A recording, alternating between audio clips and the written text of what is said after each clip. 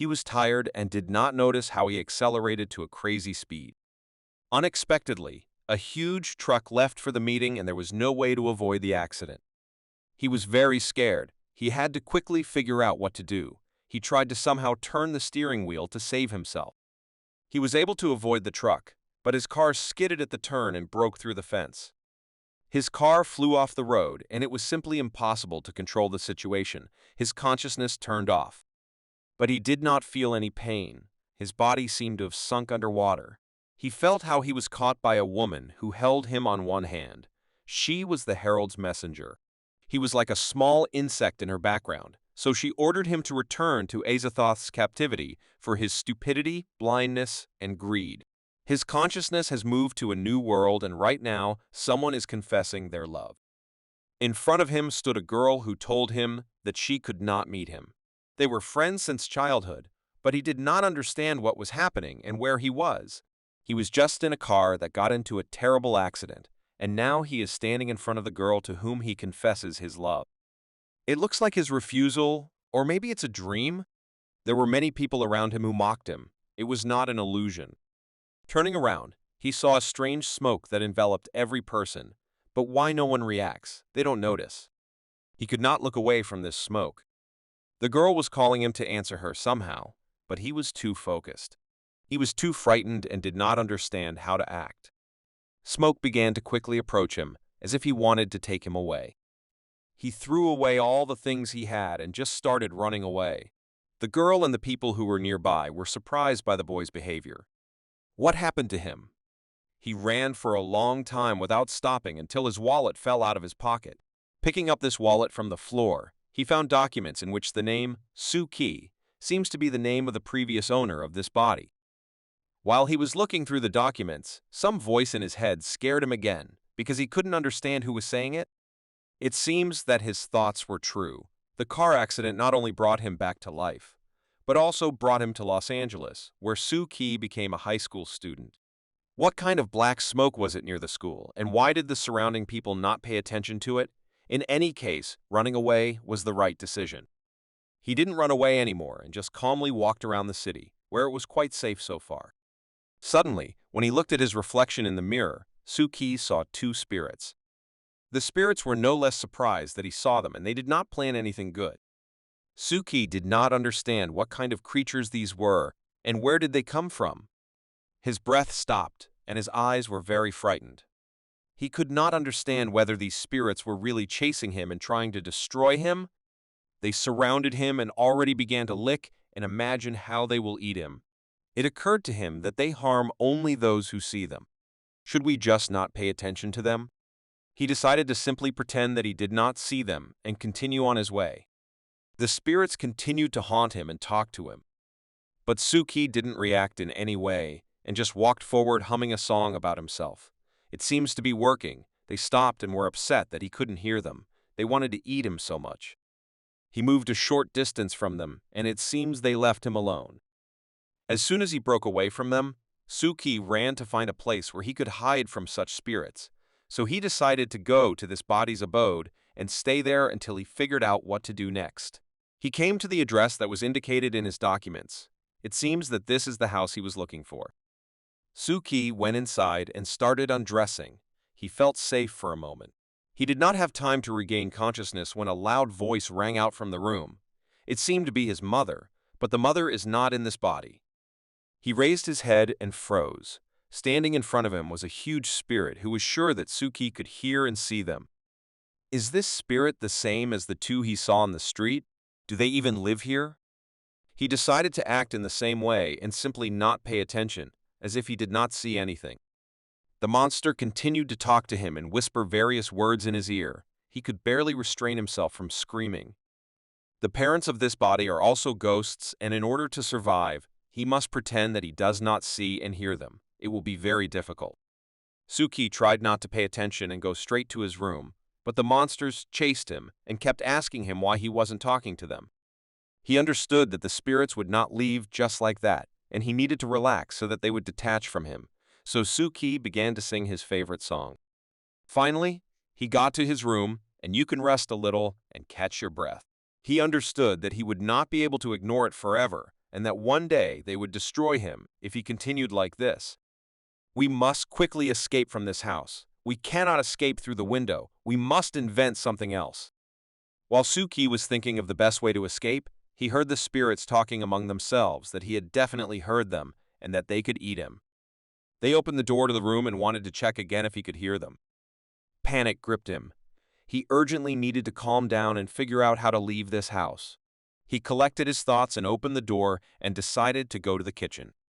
As soon as the door opened, the spirits were already waiting for him and hoped that he would speak to them now. When he entered the kitchen, he saw that there was food on the table that the spirit had prepared. It was a test to eat him. He just had to pay no attention, and he went to the refrigerator and took out the food that was there. Then he sat down at the table and began to eat calmly while the spirits spoke and flew above him. They were sure that he saw them. One of the spirits even decided to scare him so that he would pay at least some attention to them. But Suki was calm and did not succumb to their provocations. Finally, they calmed down and apparently left him alone. Suki thought that if he wanted to stay alive, he could not pay attention to them every time he returned home. He finished his lunch, and now there was a chance to leave the house. Suki took his jacket and went to the exit. When he was already walking down the street, the spirits carefully followed him and hoped that he would turn around and look at them, but this did not happen. After walking a few steps from the house, he realized that these were not the worst spirits he had seen. He was literally surrounded by monsters of various sizes that were ready to destroy him at any second. Suki walked down the street, and at every step he saw different spirits. They were everywhere. He understood that he would have to live with them until he found a solution how to return to his past life. He walked through the streets of the city and realized that passers-by did not even know about the existence of spirits.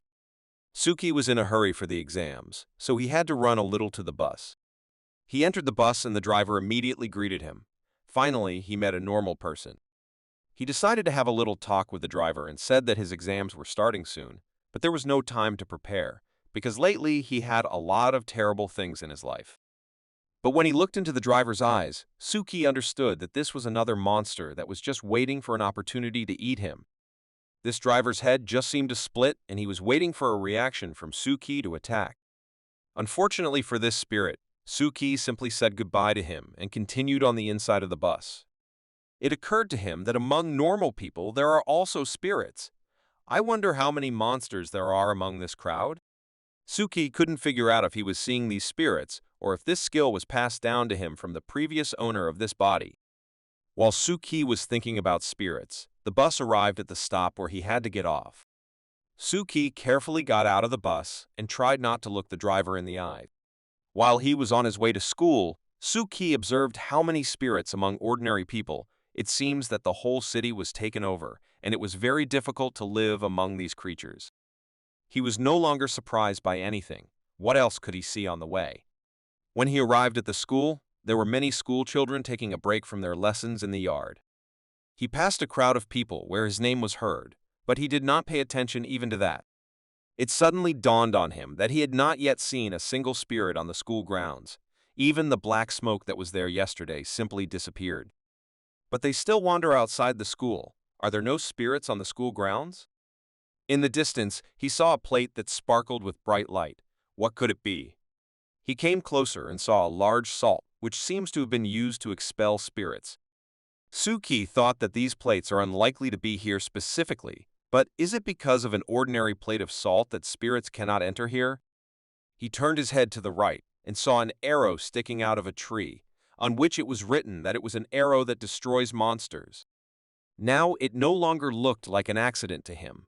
It seems that someone left it here on purpose, and this person can help Suki. Of course, these were his guesses. He didn't know if these things could really restrain spirits. His thoughts were interrupted by a strong push from Xia Yushu, who was his classmate and best friend. Xia Yushu wondered why Suki was so sad and focused. Was it because of the fight with the girl yesterday? Suki thought to himself that it is difficult to live in peace when you are surrounded by monsters at every step. While they were walking through the corridors of the school, Suki noticed that there really wasn't a single spirit in the school, even among the ordinary people. He didn't even listen to what his classmate was telling him.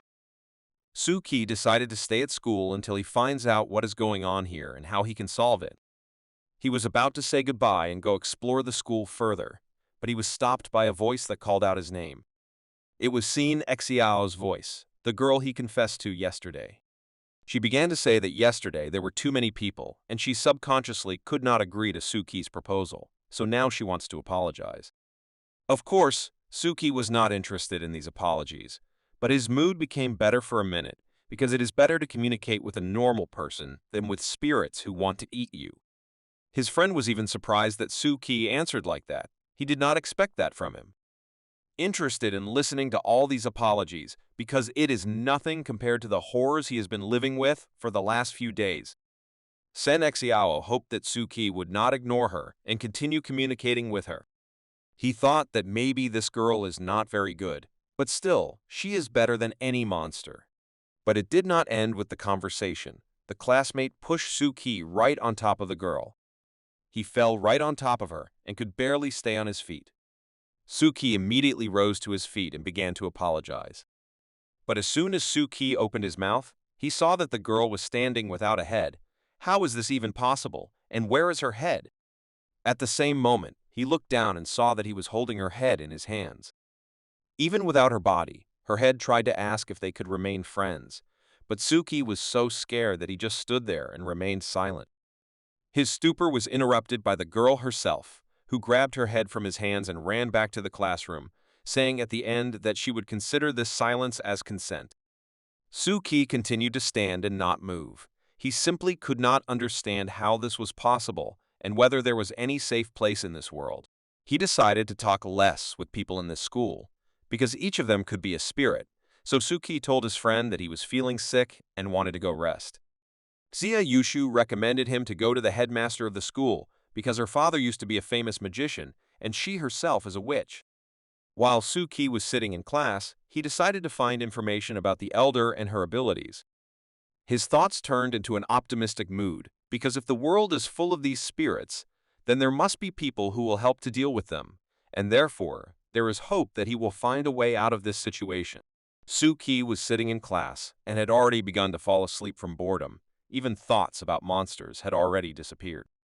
His eyes slowly closed. He was too tired for the last few days. He closed his eyes for a moment and fell as if into the ocean.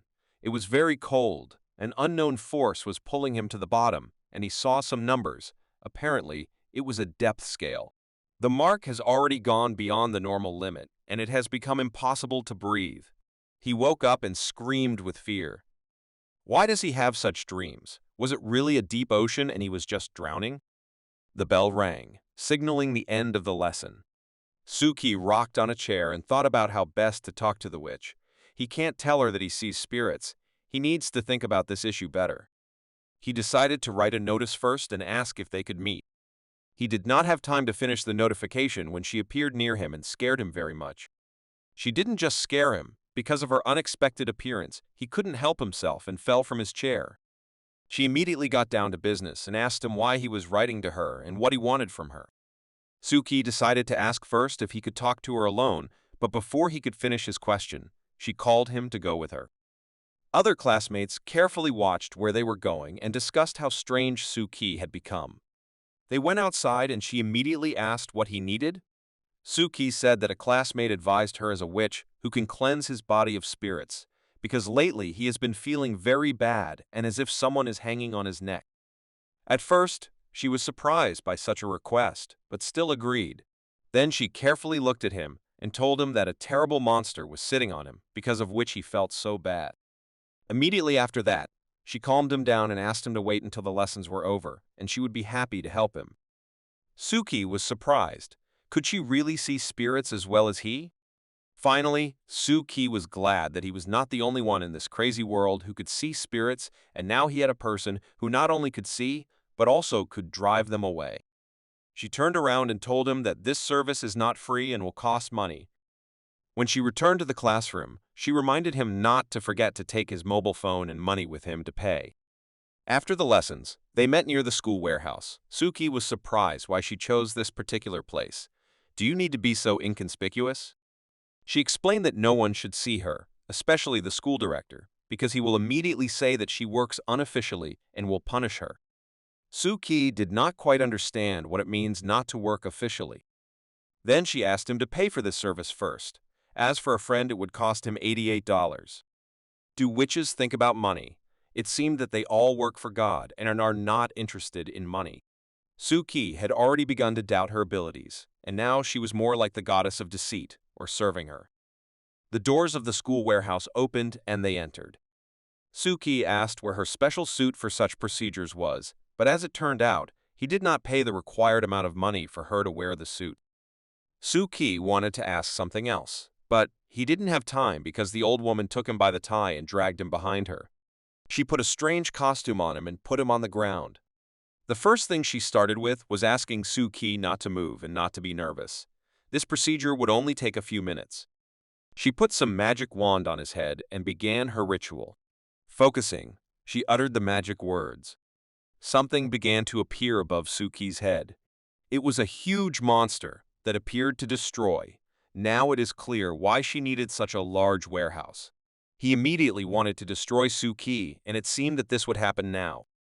But she controlled him with the help of her stick. The girl used another spell and seemed to draw the spirit into her bottle. That's it. It was all over. It was a very quick procedure. Suki just lay there and looked at all this and did not understand where the monster had gone. She turned to him with a confident face and said that everything was over. Suki was too scared and did not understand what happened. Did everything end well? The girl was angry with him. How dare he doubt her abilities? She has the best talent in the whole family. So she made him pay extra for the procedure because it was an unusual spirit. Suki held out his phone and asked if the spirits would still haunt him. She said with a smile that everything is over for him and he can sleep peacefully, especially where he could see spirits. As soon as Suki moved away from the procedure, he realized that it did not help, and he still sees a bunch of monsters that are just waiting for the moment. It seems that witches can only see a part of spirits. All the horrors that Suki sees, she could not see. And once again, Suki was left alone with these spirits in this terrible world. Suki sat alone in the classroom, upset, until his calmness was interrupted by a classmate who was wondering how the exorcism ended.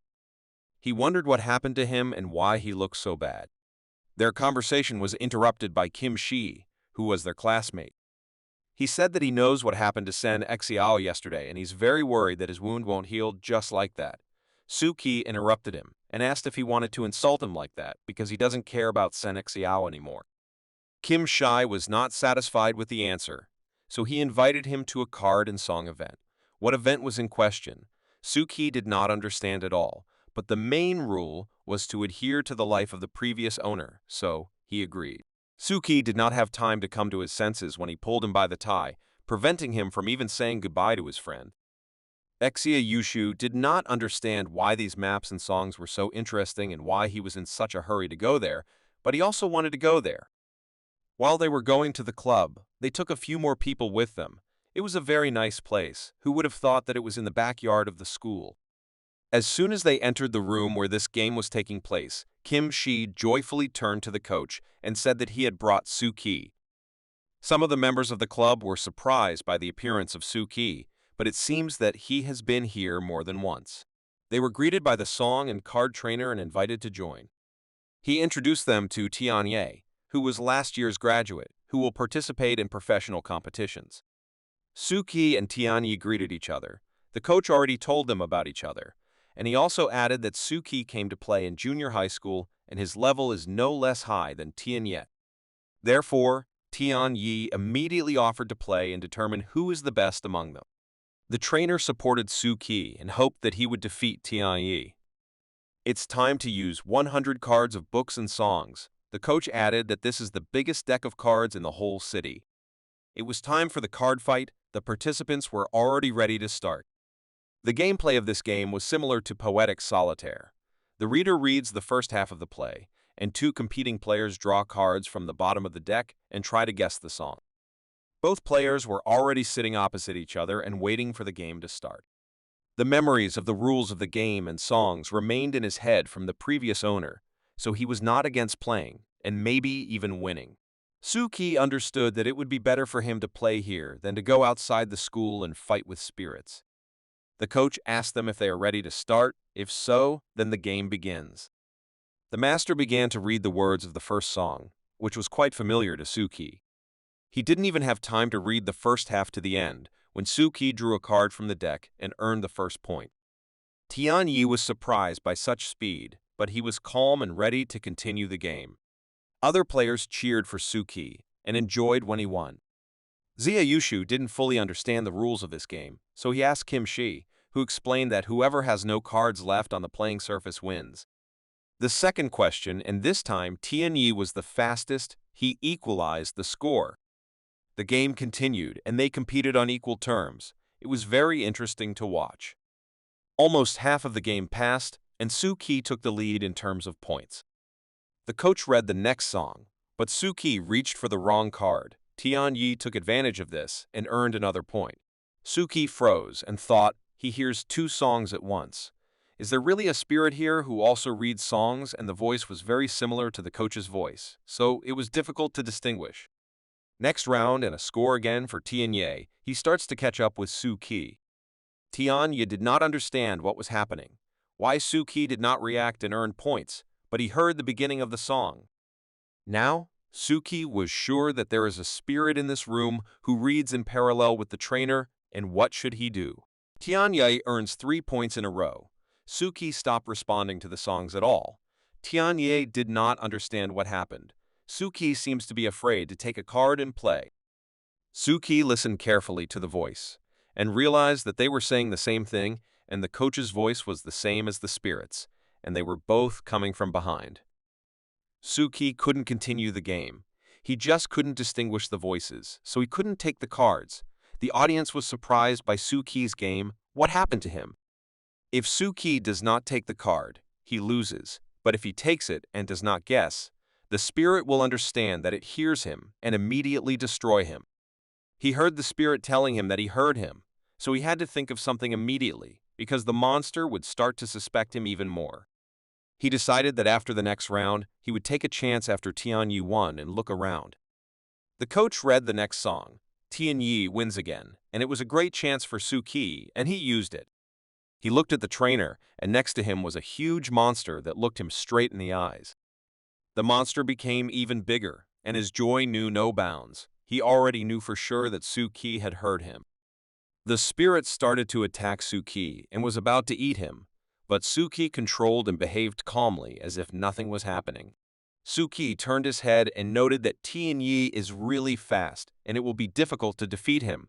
What a pity for the spirit. Suki really does not hear him. He turned his head back to the playing surface and wondered how he would continue the game, because if he did not take the card, he would be exposed and eaten. The next round and the next song began, but Suki could not make out where the coach's voice was and where the spirit was, and the round ended again in favor of Tianyi. He did not see the coach, so he could not distinguish when the master was speaking and when the spirit was speaking. Tianyi noticed that Suki was not looking very well and offered him a break if he didn't mind. Suki replied that he had hardly slept all night, so he didn't mind a little break to drink some water and cheer up. After that, we will continue the game. He drank water and thought, how can he look directly at the coach? It reached him that Tianyi was sitting directly opposite the trainer and was looking at the monster's face. He had an idea in his head and suggested that Tianyi change the rules of the game a little. He offered Tianyi to play the last 30 cards blindly if he didn't mind. Tianyi was not against this method of play, and it seems that the coach also agreed. Zia Yushu didn't understand what the blind method of playing meant. Was it playing blindfolded? As explained to him, it is a game when participants cannot look at the cards. They can only listen or look at the coach. This is such a brainstorming game. The coach gave them 10 minutes to memorize the location of the cards, and then the real game would begin. The countdown is over. Now the master asked them to turn their backs to the cards, and they will start playing. Suki was satisfied with this course of events. Now he will be able to distinguish voices, and the monster will not understand whether he sees him or not. The monster and the trainer started reading the first question at the same time. Suki immediately takes the desired card from the playing surface. One more round and again Suki earns a point for himself. Now, he can distinguish between the lips of the coach and the monster. Finally, he is back in the game. He won round after round and was pleased with himself, because now he has a chance to get rid of the spirit. The audience was surprised at how strong Suki was in the blind method. His level of play was surprising. But not everyone understood that in this game, his opponent was not Tian Ye, but a huge monster who was behind the coach. The coach announced that now would be the last question. Suki prepared himself. He needed victory more than ever. As soon as the master read out the last question, Tian Yi didn't even have time to turn around as Suki took the right card and became the winner of this game. He was very tired from this game. It was too difficult, but he managed and the game is over. Tian Yi paid tribute to Suki. It had been a long time since he played so seriously. He was indeed a strong player. Even his best friend said that his level was not bad, although he did not understand anything about it. They shook hands and will look forward to another meeting and another game. All the spectators were amazed by Suki's playing, and his last playing method was amazing. Suki noticed how after the game the coach's spirit began to gradually disappear. Is he really changing his form? He looked at the coach, who was pleased with his student, and in the background he saw no longer a scary monster, but an old man with glasses. This man said a few not very clear words and disappeared. Suki was left alone in the game room and looked at the book that the spirit had left behind. This spirit was not like other monsters. Before disappearing, he left this book. Probably he loved this game so much. Maybe I saved him from this terrible world. Suki pondered how much he did not know in this world and how much he needed to learn, and at the same time, he put his hand on the book left by the spirit and it began to glow. He grabbed his head because it started to hurt a lot. What happened to this book? It seems to be over, but what was it? It dawned on him that it was not for nothing. When he closed his eyes, he saw a transparent world. But how is this possible? The first thing he saw was the wall of the club where they were playing. Then he realized that with his eyes closed, he could see the surroundings of the club, its walls, yard, roof. Moreover, he could mentally go beyond this territory. He could move freely and see all the details throughout the school without any restrictions. Suki mentally walked around the school grounds until he suddenly noticed a very bright light coming from a tree. He could not take his eyes off this tree, as if all of the light that was in this world was gathered near this tree. It was too bright a light to look at, and Suki turned his gaze down the tree. There he saw a very small house that looked like a golf club. He did not understand why he was seeing this mini-house. Maybe it was a sign that this entire territory belonged to him, and he could do whatever he wanted. It dawned on him that all he sees are places where he was before. Perhaps everything he had ever seen could be created in this world with the help of his new power. So Suki thought that he could create Los Angeles. He could go wherever he wanted and would never see these disgusting spirits. He would only have to close his eyes and everything. With a book of songs, he could walk all over the city. All he had to do was close his eyes, but Suki had not yet fully mastered this skill. He needed more practice. He walked down the street with his eyes closed, and he no longer needs to see these terrible monsters. He has been fine and calm for the past few days. As far as he understood in this world made of lines, ordinary people were gray in color, and black shadows were spirits. But first he has to go through this whole city to explore and build it in his head. In any case, he hasn't been to many parts of the city yet. It was a big project. He went outside the school. He needed to go home to prepare and plan everything how to act. He did not have time to go far from the school when he saw a huge spirit eating another monster. Can spirits eat each other? The spirit noticed him and immediately started talking to him. Suki had to run away quickly so as not to attract too much attention because this monster was too big. If he is exposed once, his fate will be the same as that of a monster that has just been eaten. Suki wanted to live a peaceful life, and for this, he will do everything possible. He came home and remembered that there are 2 more monsters waiting for him there that cannot be reacted to. Suki entered the house and immediately started yawning as if he was very tired and wanted to sleep, so he wanted to bypass the first spirit who was already waiting for him at the entrance. He climbed up the stairs and the monster said something after him, but the main rule was not to react. Suki opened the door to his room and immediately sat on the bed. Finally, he will be able to rest and relax a little. After his rebirth, he experienced a lot of unusual things. It seems that there were a lot of spirits in this world who were just waiting for him to make a mistake. He knew that most of these monsters just walk the streets. They have no intelligence, they only have instincts.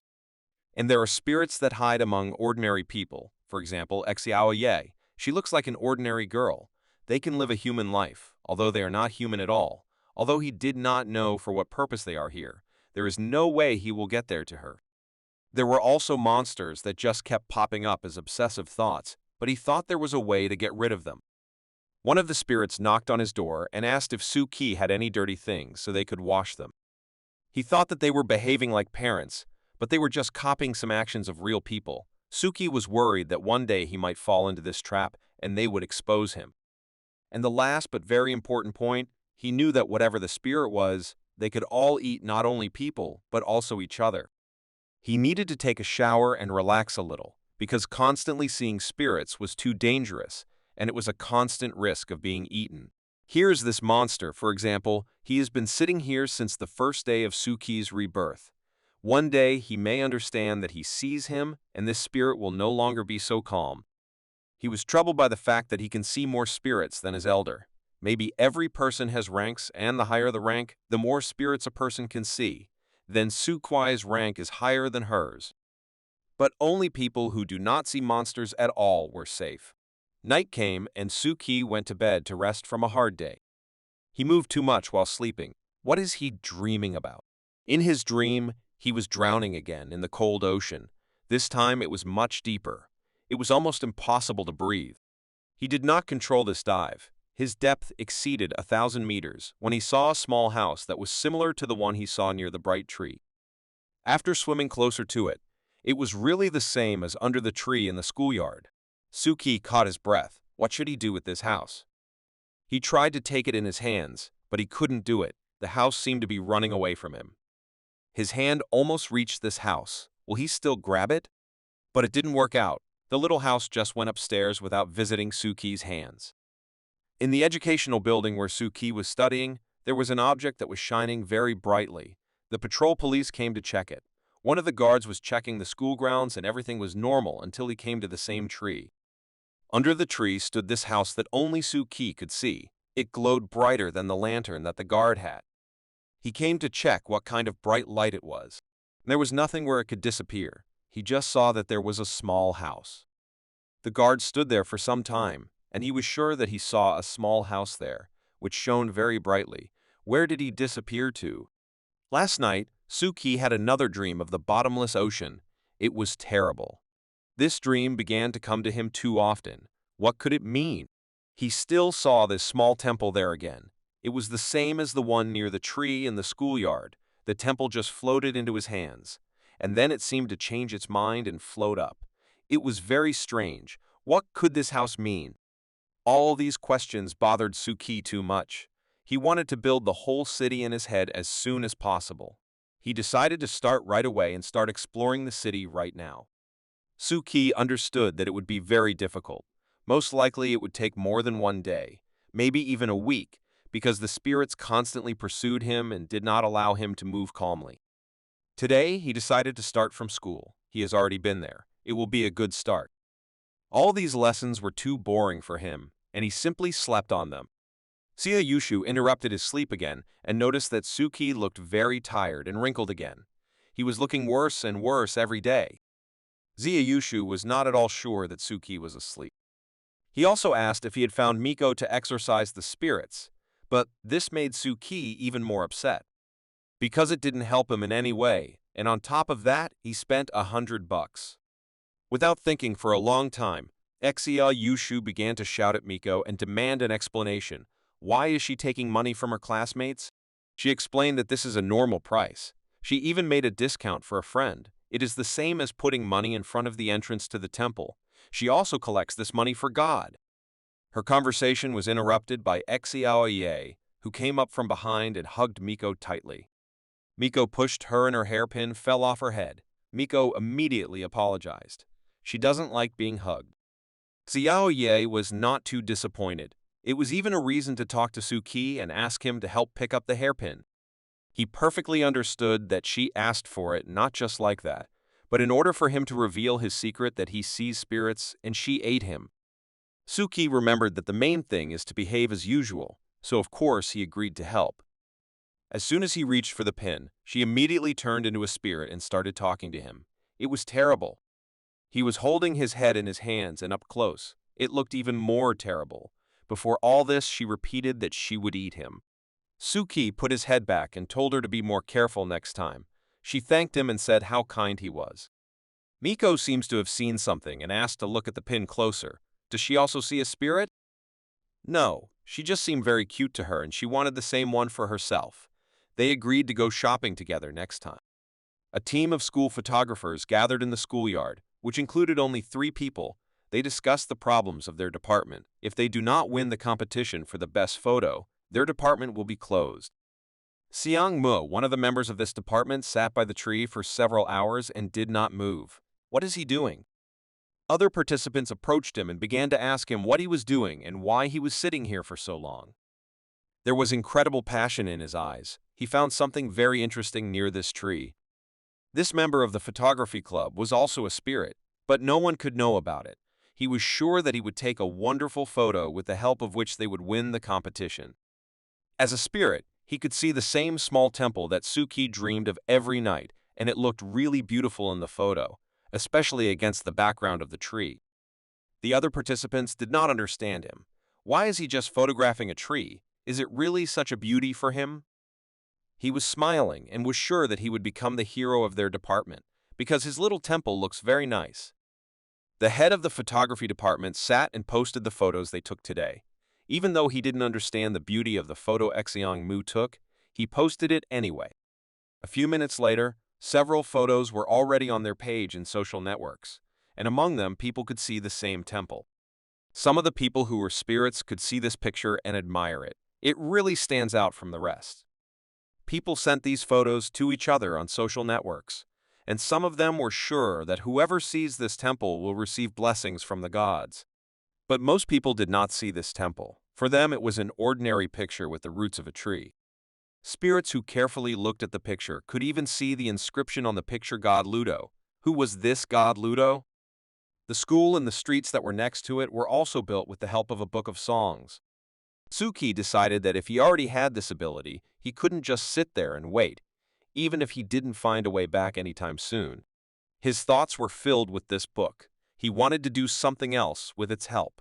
Unexpectedly, he was enveloped in light and seemed to be transported to another reality, where he saw only a small temple, which seemed to be calling him somewhere. Without delaying for a second, he decided to check that it was a sound and immediately ran to the small temple, which was still near the same tree on the school grounds. When Suki was already near the tree, he saw 2 small squirrels, but one of them did not look very well. What happened to them? Do they also see this small temple? He understood that one of these squirrels worshipped this temple, and the other was very injured and hardly moved. Without delay, Suki took her in his arms and decided to take her to the school doctor so that she could be helped somehow. This squirrel's leg was slightly damaged. It was not serious for her health, so the doctor gave her some painkiller and sent her home. She instructed Suki to find a quiet place for this squirrel so that it could get away from the trauma, and she was surprised that Suki loved animals so much, and he replied that he simply could not pass by. When they returned back to the tree where the small temple stood, another squirrel was still waiting for them, who was very worried and waiting for her friend. He carefully put her on the floor and began to calm the other squirrel. Everything will be fine with her, the doctor assured that nothing serious happened. She just needs to rest a little. The squirrel immediately decided to thank Suki for his help. She gave him a cone. It was a rather unusual way of thanks for him. He held this cone in his hands and thought that this squirrel worshipped this temple, and he heard it. How is this possible? When Suki returned to the school, he heard a very loud commotion in the school corridor. A whole herd of boys were running after Miko and wanted to throw some paper into her basket. This basket was similar to a box for notes. Of course, Exia Yushu was among them, who shouted the loudest and broke through the whole crowd to throw his piece of paper. But it did not work out. He was simply demolished by this crowd for his insolent behavior, and it seems that he was even beaten a little. Suki approached him and began to ask what is happening here. He explained to him that they were looking for Miko's sister to check how lucky they were in love. In fact, the matter was in the Ikebana family. Her daughter had talent, beauty, and good behavior. She was the dream of all boys. That's why she was called Kaolin Flower Saori. Suki did not understand why everyone thought she was so beautiful and considered her a goddess. Zia Yushu said that 6 or 7 people were looking for her to find out their luck in love, but nothing came of it. He hugged Suki and begged him not to say that he still likes Xiao Yu. Unexpectedly, it was light again and Suki started to hear some sounds again. This time it was like a purring cat. Xia Yushu didn't understand what happened to him. He turned around and started running to the tree, where there was a small temple, to check what happened there. He did not hear Xia Yushu shouting after him, who asked him to wait. They ran together to the tree and saw a cat near the small temple, which was very hungry and asked the temple for help. He fed the cat and seemed a little disappointed. This cat was a domestic cat. It was probably just lost and was hungry for a very long time. Suki decided to write an ad. Maybe an owner would be found. Zia Yushu did not understand why he was so worried about this cat. He had not noticed this before. Zia Yushu asked Suki if he had seen the latest news and showed him the current popular Ludo god. He did not understand what he was talking about and picked up the phone to see who it was. A friend showed him a tree where a small temple is located and asked if it looked like our tree in the schoolyard. Suki immediately understood what kind of tree it was, and one of the few saw the temple. Their conversation was interrupted by a girl. It was the same samurai who saw the announcement about the cat and came to look at it. They were as if one whole with this cat. They immediately liked each other. Suki was happy that Sori loves cats so much. There was a chance that she would shelter a kitten. Zia Yushu was fascinated by Saori and started asking her if she also likes cats like him. Saori began to tell that she loves cats very much. But unfortunately, her mother is allergic, so she cannot take this cat to her home. Zia Yushu suggested that she go to a cat cafe together, where they will pet cats together. Suki was surprised at how quickly a person can change, but this guy was saying completely different things. But Saori was not interested in these walks and cats, because she was also a spirit looking for a victim, so Xia Yushu was not suitable for her. Suki thought that even the school flower Saori was a dangerous spirit, and he should be even more careful and not relax in any way. Night came and Suki returned home and went to rest. He again began to dream the same dream with a small temple, only this time this temple was as if connected by a thread to Suki. It reached him that this temple is his. He created it. But this time his immersion was even deeper. This ocean and temple. What could it all mean? Many years ago, spirits and gods came with the Western fleet. Then no one knew about their existence. But the more we develop, the closer they become to us. Now they are at the bottom of the ocean. This story. One of the monks told his disciple Abbo, who asked if they could ever return to us. The monk answered him that they would not be able to because they had lost contact with our world forever.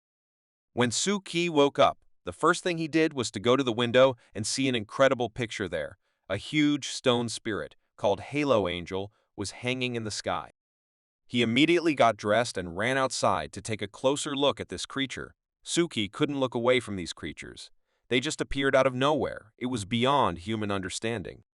He simply did not understand how he could see such a thing. He was very surprised. It was an unusual spirit, which he was used to seeing every day. This time, in the dream in the deep ocean, he saw much more than usual. Or could it be somehow related? The bell rang, indicating the end of the lessons. Zia Yushu asked Suki what he was doing after school, and would he like to go shopping with him. But Suki had plans for today. He worked in a law firm, where everything was very strict.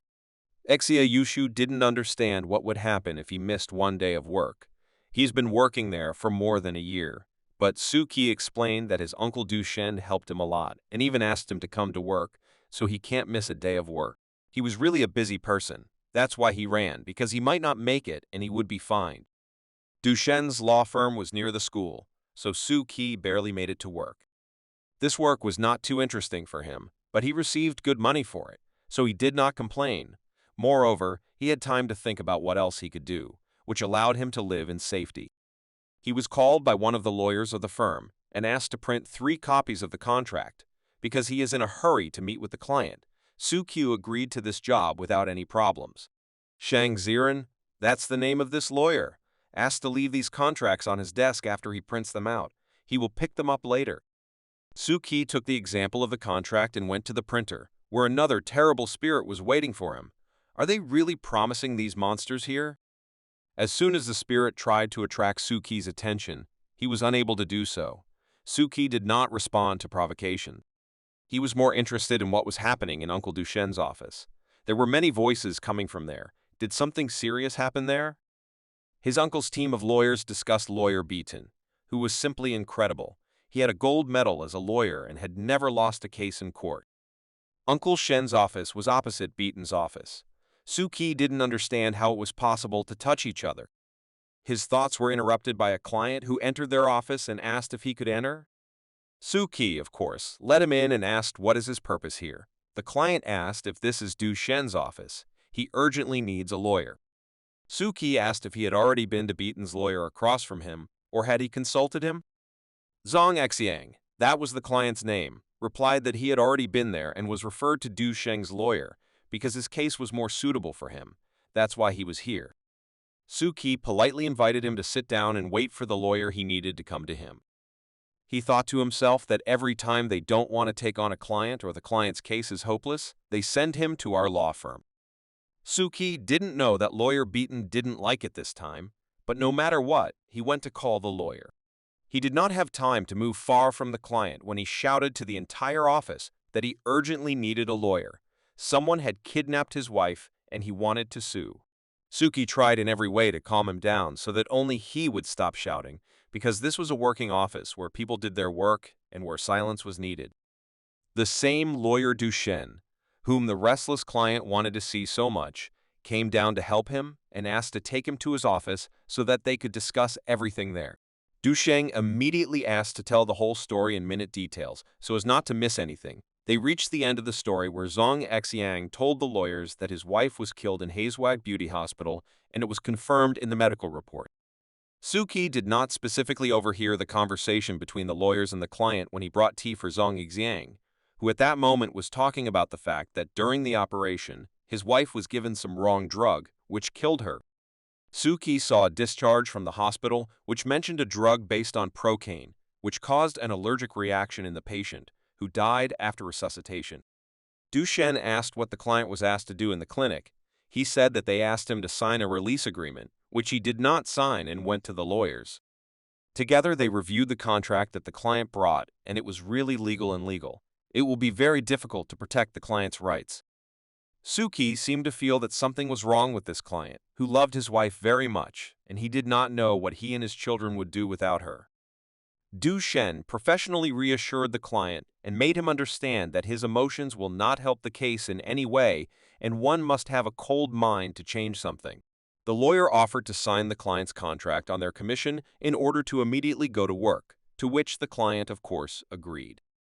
The client's face showed how worried he was, but the confidence of the lawyers reassured him, and he signed the contract.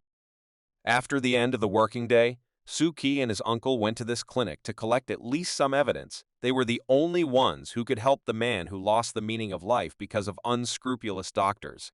Of course, there were personal motives as well. They had planned to put this case in the news after they won the case, but Su-Ki was troubled by the fact that Beton had so easily given the case to them, even though it would have brought him great benefit.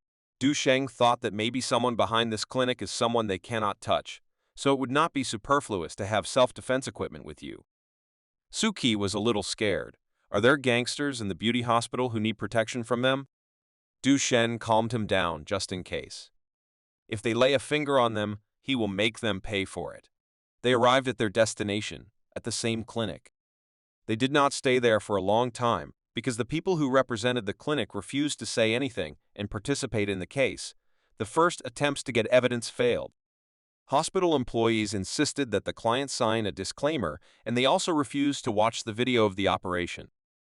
Although Su-Ki was not a lawyer, even he understood that this would be a very difficult case that would be difficult to handle, although it was still better than spending time in the company of spirits. Of course, this hospital was not without spirits. There were more or less monsters among the doctors and nurses.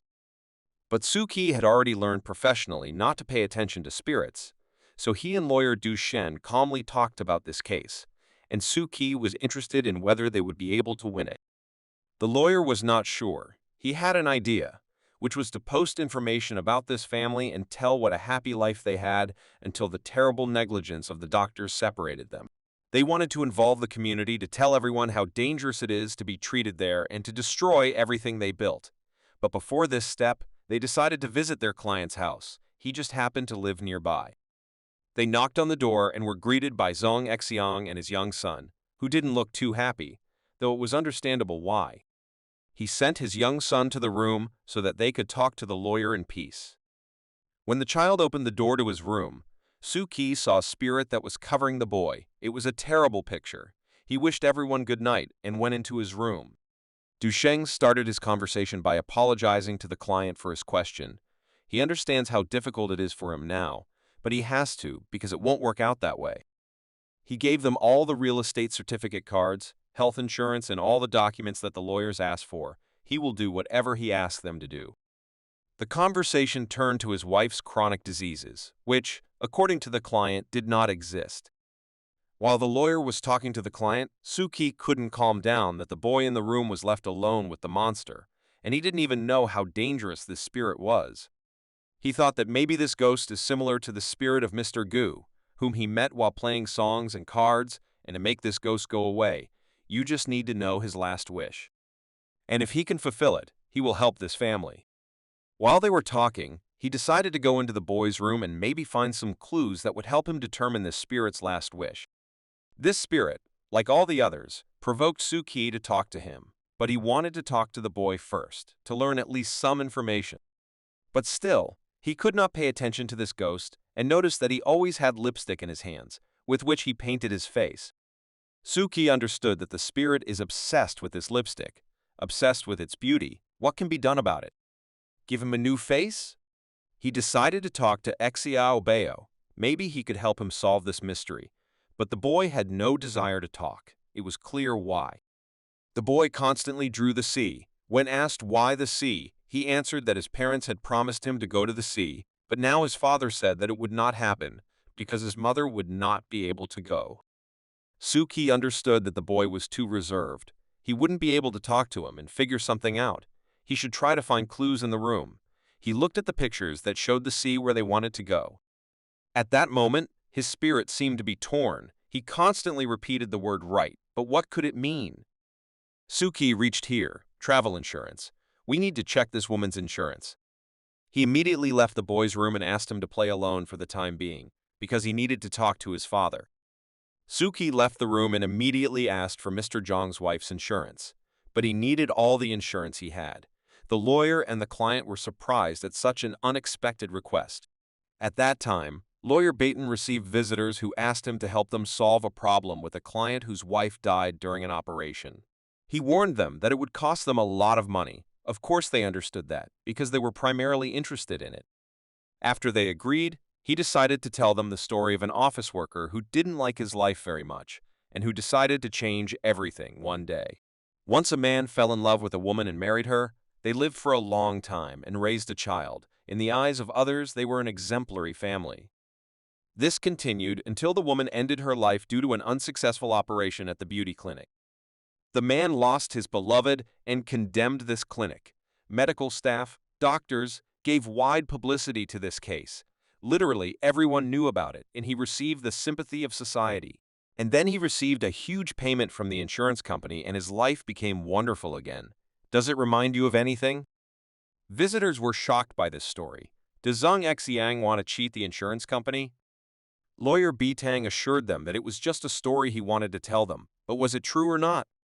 It only matters who heard this story and who will believe it.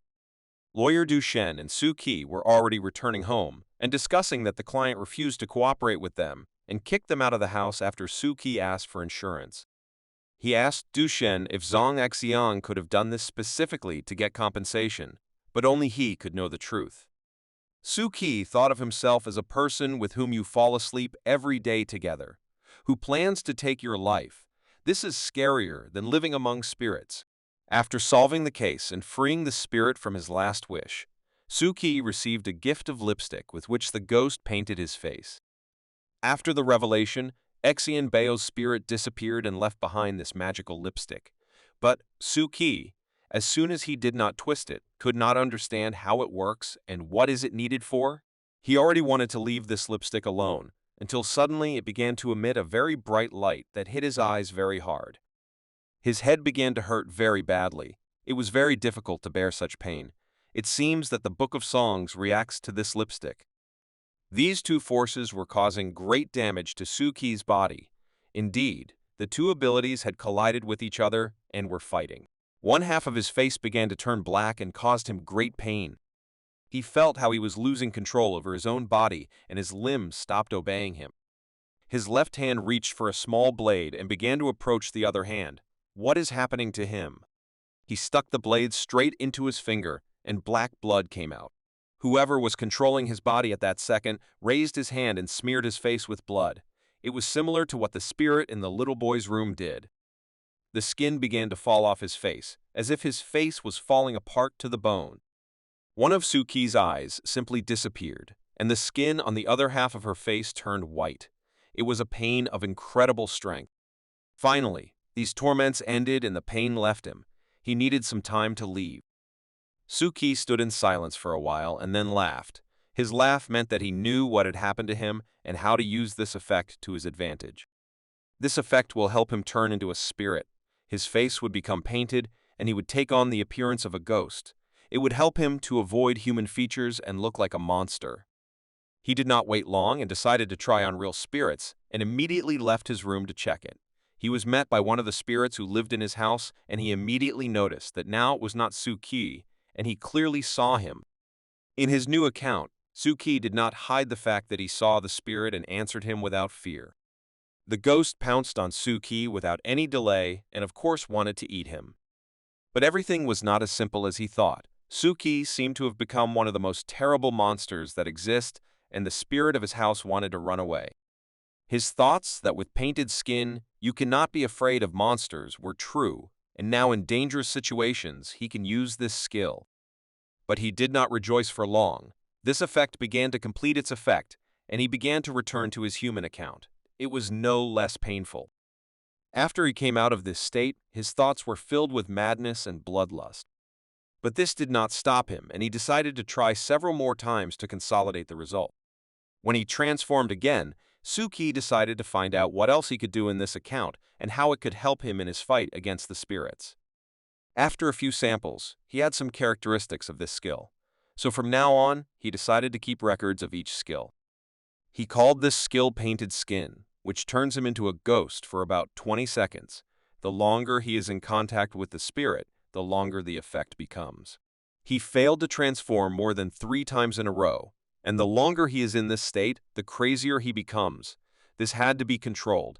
After 3 attempts, he definitely needed time to get into a normal human form and bring his mind back to normal. It was quite late on the clock. Every night, this dream haunts him, and every time his body sinks deeper and deeper. It seemed to him that every creature that prayed to the small temple near the school was connected to him by a thread. Previously, he could descend no more than 200 meters, but now this depth is too great, and this time he controlled his actions and saw something at the bottom and swam there. This incomprehensible thing was like a giant eye, and when he swam closer, this eye turned into a huge octopus, which literally grabbed him with its tentacles. This story is about a girl and her favorite doll, which she named Marie, and since then, they have been inseparable. The girl was sure that she and Marie were best friends and they would never part. Although over time the girl grew up and found new friends and Marie's doll was no longer so necessary. Eventually, Marie's doll ended up in the trash because she was no longer needed and she was simply breathless. But this doll was unusual and she simply did not want to leave the girl. Many years later, the girl grew up and found a house to which she moved with her family, and from that moment, strange things began to happen to her. Her mobile phone was periodically called by a certain Marie whom she does not know and cannot save her number in any way. When she answered the call, she heard mysterious words that Marie was calling her, and she was already waiting for her near the house. Let her hurry up, but the girl did not know any Marie and just hung up. But Marie did not stop and did not give up just like that, and called again, and this time she was already waiting for the girl on the steps of her house. But the girl again dropped the phone. When she called the third time, the girl couldn't stand it anymore and started shouting into the receiver and threatening this Marie that she would report her to the police. But this time, Marie was already behind her back. The girl got scared and turned around, and there she saw her childhood doll Marie, but she was no longer so kind and did not carry anything good with her. Guan Shou told such a story in the class, which he heard in the news, but most people do not believe that it is true because no facts and evidence have been found. But it is worth noting that the girl was found in her home with 40 knife wounds, next to which lay only a small child's doll, which held the knife with which the crime was committed. While the classmates were scaring each other with terrible stories about the girl and the doll, Miko approached Suki and began to ask what happened to him. Why is he so sad? Suki replied that it was just his face and nothing like that happened, except that he constantly dreams the same dream. Miko became interested in his stories. She immediately offered him to read his dream and tell him what he was dreaming about, especially since he had a 10% discount as a regular customer, so he can just pay now and let's start the session. Suki decided not to play these games anymore and asked directly what can an octopus dream about. She thought a little and confidently answered him that usually a person dreams of an octopus because a person has a great desire to have a child.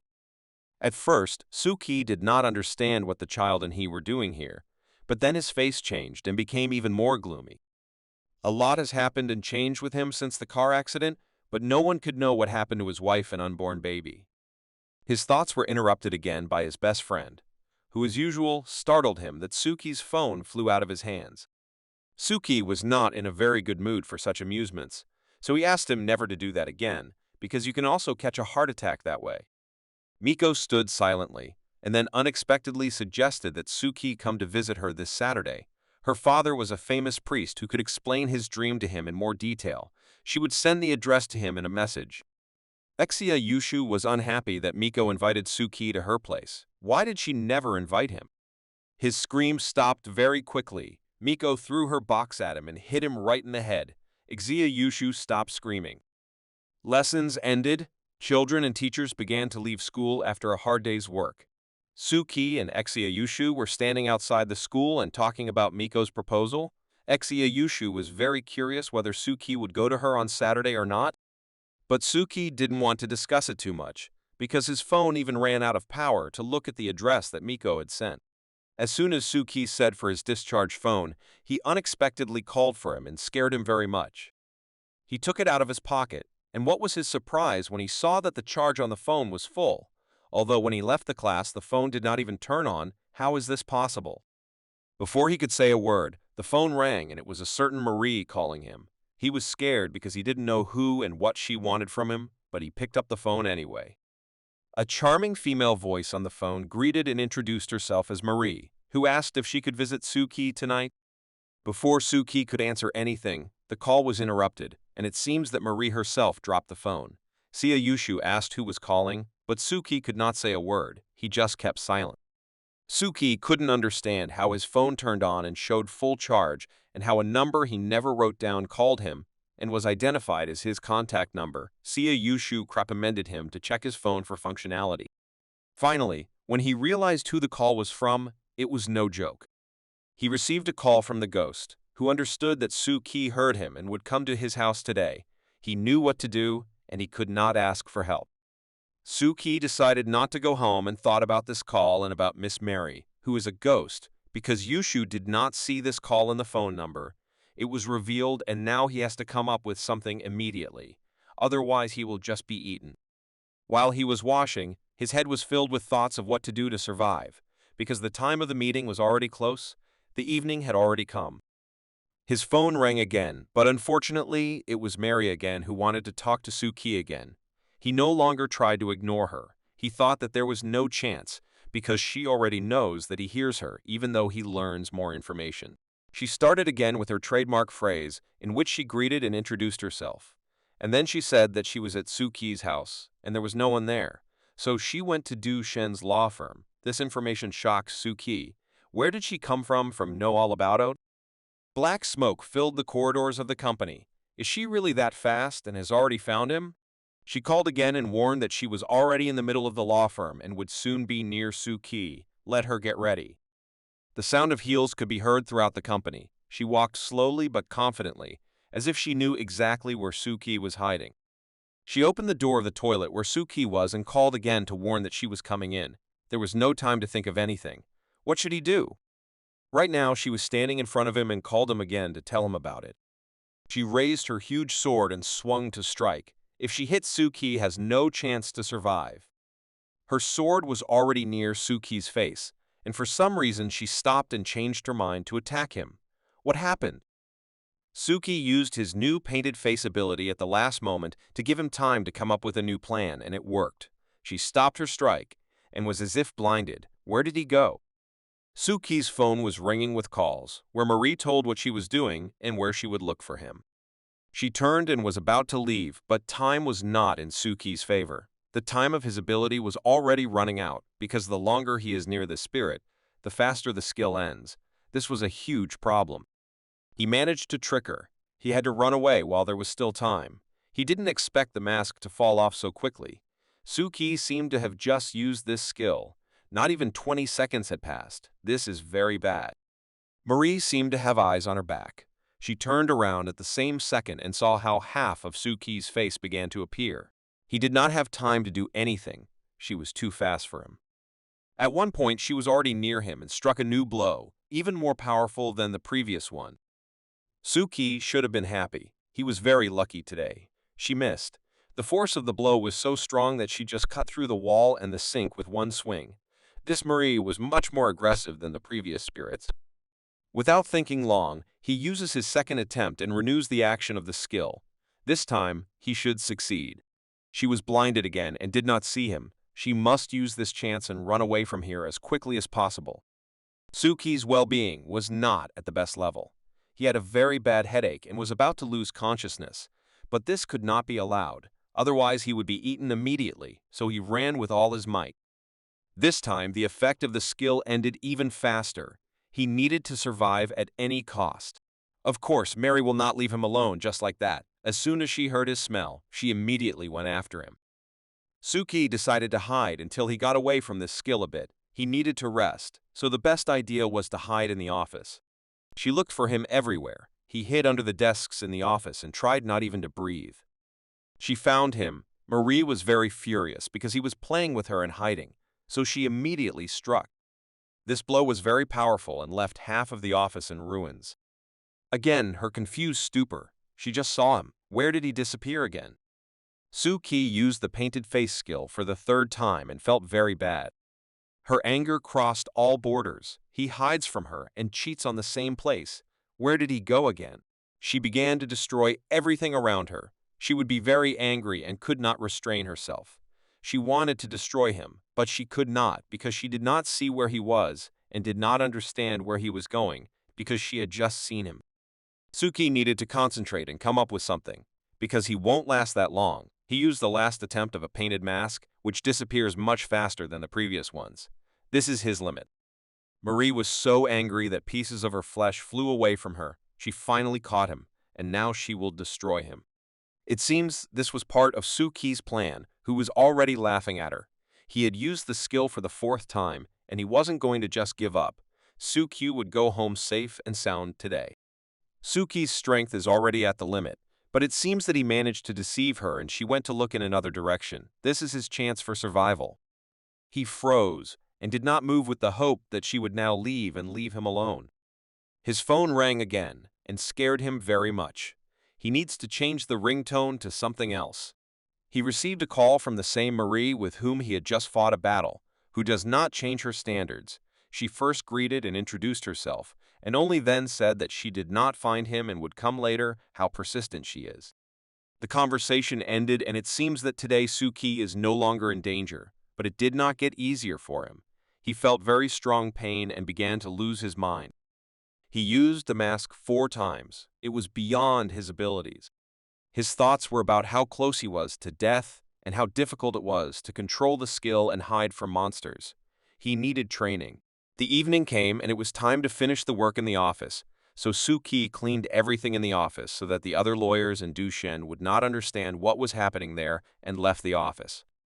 As soon as he left the office, he was stopped by a voice that he seems to have heard before. It was the voice of Mr. Baton, who saw the surprise on Suki's face and asked why he was so surprised. To which Suki replied that he simply overworked today and was very tired. Baton recommended eating more carbohydrates if he works so much. It should help him, especially since Baton is in the confectioner's union and can easily treat him right now. But Suki didn't like the idea too much. He wanted to get home as soon as possible.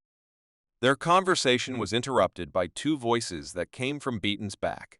They were two police officers who had come to arrest Baton on suspicion of a past child abduction case, and they politely asked him to cooperate with them. They handed him an envelope with documents, but it was not clear what was happening. Suki watched carefully what would happen next. Baton returned to Suki and offered to go for dessert next time, while he wanted to treat him to the gum that he threw to him. Suki still did not understand why the officers were arresting Baton. He heard something about the Guhu bird case, but did not understand what it was. He was too tired to deal with it. Good thing it had nothing to do with him, so he just popped the gum into his mouth, which turned out to be quite tasty, and went home.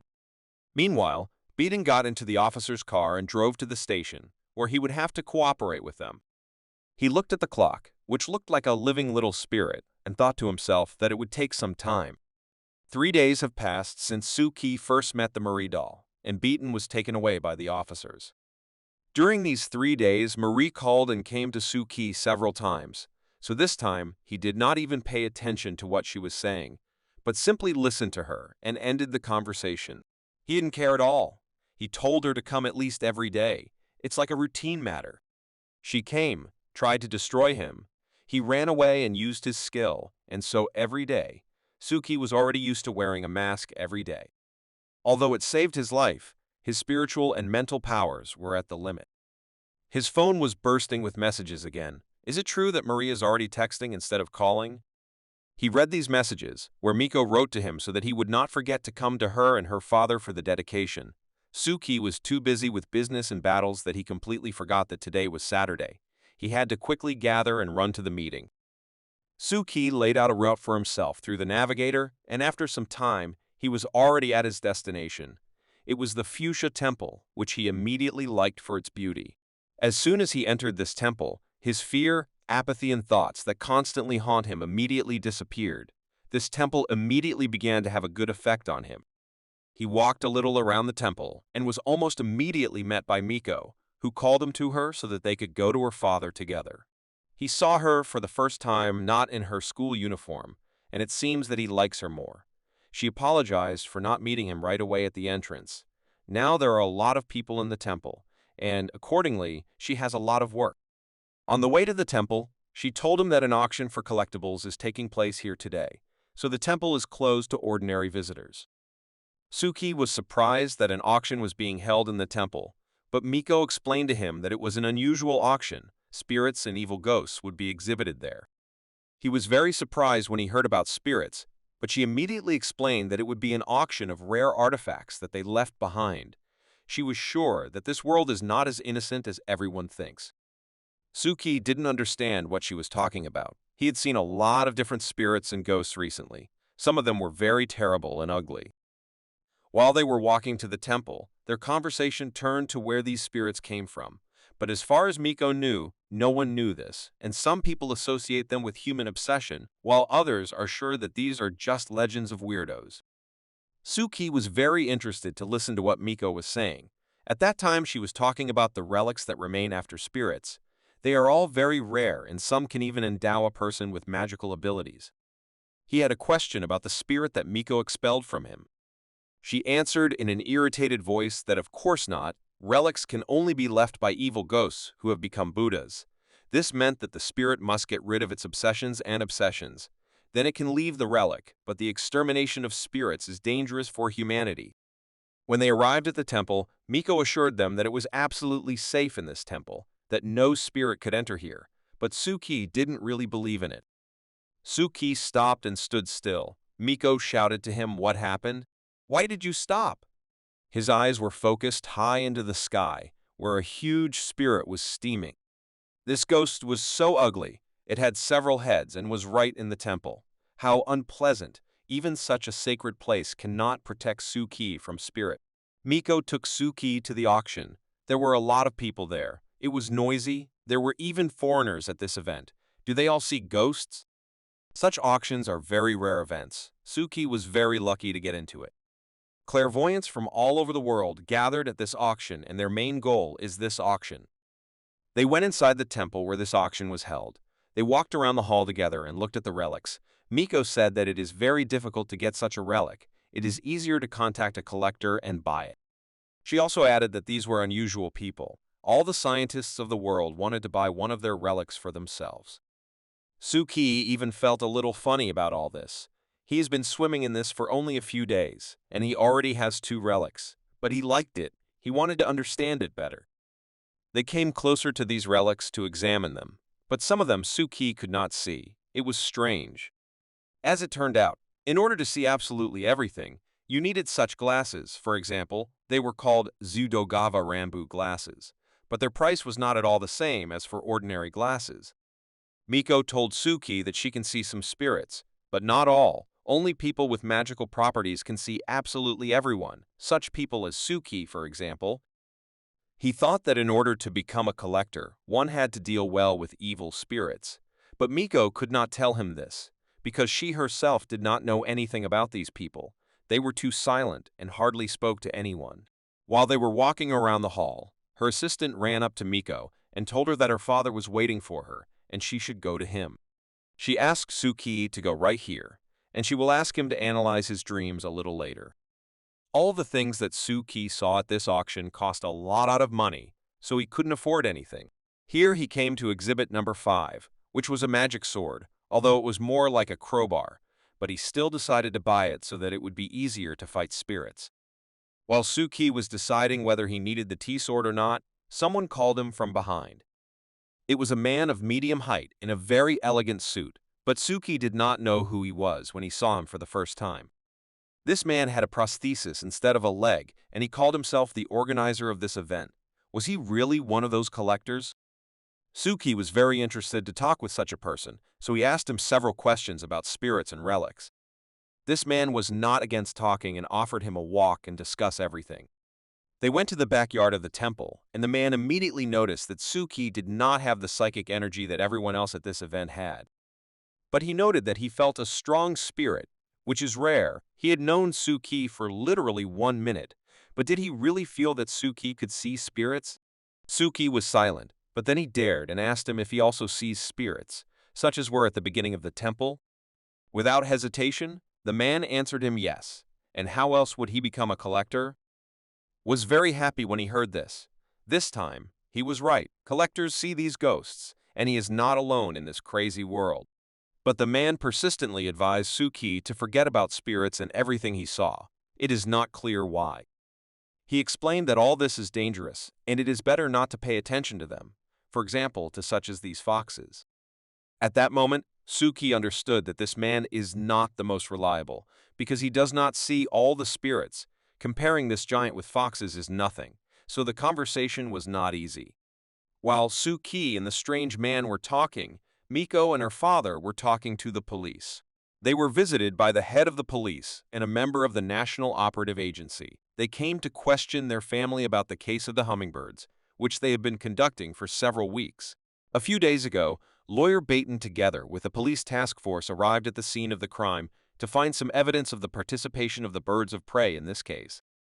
Baton stood in the very center of the events and smiled. It seems he found the evidence. No one doubted him. He was an excellent lawyer. The Guhu bird we were talking about is a group of people who kidnap people, namely children. They planned the abduction, and then when they succeeded, they called these children ghost machines. Guhu the bird finds the children, then notices them covered in blood, and then a car comes to them and takes them away. The head of the administration talked with Beaton and hoped that he would learn the motives of the kidnapping of children. But Beaton did not know such information. He could only guess. In order to find out their purpose, they need to catch the leader of their gang. The operative told Beaton that the children were kept in an abandoned textile factory, 4 blocks from here. This information interested the lawyer. The head of management was incredibly angry at this fact. They turned all this right under their noses. Bird Goo laughs at them. After that, they couldn't stand it and went to this factory and arrested Goobird's predecessors. But it didn't help. They couldn't catch the basis of the person of this gang. Therefore, now they have come to talk to Miko's father. But why is he here? The monks who worked in that temple knew something, but they did not want to tell anything, as if they were talking among themselves. One of the policemen couldn't stand it and asked to provide all the information they have. They don't have time, they lost the trail, and they urgently need to rescue the kidnapped children. One of the monks assumed that it was a very strong spirit that awakened evil and kidnapped the children, so he offered help in the form of his student, who will lead the search operation and help find the spirit.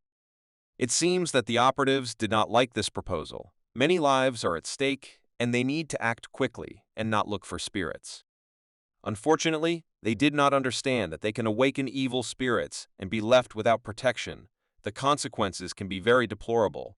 For this, they need a disciple of a monk. It will be safe with him. This is the so-called rule of invisibility, as Miko's parents explained. The auction was about to start. Suki and the strange man were already looking forward to the start. All these relics were too expensive for Suki. He was a poor student who had no money for all this, so he just walked around and observed everything. But the man didn't care how much money he had. He seemed really interested in talking with him, and then he suggested Suki to show his favorites. As soon as people were allowed into the main hall, bidding began actively. Some gave less, some gave more, but it was very exciting, even just to watch it. Then Suki's attention was drawn to a lot that was worth an incredible amount of money, and the peculiarity of this artifact was that it was impossible to see it. Suki tried to understand whether he did not see anything or there really was nothing there, because a lot of people gathered around this relic. The man was watching all this and couldn't stop laughing. Suki didn't understand why he was having so much fun, and the man explained that there really is nothing behind the glass and people are willing to pay huge sums for emptiness. It was really funny. Suki was surprised by such a turn of events, but isn't the man afraid of revenge after some person buys it? He stood calmly and talked about people who do not see anything in this life. It is much easier for them to believe someone's truth than to open their eyes and look at the facts. Then he unexpectedly turned to Suki and asked him if he was interested in collections. Suki did not understand why he asked him this and just stood there with his mouth open. The man held out his hand, which contained tickets for tomorrow's meeting of collectors, which was to be held at 8 in the morning. The address was inside the envelope. But why did he invite Suki? They only met 10 minutes ago. What did he see in the young guy? The man replied in a calm voice that he was simply interested in Suki and wanted to see him tomorrow at this meeting. As soon as Suki wanted to answer the man, he interrupted him and added that if Suki did not want to drown in the ocean, he would come tomorrow, but how could he know about Suki's dreams?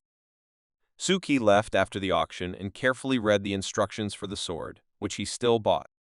This relic was called the Holy Sword of Physics. It was the cheapest, so Suki could afford it. Newton's first law was written on the card before it. It is very interesting how it will help Suki to fight spirits in the future. Suki did not understand how to use this physics. He took a small stone and tried to bring this strange sword to the end, because the instructions indicated the effect of the relic, that is, the erasure of the object. As Suki expected, nothing happened and the stone just fell to the ground without any bounces. But how to use it then? But Suki did not give up, and he continued to try to find out how this strange sword works and what is its main power. After 10 minutes and several attempts, he had a certain picture of how to use this sword.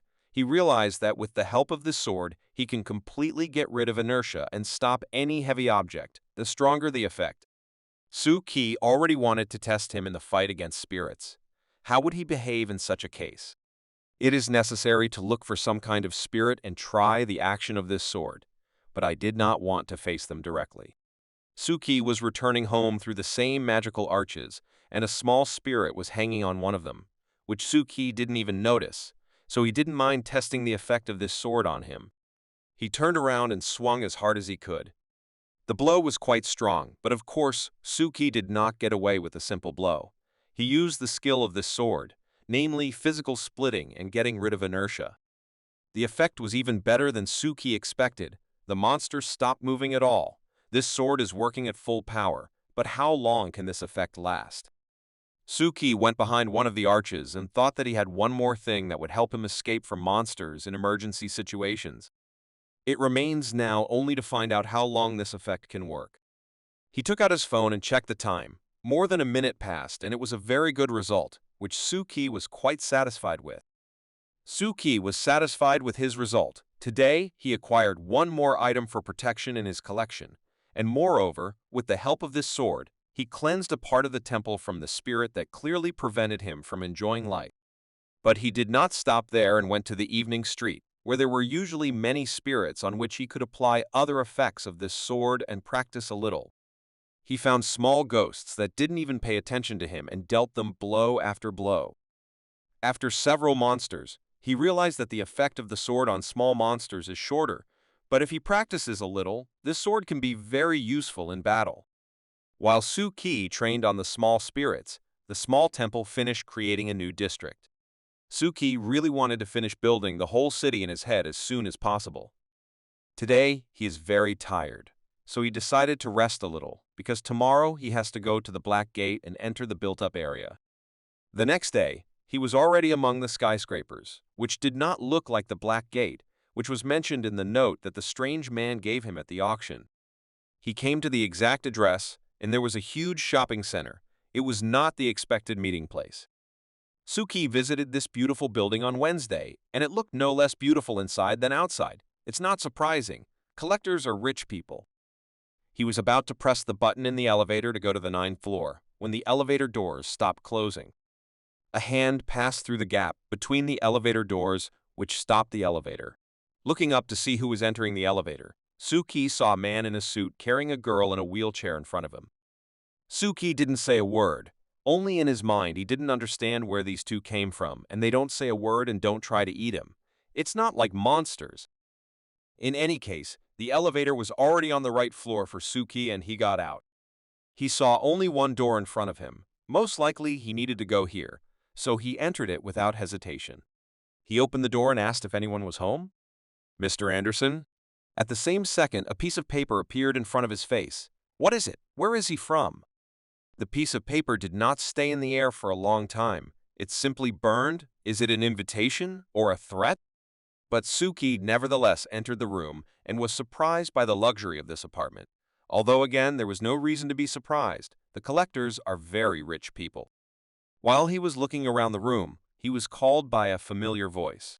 It was an unknown man who was standing with a book in his hands and seemed to be very happy that Suki came to visit him. But who is this man? Suki was just about to say hello when a voice spoke from behind him, and when he turned around, he saw that strange man from the elevator with his equally strange girlfriend in a wheelchair. The guests were not too happy with each other, so the owner of the apartment immediately entered into a dialogue and began to explain why he had gathered everyone here.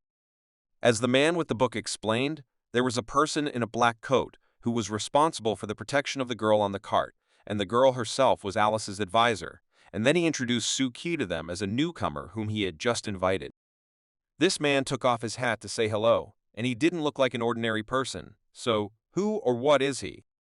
Then Mr. Stranger told about the girl. She was also called Alice. She was one of the directors of the Black Gate, and her nature was as close to human as possible.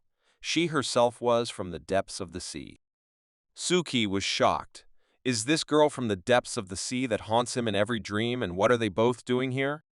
This girl was as emotionless as possible. It seemed that she did not even hear what they were saying. She took out her watch and noticed that Mr. Anderson was late. This was the strange man who invited Suki to meet her. She sat in the room for a while, and then ordered to take her away so that she could rest and ordered them to wait for Anderson. As Suki, a new acquaintance, told me, this girl is 200 years old. The fact is that she has relics that help her live so long and not age. It's a pocket watch. It's unbelievable. Is this even possible? Unexpectedly, Suki looked closely and paid attention to the man with whom he was talking, or rather to his leg, which had the same prosthesis as Mr. Anderson's from the auction. He got scared and asked if he was Anderson. And so it turned out, this man was really the same strange Mr. Anderson from the auction. He immediately explained that he had specially changed his appearance, so it is much safer.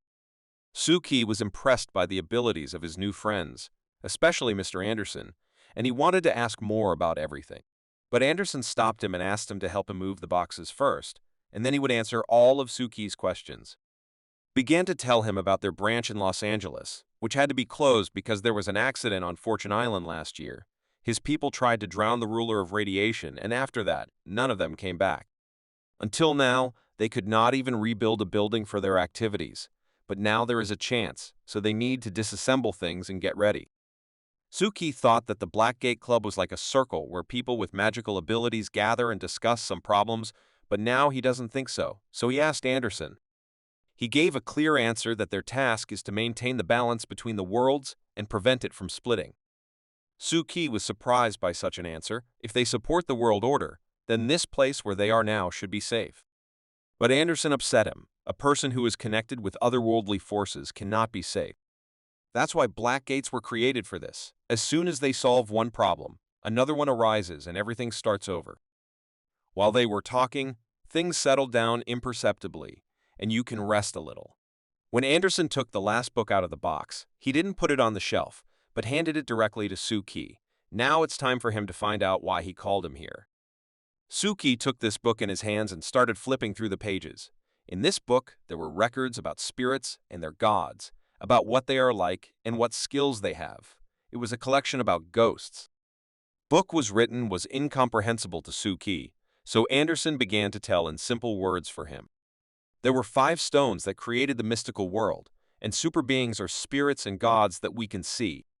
There are also secret practices. These are people who have special skills to expel spirits, such as we could see in the temple. These are witches and temple servants. And there are people who can see spirits and gods, but do not have special abilities. They are called mystics, such as Suki and Mr. Anderson. But the biggest mystery in this world is the deep sea, into which you dive deeper and deeper.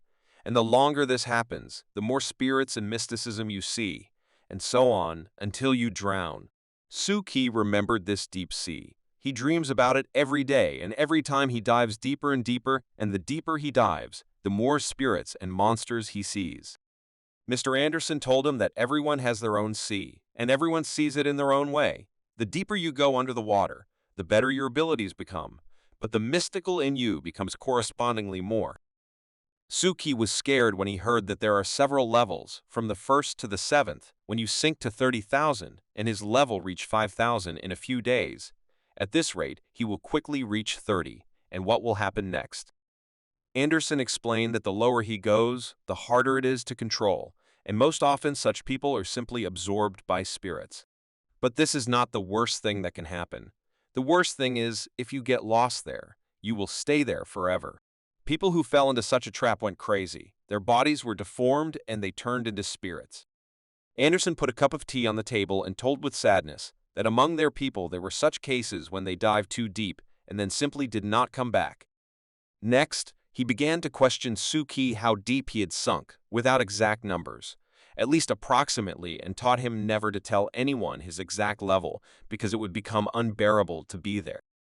Just as Suki opened his mouth to answer the question, Anderson interrupted him and asked if he had the feeling that he had sunk so deep that he was losing his memory and then couldn't remember what he was doing.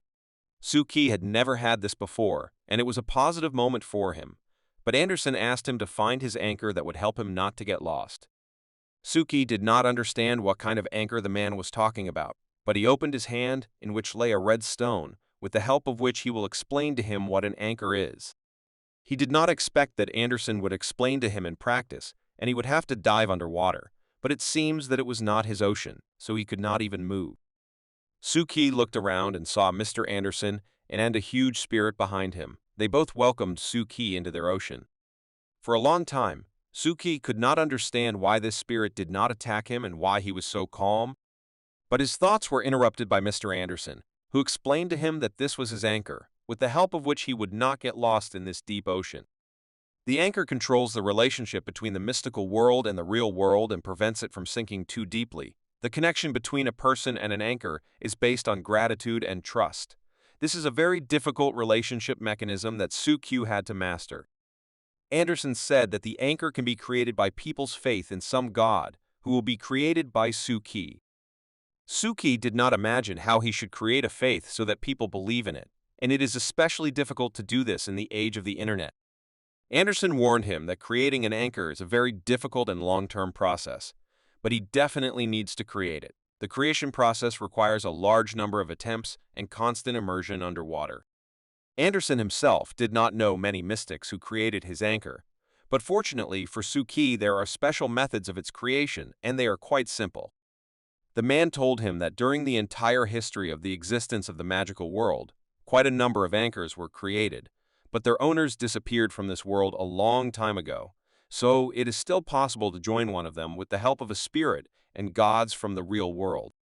You can also do this with the help of a relic. Turn and take possession of the anchor. His story was interrupted when Mr. Anderson's anchor roared at Suki and startled him. Suki immediately came out of the ocean into the real world and was very scared, but it seems that Anderson was as calm as ever. He decided to show Suki what anchors are and how they can behave. Suki should be ready for this. Suki thought about it and realized that it was necessary to imitate the behavior and manners of the past master of the anchor in order for him to accept you and serve you, that is, to prolong the life of his past owner. Suki immediately had a question about Mr. Anderson's real name. Is it real? To which he received a negative answer. He no longer remembered his real name. As he explained, it was very important for the anchor to renounce his personality and become essentially an analog of his past master. Suki immediately guessed that one owner could have several anchors or even many more. The man praised him for his sharp mind and told him that he can have as many anchors as he wants. For example, he has 6 of them.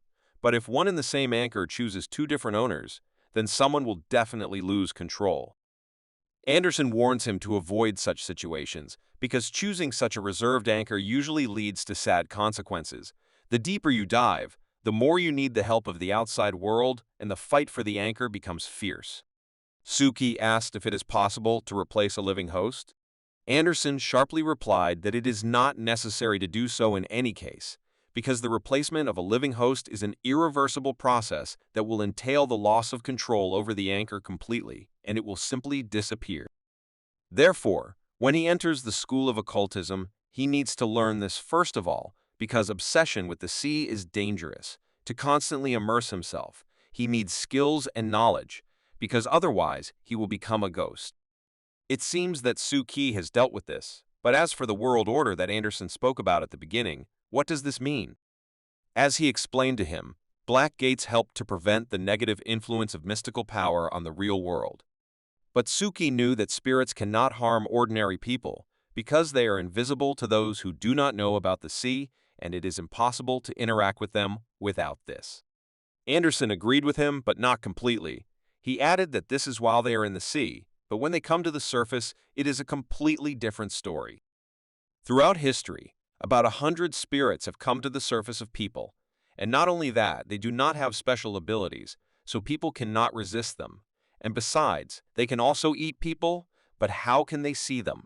As it turned out, super beings also have guides and kind of anchors, and it is their confidence and faith that can firmly connect them to the real world. Anderson also talked about occult rituals that help spirits join this world even more easily with the help of faith. So there are still natural threats to humanity itself, such as belief in the afterlife, which helps to create additional anchors for spirits. Super beings will use these anchors to reach the surface, and the deeper the ghost is in the sea, the more dangerous it is for humanity. Suki noticed that the main task of the club is to reduce ghosts that have come to the surface and are a threat. The man agreed with him, but added that they cannot be destroyed just like that. According to him, the first way is to turn the spirit into a future, as Suki did with the spirit of maps and songs. Or there is a second way, which is to send the spirit back to the sea. But in this case, no one guarantees that it will not return, and then we'll have to repeat everything again.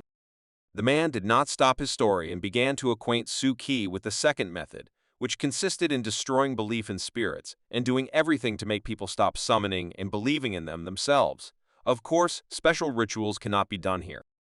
For such a procedure, as the man was sure, he needed a stone of wisdom, which he had already used today. This stone helps to submerge for a short time underwater, and with its help return the spirit back to the sea. Here, the man unexpectedly finished talking and got up and went to the wall, as if he wanted to show Suki something. He grabbed the candle holder with his hand and pulled it towards him, which made a loud sound. This sound was caused by the sliding of the wardrobe, which opened a secret passage into another room. When Suki entered this room, he saw a pile of weapons with a red light inside lying on the table. This red light he saw was a wisdom stone, the number of which was amazing. Were all these weapons to destroy the spirits that came to the surface? Suki was speechless from such a large number of weapons, which were not there, from a knife to a bazooka, so the man added that this was their warehouse of weapons, which remained from the branch that had passed. This is all that was left. Suki could only imagine how many weapons they had was. He recovered and asked another, no less important question, which interested him the most. Why was he chosen? Unexpectedly, the man pointed a gun at Suki and asked him to think for himself. Why did he point a gun at him? Is it really necessary? He lowered the gun and began to explain that once his fear was too strong, and he wanted to die in order not to endure all this. But there was a person who helped him, and Suki is very similar to him. He also lives in constant contact with monsters. And that's why it was his turn to help such a person as he himself once was. Suki stood there confused and kept his hand on the weapon and seemed to be waiting for the moment to take it in his hands. He interrupted Mr. Anderson and did not listen to what he told him next. He raised a bazooka and a machine gun and said that he was ready to join their club right now. They left the secret room where the weapons were lying, and Suki begged the man to take him to their club. He also wants to help in the fight against spirits. The man told him that he can't join the club so quickly. It requires certain knowledge and skills, so he gave him some books that would help him with that. Suki understood the importance of the fact that he should join this club. Considering how deep he is, his meeting with the spirits will definitely happen, and if he is not alone, the chances of victory will be much greater. Finally, Mr. Anderson told him everything he wanted and sent Suki to study until the situation is stable and his help is not needed. So this is the perfect chance to improve his abilities. As soon as he is needed, they will call him. Of course, this job is paid. Suki was surprised that they pay for such work. The man didn't understand Suki's surprise. Of course they pay. It's really hard work. But that's not all. He has something else for Suki. He recommended Suki not to mention them at all, because the more often he mentions them, the greater the chance that they will appear, no matter how strange it sounds. Suki did not understand this advice. He had just told him all about the spirits and the secret world, and now he was recommending to avoid it all. Anderson explained that now under the protection of this magic door, which has black upholstery that protects it, it becomes dangerous outside of this door. It was already quite late on the clock, so if there were no questions, Suki could go home. But Suki decided to ask something else. The first question was how to deal with fear when he sees a monster. His new friend gave him advice to act, even in spite of fear, even when he sees the scariest monster in his life. It will help to forget about fear for a while, but still, it is impossible to get rid of it. Suki understood that if security is deadly, it is not necessary to run away from it, but to act. The man agreed and waited for the next question. Suki took out his phone and showed how Marie called him, and told him that she has been chasing him for several days and comes at the same time. Anderson explained to him that this is a ghost of a stable class, and it can be simply avoided, but if you leave it all, then everything can end sadly. Next, the man went to the bookshelf and reminded Suki that he had told him today that for 2 ways to destroy spirits, if it is not possible to turn Marie into a corpse, one should try to drown her back in the sea. Suki immediately asked, that is, there is no 100% method of destroying spirits? Mr. Anderson agreed with him. Of course, there is no such way, but there is a method that will help him to be under the constant protection of another spirit. Suki fell silent, and then quietly said about himself, is it possible to use spirits for protection? The man agreed with him and hinted that Miss Marie is well suited for this role. She can become a good defender if you learn to interact with her properly. Then he raised his head up and looked straight into Suki's eyes and said that tomorrow, half an hour before her arrival, they would meet and he would teach him how to use spirits. Suki thanked Mr. Anderson for telling him so much about spirits and went home. As soon as Suki left the apartment, a man and a girl in a wheelchair returned to Anderson and said that they had received a new assignment. Anderson was interested and asked what kind of assignment. This order was from the head office about the Guhu bird. This group of people kidnaps children and invents legends about spirits to panic humanity and also conducts forbidden rituals. Prior to this, the Fushijin Temple and the Jade Temple sent their students from Japan, but none of them managed. Two were not found, and the others were seriously injured. Mr. Anderson understood that the believers were only making the situation worse with their rituals, helping the monsters to come to the surface. The girl also added that a little more, and the hummingbird will fall into the abyss with all its fakes. The man agreed to deal with this business. In their position, the Black Gates cannot withstand the arrival of the ancient dark god. As the girl believed, the situation was urgent. It was necessary to deal with them within a week, so she offered to take Suki, a future member of their club, on this matter. The girl came home from work. She was very tired, so she wanted to change clothes and rest as soon as possible, especially since it was raining terribly outside. Before she had time to take off her shoes, someone started calling her mobile phone. The number was unknown. It seems they were calling even from a special device. She picked up the phone and listened carefully to the person on the other end of the line. Her sister was calling her. Her voice was very frightened. And why is she calling from a landline? The girl's sister started shouting into the phone to come and save her because someone attacked her. The girl tried to ask at least something more about what happened, but the sister only said that she did not have time to talk and that she was near Yellowview Park in a phone booth and that she should hurry to help. Then the girl heard only the screams of her sister. She screamed and asked for help. What happened to the poor girl? The call ended and the girl was left to listen only to beeps. She did not know what to do next. She quickly got herself together and ran out of the house, got into her car and drove at high speed to Yellowview Park. When she arrived at Yellowview Park, it was raining very hard outside, which made it very difficult to see, so she did not immediately find a phone booth. Finally, she succeeded. She found a booth and was already heading towards it. While she ran to the booth, she tried to call her sister, but it was all unsuccessful. The girl was standing by the telephone booth and called her sister, but she was nowhere to be found. Where could she have disappeared to?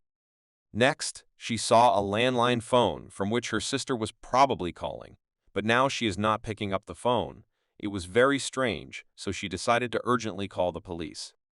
But her phone turned off as if for evil, although it had just been charged to 100%. What is going on here?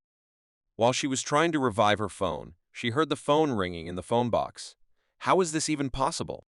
She picked up the phone and heard the voice of her sister, who asked her for forgiveness and said that she did not know that it would turn out like this.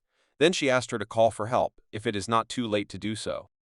The girl already thought that these were her sister's stupid jokes and began to scream, but she did not hear a word in response. She just heard a strange sound on the street, and when she turned her head, she saw a huge black smoke coming straight towards her. It was a huge spirit that was already standing next to her, and the door of the telephone box was not opened as if for evil. She had little chance of salvation. She tried with all her might to save herself and even managed to call her husband and tell him where she was and what happened to her. But it was too late. The monster was right next to her and was ready to just eat her until she shut up. She dropped the phone and fell on the floor and began to scream at the top of her voice, but this was unlikely to help her. The scream was no longer heard. Only a man's voice came from the booth. It was the voice of her husband who shouted into the phone and said that he would come soon. But the girl did not answer, and it was too late. As soon as the man arrived at the place that his wife described to him, he also went into the phone booth. Storytelling is interrupted by Exio Yushu, who is tired of listening to scary stories told by Miko. And where does she find them? She said that this is one of the stories that were published on the internet in the public about the cycle of beheading. Recently, this story is very popular, and it is told at real events. Suki became curious about what they were talking about in this public. Miko told him that it is a public about scary stories of various kinds, where real people are taken for each story. Yushu didn't understand what was so interesting about these stories, but then Miko said that Saori also reads this group, and he changed his mind. Suki looked at these two and thought how his life had led to these two. One was addicted to girls, and the other was a fan of money. Suddenly, his thoughts were interrupted again by a small temple. Did someone approach him again and pray? He heard the voice of the mouse, which quietly said that it was very hungry. Suki immediately ran to the temple. warning his friends that they might not wait for him. He had some business. When he ran to the small temple, Suki saw two cats and two mice, who thought that it was more of a fast food cafe than some sacred temple. But he could not drive them away in any case. He needed to maintain control in the deep sea so that he could establish contact with the anchor and feel safer. That's why he fed everyone who wanted to, who was near the small temple, to strengthen faith in himself. Suki was interested in how his powerful boundaries appeared. Anderson told him that he would have to not only find believers, but also connect with them in the divine record. He was amused, as Mr. Anderson wrote to him here, and reminded him that they were meeting today at 8:50 near Fur Park. Suki was surprised to meet this park. Is this monster that Miko told about true, and does it really exist? It was late in the evening, and Suki was already waiting for Mr. Anderson. They were supposed to meet at the phone booth in the park, but Suki came early. He will have to wait another 30 minutes, or should he get busy? Suki decided to review what Anderson told him about my temple. He did not find any information on the internet, so he decided to look at various posts on social networks. And then his eyes fell on the audience that Miko was talking about today. The story she told has gained millions of views. Is it really so interesting to people? Then he decided to look at what is currently in the top news and what people are interested in. How surprised he was when he saw the news about God Ludo and went to see who it was and what was being written about him. He saw there a photo of his small temple, which had no fewer views. Did people invent God for themselves and believe in him? It seems that due to the fact that this post spread all over the internet, Suki's first anchor appeared. People think that God Ludo lives in this temple. And then a good idea came to Suki's head. What if he continues to spread stories about himself through the internet? Because the internet is a very powerful source of information, so he could establish a connection. He thought that no one would ever find out that a person was hiding under the mask of God Ludo. He had to invent several stories about himself and invent some rituals. His main idea was to turn fiction about the imaginary god Ludo, which was popular on the internet, into a real god and reach the attention of the maximum number of believers. That's how time passed imperceptibly. While he was thinking about how he would spread the stories about God Ludo, Mr. Anderson had already come to him, and he began to tell that every day around 9 o'clock in the evening, Miss Marie comes to him and walks next to him for about 3 hours, then disappears. Mr. Anderson asked him if he somehow determines when she will arrive, to which Suki replied yes, she just calls him and tells him when she will definitely come. Their conversation was interrupted by the ringing of the phone, but it was not Suki's or Mr. Anderson's phone, but a landline from a phone booth. They were both surprised. How is this possible? Why did he just start calling? No less unexpectedly, a girl appeared from behind, who was talking on the phone and seemed to be looking for someone in this park. She acted as if she did not see Suki and his friend and continued talking to the stranger, whom she warned that she was already at the phone booth. Mr. Anderson intervened in this conversation, who put his stick in front of her and assured her that the one she is looking for here has been sitting at home for a long time and is waiting for her to come. She pounced on him with screams and threats that she would call the police if he did not let go of her. But Mr. Anderson did not give up so easily and insisted on his point. He repeated the same phrase for her that they have been waiting for her at home for a long time. She urgently needs to go, and for better effect, he used one of his magical techniques. The girl immediately changed. She no longer shouted and behaved calmly. She was sure that the one she was looking for was already waiting for her at home, and she should run right there. Suki was confused. Mr. Anderson's relic could even change people's minds. It was amazing. When Suki returned to Anderson again, he saw how his account returned to normal. The fact was that such a power had to be paid for. The activation of such a skill required certain conditions, and one of these conditions was returning him to his normal form. His strength was noticeably reduced. Suki began to get nervous, but it seems that he just needs to sit down and rest a little. Suki agreed and asked, "What are they waiting for here anyway?" Anderson answered confidently that they were waiting for the spirit. They went into the booth and just waited. Suki didn't understand why they were waiting here if Miss Marie would call and warn him, but Anderson wasn't waiting for her. There was another spirit that interested him. He began to tell a story about a terrible group called the Beheading Cycle. You should have heard about it, Suki. Suki understood that it was true. The video for this group was filmed here, Some ghost lures people here with the help of a phone conversation and destroys them here. But it was not important whether it was true or not. The main thing was the belief that these people had about this spirit, which later helped him create an anchor in the real world, so the spirit was able to find a way out to the surface, and now this channel is used for similar rituals. That's why Anderson offered him to meet right here. Yesterday, their club received a request that 7 people went missing yesterday. As soon as Sir Anderson finished, as scheduled, Miss Marie, who was already approaching Suki, called. Sir took out his magic lighter and told Suki to get ready. The spirit he was talking about was already here. As soon as they turned their heads, their breath was taken away by this terrible monster that craved their flesh. He began to repeat over and over again that they see and hear him. His huge hands began to break the phone booth. Suki began to panic. She would not last long. Sir Anderson kept his cool and asked Suki to calm down and just wait. The monster had already almost broken the booth and opened its mouth to eat them both. Suki was already preparing for this. He closed his eyes, and when he opened them, he saw a bright red light, and the spirit was gone. It seems to be his blood. After that, he heard his phone ringing, and the caller was Miss Marie. He picked up the phone and heard Miss Marie's usual manner of greeting, and she asked to get ready because she was waiting for him at the phone booth. And then Suki understood everything. Miss Marie came to the meeting on time and left only a memory from the spirit that wanted to eat them. Did she really save them? Of course, Suki was glad that he was saved from the monster. But then he realized that Miss Marie did not come to save him. But Sir Anderson seems to have thought everything through and was ready for such a development. She repeated that she is Miss Marie and she came for Suki. Where is he hiding? The fact was that Anderson lit his magic lighter, the effect of which helps to become invisible to spirits within a radius of 1 meter while the fire is burning. So he calmed down Suki. He can exhale. As soon as he turned his head to Suki, he was already more scared to look at him than Miss Marie. It was terrifying, but it was his painted face skill again. Anderson thought that Suki turned into a monster, but he explained to him that this is his transformation skill, and it helps to hide from monsters for a while.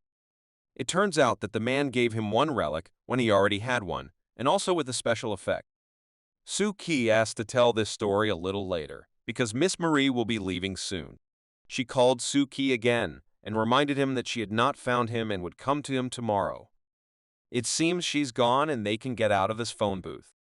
Sir took a small piece from the monster that Miss Marie destroyed and showed it to Suki and explained that only another spirit can destroy a spirit. But why did she protect Suki so much? Miss Marie was the type of spirit that captures a target and treats it like food, including protection from other predators. But now, Suki wondered why spirits eat people. Do they really have a hunting instinct? Anderson agreed with him and added that when someone notices the presence of a spirit near him, even if it is an animal or a person, the spirits automatically turn on this predatory instinct, and they are not able to control it. Miss Marie's essence was primitive. When 2 spirits choose one victim, they try to kill each other in order to seize the sole right to eat. The man added that Miss Marie Suki appears every day at the same hour, and she has a huge sword that can easily destroy spirits, so Suki should make friends with her. Now, he asked Suki to photograph the body of this spirit. He needs it for a kind of reporting. After the photo, Anderson performed several magical rituals and seemed to plant the monster's body in a magic cube. Suki stood with his mouth open and did not understand what was happening here. The man held out this cube of Suki and offered to leave for the payment of the work. They came to one of the quietest areas of Los Angeles. The area was called Cocolo. Sir Anderson led Suki to the Black Gate Exchange building, where relics could be exchanged and rewards could be entered. In the middle, it looked like an ordinary Japanese store. No one would have thought that it was a Black Gate club. It was probably designed for that. They were met by the charming hostess of this store, Jing. She was very kind to Mr. Anderson and was glad to see him. He was also pleased with the meeting. He put the same cube where the monster's body was on the table and asked Miss Jing to exchange it for something more valuable. Without any problems, she exchanged their monster for money and a coupon for the next level. But what is this coupon? As Suki read on this coupon, with the help of this coupon, it was possible to exchange it for religions depending on the level of the monster that was destroyed by the hunter. him about their Black Gate Club community. They value every relic and the knowledge they get from them when interacting with them. They also develop sales channels for these goods, such as the auction where they met. He then reached out with a piece of paper that listed all the relics available in their club that Suki could choose and exchange for his ticket. When Suki opened this list, he saw a very large list of relics that he could exchange for himself. It was impressive. It was even difficult to choose just one. Sir Anderson reassured him, and assured him that he could take his time and choose any relic and exchange it when he decided. But he warned him to choose purposefully and carefully, because there are religions that have too much power, and if he does not cope with its power, then he may lose control over the religion, and that is the worst, because then it will disappear from the world forever.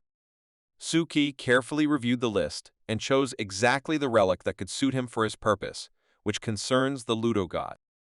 As soon as Anderson wanted to leave, Suki unexpectedly said that he had chosen what interested him the most. Had he made up his mind so quickly? He turned the list and pointed to his choice, which was called the Fire of the Savior King. It was already late in the evening on the street, and Suki was studying at that time with the help of the books that Mr. Anderson had given him. These books were not as easy to understand as, for example, the school curriculum, so Suki read very slowly, but even then it was not always possible to understand something the first time. He's been practicing for quite some time, so it's time to rest a little. So he decided to use his new relic, which he exchanged at one of the shops of the Black Gate Club. Suki took out a seemingly ordinary pen and took a closer look. After he exchanged it, there was no time to test it, so now is the right time. He spoke the magic words that were written on that paper, namely, the Fire of the Savior King, and suddenly it lit up with a very bright light, and his body began to burn as if his hands were covered with red lines. What's going on?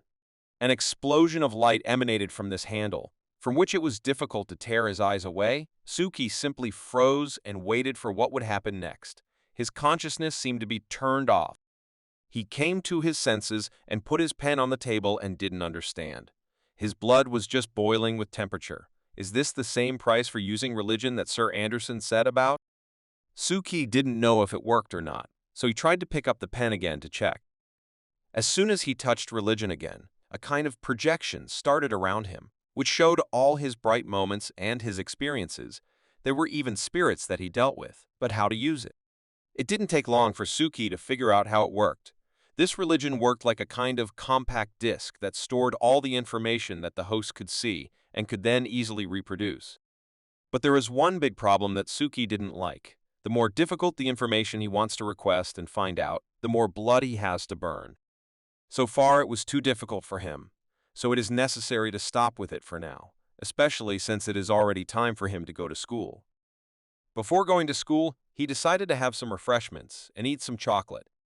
Suki ate and was sure that he had chosen a good religion. Because of all the proposed ones, it would help him in creating a good image of God Ludo, because fire is very useful in creating a bright record. He was already at school and enjoying the beautiful tree near which his little temple stood.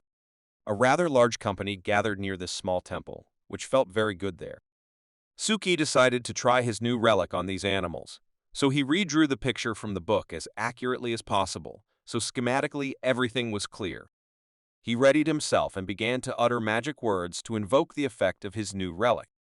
His hands were burning again from the fact that his blood was heating up, but this did not stop him.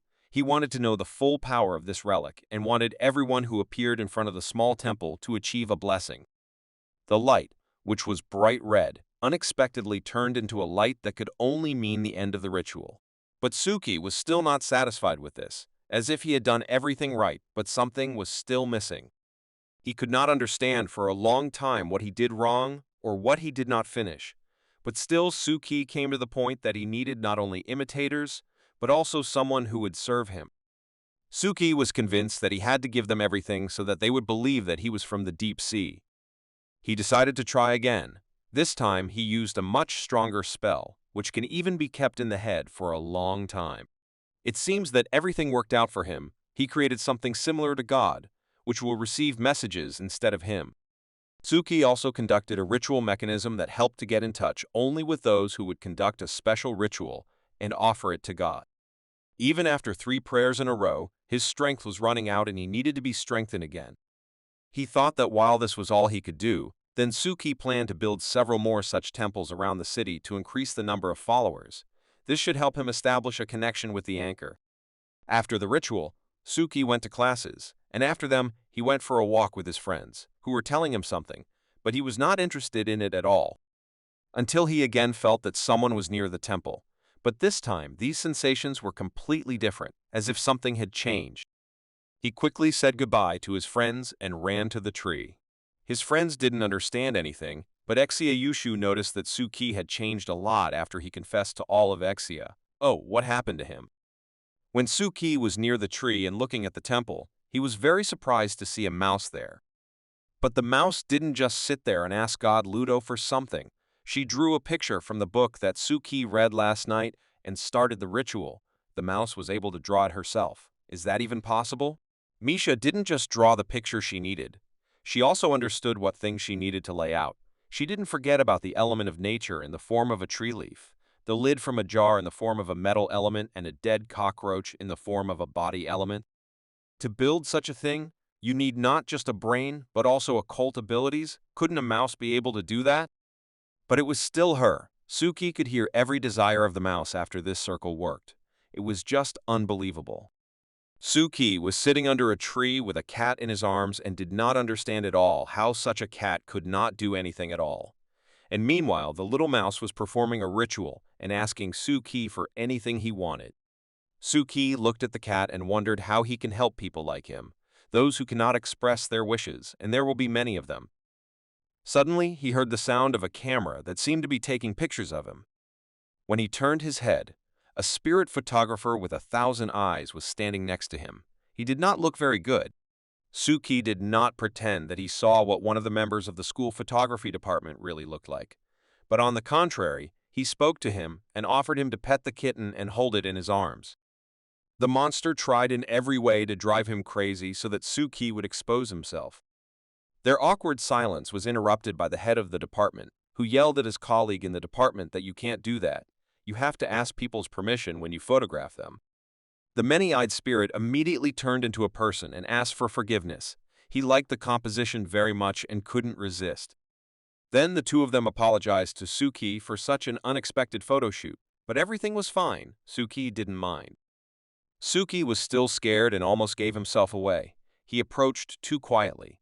Suki once asked Sir Anderson about spirit people, but he did not get a clear answer, so for now he will watch them. While he was thinking about the spirit people who need to be watched, his phone vibrated and he received a message from the Black Gate that he needed to go to the textile factory for the details of the crime. While Suki was reading this message, a bunch of police had already gathered at the textile factory and had come to arrest the criminal. The special forces, which was at the textile factory, had already placed explosives around the perimeter of the warehouse and were preparing for an assault.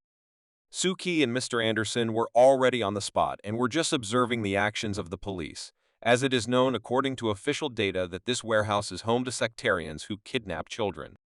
Suki shouted that it was a lie, and Mr. Anderson agreed with him, according to the information presented by the secret agent.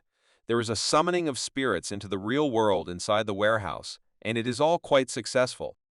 The situation looks very difficult, so Suki asked if the mystics would be able to handle it. Sir Anderson didn't have time to answer Suki's question. How did his calm face turn into concern? What happened there? Suki also did not hide his emotions. His face lit up with red light. But what is going on there?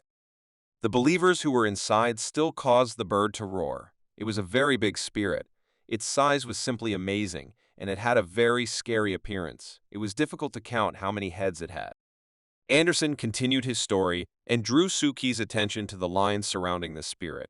They were the ones who pulled him out of the deep ocean. If he continues to be ignored, then most likely he will appear in the human world and it will be almost impossible to stop him. That's why he took out his briefcase and confidently said that they will sink before it comes out completely. A huge rifle, and told Suki that they had to cut all ties before he started to go out into the real world. Mr. Anderson took aim and was sure that they would manage, and then they would deal with the sectarians. The culprits would be put in prison, and the children would be saved. But for now, they only control the situation and do not interfere so that force majeure does not occur. and they ensure the head of the Fujin Temple and his student, who personally arrived at the scene of the crime. They are much stronger than their students, so if they start to act, the spirits will most likely retreat, and their task is insurance. Anderson then ordered Suki to take a walkie-talkie from his briefcase. This walkie-talkie is used by the police to discuss the operation plan, so he had to listen carefully and not miss important points. As soon as Suki picked up the walkie-talkie, he heard how the police had already planted explosives and were preparing for the explosion. The countdown began. Everyone, get ready. The explosive device went off, and there was a very loud sound that signaled an explosion that blew away almost half of the warehouse. Did the sectarians inside remain alive at all? At this moment, the followers of the Guhu bird were just conducting their rituals and preparing for the appearance of the spirit. Their ritual was interrupted by a loud explosion which threw them to the floor with an explosive wave. The mother goddess, who was also called Tuhu, was their last hope. She asked not to stop and not to worry. They need to continue the ritual. It is very important. For a long time, they kidnapped children and conducted secret rituals. They brought all these children to their mothers. They were loyal subjects, so now it was time for them to have children of their own. Therefore, she urged them to protect themselves from the police and prevent them from stopping the ritual and taking away the children. They all shouted and gathered to resist with equals. Next, their cloaks released smoke that filled the entire room, so they secured cover from the police. I wonder if it will work? This smoke completely covered them from the outside world. Only red eyes were visible. The police began to act. Sir Anderson ordered Suki to listen carefully to what was happening there and check whether everything was fine there. The police started their assault, and there were problems with the smoke. Last time it also hindered them a lot, but this time they had support, so everything should go well. Together with them, Miko and her father came to this assault. They were invited by the police as support and deterrence of magical forces, so they did not come empty-handed, but prepared. The smoke was too thick, visibility was zero, so something had to be done and invented, otherwise the police could not act. Miko's father ordered her to give him a magic arrow, which he was going to shoot right into this smoke and disperse it. He drew the arrow with maximum force and spoke a magic spell that was a prerequisite. Then he fired a powerful shot that was so powerful that he could barely hold his bow in his hand. The arrow flew through the entire warehouse and dispersed the smoke in which the members of the Order of the Guhu Bird predecessors were hiding. They did not expect such a turn of events. The arrow hit the wall and pierced it, but it had done its job. Now the smoke was almost gone and the police were ready to proceed with their part of the plan. But together with the smoke, some more details were revealed. Who are these members of the Order? Miko and her father couldn't believe it. Were they all ghosts and monsters? Sir Anderson was also surprised when he saw how many there were, so his sight was focused and ready for battle. Bird Guhu, has she finished her ritual and is ready to enter the world of real people? One of her heads suddenly attacked Miko and her father, and they seemed to lose control of their bodies and just stood like pillars. Miko woke up and tried to make her father run away before this monster ate him, but it seems it was too late. Is this the end for him? The monster's head was already near Miko's father, and it seemed that everything would end now, when suddenly a huge hole appeared in the monster's head, which stopped this attack. Mr. Anderson entered the game very timely and made an accurate shot and stopped the attack of the monster. Miko and her father did not count on help, so they were very surprised by this shot, but they were very grateful that Anderson saved them. But he did not stop at one shot and continued to shoot more. His bullets hit the monster more than once, but it still wasn't enough, so he continued. The spirit had to be destroyed here and now. This terrible creature was not going to give up and try to attack anyway. At this time, while Anderson and Miko and her father were fighting against the spirits, a group of special forces could already go inside because the smoke disappeared and they had an opportunity to save the children, so they wasted no time and started the operation. They entered the warehouse with caution and did not rush anywhere. In this case, it was necessary to be clever because danger can hide at any step. The disciples of the masters from the temple also wanted to help in this difficult battle, but they did not even guess how they could do it. Unexpectedly, the spirit simply disappeared, and the masters from the temple stopped seeing him. Something is wrong here. Where did he suddenly disappear? One of the masters noted the good work of the Black Gate Club and thanked them. Suki was amazed how well the sniper rifle works well against spirits. This is all probably because of that stone, which has the property of sinking spirits into the depths of the ocean for a while, and so the ghost cannot eat anything. But this did not solve the problem completely. They had already used 3 stones and to break through the ritual anchors with the help of these stones. It was necessary to use a whole arsenal of black gates, which they could not afford. They did not have time to come up with a new plan. How they will fight with the spirit further, when it appeared again and was even more evil. But this time, Mr. Anderson and Suki got into his field of vision, and now they are also in danger, because one of the heads of this spirit can attack them, and this time the rifle is unlikely to help. Due to fear, Suki's hands were shaking. His legs became like cotton wool and were limping. He needs to calm down immediately, because this does not help in the fight at all. Anderson tried to get Suki out of this situation and yelled at him to use his strength and help while he tried to hit as many times as possible. As soon as Anderson finished, Suki shouted and said that one of the heads of this monster had disappeared. Where could it have disappeared to?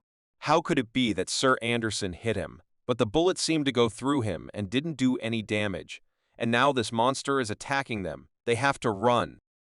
But it seems that Suki had already collected his thoughts and was not going to run away. He tried to summon his relic in the form of a magic sword that he bought at the auction. It's time to join the battle. Suki was unlucky, and the monster aimed at him, and he understood that Suki saw him, and immediately one of his heads attacked him. The head of this spirit could teleport and attack Suki. How is that possible? But Suki was not confused and used one of his skills, namely splitting and erasing inertia. The monster didn't even feel this blow, and Suki had to run away. This spirit was an order of magnitude stronger than the one Suki faced before. Again, the loud sound of a shot rang out. It was Sir Anderson who saved Suki from a certain end with his rifle. The spirit is frozen in the air, and they have some time until the spirit will not move, and there is an opportunity to escape.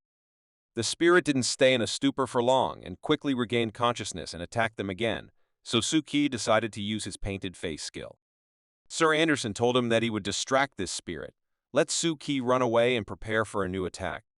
As soon as they changed the direction of movement of each other, to their surprise, the monster did not continue chasing after Sir Anderson, but ran after Suki. How could he see him? Anderson thought that even after 4 shots, he was still chasing Suki.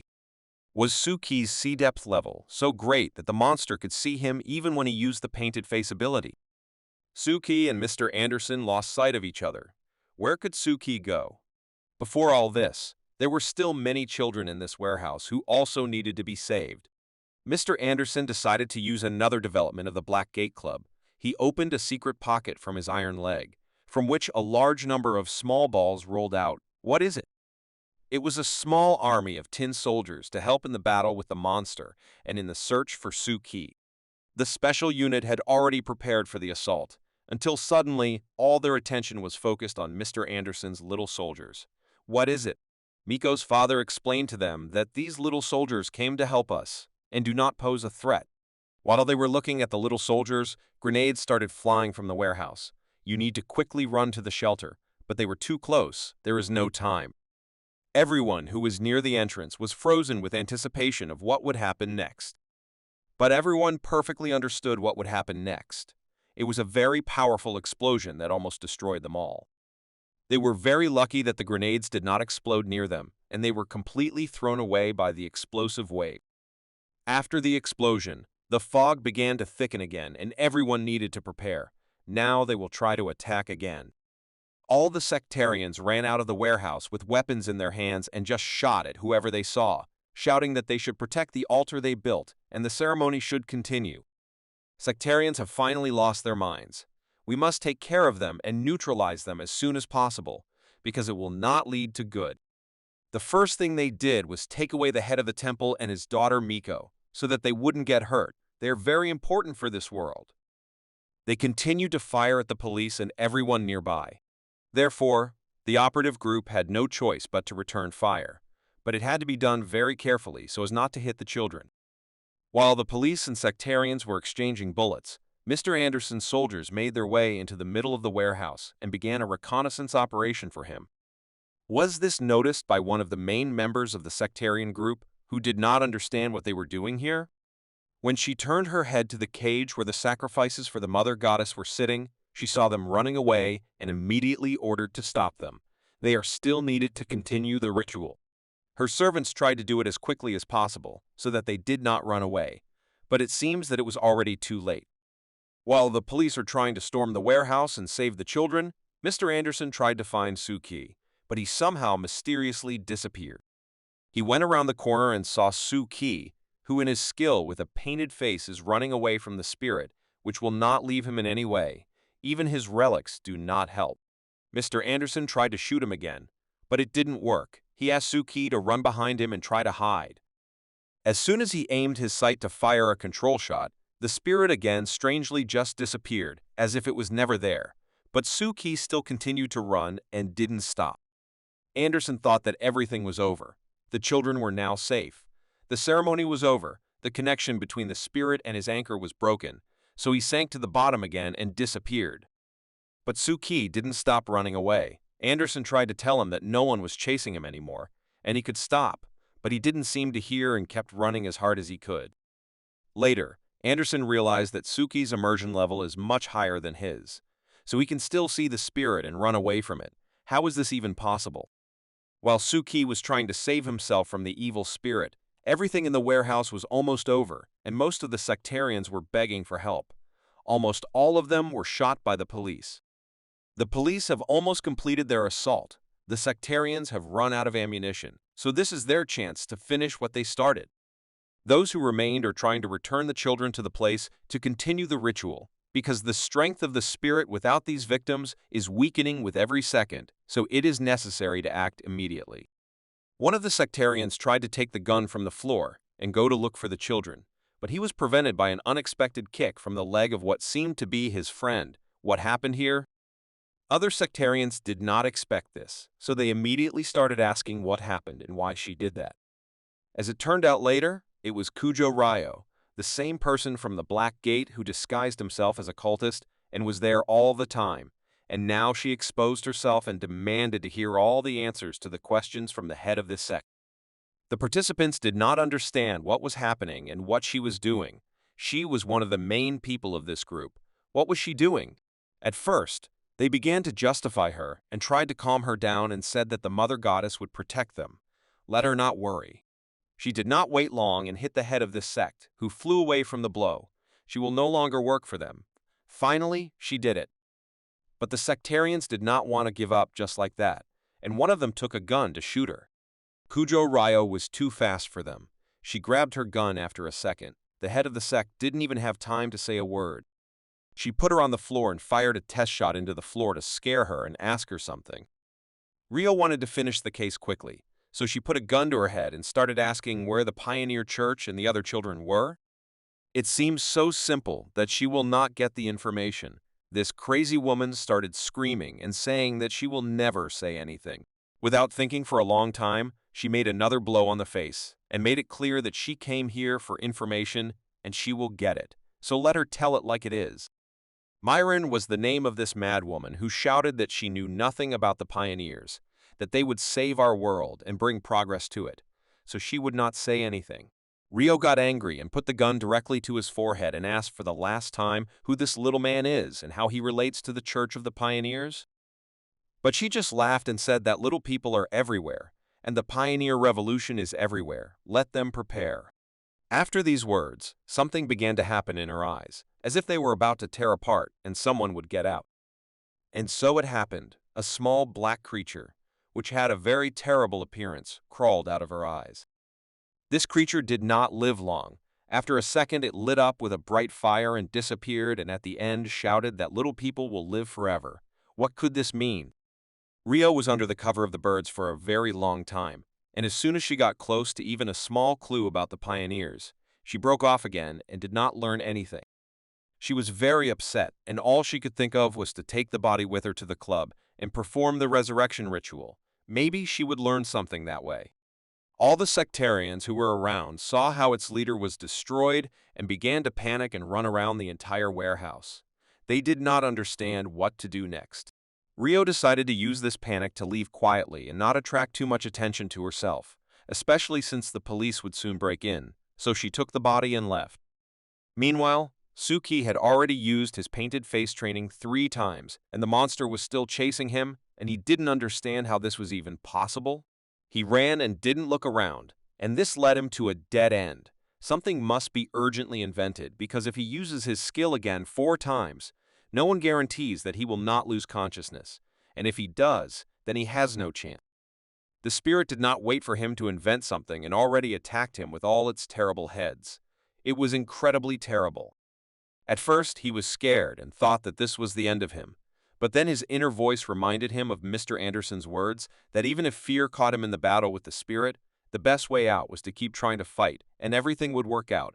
So he gathered his strength and went on the attack. The spirit flew at Suki with incredible speed. It seemed that he had no chance left, but he closed his eyes and began to wave his strange sword in the air and tell the monster to go away. He is not afraid of him.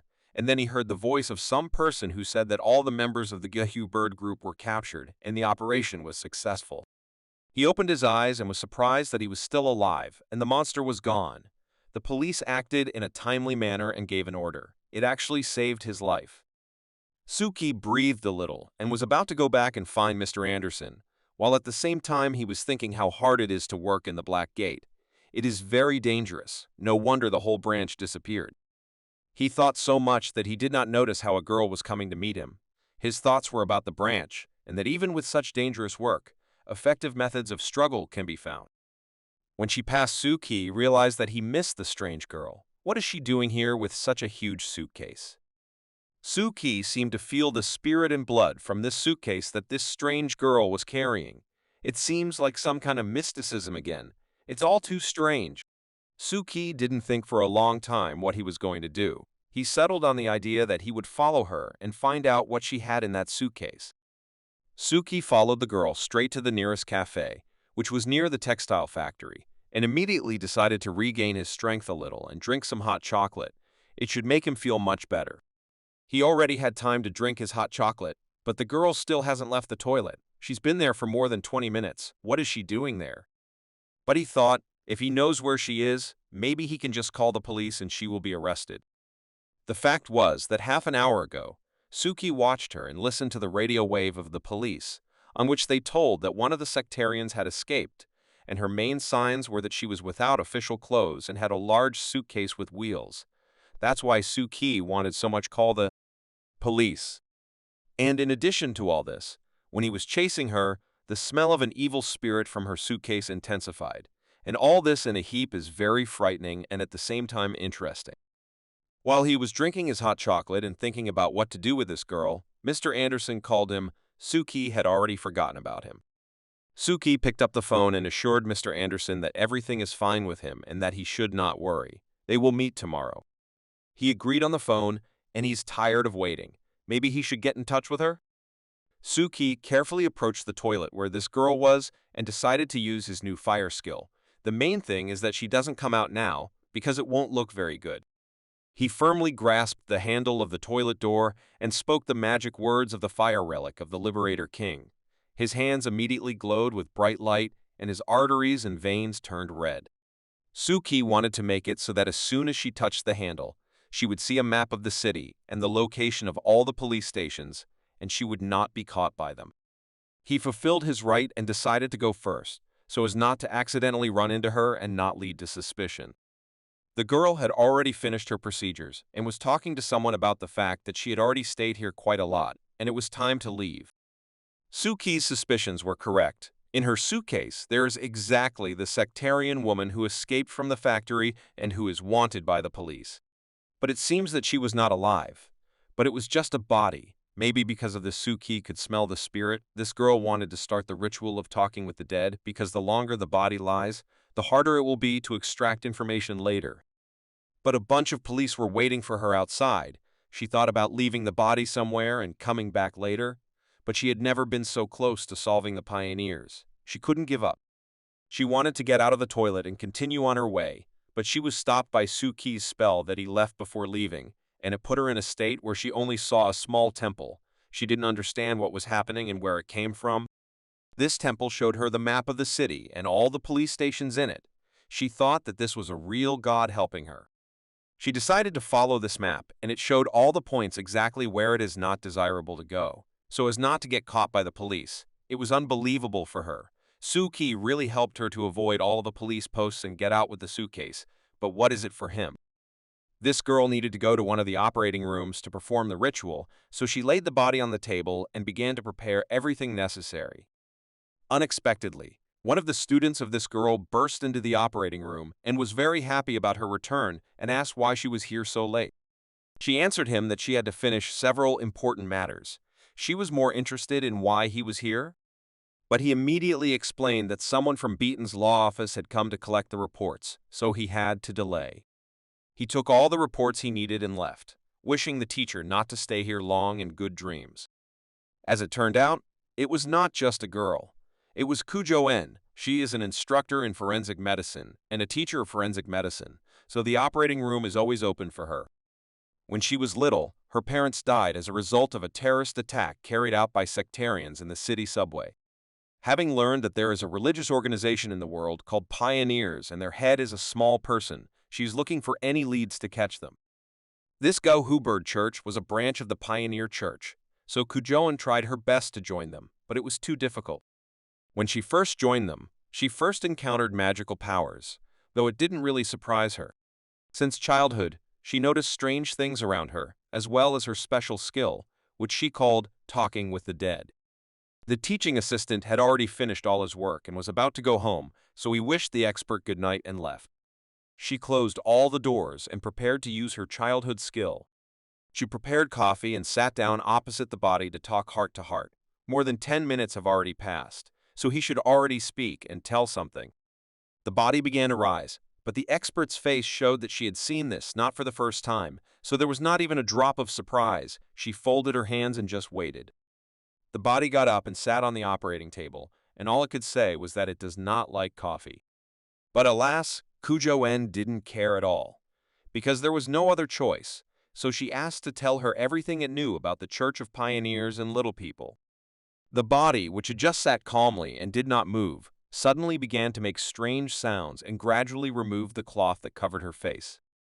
And so she almost took off the rag. What's wrong with her face? Suki came out after showering and wiping his head, and wondered if that unknown woman had received the message he left her. He lay down and his thoughts were still only about her, and will she go to the small shrine to which he showed her the way? Also, he was satisfied with the fact that the small temple was used for the first time to help a person, and not for animals or anyone else. It's cool, so he decided to take more risks. Then he will definitely succeed. He had enough trials for today, so he decided to go to bed, and before that, while planning his tomorrow, he needed to go to the Black Dragon Gate to settle the bill. It was strange for him that he was getting paid for just running and saving his life from monsters. He fell asleep almost immediately and plunged into the deep sea. As soon as he dived, his eyes immediately fell on a very bright and thick anchor line. It must be the line of a small white mouse that was conducting a ritual near the temple. The last time its depth was approximately 5,400 meters, it steadily sinks 200 meters a day, so today it should be 5,600. What was his surprise when he turned his head to look at the depth on the scale and saw there a mark and a number that he couldn't even count. It seems there are 4 zeros and 10,000 meters.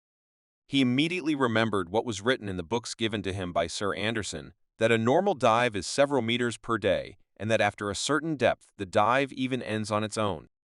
And now he immediately sank 5,000 meters deeper than he was that time.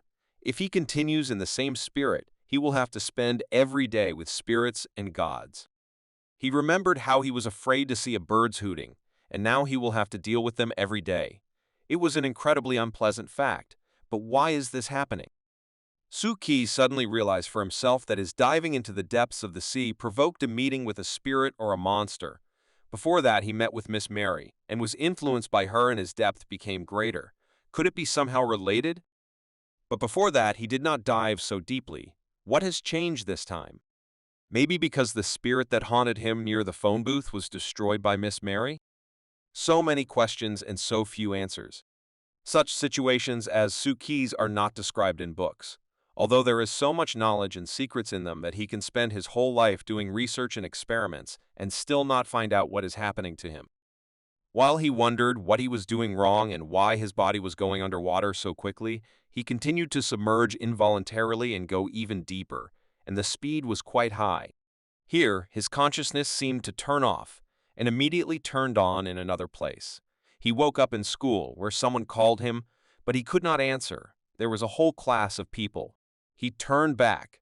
It was from there that the voice was coming that called him the most, and when he saw who was sitting there, he was even more speechless. There was his wife, Lin Wei. What is she doing here in such a strange outfit? She called him, but he did not respond, so she asked him why he was looking at her like that. Unexpectedly, he began to suffocate. His lungs stopped working. What was happening? He was just in the ocean. And now he is sitting in some class and talking to his wife. His dream ended, and he woke up in a cold sweat and shouted his wife's name to the whole house. It was a terrible dream. Last time he dreamed of a wife who was pregnant, and this time she was young and a schoolgirl. What are all these dreams for? He did not understand anything, but Suki knew one thing for sure. From this morning, he will look at the world from a depth of 10,000 meters. The next day, Suki stood on the roof of one of the school buildings and watched and admired the view of the city. His thoughts were filled with all kinds of thoughts and memories, but he felt better already. True, he was not alone. He was accompanied by Miko and Exia Yushu, with whom he had a picnic on the roof of the school, and Exia Yushu simply did not understand why Suki left them and just stood there. Is it so interesting? Suki actually saw some really interesting things. There were giant spirits walking around the city that he could only see thanks to his 10,000-meter dive. Now he sees even more strange things than before. Xia Yushu had already started joking about Suki wanting to commit suicide and jump off the roof and go to hell. He didn't really want to see that. Exia Yushu then picked up the phone and started reading the news, and one of the most interesting news stories was about child abduction, which was solved and every child that disappeared was found, and the gang that did it was eliminated. While Exia Yushu was reading the news, he looked at Miko's face several times and still decided to ask what was wrong with her face. Where was she injured? And Suki thought that they had framed this case simply as an incident. They didn't remember even once about spirits and ghosts, about the help of mystics and temple workers, only the police, who conducted a firefight and set off several dangerous explosions, and that was even a little insulting. Suki hoped that the Guhu bird would continue to sink until it drowned forever, given the aborted ceremony, and the children who were there no longer believe in it, it must happen. While Suki was thinking about this whole situation, and his thoughts were traditionally interrupted by Exia Yushu, who threw an empty can of soda at him and asked where he was flying to, he came closer to Suki and began to ask him what was happening to him. The other day, he seemed to feel better, but today he doesn't look good again. What's wrong with him? Then he did not wait for Suki's answer and took his head and began to examine his dark bruises under his eyes. Xia Yushu concluded that he was sleeping, but then what was wrong?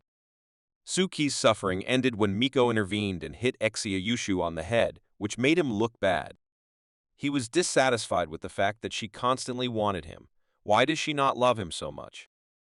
Suki's thoughts were filled with the fact that the temple that he left in the city for that strange girl, it seems that she did not appear there. To build small temples all over the city to secure his depth of immersion somehow, because at this rate he would simply drown, and he still needed to get to the Dark Dragon Gate. Suki and Anderson arrived at the Dark Dragon Gate to receive their reward in the Guhu bird operation, for which the club gave them a reward of 100,000. Anderson decided to give Suki half of the money they received. Suki was shocked by this act, because in his opinion, he did nothing and just watched the battle. Sir Anderson was very surprised by such words, because in his opinion, he was doing a very dangerous job, namely, distracting the monster. And this is a very dangerous job, so 50,000 and 2 vouchers is a well-deserved reward for Suki. These 2 vouchers allowed Suki to exchange them for as many as 2 relics, which could not help but make him happy, especially since he had wanted a new relic for a long time, and now there was a great chance to get it. He again took a special map that allows him to choose the relic he needs, and began to choose what would help him first of all in creating his own god. The choice was too great, so he would definitely be able to choose something. Suki quickly found the relic he needed and offered it for exchange. It was called the Object of Idealism. His choice always surprises Anderson. He did not think that the object of idealism would interest him, but he liked that he never chooses things that would interest an ordinary mystic. Anderson was sure that he was still unique in some way. Anderson, of course, liked Suki, but still he decided to remind him that the secret lies in the fact that the more people know about it, the more difficult it is to form and keep undercover, and in the world of mystic, secrets are solved a lot. After talking with Suki and exchanging the vouchers for his vouchers, Sir Anderson decided to keep his vouchers for the deep bottom. But what is it for? He gave his tickets and immediately went to the exit. But what did he do, and why didn't he explain anything to Suki? But the owner of this shop was still there, and was not against explaining to him why he did that. The fact is that there are very few mystics who are ready to become teachers for beginners, and they are very rare. She explained that this is related to the transfer of knowledge, and can put one's own secret under attack, and even lead to a loss of control, for example, control over an anchor. Every mystic who is ready to become a teacher must be an experienced and fearless sage with excellent spiritual qualities to teach beginners. And Suki was very lucky with his teacher. He is worthy of respect. Suki and Anderson returned to the Black Gate Club in the center to tell the other members of the club about Guhu's case. They climbed the mountain and entered the secret apartment of the club and were met by the girl Alice and her faithful friend, the man in a black suit, who at that time were playing Monopoly and relaxing. Of course, they were playing together, so it wasn't interesting at all, but as soon as Suki and Mr. Andreessen walked in, she immediately invited them to join. Suki could not believe it. Such important people for the whole world just sit and play Monopoly? He also paid attention to the figures with which they played. Each figure corresponded to the image of the player. For example, the Alice figure was a very beautiful and absolute copy of the owner. The man in black and Mr. Emerson had the same figures. Then Alice ordered the Hatter, as this strange man in black was sometimes called, to give Suki the material for his figure. He held out his hand holding a cylindrical object and waited for Suki to take it. Does he have to carve a shape for himself to start the game? Fortunately, Suki Alice explained to him that if he wants to make a figure for himself, he needs to squeeze everything in his hand and everything should come out. Suki squeezed the figurine material tightly, and it began to glow with a very pleasant light, and when he opened his hand, he saw a figurine that was an exact copy of himself, a wonderful result. He did not have time to be satisfied with his figure, as Alice called him to continue the game they had already started, his turn. Suki was surprised by such an offer. Could he really play with them? There were already 4 people sitting at the table, and the game was becoming more and more interesting with every second. And while they were playing, Alice decided to ask Mr. Anderson about the hummingbird and how did this matter go. He took hold of his figure to make the next move, and in parallel talked about the fact that all the members of the Order of Guho birds had been destroyed and would never hold the ceremony again, but it was a shame to admit that they were all citizens of the city. Alice could not understand for a long time how this recruitment into their order took place. Is it magic? Maybe Mr. Anderson knows? He explained that they get into these organizations through various financial pyramids, which force them to engage in this business, and then he held out his hand, which contained a piece of paper or a photograph, and said that he had conducted some experiment. In this photo, it was depicted as if a person, but which has no face, only a black substance, and explained that behind all this is an even more terrible organization, the Church of Pioneers. This is an organization that was born from the chaos of centuries ago, during the Great Depression in the country and united in itself a large number of antisocial factors and people who were ruthless. It was a fairly peaceful organization that went to rallies and arranged terrorist attacks for criminals. But later they encountered occultism and various rituals, and then they found for themselves a terrible weapon, evil spirits. In this pioneering school, there are 12 orders with 12 rituals for communicating with spirits, which they regularly do, and each of them hides the other, and the hummingbird was only one of them. Alice placed her figure 3 cells ahead, and simultaneously asked Anderson about their main secret. What is it? He answered without hesitation that it is the little people who manage them. She smiled because she did not understand what he was talking about. Are small people human? Is a divine object possible? But unfortunately for them, It was impossible to determine who these little people were, so for now, all that remains to be done is to wait for further actions from them. Their game ended, and Suki was sent home to rest from the hard day, but he couldn't sleep at all and thought about the fact that Sir Anderson had promised him that he would take him to the Black Gate and tell him about his mission, but instead they played a game of Monopoly the evening. He mentioned that Mr. Anderson had told him about this game and who it belonged to, and the owners were past mystics. It was a tradition to play this game, so Elise thought it would be quite appropriate and interesting to invite Suki. Suki also noticed other figures on this board, but they were not so bright and they moved periodically. So if Mr. Anderson did not explain to him where they were coming from and why they were moving, it was quite scary to play. His thoughts smoothly began to move from the game of Monopoly to thoughts about the little people who were being talked about today. Are they really people, or are they just called that? And are they really spirits? Therefore, he decided to test the effect of his two new relics, which he successfully exchanged in the shop. As soon as he said those magical words, his hand lit up brightly and seemed to start drawing a picture right on his hand. He closed his eyes and began to imagine what he wanted to create. His main goal was an ideal state and the creation of an ideal god. The spell seemed to work, so he opened his eyes and saw the arena he had been thinking about. It was the ideal state he would like to see in the world. A map also lit up above his head, which told him about the hard times of September of the year 81, when the organization of the Pioneer Church was created. Su Chi created an ideal spiritual space that was created for the new ideal god. Although this god can create ancient destroyed objects, this was enough for him. Now he is the owner of an ideal state and has the greatest power in it. He thought that he could join his world with the help of a ritual or something in that spirit, and the most important thing for this was that he did not need stupid religious people who would go crazy at the mention of him. He needed to create something that would help him create a strong anchor and keep the secret, and for this, he needed loyal and intelligent people who could help him in this difficult task. Also, for success, he needed an association to support his secret. He even had the name of this association spinning in his head. He planned to call it 89 Ways. He didn't know why, but he wanted to. He was already sitting at the table of his 12 faithful people and thought how he would use them to support the great state and for its development. Of course, first of all, to start, he needs people who will meet all his criteria, and this was probably the most difficult thing to do, especially under the conditions in which he is.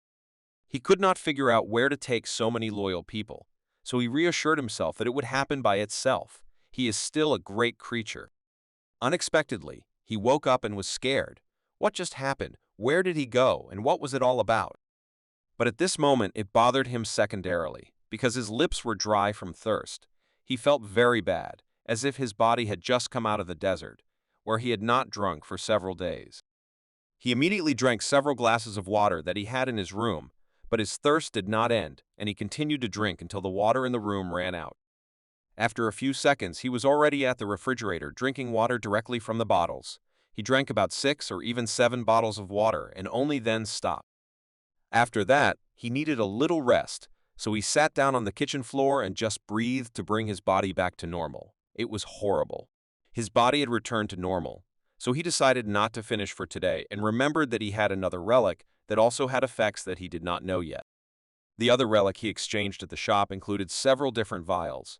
They were more like the drugs that Suki had bought at the pharmacy for himself. He spilled the entire bag that he was given for his last voucher, and there were vitamin C tablets, some bottle with an incomprehensible liquid and instructions for all of it. But it was a set of God's creation, as he was told in the bench, and that's what was written on the instructions, which Suki immediately took in his hands to figure out what it was for and how I should use it. As it turned out, after he read the instructions, all these pills and vials were needed in order to create a mini copy of God. For this, Suki needed to melt the calcium pills and vitamin pills and pour all this with water. He immediately began to act. His actions began with the fact that he opened a container with water and did it very carefully, because only the first attempt is free, and all subsequent ones will be paid, and it will be necessary to purchase pills and all the necessary parts. Suki did all the necessary things that were indicated in the instructions and started the ritual. For this, he needed maximum concentration, because he does not summon the gods every day, so he needed some time for this. It started coming out. It was as if there were constant lightning over the substance, which began to transform. His hands began to burn with pain, so he removed them, but it seems that everything worked out for him. His unwanted pills and water turned into something very useful. Its end result looked like a not large-shaped cross with which she could control her god, so decided Suki.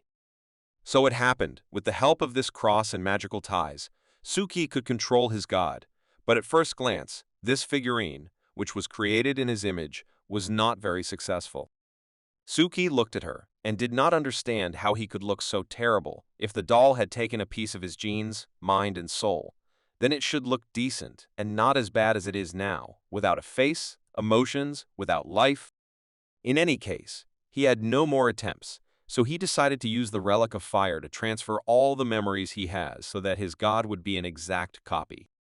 As soon as he used his firepower, his figure became taller than him and seemed to come alive. Now his face, certain movements, and even emotions were visible. Suki did not expect such a development of events. He did not think that his apprentice would have such an influence on this figure and it would become bigger than him, so he was a little scared because it was impossible to expect what this figure would do next. As soon as he remembered the words of Mr. Anderson, that even when there is great fear, it is better to do something and not to sit, so he immediately understood that the instructions could not be trusted and realized that he was wrong and that he needed to call Mr. Anderson urgently.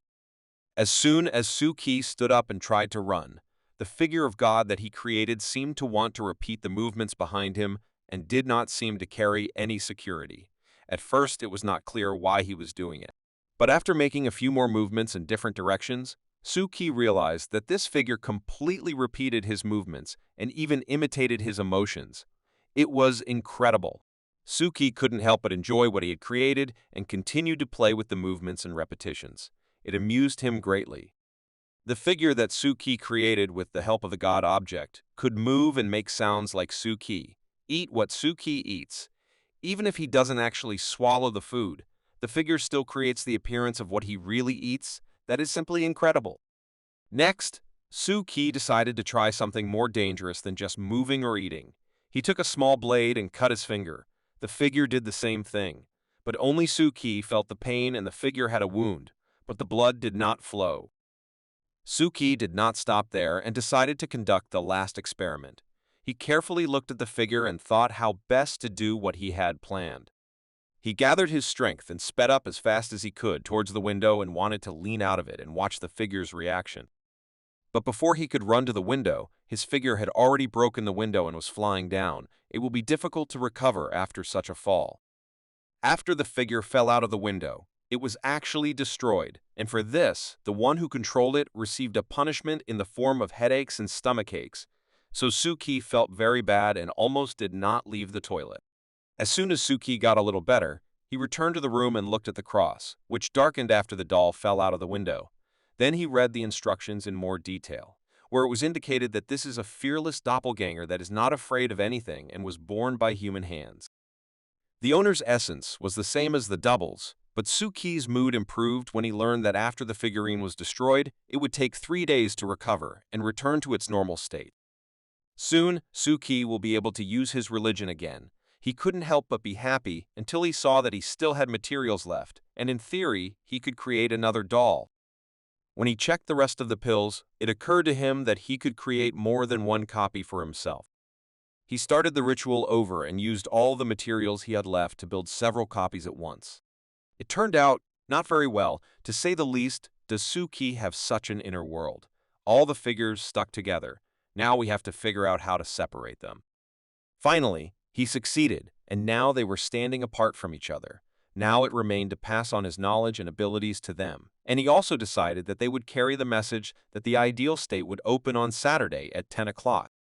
This time it was much more difficult to transfer all the knowledge than with one copy, so this time he spent much more time and effort. But he managed and did everything to revive them, so his strength was at the limit. He should lie down to rest and recover, which Suki did. Of course, he had to dive, so as soon as he fell asleep, his body was again in the deep sea.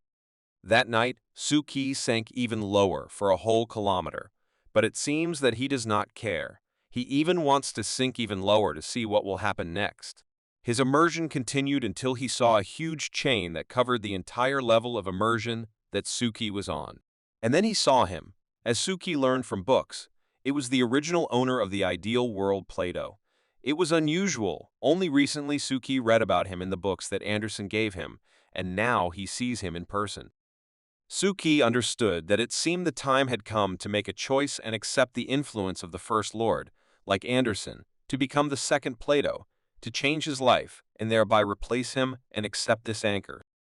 But Suki didn't actually have to choose anything. He is an unscrupulous person, but even someone like him has a sense of self-respect, and he cannot throw himself here for the rest of his life and play another person.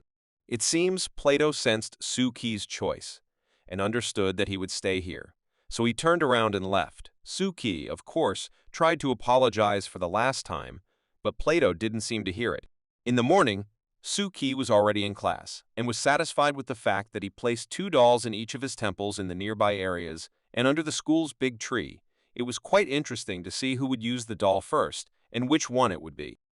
As soon as he thought about it, he immediately received the signal that the mouse is trying to perform the ritual again. Just like last time, is it again trying to get what it wants through God Ludo?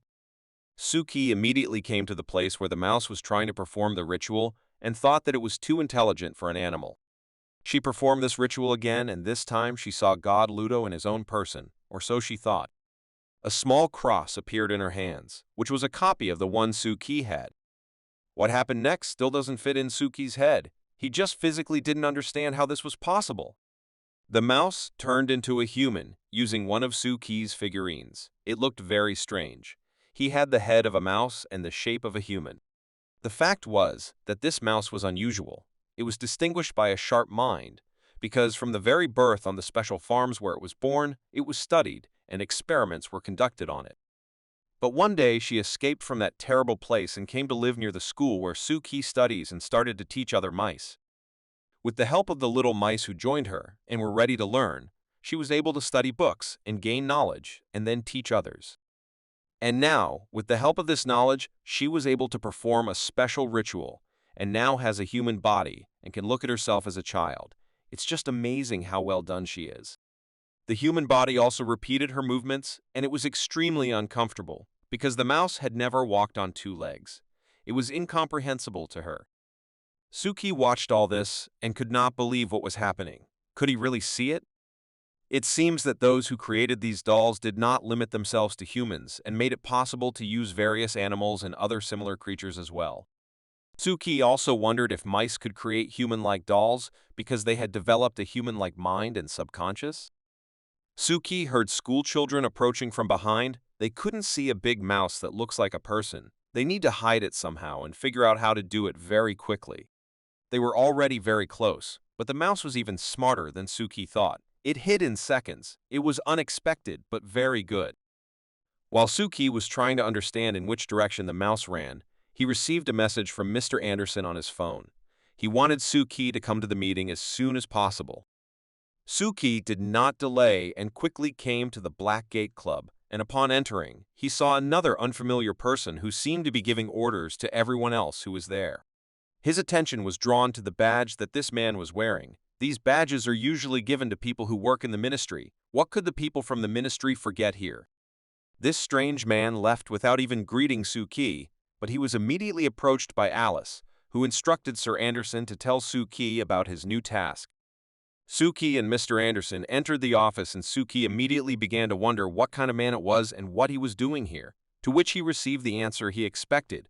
It was an important person from the ministry who wants them to complete a very important task for them. Anderson explained to him that all new tasks should not go through the police or parliament, but directly through the ministry to the Black Gate Club, so he called Suki. He then added that it would not be quite a mission, but he simply requested some information that would have to be monitored and not let out of sight. Anderson explained that it was information about the Church of Pioneers and one of its branches, which before all this had a serious terrorist base consisting of a large number of people, and all the information is in this envelope.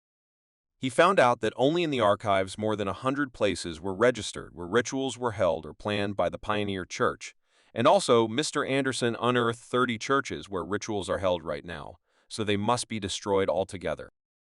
Suki was satisfied with this task because his scene for the ideal country was built, and all these research tasks will help to become a great test drive for his figures. All that remains is to collect them all on Saturday. Sir Anderson assured Suki that if he had any problems during the investigation, he could not hesitate to contact him immediately, and he would be happy to help him. Their conversation was interrupted by a knock on the door, and someone who was behind them shouted about some kind of delivery. A person who was dressed like a racing driver entered the room. He even had a motorcycle helmet in his hands, but it turned out to be a courier who brought another envelope for Mr. Anderson. Mr. Anderson unhurriedly approached him and took his envelope and thanked the courier for doing such a difficult job for them. In response, he heard that they are always happy to help them. Before he could say a few more words of thanks, the door closed right in front of Mr. Anderson's nose and a light breeze blew on him. This person was like the wind, just as taciturn and fast. Without waiting for Suki to go to fulfill his new task, Mr. Anderson opened the envelope and started to read it. His face became not too satisfied. "I wonder what's in there?" Suki immediately saw that Mr. Anderson's face had changed and felt a little sad. What happened there? As he told in this letter, there was a message about the transfer of several members of the club from one headquarters apartment of the Black Gate to our branch, and he told it in a not very happy voice. Suki was surprised at his reaction. "Isn't that good? Why are you so unhappy, sir?" But the fact was that they could transfer someone, and it was very difficult to say who it would be and whether he would be needed here at all. They would find out everything next week. Suki understood Anderson's reaction, and judging by it, the Black Gates had problems, and they too, but we have to wait for next week, and for now he has to run. He said goodbye to Mr. Anderson and ran out to the entrance of the high-rise building where he saw the elevator doors almost closed and shouted at the top of his voice to be waited for. Some person reached out of the elevator and stopped it so that Suki could run to it. When Suki entered the elevator, he saw the same courier whom he met in Mr. Anderson's office. Suki did not say a word, but the courier immediately started talking about himself. He was the first to tell about the fact that he is a so-called knight, and his main goal is to help mystics and ordinary people. Such a story made Suki laugh. What knights is he talking about? Is he from the Middle Ages? They went out together and the knight offered to take Suki home if he wanted. But when Suki looked at his motorcycle, he almost wanted to walk, so he refused and said goodbye to the courier. As soon as the courier drove a few meters away from Suki, he was once again overwhelmed by the feeling that someone was praying near a small temple, and that it would be on a shopping street. Suki almost immediately guessed who it could be. It was her, the same strange girl whom he helped in that cafe. Finally, she came to his temple. He thought that she would not come again. The woman stood for a long time near the place where this small temple was nearby, and decided for herself whether she needed it or not. Maybe there really is a God who helped her last time. She still dared and went in. In any case, she will never know if she just stands by the phone booth and waits, so you have to act. As soon as she took hold of the handle of the telephone box, she thought that she was being watched by some magical power, and then the woman felt that she was rising straight to the gods. The small temple reminded her of the temple when she was at the rituals in the Guhai church, that here and there she felt the same emotions, as if she had fallen into the depths, right into an abyss from which she would never get out. Those pictures shone around her again, like then in that cafe, but now she saw a little mouse that prayed for salvation and performed some rituals, and then completely became a person. What is it that she sees? She pulled herself together and decided to start the ritual for which she actually came here, and as soon as she read the prayer, the temple seemed to speak by itself and said that they should meet on Saturday evening in the Hall of 99 Ways. And then a cross appeared to her, which Suki specially left for everyone who will come to pray and then become his person. Her cross was tied to her with the same threads that she had just seen in the little mouse, and in the same way she began to transfer thoughts and genes from this girl to her own figurine. It was like she could control this little figure, and it was so strange to her what was going on. This figure began to glow very brightly and ate her eyes with this light. It was very difficult to look at her. And then the light disappeared and someone appeared and stood with her in this phone booth. It was her figure, which was formed on the basis of her soul and her peace of mind. Her copy had 9 heads and many limbs that seemed to be sewn together. It was a terrible picture. Does the girl have such a terrible inner world?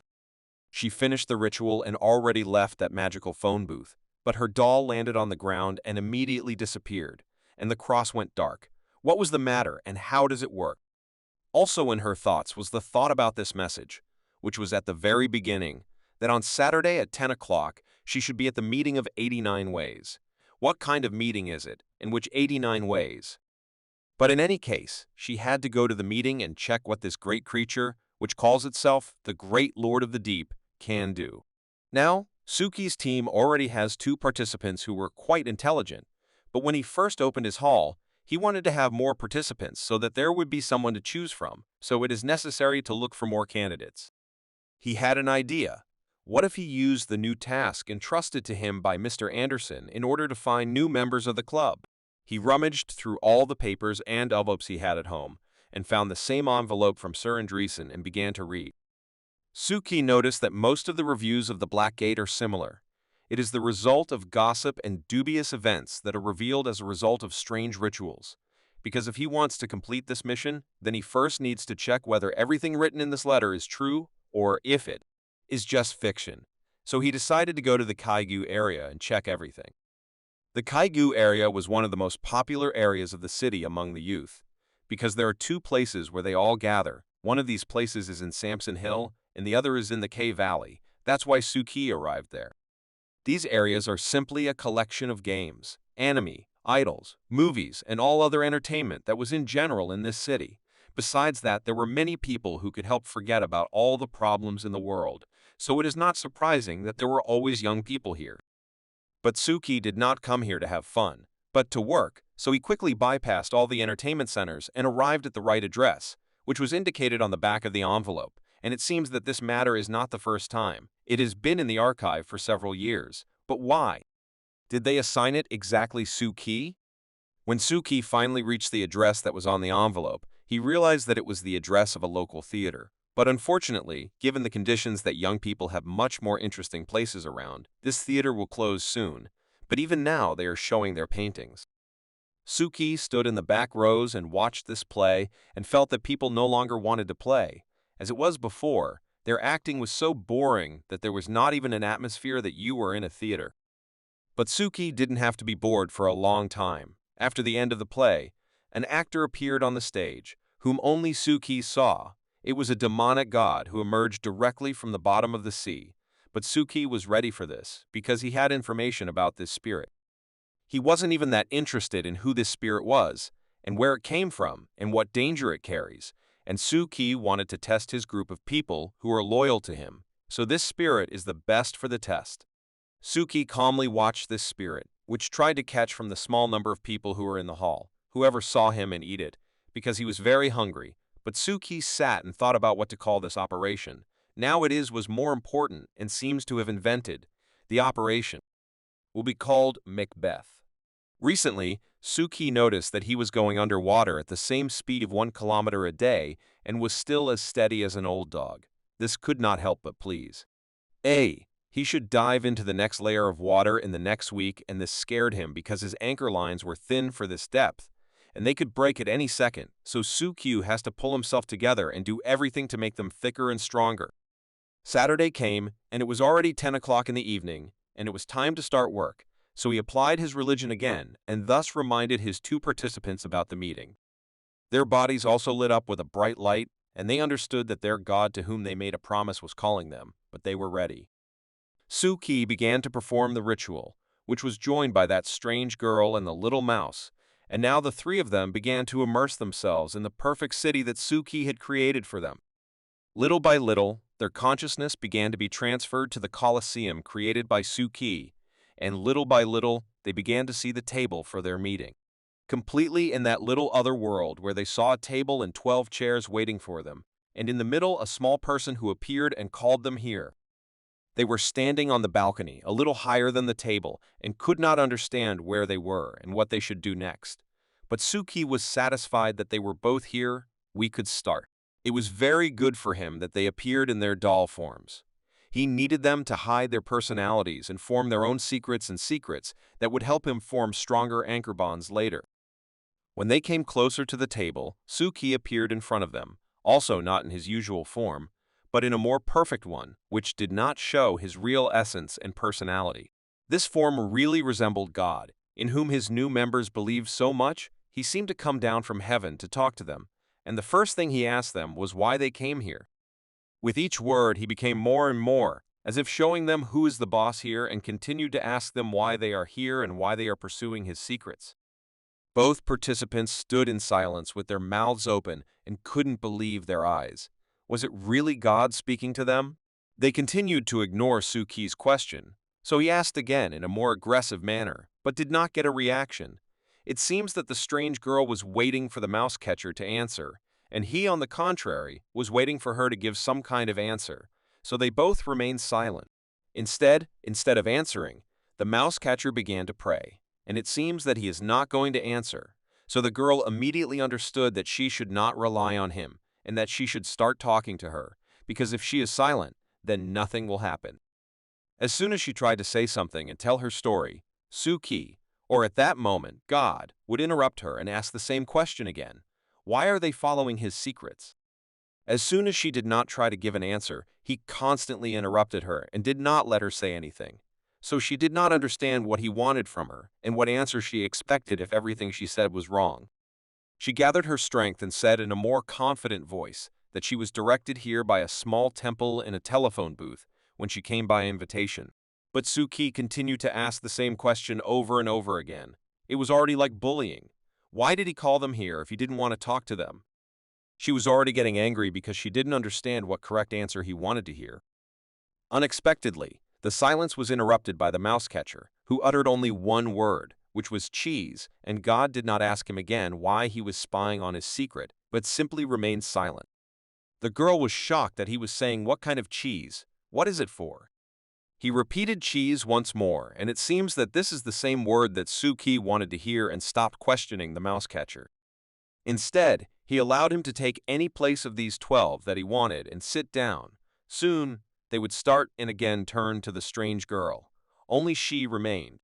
She watched as the mouse catcher was just sitting on a chair and did not understand why he was put there. Was the usual word cheese the correct answer for him, and what could it mean? She did not understand.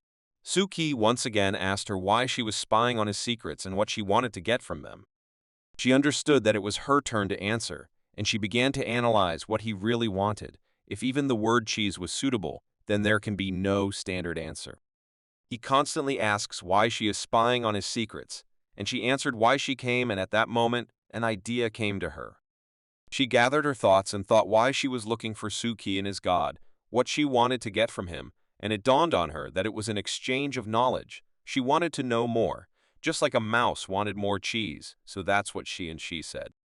After the answer, the chair immediately moved, and it seems that her analysis was correct. She can finally sit down. Suki looked at his participants, and he liked them because they gave quite correct answers, which is good. Their answers coincide with his theory. If you want to get something, be ready to give something, and these are the personalities he expects in his believers. The question he constantly asked them until they understood what to say gave him a general idea of what they really want and what he can give them, as well as what he can get from them.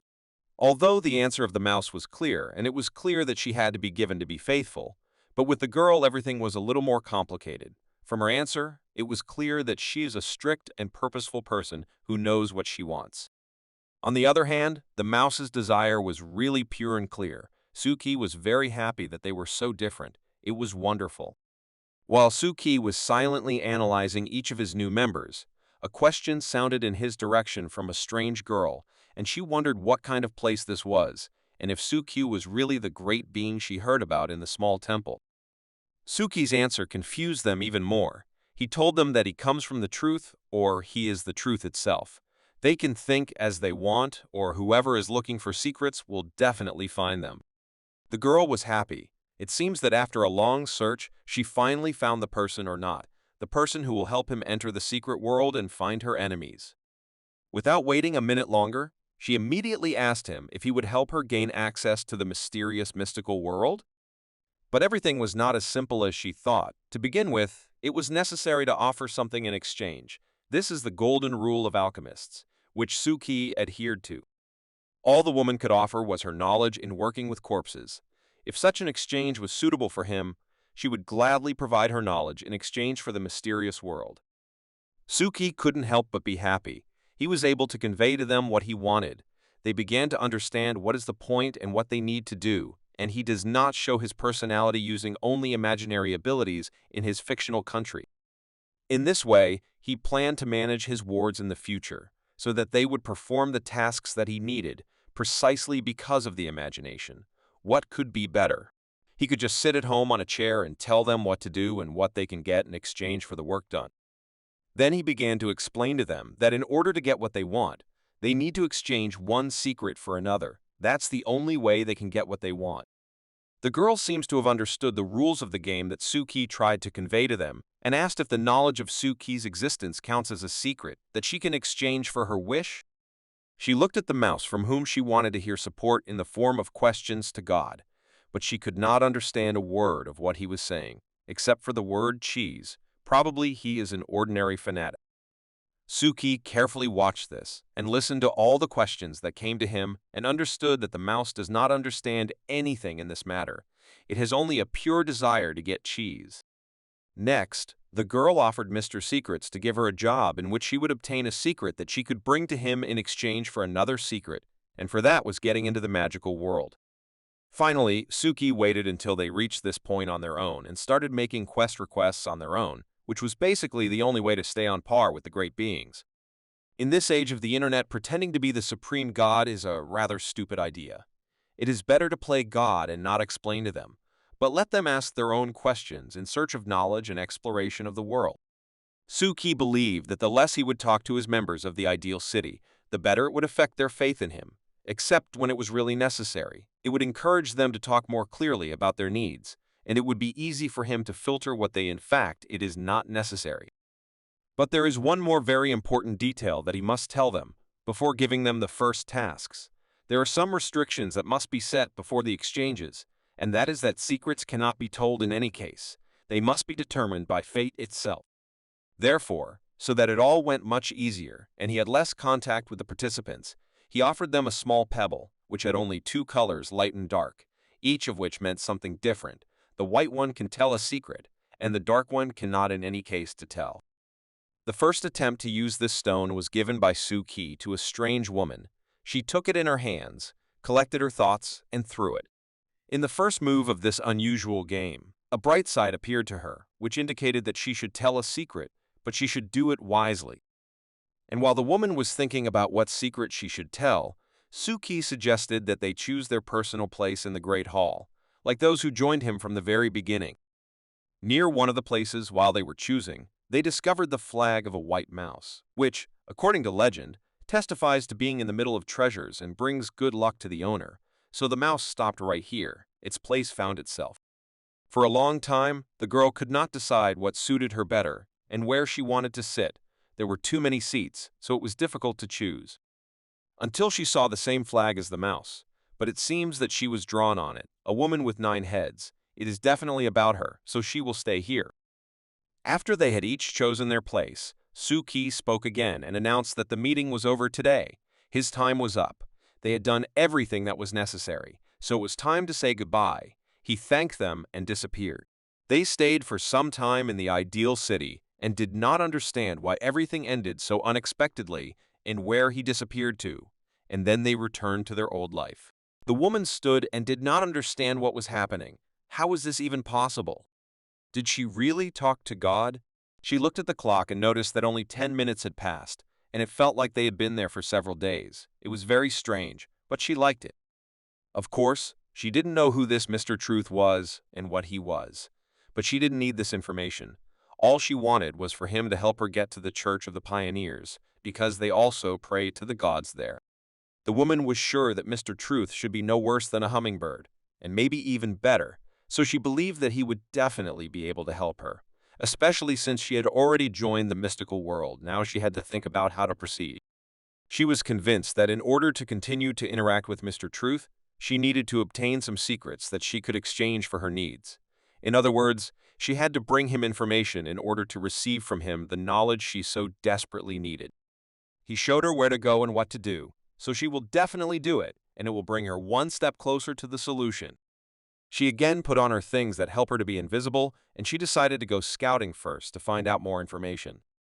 Suki was cleaning the kitchen and at the same time was very happy because the first meeting of the secret hall went better than he thought. So you can breathe out and wait for them to find the first secrets and bring them to him. Also, the time control he set for himself, namely 10 minutes, also worked very well. He managed to explain everything he wanted in such a short period of time. Of course, he could talk as much as he wanted, but the time limit would mean less risk of being exposed. So that was also a very important detail in this case. After the first session, his thirst again played out and he drank a glass of water one after another. But these were trifles compared to the fact that he managed to convey to the White Rat and the Nine-Headed Woman the essence of a new operation for them in the tram theater, the results of which they have to share with him at the next meeting. Therefore, all that is left for Suki at this stage is to simply wait for the results from his new friends, so to speak. On the other hand, he understood that he is not a real god and no matter what the result is, nothing will change, so now everything has worked out for him. He also thought about his ingenious idea of defining the task in the form of a two-sided gambling cube, which is also a kind of disguise and reduces the risk of his exposure. If he does not want or cannot answer a question or a request from his faithful people, he will easily throw a stone as he needs it, and the question is closed by itself. This gave a great advantage over other gods, because his authority never will be questioned. But considering all the moments that came to his mind at the expense of these two, Suki was still sure that they would please him and bring a lot of useful information. All the chains of Suki's anchor were so far only created with the help of the white mouse, because her faith is the strongest, and not only that, she transfers this faith to other mice. Thus, she becomes much stronger. Suki felt that every day he was becoming stronger than yesterday, and this lifted his spirits. The next day, after the lessons, Suki immediately went to the reading room to continue reading the book that Mr. Anderson had given him, especially since today is a very calm day. There is not a soul near the small temples. You can study in peace. As soon as Suki sat down at an empty seat in the hall and opened his book, his studies were interrupted again by someone placing a phone with some kind of video on top of his book. Well, of course, who else could it be, except Yushu, who scared Suki again. Sometimes he scares him more than spirits. The fact was that he came here specifically and decided to show Suki some terrible video, which is now very popular on the internet. As soon as Suki did not hint, even directly said that he was bothering him and that he was not interested in all these videos, Yushu did not lag behind him and still really wanted to show him this video. He just sat down next to them and started watching these videos. Suki asked him to be quieter and not disturb him, but Yushu didn't seem to hear him. In the end, Suki still wondered what kind of video was there from which a lot of screams of girls could be heard. Was it a video about beheading? Yushu turned to him and said that it's absolutely correct. It's a beheading video. So he started laughing at Suki that he's secretly watching it, but he pretends not to care. Did Suki say the name of the video out loud? Of course, it was difficult for Suki not to watch these videos. Considering that they are the most popular in the last week, they are all reposted and sent to each other. Yushu didn't care what Suki said. He just wanted Suki to admit that he was also a fan of this group. Suki was unhappy. He can't be honest with Yushu and can't tell anything because the Black Gate suspects that someone is using this group to create ghosts and spirits. But he still doesn't know much about this group. Maybe Yushu could tell him more news about them, and he will learn something new that will help him in the future. The first thing Suki decided to start with was to ask Yushu why everyone likes this group so much. What is so special about it? To which Yushu replied that the atmosphere that prevails in this group is as if it is real, as if people really meet the spirit. It is very exciting. Next, Suki was curious about how many people work on this group. One or perhaps a whole team? Yushu was convinced that there was only one person working here. This kind of video editing requires some special effects, so one person can handle it, unless of course they are shooting real spirits, which is not the case. Suki noticed how many views and comments one video was getting, and wondered how strong the connection between a spirit and a person could be with so much faith. Yushu also added that now the owner of this group has his own website, where he announces when a new video will be released and sells small items from the filming there. Suki did not expect such a thing. Does a person sell his relics there? Only Suki became more interested in Yushu's stories when he unexpectedly called out to say hello to a classmate, whom Suki didn't even know. This classmate was no less surprised than Suki. She didn't understand why he was calling her.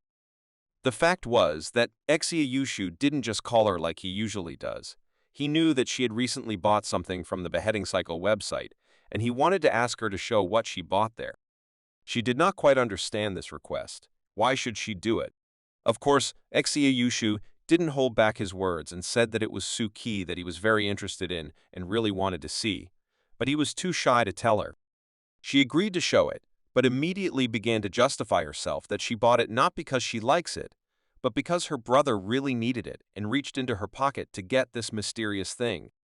She took out a little girl that looked more like a keyring from her pocket and showed it to the boys, or even Suki. It also seemed to him that it was an ordinary keychain for a school bag. It seemed to him that there was nothing magical about it.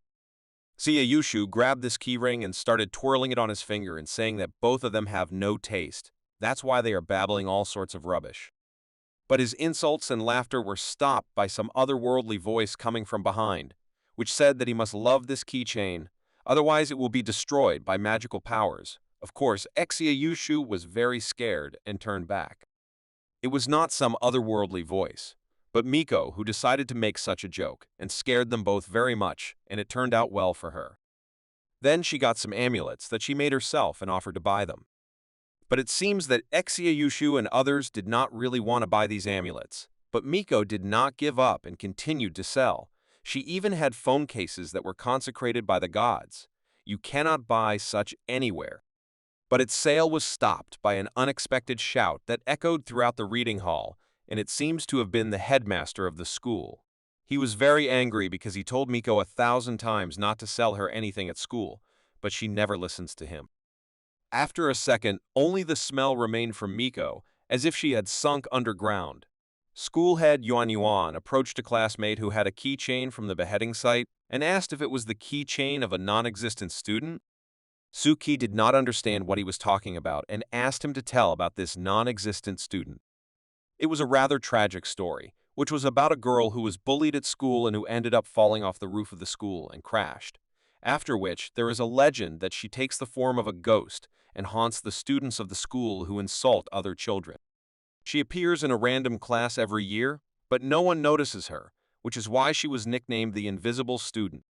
If someone sees that there is an extra person in the class and realizes that it is her, then the next day this person will definitely jump off the roof of the school and end his life in the same way as this girl did. Therefore, he advised classmate Yushu not to carry such things with her, because they bring bad luck. It is better to get rid of this keyring. Yushu confirmed that this legend is also believed in his class, and he was very happy. How could you see another person in the class? It's a complete delusion. And then it dawned on Suki that he always thought that there were always 50 people in his class. But in fact, as Yushu says, there were 49 of them. Does he really see this girl? The problem was that spirits can distort people's perception, so Suki can't remember who was the 50th person in his class, but he is sure that there were 50 of them, so if this girl appeared out of nowhere, maybe he wouldn't have made it to react quickly, as it was in the Song Club. Therefore, Suki went to the Black Gate Club for advice, where they all discussed what to do with Suki and how he could find her among everyone. If he couldn't see her, it was a problem. Sir Anderson suggested that he try an indirect approach to the matter if the direct one didn't work, by studying old albums and school stories. But Suki was very worried that he would find her after all, and she would immediately destroy him. On the other hand, he could simply not touch her, and she would not be found, and therefore would not be able to eat him. So there is little logic in her search. But Sir Anderson was not as unambiguous as Suki because spirits can be forgotten. Suki did not understand what a forgotten spirit is and asked to explain to him what it means. Alice joined the dialogue and began to explain to Suki that forgetting spirits are a special kind of spirits that the gods themselves have forgotten and can be observed, but they do not have the same logic of nutrition as other spirits. They have a completely different logic of forgetting. Alice also added that the logic of forgetting worked as follows. If you see a spirit and look at it carefully, then when you look away from this spirit, your brain will automatically forget it and you will not be able to remember it. So maybe Suki saw this spirit but cannot remember. She was convinced that if you can't recognize a spirit the first time and stop time, then you can't actually record its existence.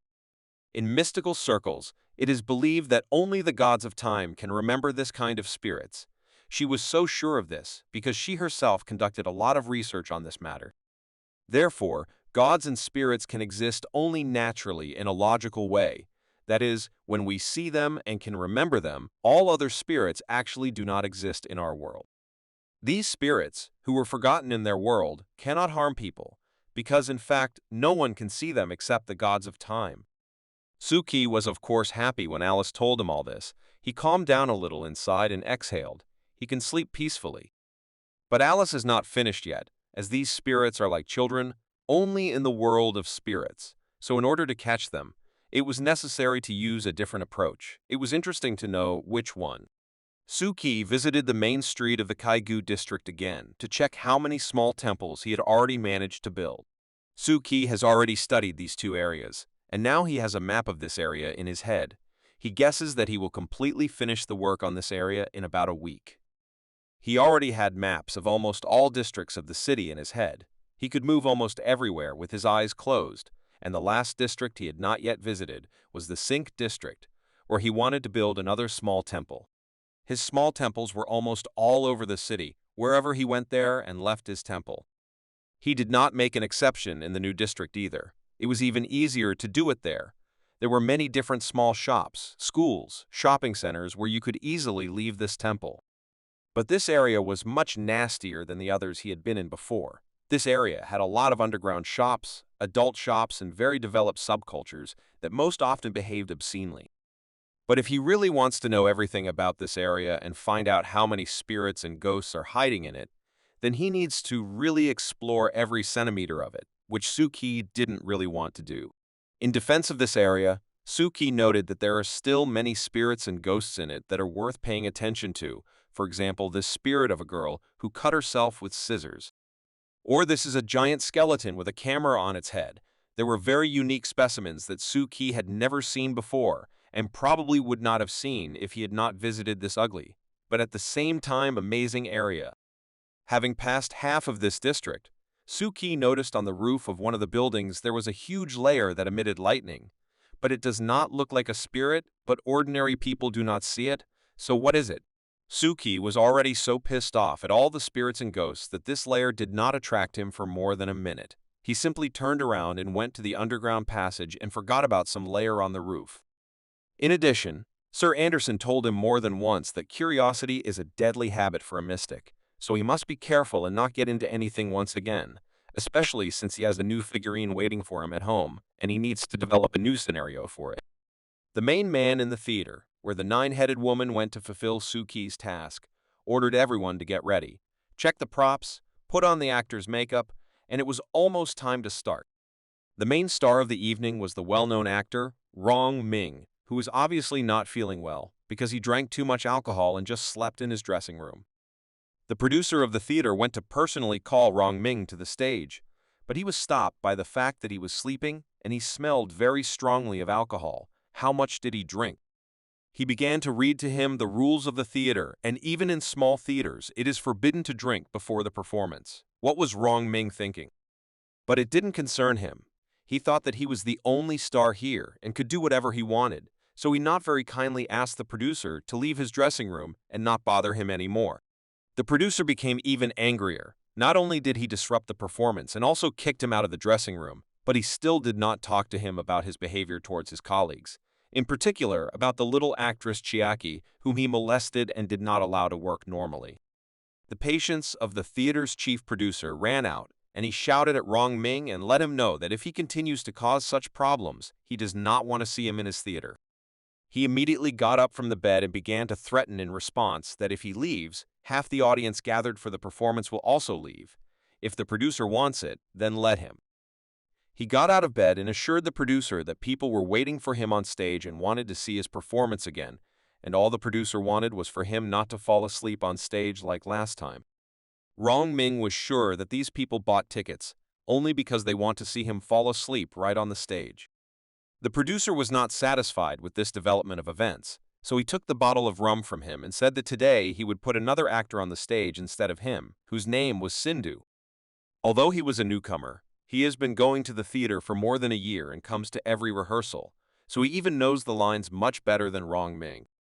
These words angered him even more, and he began to shout in response that this young man will never go on the stage in his place while he is alive. This is his role, and he will play it.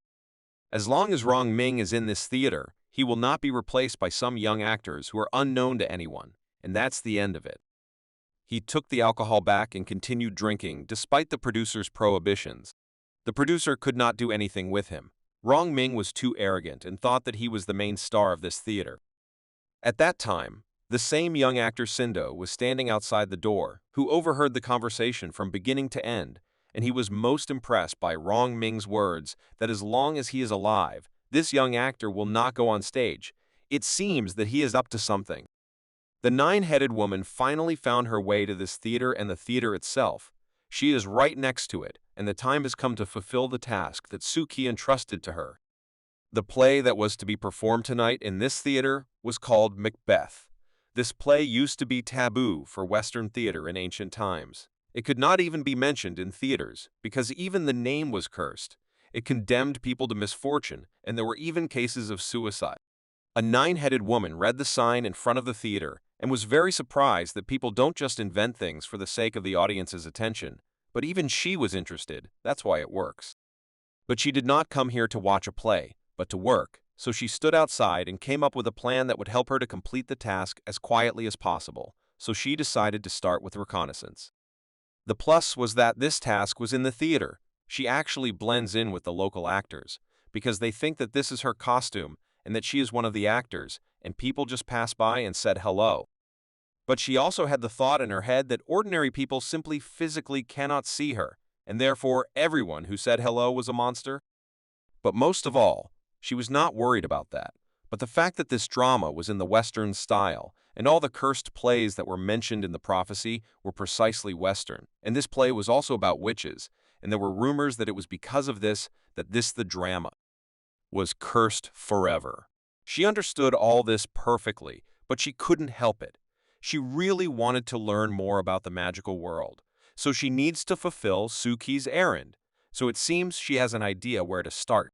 While the actors and actresses went on stage and the play started, she decided to start inspecting all the rooms that were in this theater. She went into almost all the rooms and didn't find anything unusual. She didn't understand why Suki asked her to come here. It's like an ordinary theater in which ordinary people play. Although she did not check the last room, which did not look like all the others, there was black smoke around it. She had not seen anything like this before. On the door of this room, it was written that Macbeth's dressing room was located there.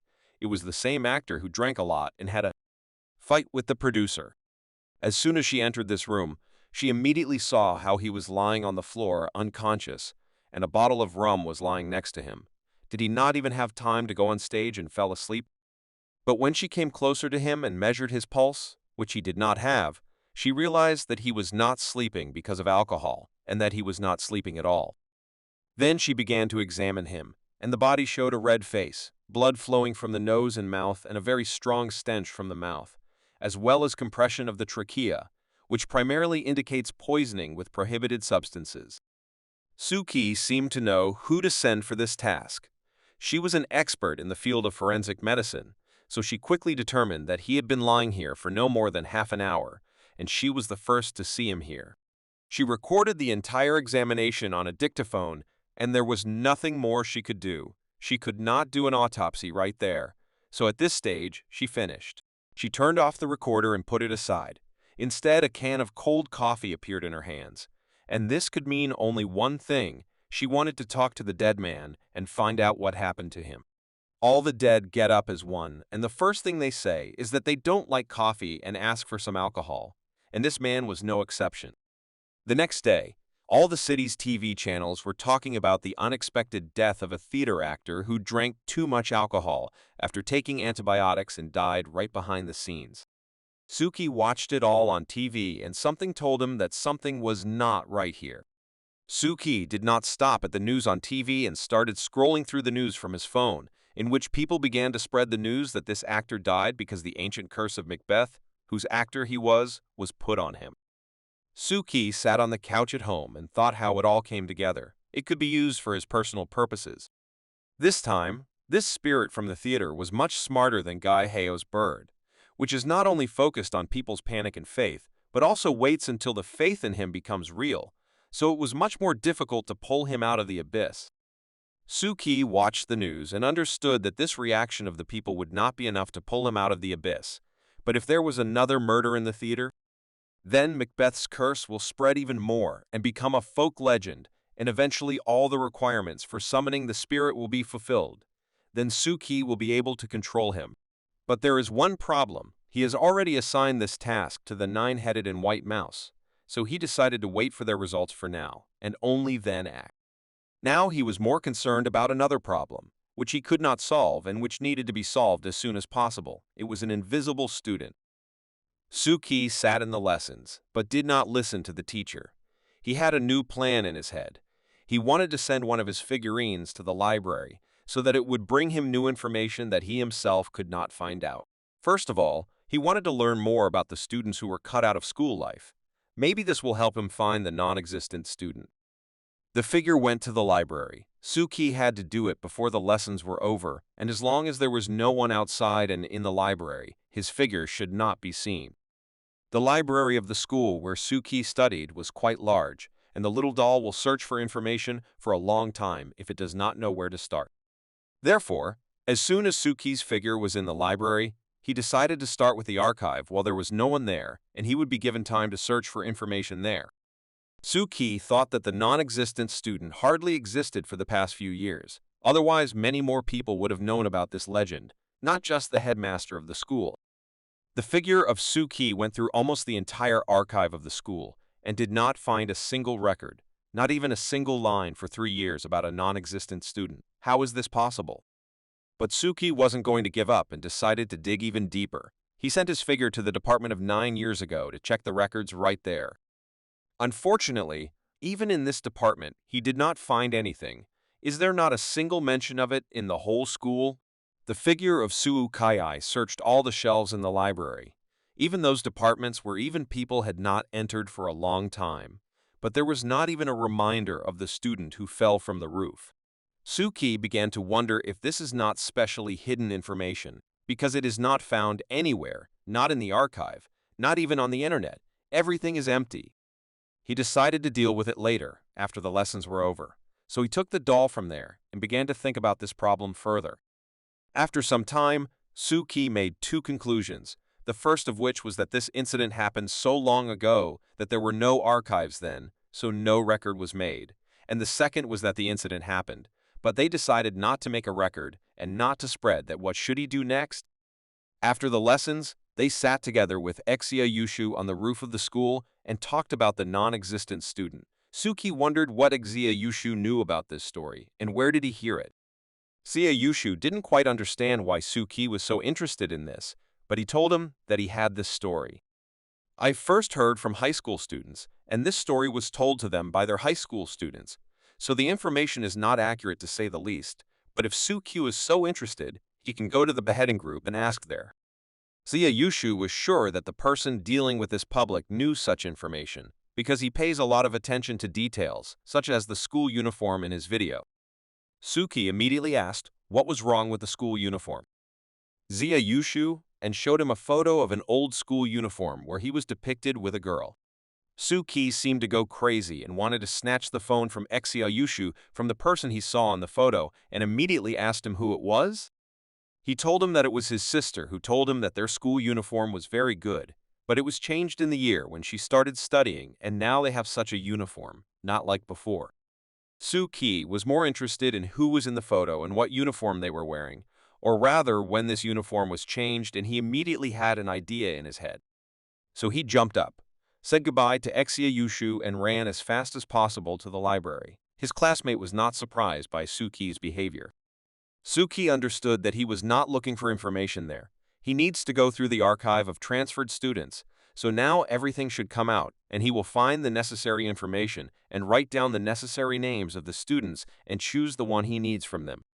After some time of searching, he managed to find 5 suitable students for these criteria, and there was only one girl among them, and Suki at that moment did not know what to do next. He had to figure out how to make sure that it was that girl. He couldn't call her. It was too dangerous, so he had to do it in a different way. But how? The idea came to his head that each of these students, when entering, had to fill out a form where all the information about them was indicated, so whoever did not fill it out is a non-existent student. Suki went through a pile of materials and half of the archive, spent several hours searching, and finally found 4 students who had to fill out this form. But that's what he thought at first, and then he saw a folder that he hadn't checked yet, and in it he found a 5th student, or rather a female student. This student's name was Jinoi. She had been transferred 5 or even more years ago. Suki noticed this and immediately began to read into her form. After a few minutes of careful analysis of her form, he realized that it was not completely filled out, as if someone interrupted the student and did not let her fill it out completely. And his thoughts stopped at the moment when someone from behind put a hand on his shoulder and said that he had found her after all. Suki was very scared when he heard the same girl's voice behind him, but it was impossible to give in to emotions and behave calmly so that she would not suspect that he still sees her. Therefore, he decided to calmly get up from his workplace, put all the folders together and put them in their place, and then leave as if she had never appeared. She pursued him and whispered constantly in his ear that he saw her and really wanted to go to dinner with her. But Suki understood that it was all a bait and she just wanted to eat him and nothing more. While he was putting all the folders in their places, she still insisted that he go somewhere with her, for example, for a walk. This time it was difficult for Suki to hold on. This spirit seemed to know how to better manipulate the victim. She didn't stop talking to him and asking him to go somewhere with her. But it didn't work out. Suki held on like a rock and knew that he had to get out of here as soon as possible. Maybe she would unhook herself. As soon as Suki stepped outside the library building, she stopped and it was a great chance for him to run away from her, which he did. This girl was Suki's headache. She was a spirit that had never appeared before, and when it appeared, it would not let go so easily. It was very difficult to deal with her. Suki became much easier when she let go of him. He could move freely around the school.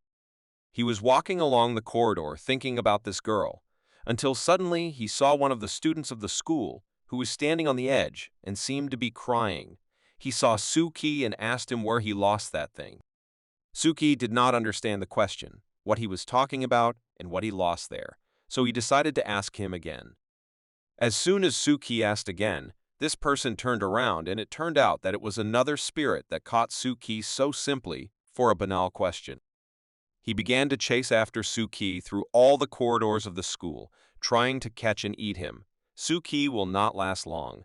Something must be invented urgently. People who were on the street watched Suki running from someone, but they did not see from anyone and thought that he had gone crazy or really wanted to eat and ran to the dining room. While running, Suki remembered that on the school grounds there are a lot of not only ordinary spirits or ghosts, but also spirits that sit inside the human body. And then these thoughts unexpectedly turned into a wonderful idea. He remembered that spirits can destroy each other, and this can save him from him. He changed his route and ran towards the gym, where he knew for sure there were a lot of spirits that were much bigger than this one. While he was running away, he managed to use his painted face skill so that the spirit could no longer see him and created one of his dolls to use as a decoy. This stupid spirit easily fell for this trick and ran after Suki's figurine instead of himself. Then everything was very simple. He ran into the gym controlling the figure and shouted that he sees absolutely every spirit in this hall and wants them to eat him. Of course, the spirits were not against a snack, so they gladly accepted such a sweet offer. When that pighead caught up with Suki's figurine copy, he pierced it with his sword and started eating, but he didn't consider the fact that he wasn't alone. Ate them along with this small spirit. Suki's plan worked.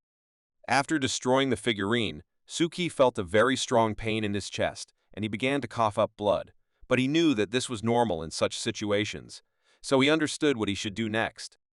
He got up and repeated to himself again that in this world one should never lose vigilance, even for a second, because to fall into such a trap from which one cannot get out.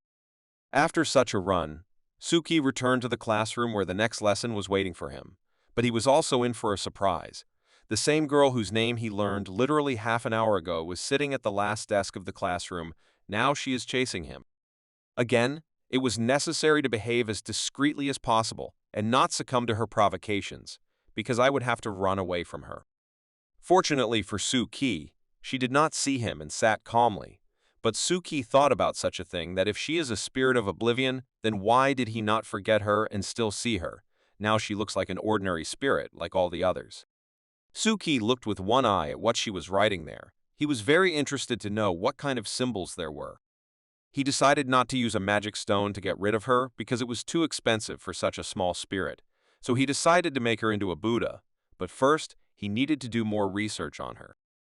In the evening of the same day, near the theater where the terrible murder took place, there were already a bunch of police cars that arrived at the call of one of the theater workers. They surrounded the entire territory of the theater with a special yellow tape and did not let anyone in. Officer Kuroki, who is known throughout the city as a ruthless detective who will find a criminal in any corner of the city, arrived at the scene. He examined the scene of the crime and went out to breathe some air and smoke a cigarette, but he was not allowed to rest. The chief producer of the theater immediately ran up to him, who begged him not to open a case on this case, because his theater would be closed immediately. The producer assured him that if he took this case to court, they could not open the doors of the theater for several days, and if he did not work for several days, he would be closed immediately. Detective Kuroki himself did not want to open a case on this case, but they cannot have a corpse in the theater and not answer for it, how it happened and who is to blame for it. The producer was almost on his knees and asked him to close this case right now. Rong Ming was an alcoholic. He just drank too much and had an accident. There is no need to open a case on such trifles. The detective held out his hand to him, in which he was holding a mobile phone, and if the producer so wanted not to open the case, he could talk to the deputy commissioner himself and give him an argument why the case should not be opened. But he didn't care about the commissar and the police. The producer was worried about only one question: when will they be able to open their theater and continue their work? To which I received a clear answer from the inspector: when the results of the body examination will be received and when all the employees of the theater will be interviewed. And while this did not happen, the inspector called a new employee of the police, Officer Bei Shi, to help the producer get into the surveillance chamber. She happily complied with the inspector's request and led the producer to the surveillance camera and the suspects. A few minutes later, the report on the body was ready and delivered directly to the hands of Inspector Kuroki, who took it and began to read it, while simultaneously recalling how one of the workers talked about a woman in a white coat who was at the scene of the crime but was not an employee of the theater. Then the inspector stubbed out his cigarette with his foot and ordered everyone in the theater to remain in their seats and not to go anywhere until they gave permission. The development of events right next to the theater, and she was strange because of her outfit. But she didn't stay long. She stood a little and called a taxi to the Sinki district. I wonder who she is? Meanwhile, Mr. Anderson sat in the headquarters and read the news about the case in the theater involving Rong Min. Even he was surprised, and he felt that there was something unclean. The actor could not just die before the performance. He also mentioned that it was in this theater that Suki was conducting an investigation. It was very interesting. Before Mr. Anderson had time to finish reading his newspaper and finish his coffee, he was attacked from behind by the same woman who had just been standing near the theater and was watching all this. This strange woman's name was Sherazade. She had come specially at Mr. Anderson's invitation. He was very happy when he saw her, because he called another mystic to the meeting. But he really wanted Sherazade to come earlier, and it happened, so he immediately made tea and treated her.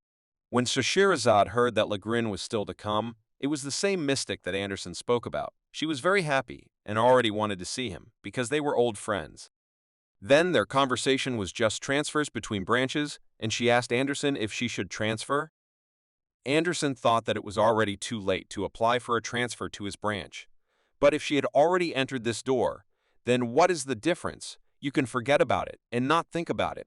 Therefore, she'd had only to come to terms with the fact that she will have an explosive colleague who we will see a little later, from whom, by the way, The last time she worked with him in Berlin, she received an unforgettable injury from him, namely, a broken arm. Remembers those times well.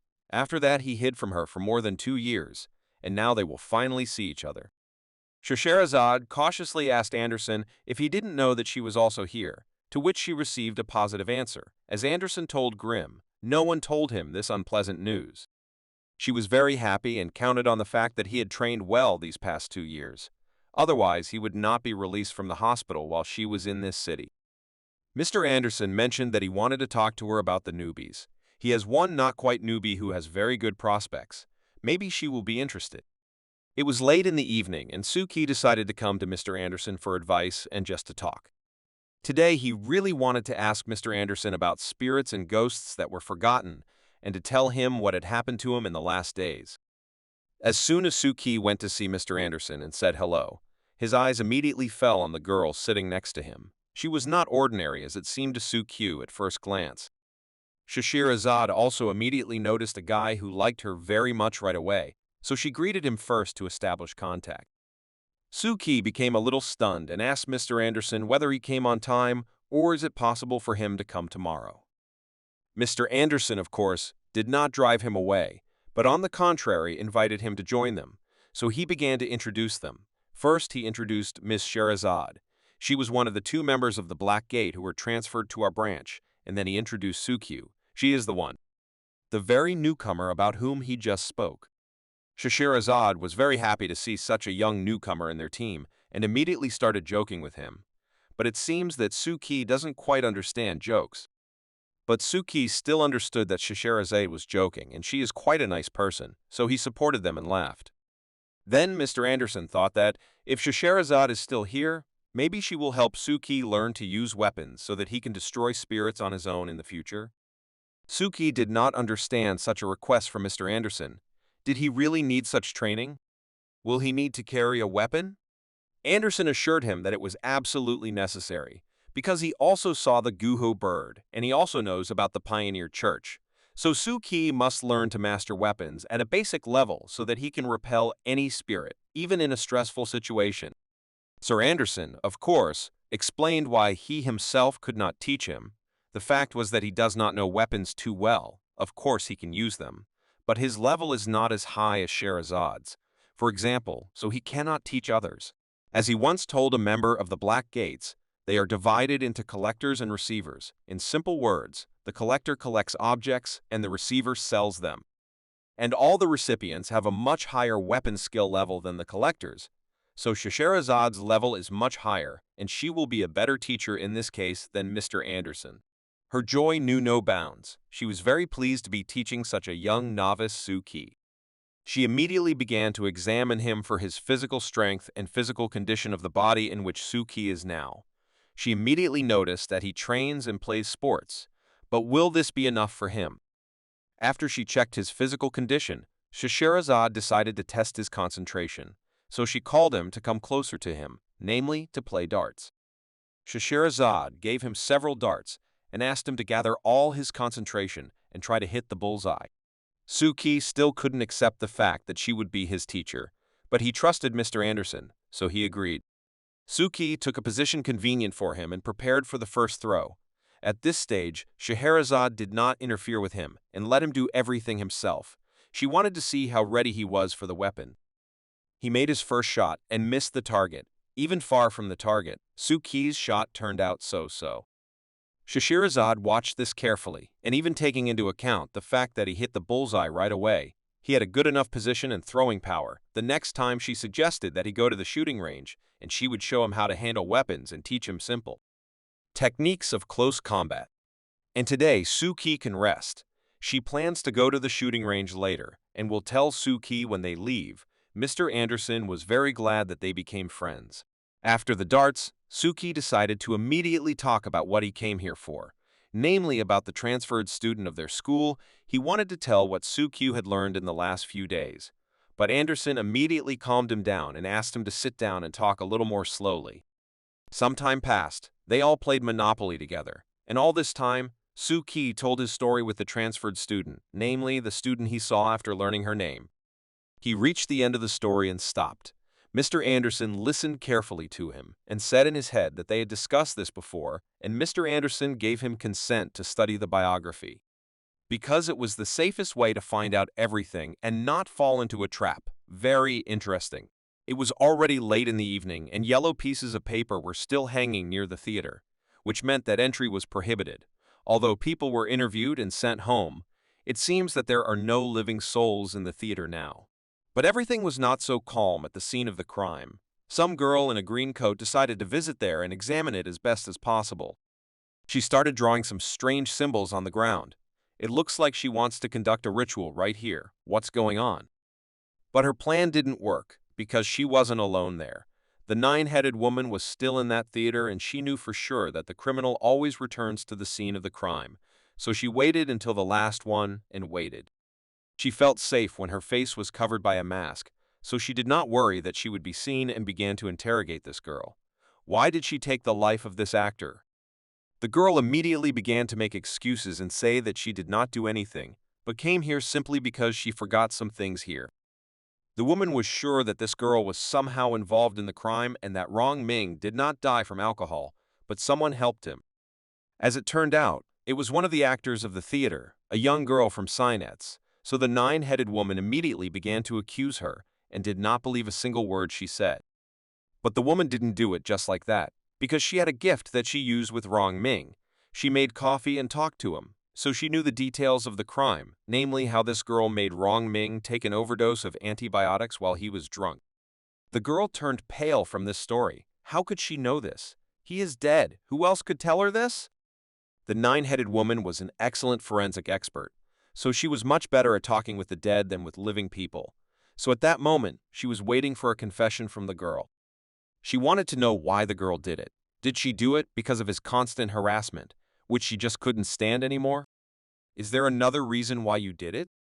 The nine-headed woman went further and began to dig into the girl's thoughts, although she had never had such a gift. But today she saw through the girl and knew why and how she did it, so she asked if it had anything to do with Shinta, the actor who was supposed to replace Rong Ming. The calm state of the girl disappeared in an instant, and she started shouting and assuring the woman that he was not to blame for anything here. Now the woman was absolutely sure that he was involved here, and it was he who encouraged her to commit this crime, and she simply loves him too much. So she went along with it, but the girl denied it and said that Rong Ming was to blame for everything. She began to tell how every time Rong Ming went on stage, it was no longer a theater, but a circus in which there was one constantly drunk clown who spoiled everything. It was unfair because Shindo was created for this role. He rehearsed constantly day and night for this role. He put so much into it, but in return, he got emptiness. So she committed this crime for his sake. Does she really think that if Rong Ming is no longer in the theater, Shindo will take his place and play this role? The girl understood this, even without the woman. The matter was not even with Rong Ming, but with the fact that Shindo was diagnosed with an inflammatory process of the vocal cords in childhood, which does not allow him to perform at full intensity as it was necessary, if he wants to in the future, to lose my voice altogether. His career is already over. He signed documents and will never go on stage again. And because of this damn drunkard, he didn't even go on stage to enjoy that wonderful feeling even once. But the woman was sure that this was not a reason to break the law and commit a crime. She recorded it on her phone and thought about how people are weak creatures. As soon as you bring them to emotions a little about what hurts them the most in life, they immediately give up. The girl cried and did not know what to do next. Although she was sure that she did everything right, it was for the sake of Shindo. She knew for sure that everything was to blame for this theater and its stupid and lazy managers who did not give Shindo even a chance to show himself. And Rong Ming ruined his career, simply destroyed his dream to perform on stage. The GIRL got up from her knees and said that she would make all of them pay for this, and the next in line was the theater producer who was covering for Rong Ming. The woman calmed her down and assured her that she would be arrested immediately. Unexpectedly, the girl took out a knife from her pocket and cut her hand and shouted that she will not be arrested, because the angels will save her and help her finish the work she started. Her blood turns black and begins to drip onto the drawing she drew before the woman scared her. At the same moment, someone started talking out of nowhere and the light in the room turned golden, What is happening? A huge statue of an angel came out from under the ground. It seems that the girl herself did not understand how she had summoned this creature, and that it would be of such enormous size. This statue was made of stone that was decorated with gold color, and it was not clear how it turned out, and why this statue was crying. While the woman was watching all this, everything inside her seemed to be squeezing and pulling somewhere down, and there was also a too strong feeling of holiness. It was a great angel of tears, which the girl summoned to help her fight against people who wanted to prevent her from taking revenge. She was on her knees and asked this angel to bring to this theater a cleansing of all the dirt that had accumulated and to destroy all the people who are responsible for the misfortunes of Shindo. The woman carefully watched this picture and understood that this angel is not so good and she needs to run away as quickly as possible because she will not bring anything good. As soon as she turned around, opened the door, and started to run, she heard a very loud sound, as if something broke. At the same moment, she turned her head and saw how this angel seemed to have just broken the skull of this poor girl and did not even spare her. This statue did not come here to help. It came to destroy everything around. Looking at this whole situation, the woman tripped over the threshold and fell to the ground right next to the dressing room, and this huge statue immediately approached her, which wanted to do the same to her as it did to the girl. The woman was already at the medical university, where she was relatively safe from the statue, but she felt very bad. Are there any side effects after meeting this monster? She had never felt this before. Her stomach hurt a lot, as if it was bursting, and her throat seemed to be on fire. This effect was due to the fact that her doll was destroyed, and it was a kind of side effect. As she recalls, she tried to run away from this statue to save the doll's life, so she ran without stopping and at the same time came up with a plan to get out into the street. It seems that she succeeded. She ran outside and broke away from her, but it was all at first glance, until she heard a sound coming from the mountain. She looked up and saw a huge statue flying towards her, which was all on fire, and she really wanted to finish it off. That's how it turned out. She lost contact with the doll and had to suffer a little while moving away from the side effect. But, as Mr. Truth told her, the doll should recover in 3 days, so she wasn't so upset. But what to do next with this statue? The woman also had an incredible case because her doll died, so while she drank glass after glass of water, she remembered every moment of this crazy escape. Even considering that so much time had passed since the destruction, she could remember every movement of that statue, and the fact that she was constantly crying. Although this is not surprising, she is the goddess of tears. She noticed that when she looked at her, the statue did not move, but as soon as she made any movement to the right or left, the statue came to life and was too fast to follow her movements. That's why she delivered such blows that she didn't even see, and it was almost impossible to dodge. Of course, the woman tried to bypass her several times with the help of this law, but it never succeeded because her movements after she stopped looking at her were too fast, and as a result, she still caught and destroyed her. She stood in the kitchen and thought that she needed to return the doll, and in order to do this, she must return the physical shell of this doll in any case. She also lost her mobile phone in this theater, which contained enough evidence in this case, and how now should it all be returned. But on the other hand, she was glad that she wasn't in the place of the doll, because she would have died for sure. She wouldn't even have had a chance. For the time being, she decided not to return to the theater, because there was a creature there that she couldn't handle on her own, so she needed to come up with another plan.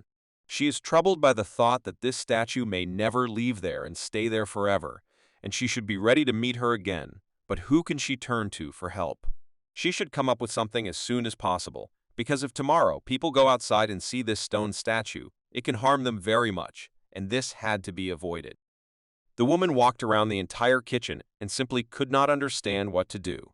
She will not go to the police, because they will obviously not believe her there, and if she tells someone else about it, she may break the secret with Mr. Estina.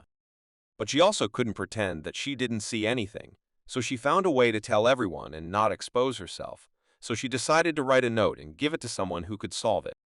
She described everything in detail and did not mince words. She also wrote about the weak point of this spirit or ghost, and she really hoped that she was not doing it in vain and that it would definitely help. Shortly after the 9-headed woman appeared in this theater, a mouse catcher came to this theater, who also saw this terrible statue and was no longer so confident in his abilities.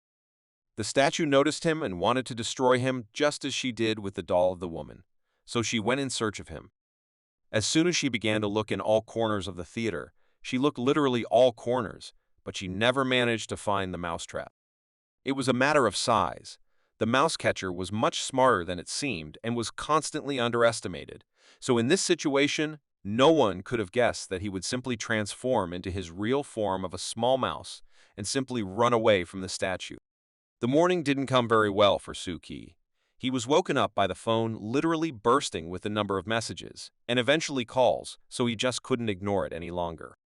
He received a phone call from Mr. Anderson, who wanted to know how Suki was doing with the task he had assigned him to do in the tram theater. Suki even jumped out of bed because he thought that something was not going according to plan and something happened there. Mr. Anderson called him about the death of one of the actors of the theater, namely Rong Ming, but Suki was sure that it was the curse of Macbeth. Of course, Anderson did not rule out this theory, but he told Suki that another crime took place tonight and another person died. Suki hadn't expected this since the morning, so he asked Mr. Anderson not to hang up and wait until he checked the news and gave him at least some kind of answer. But after looking through all the news on the internet, Suki did not find anything there, so he asked Mr. Anderson what had happened and how he knew about it. To which Mr. Anderson replied that it is not known who sent the letter to the police in which he told about all the details of the crime, including about Rong Ming. Suki was interested in many questions related to this theater and what was written in the same letter, but Mr. Anderson could not tell it all over the phone, so he invited him to visit him tonight, where he explained everything in detail. "We'll tell him." Suki agreed to a meeting with Mr. Anderson and lay down further in bed, remembering everything he knew about this theater and who could have sent this letter. A thought flashed through Suki's mind that maybe a nine-headed woman and a mouse could do it, but how could these two make so much noise without knowing anything about the occult arts? But all this was very interesting and fascinating. Suki liked the way the history of this theater developed.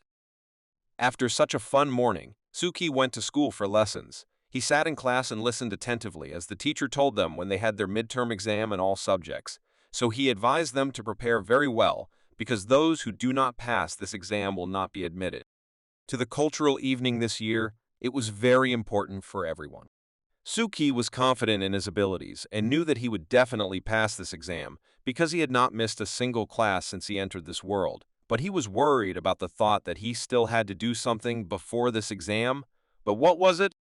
His thoughts were interrupted by someone who put books right in front of his nose and scared Suki a little. It was Xiang Xiao who approached him to suggest that they arrange a study meeting this week.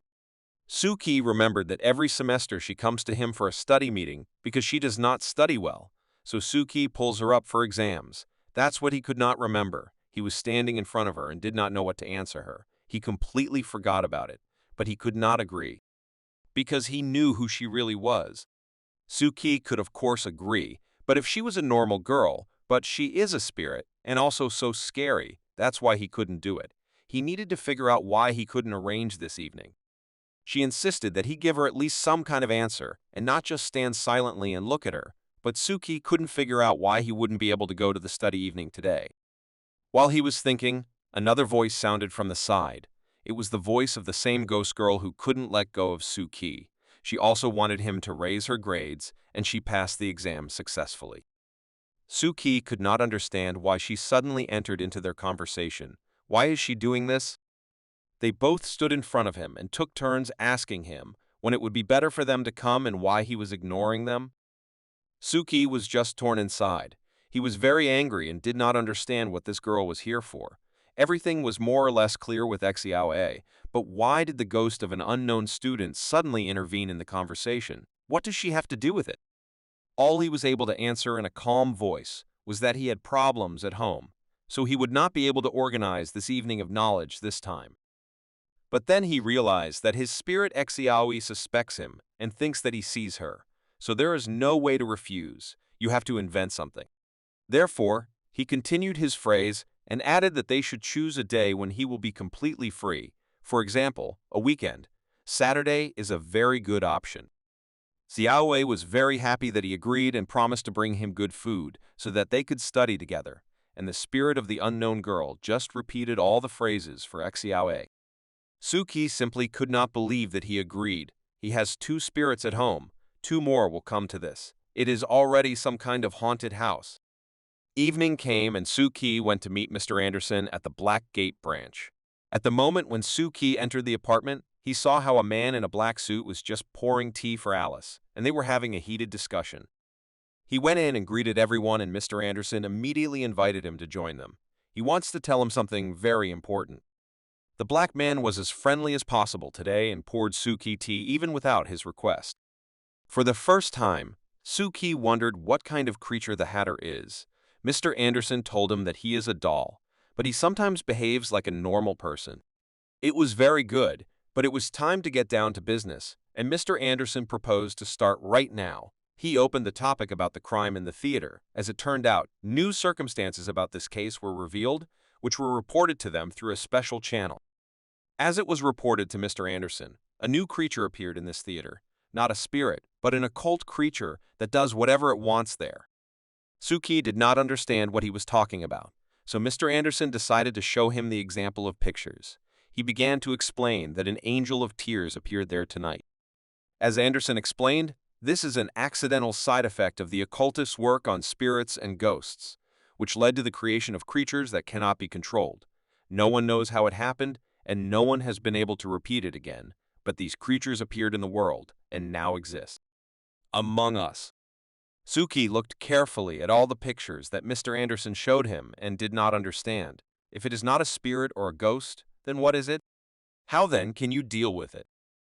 Alice intervened in the dialogue and told Suki that in mystical schools, when they teach beginners, they refer to these angels of tears as conscious beings, because they differ in a characteristic feature. When you look at them, they stop and do not move. As soon as you turn your eyes to the other side, he quickly reacts and breaks the viewer's neck. Since the time when they first appeared in the world, a lot of people died, and the followers of these people summed up their work. These creatures cannot be destroyed. They can only be captured and locked, but not in an ordinary cell, because it will easily escape. Therefore, he needs a specially equipped camera. Suki realized a very unpleasant thing, that these creatures can get out of control, and then it is very difficult to stop them. But this is not the worst thing, but the fact that the Black Gate Club, according to Anderson, no longer has special containers to keep these creatures. Suki began to blame himself for this, because he thought that the nine-headed woman and the white mouse were involved, and he just wanted them to know what was going on there, and that was it. But they did not finish the story about the Angel of Tears, and continued further, and as it turned out, the second biggest problem with these angels is that they are able to reproduce.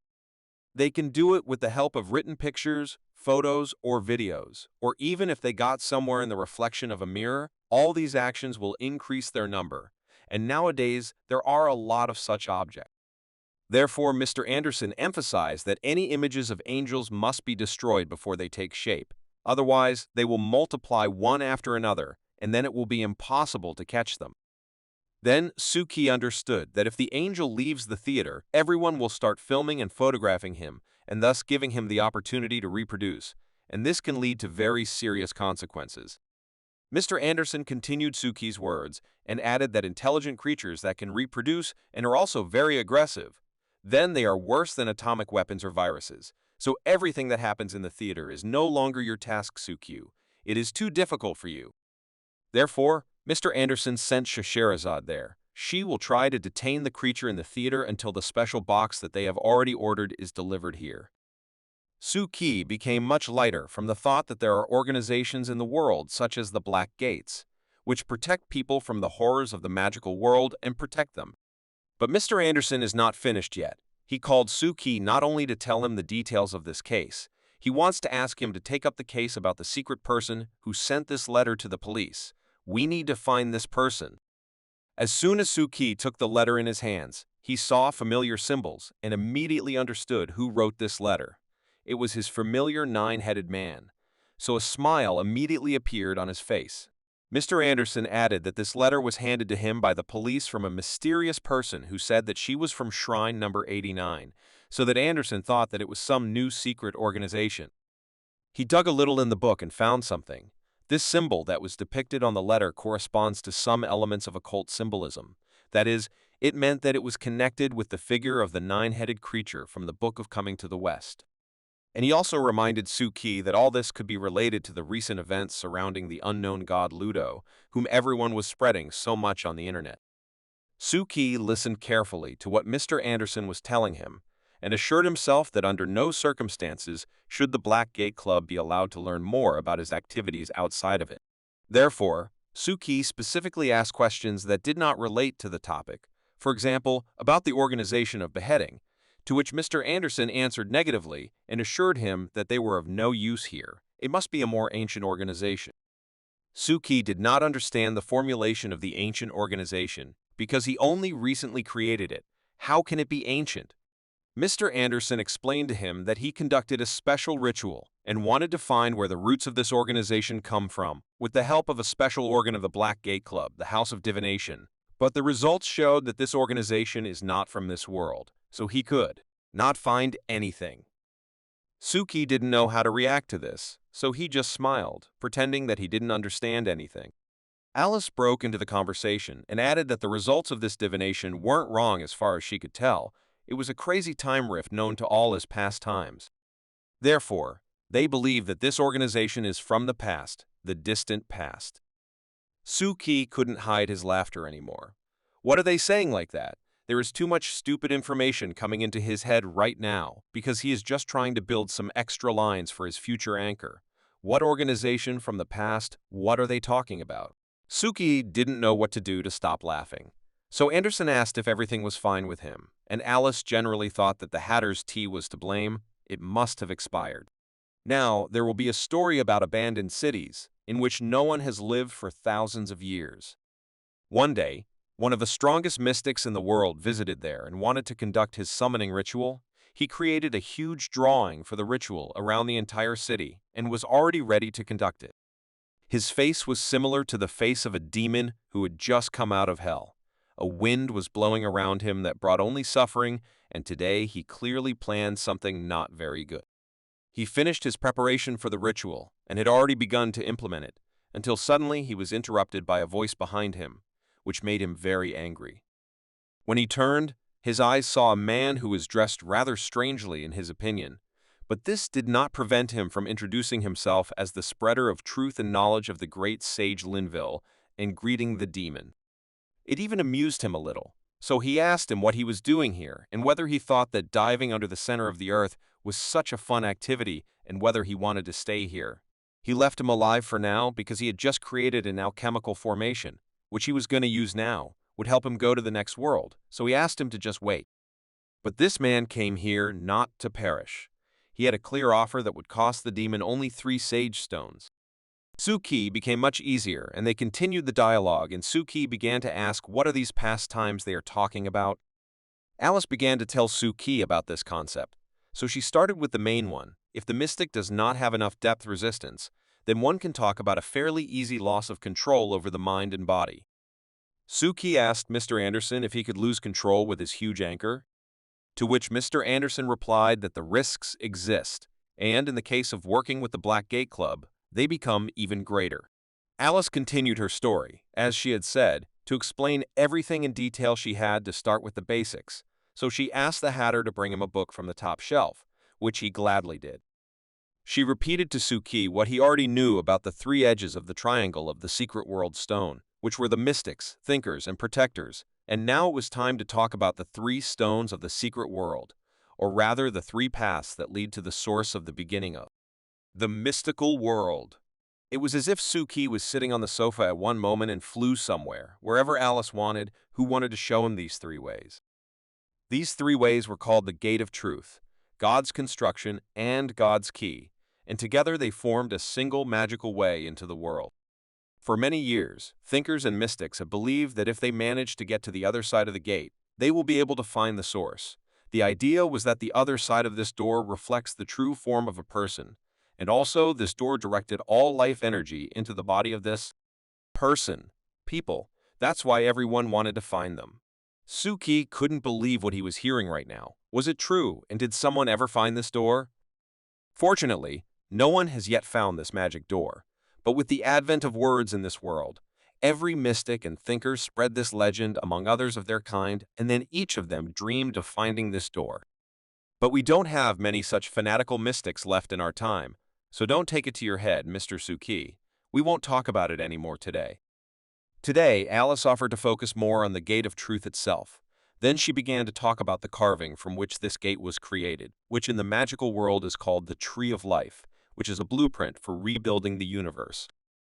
The 10 points of origin represent a system of mystical knowledge, in which the theory of the creation of the universe is briefly mentioned, so the ancient mystics relied on this system and created 10 primitive schools, which in turn split into more small schools around the world, but all knowledge still comes from these first 10 schools.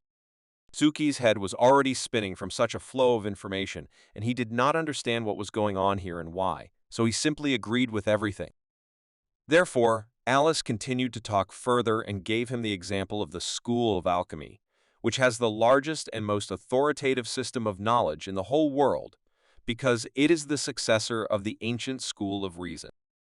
The system of occult knowledge of the Black Gates originates from the system of the kingdom, that is, they have a partial relation to human cognition and understanding of how rituals work. Suki couldn't stand it any longer, and asked Alice once again what the House of Fortune-Telling is and why it is needed at all.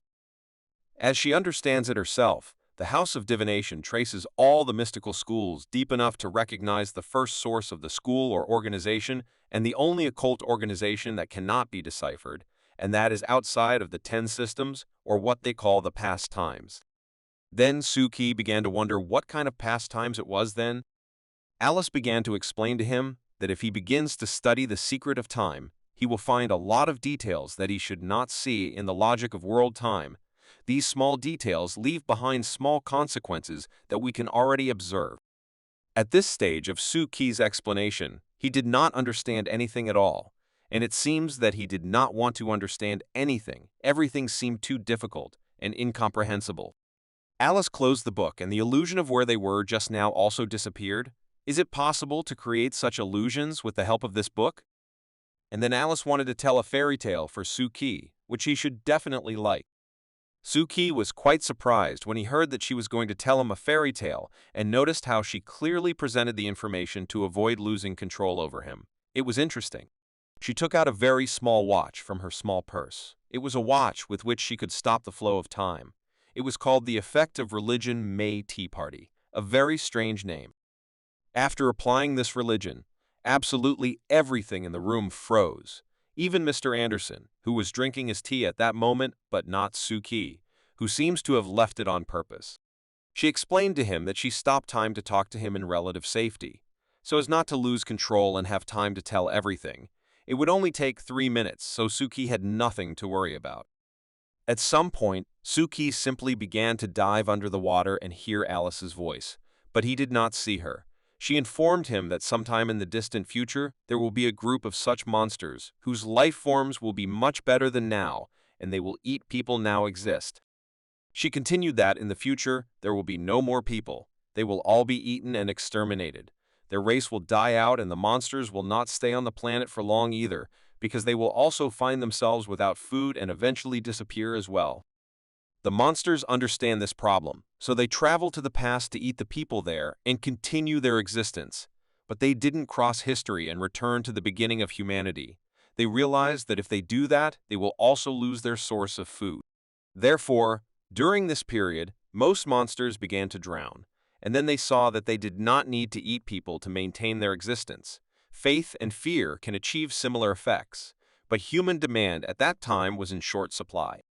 Therefore, before sinking, the only monsters that remained alive created a secret to breed people, waiting for the day when they will be awakened again. Most of the time holes that Alice saw in her life were the result of the monsters returning to the past, so part of the story falls out and we call such fragments past times. After the last word, Suki felt as if someone pulled him down to the depths so that he fully understood what was being said. There was a voice around him that kept telling him that he needed to dive deeper, that the depth was too shallow, and Suki did not understand what was happening and where his anchor lines were divided, which should stop such a rapid dive. His lines started to cut one after another. He's going crazy. What's going on here? His immersion continued unabated, his mind no longer worked, and his consciousness began to shut down. The voice that was constantly talking to him had already almost brought him to the point of losing his adequacy, and he had signs of losing control and turning into a spirit. That is, at the very bottom is talking to him, and he lures Suki into this trap, because Suki really wants to know everything, to learn about all the secrets of this world, and this can only be done if he sinks to the end. Suki's consciousness turned off completely. He was left with only a memory, and his mind was completely taken over by the spirit that sat in him, and his body simply went to the bottom and did not fight anymore. Suddenly, he opened his eyes in the headquarters of the Black Gate, and the voice disappeared. He no longer hears it, and he no longer drowns. What was it? What happened to him? He saw a purple cloud on his hand that was gradually coming out of it, and it scared him a lot. Alice stopped this madness and took her little hand spirit back. She didn't expect such a reaction from Suki. She was angry with him that he almost lost control of his body and drowned. But Suki was no less aggressive. He did not expect this from her. As soon as he heard the voice, he immediately began to sink, and it scared him very much.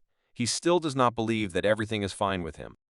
She understood him that it was very dangerous and very scary, but she did it only for his future, because to try once the control of the loss of the edge is a very useful exercise for the mind, although this experience is very dangerous.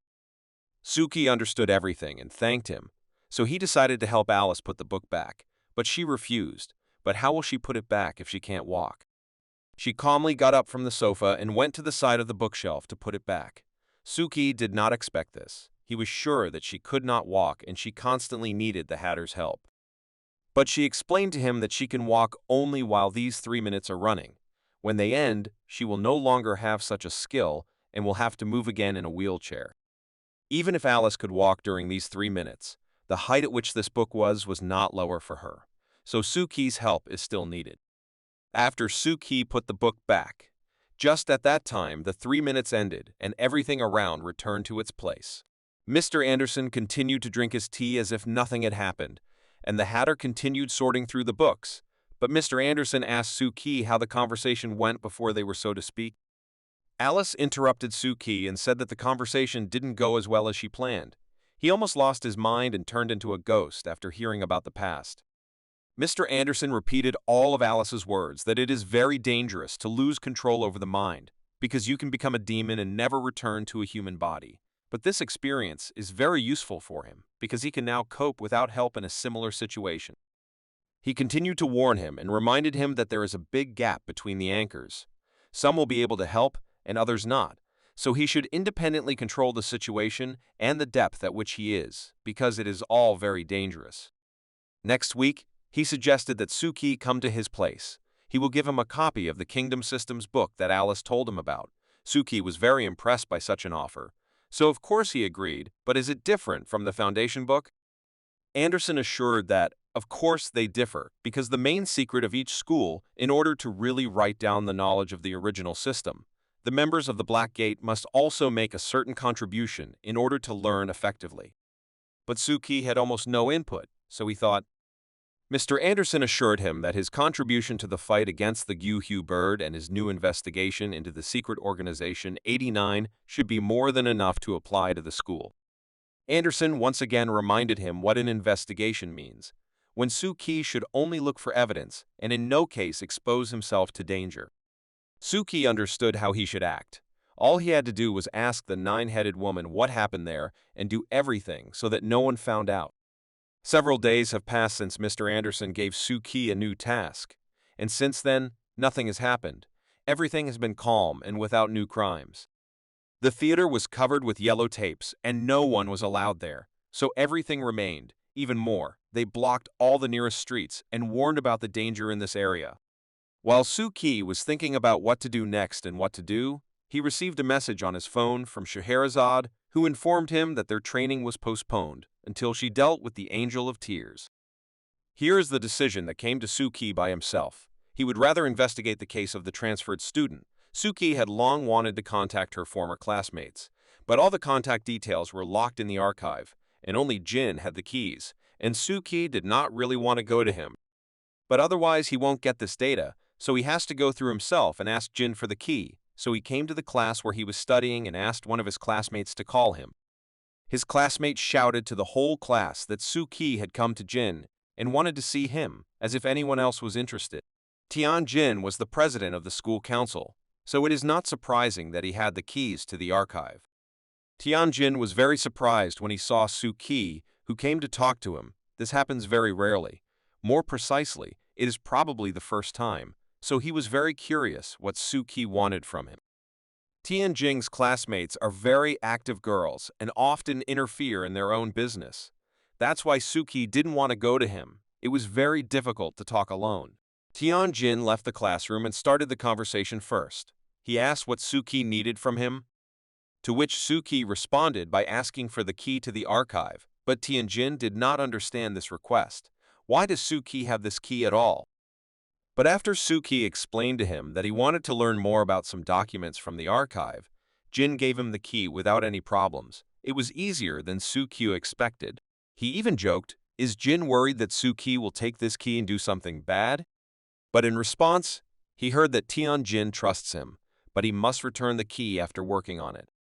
Suki was very happy, because he got what he wanted and not by a very difficult method, as he thought, so Suki thanked the president of the school club for his help and ran to explore the archive. Suki spent the day scouring archives for his mysterious classmates' contacts.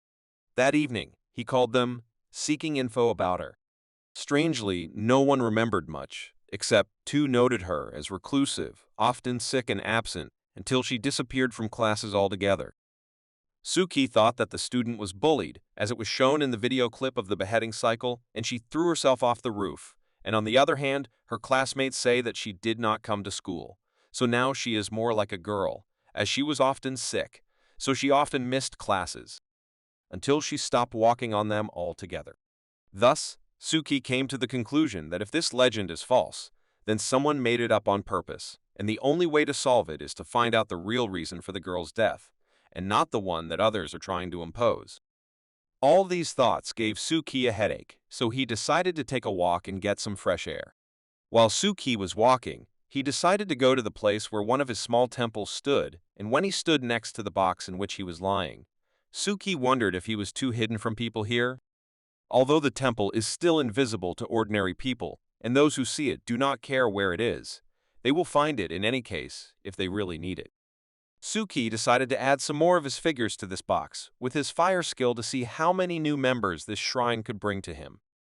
After Suki performed all the rituals and did all the chores, he was returning home by a different route for him, and his eyes unexpectedly fell on an unknown shop that he had not seen before. He came closer to see what was being sold in it, and his breath froze. What did he see there? Suki found a store with things from past eras. He could not believe his eyes, because some of them were even objects of expensive collections, such as Mr. Anderson does not have. He stood for a long time and peered inside, hoping to see something more interesting. For him it was strange that such a store was working normally, because now most of the stores sell music or something related to videos. Suki looked so intently through the window that a monster appeared in front of him wearing a strange mask and with long hair. Who is it?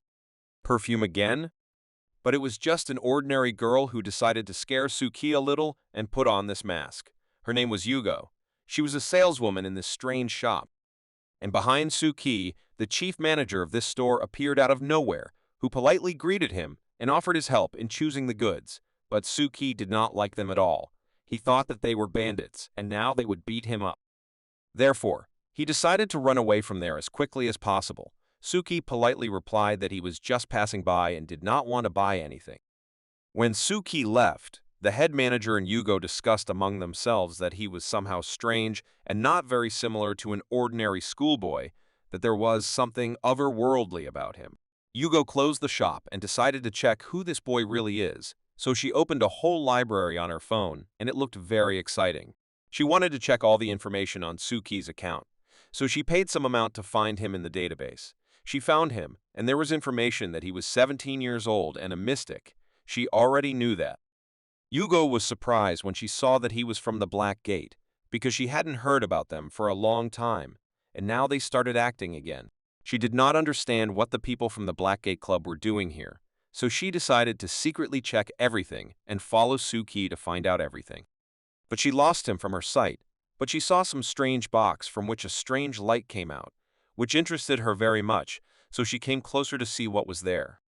At that moment, Suki was riding the subway and fell asleep a little while, thinking about the shop he saw near his small temple. Here, unexpectedly, a small temple worked for him and made him understand that someone was near him. Did someone find him so quickly? Suki concentrated and transferred his consciousness to one of the figurines in that box to see who found it after all. Suki saw there the same girl from the shop who scared him. But what is she doing here? Is she really interested in a small temple? The girl sat near this temple and watched it carefully. She saw that there were no ceremonies near it. So it is a matter or a ghost or some god. Is there still some faith in gods left in this city? She picked up her phone again and decided to use the same app she used to find information about Suki after taking a photo of this composition of a small temple and two small figurines. She began her search. When the full information about this temple and all the details appeared on her screen, she was not surprised that the Black Gate Club was involved. She even saw that they were looking for special containers in order to capture the Goddess of Tears. What is this program? She called this program the Matrix. She is the best in the world at extracting information. The girl has never even heard of God Ludo, who is now very popular among young people, and not only. Suki analyzed what this girl was talking about and concluded that she is also a mystic and not a simpleton. If she knows about Lord Loda and the Black Gate Club, she should be followed. But Suki was worried that she was interested in further investigation. What should he do? He had already thought of soaking the small temple and throwing it away so that she would not see it again. Is it possible that she will perceive God Ludo and thus enter his mystical room, where he will try to convince her to follow her? But most of all, Suki was interested in what would happen if he let her in or if he could deceive her, because she is a real mystic, and it is really difficult to deceive such people with a false deity, and how will it affect his anchors? He had long passed his stop and did not leave the subway. He was choosing between choosing her or not, giving her a chance, and in the end, whether she would believe or not. Saturday came and Xiaoi was supposed to come to Suki to arrange a study evening. So Suki was very worried about how it would go, because he had never had so many spirits in his house. As agreed, Xiaoi came at 10 o'clock and was not even a minute late, and along with her came a non-existent student who also wanted to study with Suki. He invited Xiao to sit on the couch and offered her something to drink. She agreed and asked him for a cold black tea with ice. The non-existent girl wouldn't refuse a drink either, so she asked Suki to bring her some as well. While Suki poured the tea, he tried to calm himself as much as he could. He only had to survive a few hours in their presence, and then they would leave, and he would calmly go about his business. Unexpectedly, someone called him on the phone, and he picked up the phone and started talking. A woman's voice rang out there and introduced herself as Jinyu. That was the name of the same girl who disappeared. She began to tell him that she took the courage to call because her friends told her that Suki was looking for her. Suki listened silently and asked in her head, "Didn't this girl die?" Suki did not understand anything at all. Who was this spirit that came to visit him together with Xiaoe? The girl continued to say that she is from the student council of the high school, and she would like to meet Suki in person and discuss some information that she cannot tell over the phone. He can choose the place and time himself. Suki did not think twice and suggested tomorrow at 8 o'clock. In a cafe near the school. The girl immediately agreed, and Suki was very frightened and did not understand what was happening. Can people become spirits right during life? His thoughts were interrupted again by the spirit of his mother, who startled him with a voice behind him. Suki barely restrained himself from shouting. Suki gathered his strength and went out to his unwelcome guests and began to ask Xiaoyi what she did not understand about what they had learned, but it was clear from her eyes that she did not understand anything at all. While Xiaoyi tried to independently solve several problems that Suki explained to her, he thought about the non-existent student and thought about the theory of creation of spirits. For example, his parents are spirits that were created as a result of their unsuccessful family life and the loss of a child, so they turned into a married couple and not any other spirits. Suki speculated whether the school insults and bullying could have created a non-existent female student who had become a spirit and was now haunting Suki. But what does she have to do with Suki at all? Why is she chasing him? and this girl who called him looked like a normal person who did not look like a spirit. Suki became very interested, because in his head the thought arose that living people can to give birth to a spirit and not even know about it. Suki was finally done with the horror, and the study night came to an end, so he escorted Xiao Ye to the exit, asked her to be careful on the way home and see you on Monday. Suki was very happy that he got rid of at least this problem, because he had enough of them. Today he has to open the Hall of Secrets and meet his believers, and also Miss Mary has to come to him. The time came and Suki needed to collect his thoughts and open the Hall of Secrets minute by minute. He spoke the magic words and opened the Hall of Secrets. As soon as Suki joined the scheduled meeting, these two were already sitting in their seats waiting for him. It's a good thing they at least arrived on time. But in addition to his two believers, there was another person there, or rather her soul form. Suki assumed that it was Go, the same unknown person from that shop. Her doll was unusual, but very beautiful. Suki liked it. Suki was very worried about how she would react to him, and whether she would believe him at all, but in any case, this place was created to resist mystics, and there was always a need to receive them in this hall, so it is better sooner than not to find them later. Moreover, if Suki now conducts this stage of familiarization well, all subsequent mystics will come much more easily. Gayu Guo couldn't believe her eyes. Where did she go, and what is happening here? Who is this man in the middle of the table? Suki watched her closely and asked her the same question as he asked his other religious friends. Why was she keeping an eye on his secrets? 3 days ago, Gayu Guo just stole one of Suki's figurines and wanted to know what was hidden inside, so she took it to her house to investigate. Her home studio was impressive. It was as if from the distant future, with such devices it was certainly possible to explore this little doll. She carefully placed the figure on the table and used one of her relics to learn more about her. Her relic was called the Cyber Hand, which helped her search for information from 100 sources at once. Given the speed of finding information with her hands, she quickly found that this figure could be a demon's power that could create and manipulate doppelgangers. Gayu Guo also noticed the simple structure of this creature at first glance, but despite this, she could reproduce the divine abilities of the owner. It was very interesting. Next, she saw a cross that seems to be used to control this figure. Is it really a clone that can be controlled remotely using a cross? She did not wait long and almost immediately used the abilities of this doll to see which clone she would get. The clone that appeared in Gayu Guo was very good, and she even liked it. Under her control was a system of wisdom that helped her receive data to the powers of spirits or divine beings by deciphering them. So this time, she decided to find this power and take possession of it. But no matter how hard she tried, she couldn't do anything. This god's power was beyond her understanding, so she used all her powers to decipher it. But even they didn't help. The encryption code was too difficult. But she was not going to give up. She decided to use the paid version of her application on her phone to finally find out information about this doll. Loading of information usually took place much faster, but here it has been waiting for more than an hour. Why so long? After some time, the code of the doll became available to her, but unfortunately for her, reading skills and minds, as well as connecting feelings, could not be revealed. What kind of code is this, which cannot be broken? She didn't have time to be upset, so she decided to review what this doll can do and what skills she can use with it. The girl decided to get out of the situation in a different way. She created a game with the help of which she wanted to learn to control the doll. So she developed it for 3 days and 2 nights, and finally she did it. This game was suitable for mobile phone, so she quickly downloaded it for herself and started the game. She also added the doll code to this game. The essence of this game was that the players had to dodge the spirits and move forward on the map, but if the ghost touched them, it was all over again. Also, she created the game in such a way that when the player enters the game, he appears in real life and does not disappear until he exits the game.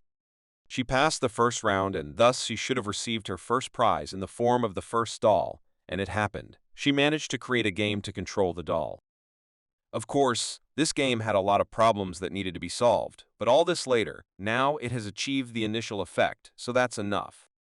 She decided not to stop there and make the game available to everyone who wants to play it to test it properly. Many people immediately joined her game. She didn't even expect this, so she was a little scared. But later she came back to normal. The players played this game and it was only a plus. The dolls came to her in packs, and it was wonderful. Suki continued to ask her why she was trying to spy on his secrets, but the girl is not that simple, so she answered very confidently and persistently. The other participants of this gathering were no less surprised than Suki, so they watched with interest what would happen next. After Suki's next question, she finally answered that she was very interested, so she did it. Suki was satisfied with this answer, so he prepared a chair for her and offered to sit, which of course she did not refuse. She greeted the other participants and waved at them. The nine-headed woman was a little scared because this girl is clearly smarter than her, and it will be easier for her to get secrets. Suki thought about the account of this girl's words. With what meaning did she say it? And did she come here to harm them? Or maybe she had good intentions? Suki began his opening ceremony, but Gyu Guo's puppet did not listen to him at all and tried to talk to the nine-headed woman and ask what is going on here. She gave her a short but very clear answer that this is the Hall of Secrets, where Mr. Truth is in the center and they exchange secrets here for other secrets or knowledge. If this is so, then Gyu Guo immediately wanted to get the secret about Suki, let him tell them about himself so that they all become closer and closer. But Suki could not afford that. He needed to remain anonymous. The girl liked being there. She felt her interest grow with every second. Gyu Guo thought that the smarter the spirit or god, the more interesting they are. A nine-headed woman intervened in their conversation and began to tell that she had used the hints that Suki had given her a week ago and had found out that there was indeed something very dangerous in that theater. She said that someone had performed a ritual in the tram theater and summoned a terrible monster that spared no one. The girl was shocked when she heard this, because there was almost nothing about it in the news, and now she knows why it was closed and what happened there. The nine-headed woman continued to tell that the creature did not move when you looked at it. She thought it could be useful. Gyu Guo immediately recognized from the description that it was the Angel of Tears and was very surprised that someone had summoned him at all. Suki immediately saw how Gyu Guo reacted to the stories of the nine-headed woman and understood what was being said. She seems to be quite an experienced mystic. About which not many mystics who were outside the system of wisdom knew, placing these angels on the city would be the same as dropping an atomic bomb. It is very dangerous. It is good that the Black Gate is already dealing with this issue. It seems that she spoke these thoughts aloud, so the nine-headed woman asked her if they could trust these Black Gates, to which she received a clear answer yes, because they are specialists in this area and know what to do. Recently, she even spoke with one of them. Suki didn't expect how she could know that he was from the Black Gate, so he decided to ask Mr. Anderson later where she was from and what she was. Gyu Guo was more interested in where this angel came from, who summoned him, because such a ritual requires special knowledge that not everyone has. The nine-headed woman offered her an alliance to solve this mystery together. She made her understand that she is very good at interrogations, so if Yuipa gets her body, she will find out how it happened and where the information comes from. Gyu Guo didn't quite understand what body she was talking about, so she asked her to explain in more detail what she meant. The nine-headed woman explained that if she has the body of the woman who summoned this angel, she will be able to interview her and find out more specifically how she learned about angels and the methods of summoning them. The girl made her understand that at the moment it is impossible, since the Black Gate is currently operating there. The body cannot be taken out of there, so she will not be able to help.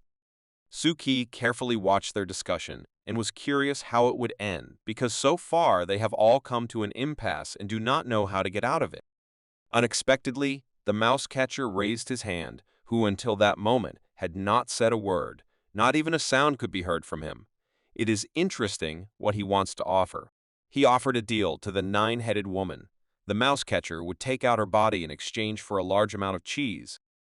Gyu Gu thought about it. Does this mystic want ordinary cheese for such hard work? The nine-headed woman, of course, accepted this offer and agreed that if he gets her body from this theater, she will buy him a huge amount of cheese, which he will eat for the rest of his life. Then she gave him a card with a phone number on which he was supposed to call her when he found the body, and then they would bring him his cheese in exchange. At that moment, the woman's opinions were divided. The newcomer who just arrived knows a lot of things, but she can't get the body out of the theater. What can you say about the silent Mr. Mouse who agreed to this job?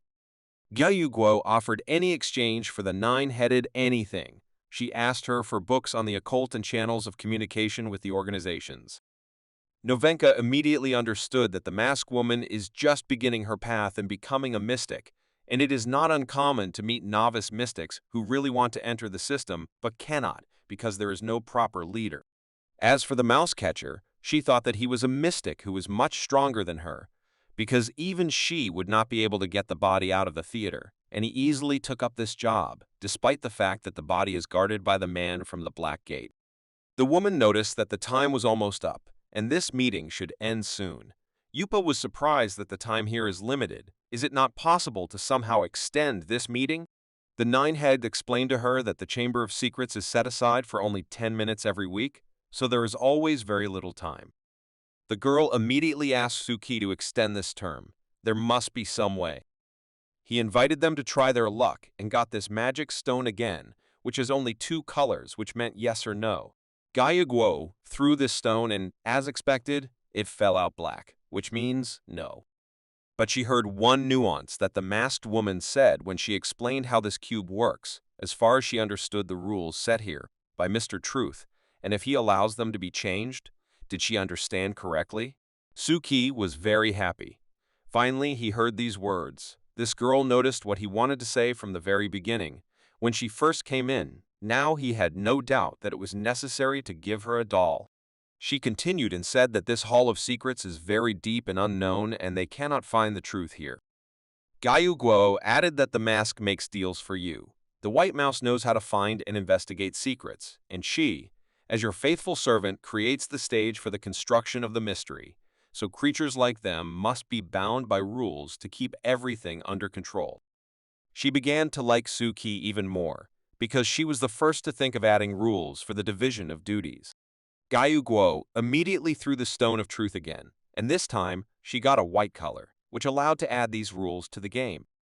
From that time, at 10 p.m., the second meeting of the council ended with the state of the secret hall changing from a state of chaos and disorder to a state of control and order. Suki thought it would take much longer, but thanks to Guo, all the magical tools have become available now, such as the Amulet of Study, the Scales of Exchange, and the Pyramid of Creation. All of these tools are now available to you. Suki began handing out these magical tools one by one, and the first one was the nine-headed one, who received the exchange scales with which she can control the order of exchange in the entire city. Guo was very pleased to see this. She pushed this mysterious hall many steps forward. But she also wanted to get her magical item, which she thought she deserved, so she begged Mr. Truth to continue. But this is the end of the distribution of magical tools, because only the nine-headed one stood out to receive her artifact, so she will be an example for others how to act. At first, young Guo did not understand why Mr. Mouse and she did not receive their tools, because they're also sitting here waiting. Suki explained to them that they do not have certain achievements in their field, such as the woman's mask, so they will not receive their tool yet. It finally dawned on her, since she and Mr. Mouser don't have a certain specialization in their fields, they can't create secrets, and therefore control these tools. Everything is quite simple. At the end of this meeting, Suki offered Guo to choose her place in the Great Hall of Secrets and her code name on the Wall of Honor. She no doubt chose that big post that looks like her cyber arms, and her code name is, I'll be a spider.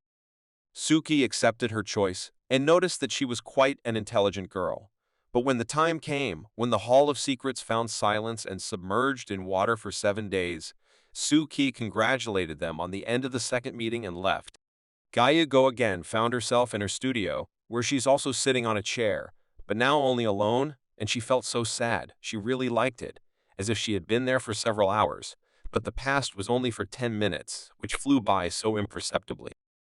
She gathered her strength and set herself the goal of learning everything about the god Ludo, whom she had never heard of before, and also to read about Mr. Truth. They are all such interesting characters.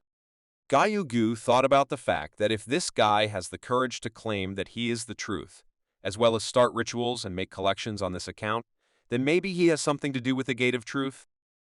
After the second meeting, Suki was very satisfied. He did not expect that it would go so well, not only in terms of attracting new mystics, but also in terms of establishing order in his ideal world, which in the future would help to distribute responsibilities between the participants. In the future, it will be much easier for him to work with them. He will direct a certain person to a certain task. For example, the scales of exchange for the extraction of information through exchange. The amulet of study will be useful for studying new members of their club. And finally, the pyramid of creation will help in spreading the ways for further spreading secrets. Today, Suki was completely satisfied with himself. He did absolutely everything he planned. Now you can go to bed to rest. But the next morning, Suki woke up in a bad mood. His face was no less wrinkled than his clothes. Tonight, he sank even faster, more than 1,000 meters per night. At such rates, he will be at a depth of more than 20,000 meters. And even Alice, who has lived in this world for more than 200 years, did not get there. He simply did not know what he could invent. This is a great depth, even for experienced mystics. What to say about a schoolboy who has just begun to study the magical world? He didn't have many plans for today, but something with this depth had to be invented. So he decided to first go and ask the Black Gate Club for advice, and then meet with the living Jing Yu, who had called him recently. Suki was already sitting on the sofa next to Mr. Anderson and began to ask him about the wisdom system, which he also really wanted to talk about, but did not know how to ask properly, so Mr. Anderson was also surprised to hear such a question from Suki. But he explained that recently he saw a person who seemed to have a strong relationship with this, so he became even more interested in learning more about it. Well, Anderson didn't mind telling him about it, so he started from the very beginning with 10 schools of thought. The wisdom system has the greatest achievements of all, so it is put first. This system gave birth to many famous people and gave rise to some technologies that eventually changed the principle of existence of all mankind. In this system, in the early years of the existence of this system, there was a heliocentric school, and in recent years a steam party of scientists. And in the modern world, the system of wisdom has moved to another class, the school of hacking, and most of the wise men from this school, so to speak, have gathered in an occult group called the Matrix and rely mostly on the internet in their activities. Anderson added that the system of wisdom created a large number of masters who were very strong in their essence. So the battle for these masters was also very intense, so hundreds of mystics got out of control and their belonging to a certain class is still unknown. And then Scheherazade intervened in the story and shouted that they are just a bunch of egoists who think that they stand on the shoulders of the gods and are not afraid of anything, but in their eyes, we are all monkeys without brains. Suki slightly did not expect to see her here, so she just said, "Hello," and shut up. Mr. Anderson secretly told Suki that Scheherazade's ex-husband was in the wisdom system, and the divorce was quite tragic for her, because he seems to have told her that she is a brainless monkey who only screams. Suki could not believe that Mr. Anderson was also gossiping. After Suki heard more about the wisdom system, he immediately remembered Gaiyu Guo. It is probably related to this system, and especially to the Matrix organization. Scheherazade continued this, of course, but she came to tell that there are positive changes in the case with the angel. After a long wait, they finally received the first parts of the equipment, and now they can hide the angel from this world.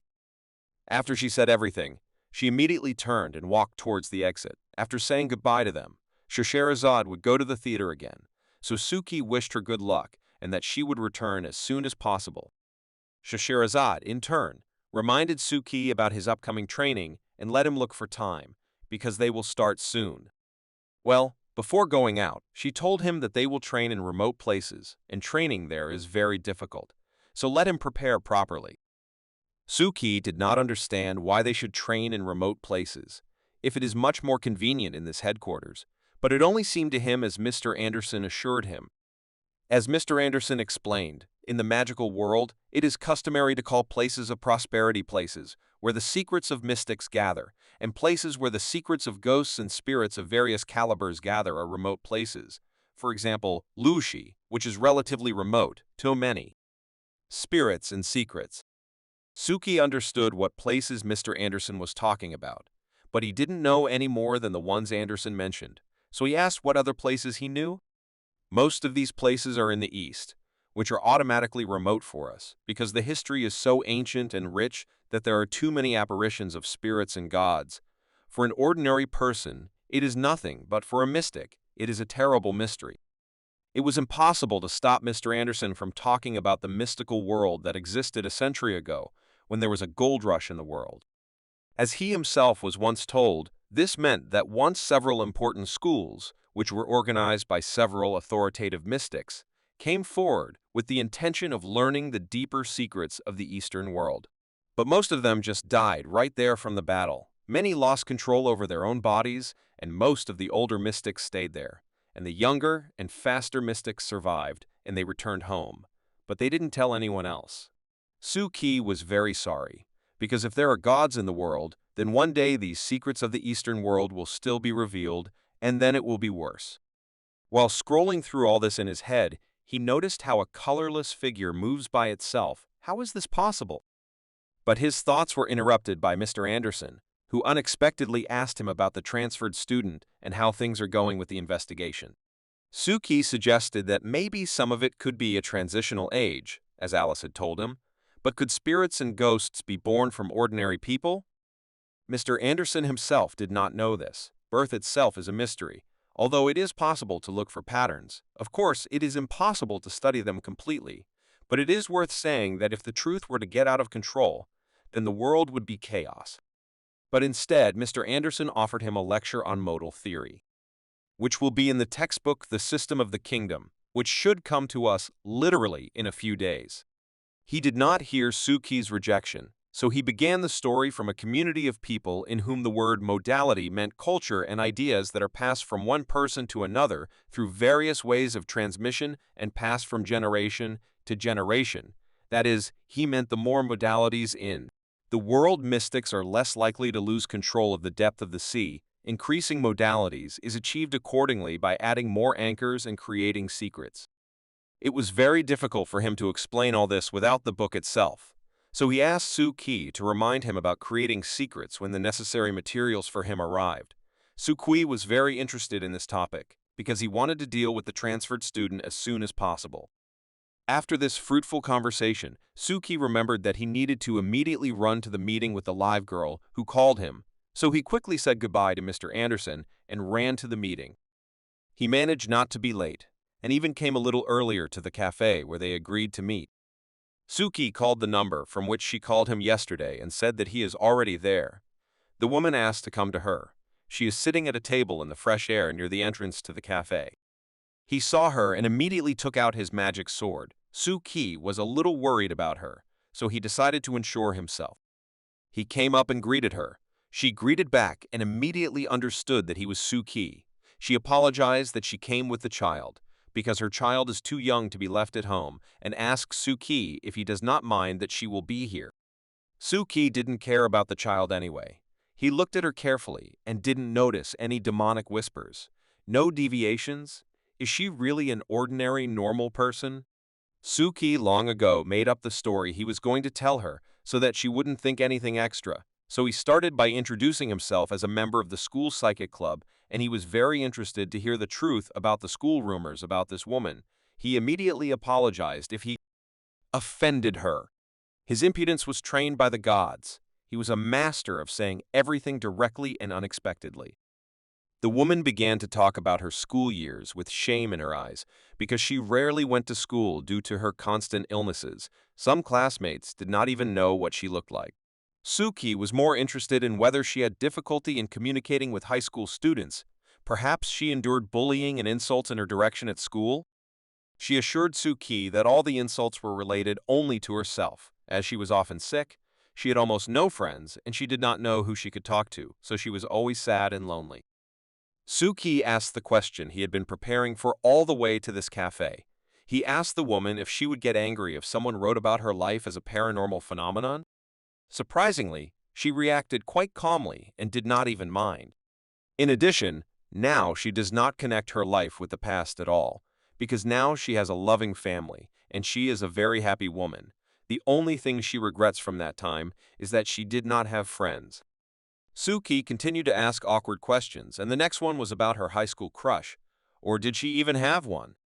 She didn't quite understand the question at first, but told Suki that at the time she thought she would be satisfied if she could just have dinner with the guy she liked or walk home together in the rain, but no more. It seems that Suki found a clear way out of the situation and found a way to solve the problems with the student. But he was troubled by another strange phenomenon. When he looked at this woman, the face of Lin Wei, who was holding his child, often appeared in front of him. It was strange, but he tried not to pay attention to it. That was the end of Suki's questions, so he thanked the woman for coming to meet him, wished him a good evening, and left. The next day at school, when Suki saw the transfer student, he immediately wanted to try out the plan he came up with yesterday, so he took his lunch and wanted to go straight after her. As soon as he was about to start moving, he was stopped by Exia Yushu, who really wanted to have dinner with him and asked him to wait and not run away this time. Suki shouted at him and asked him not to touch him like that anymore. He said that he is very busy today and cannot go to lunch with them. Zia Yushu and Miko were surprised by such a reaction to their request. Was always dumping him because he was dating other girls and didn't want to tell him. Suki lost sight of her and had to catch up with her. He tried to understand the logic of her movement, so he went straight to the roof of the school. He went to the roof of the school and immediately saw her sitting and getting ready to eat her food. At first, he stood a little and did not dare to approach. He was talking in his head that this is just a role in the school drama that he has to play. Suki really wanted to cope with this task. He cautiously began to approach her and tried to do it so that she would not notice that she was seeing him. So Suki made a soft, calm, and non-offensive appearance. Suki repeated about himself that he needed to behave calmly and naturally so that she would not even think that he was seeing her.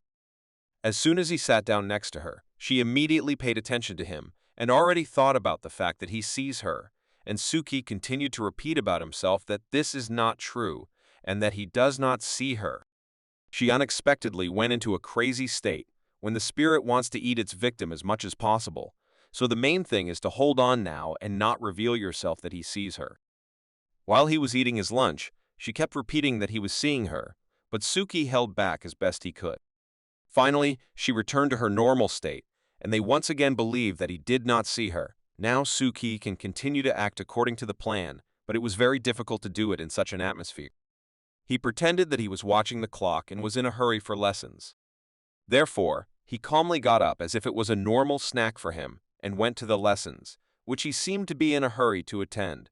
This was Suki's whole plan. He just wanted to have lunch with her.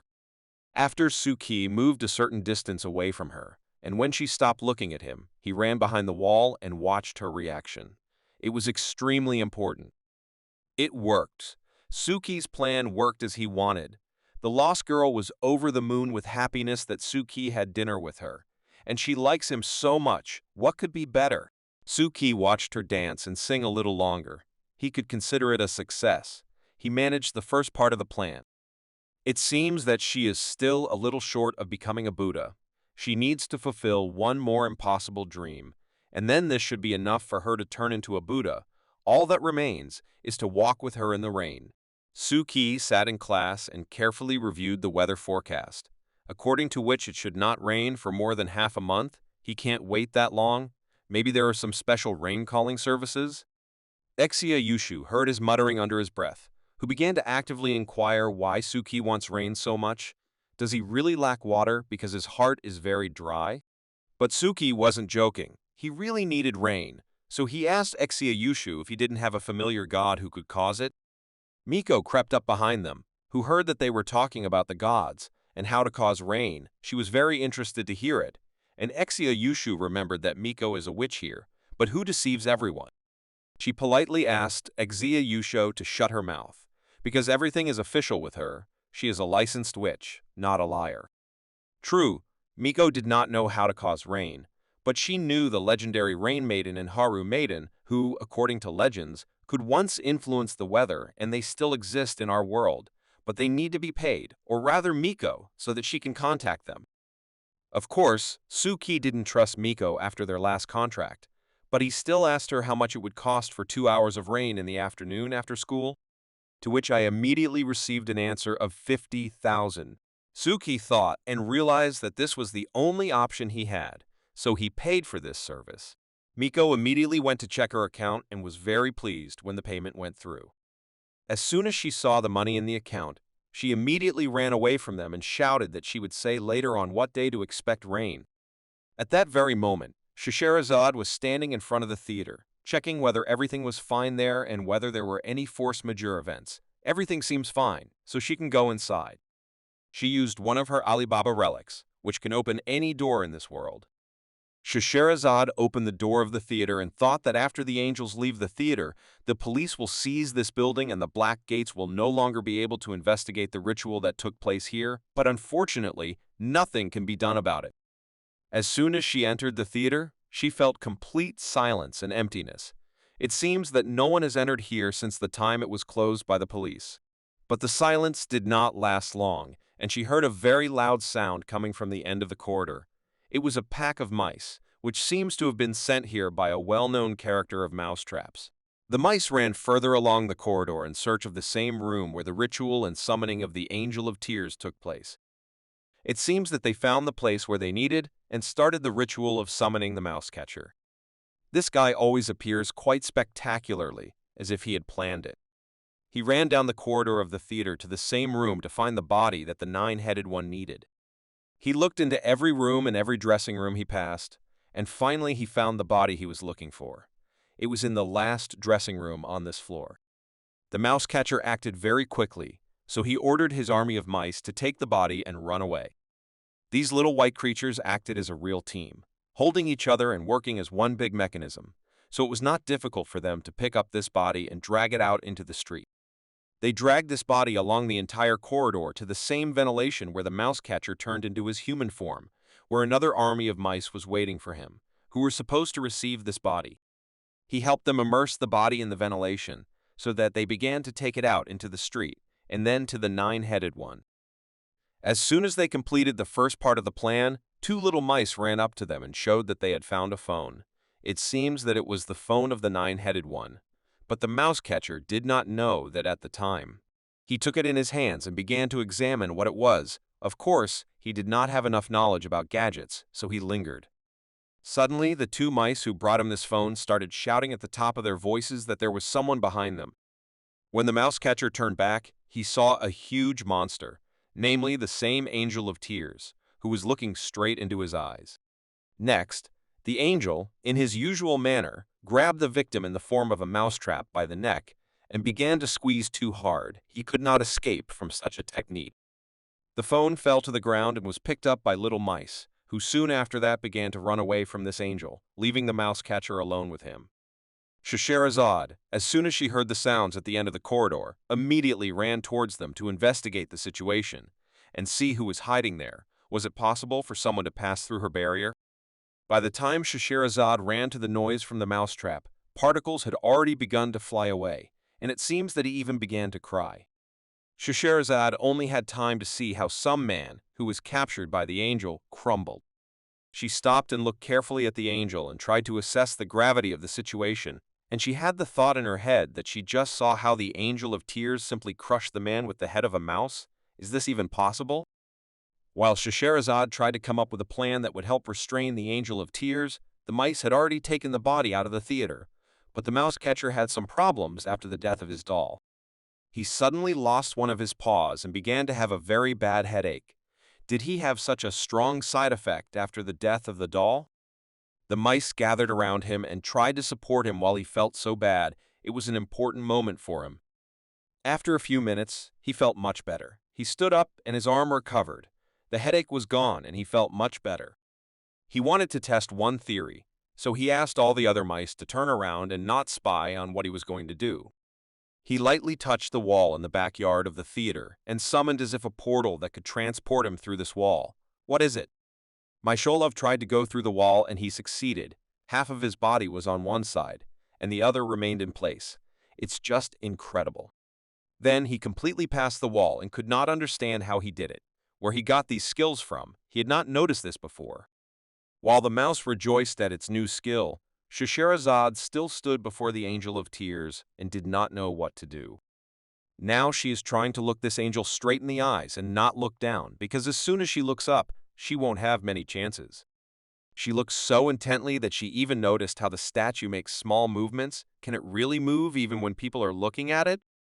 But the thought of the mouse-headed man, who somehow passed through her formation near the door, through which no one had yet managed to pass without making her feel it, still did not leave her head. She decided to think about it later when she had dealt with the Angel of Tears, because it wasn't very convenient to think about it right now, so she summoned her next religion, which was called Aladdin's lamp. But the effect of this lamp is not quite the same as we are used to seeing. With the help of this lamp, Scheherazade can call the past and the future, which means that she can call two copies of herself from different time zones. One of the characteristics of Scheherazade, who was summoned with this effect, immediately began to shout at her and demand to explain to her what she was doing in this stinking place. The real Scheherazade advised her to calm down and help her. She immediately fell silent when she saw what she needed help with. It was the Angel of Tears. She seems to have come up with a plan that will help detain the angel and allow her to escape and wait.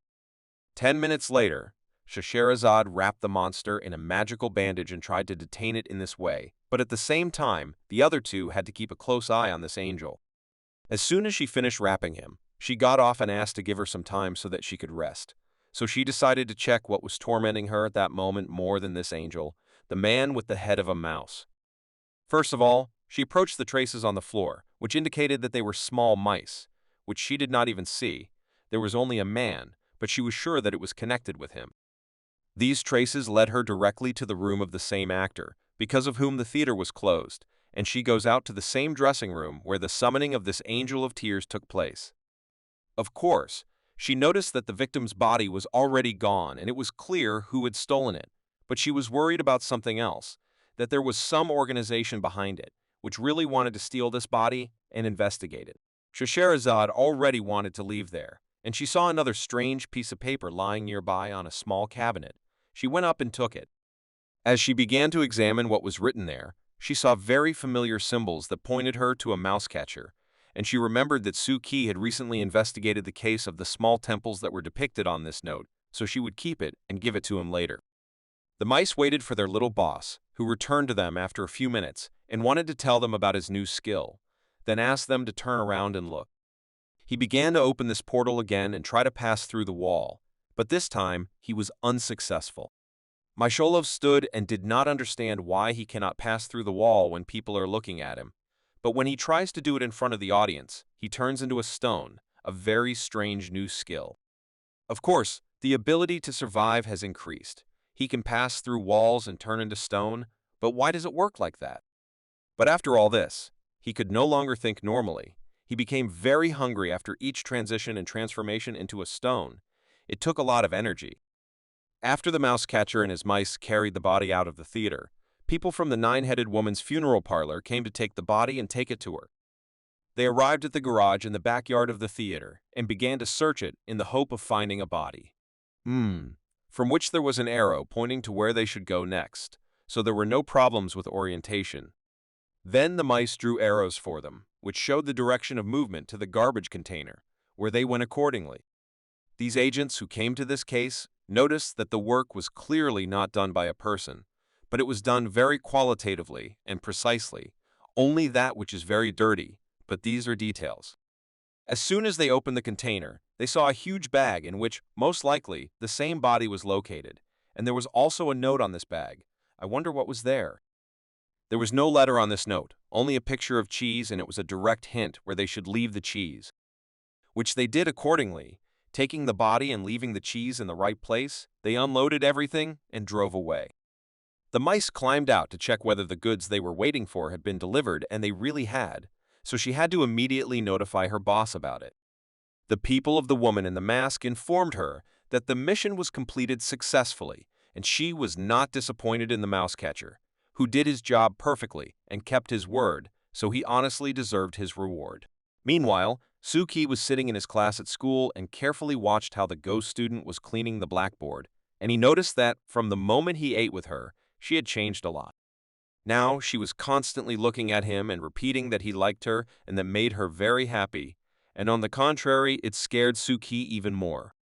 He could not spend a minute without her voice behind his back, so that he did not do. She constantly pursued him and repeated the same thing. Even when he was in the toilet, she was still there and watched it. He constantly heard her whispers, which were just eating away at his brain, and he didn't know what to do about it. No one could stand it for long. Suki tried to speed up the making of rain, and Miko made it clear to him that it would not happen, at least in a few days. so Suki will have to listen to her whispers for several more days. It will be very difficult. While Suki was praying to all the gods to get rid of him, Exiaoe approached, who also began to ask him what happened to him and why he was so sad. Suki also asked if she would like to hear an amazing story about herself. Without waiting for an answer, Suki began to tell her that if she does not pass the midterm test the day after tomorrow, she will not be allowed to participate in the school festival that she so wanted to attend, and he will not help her in any way. She took offense at him and went and sat down at her desk, and she was sure that she would pass everything, because this time she worked a lot on herself, and she will succeed.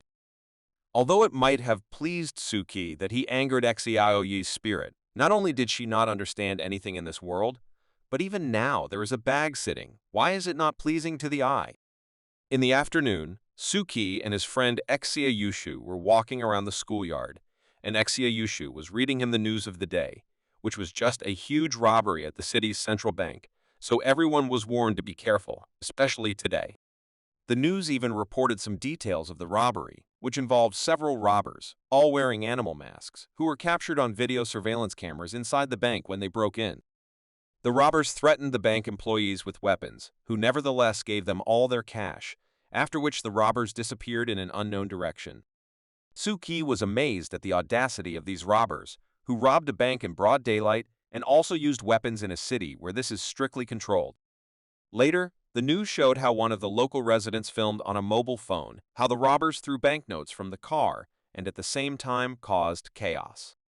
The police reported that the gang that committed the robbery today most likely committed several more robberies earlier, in particular at a bank in Newtown.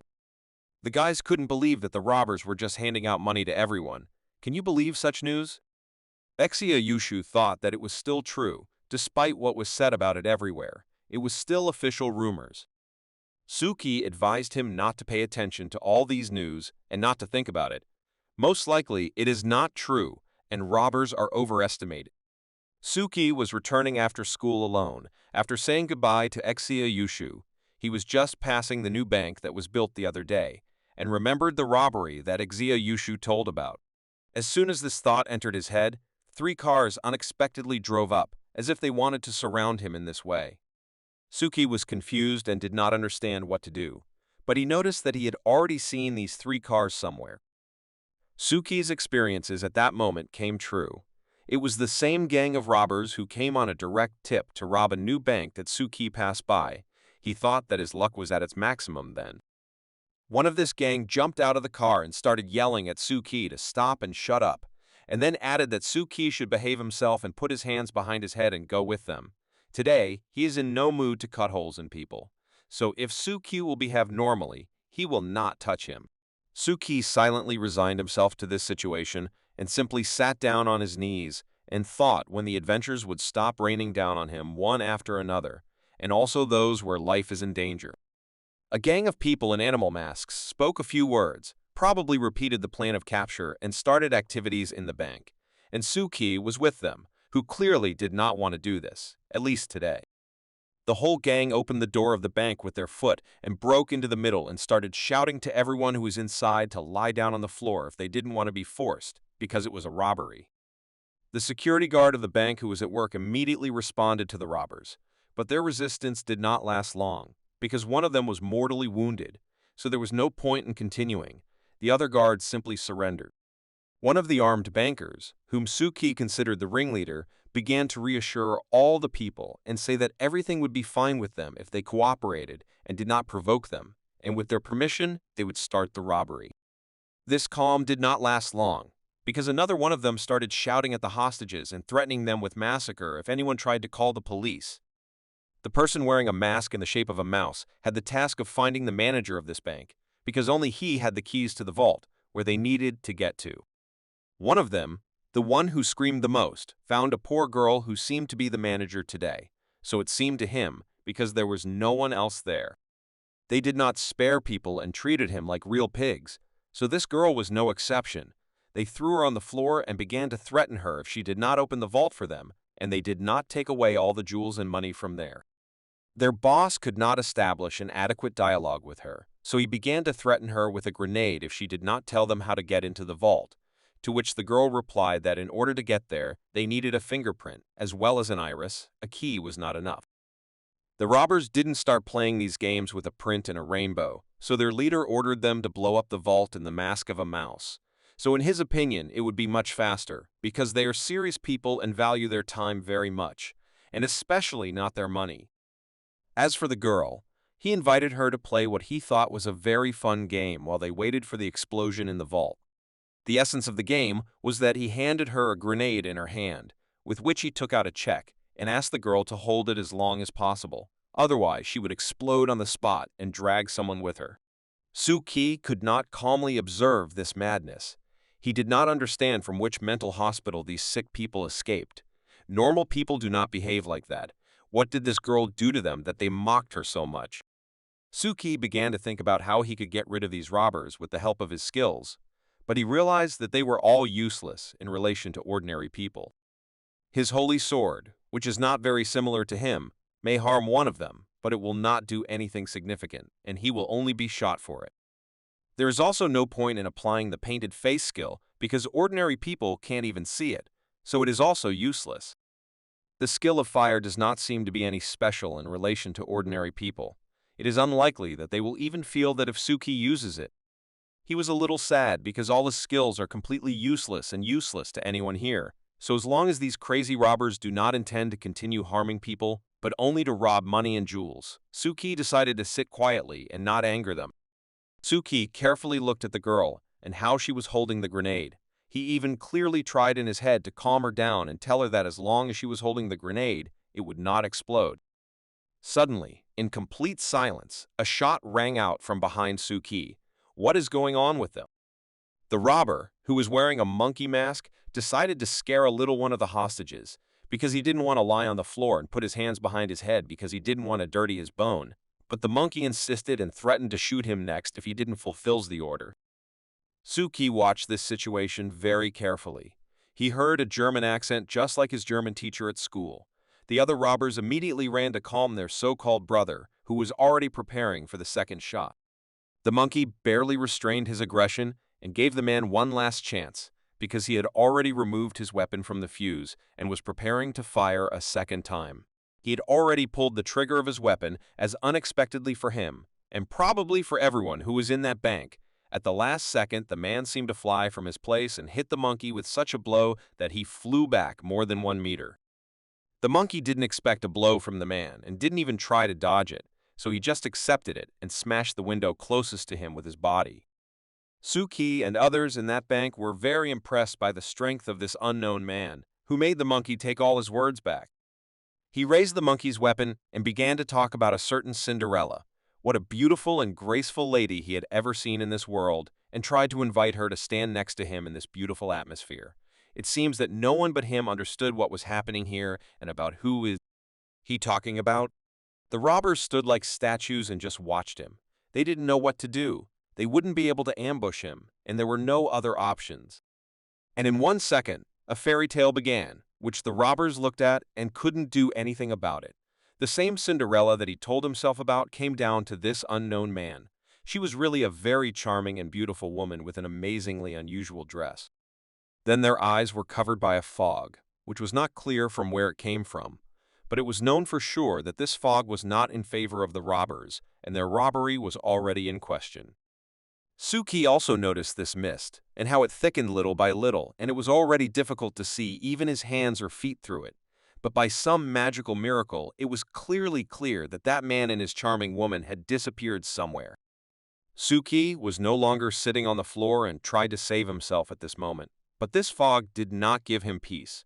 Not only could nothing be seen through it, but also the sound disappeared, and he could not hear either the enemy or the ordinary people who were also in the bank. But Suki was able to deal with this problem. He used one of his relics that helped him see and hear again in this thick fog, so Suki saw him standing behind the 2 robbers. He decided not to wait for the man's rescue, but to act on his own, so he summoned his magic sword and struck a strong blow at the robber who was wearing a mouse mask. For him, it seems that this was a blow from which he would not get up. Next, Suki simply nailed the most aggressive of them, who will also be resting on the floor today from such a blow. Suki managed to solve the problem with 2 of the gang, But what should he do next? How to deal with the others who disappeared somewhere?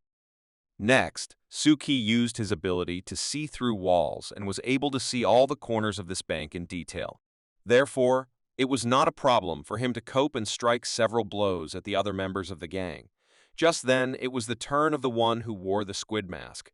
Where did they get these masks? While Suki was fighting the robbers, the fog suddenly cleared, and eventually everything became visible again. So the common people were very surprised to see almost all the robbers lying on the floor. Suki heard the same man speaking behind him, who was pleasantly surprised to see the second young mystic in this bank, who helped him so well in the fight against robbers. But how does he know that Suki is a mystic? Do they know each other? Then this man spoke a phrase that was the secret code of the Black Gate Club. Namely, he said, "The lost sheep, is this man from the Black Gate Club?" Suki came closer to him and his girlfriend and repeated the same phrase once more to establish contact. Suki introduced himself and said that he was also from the Black Gate Club. The man also greeted Suki and introduced himself to him as Green and asked Suki if he was not the same new student of Mr. Anderson. Suki confirmed this information and told him that he had only recently joined the club. It was no surprise for the man because he had never heard this name before. The man did not talk to him for a long time and suggested Suki to quickly finish the matter here and leave there because he has a great desire to see his old friend Mr. Anderson. After 15 minutes, all the robbers were sitting on the floor with their hands tied, and they were no longer having so much fun. But Suki noticed and informed Green that one of their gang was missing, namely a man in a chameleon mask. Green thought that he used a chaos skill and ran away, but he was very impressed that Suki remembered how many there were, and indeed Suki had a good memory, especially for such dramatic people like him. At this stage, Green said goodbye to his lady and wished to meet her again as soon as possible, after which she disappeared. Suki was very impressed by Mr. Green's relic. Does he really use this beautiful girl as a relic and summon her whenever he wants? It was amazing. Then Green approached the same girl who was sitting with a grenade in her hands and was holding it with her last strength and offered her his help. If she didn't mind, and she was fascinated by his delivery and even forgot about the grenade for a moment. After another 5 minutes, the police arrived on the scene, took all the robbers to the place where they should be, and provided first aid to all the victims. Just stood by and watched until Mr. Green invited Suki to complete another task. While the police were looking for the last thief, who at the same time was their leader. At that time, he turned into a cute, inconspicuous girl because he was also a mystic and had such an ability and imperceptibly ran away from them. His skill time ran out, and he turned back into his original account, and couldn't believe that during the robbery, he could meet a mystic. Even too, he was angry that Laudo had so many mystics, but they still couldn't catch him. It seems that he decided early that he had already escaped and that nothing was in danger for him, because as soon as he thought about it, his body seemed to be paralyzed, and Suki was standing next to him, holding his magic sword right next to his head. Mr. Green was surprised by Suki's skills.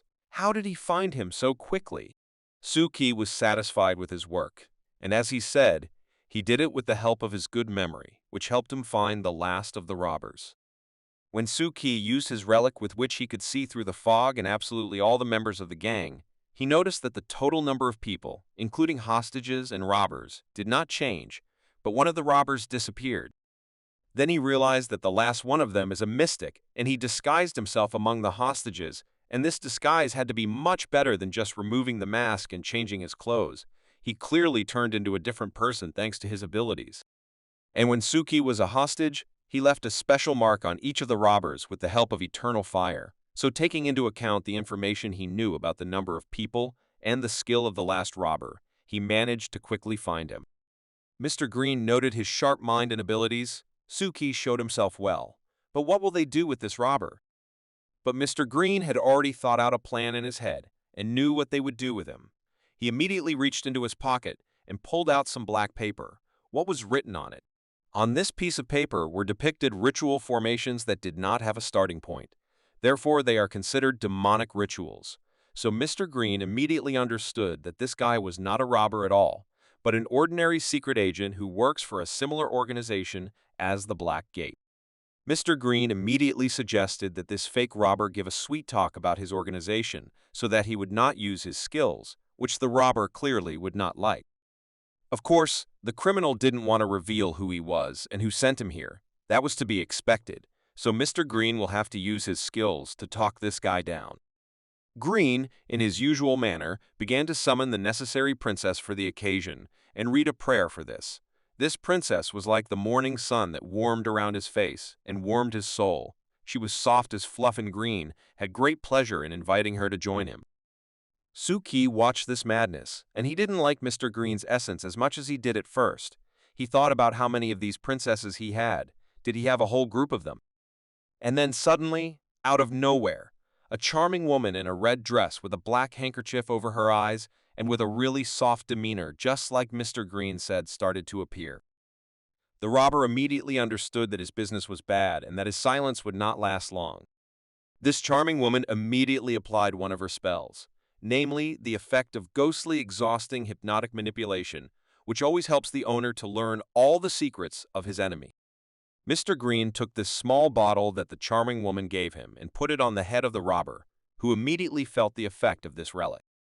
After that, he fell asleep, and Green continued to say aloud a prayer, which was obligatory for this wretch to tell the whole truth, namely, that he was under a spell of eternal sleep, which would not be lifted until he answered all the questions that Green would ask him. Green did not wait a second and immediately started his business and asked the first question about which organization he is currently in. The man, not even understanding where he was and where his consciousness had moved, answered Green's every question, and the answer to his first question was the Pioneer Church. Green continued to ask questions, and the next question was about their leader and what gods and spirits do they cooperate with. But then something went wrong. The robber began to barely speak and could not say the word that Green wanted to hear from him. He repeated gods and leaders and so on several times. Green understood that something was happening to him.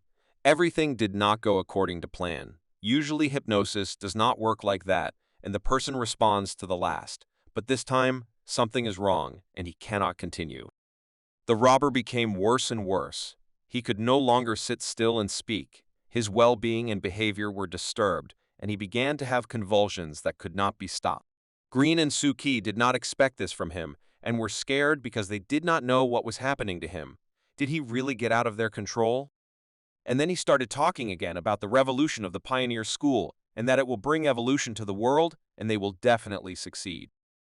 Suki watched his eyes.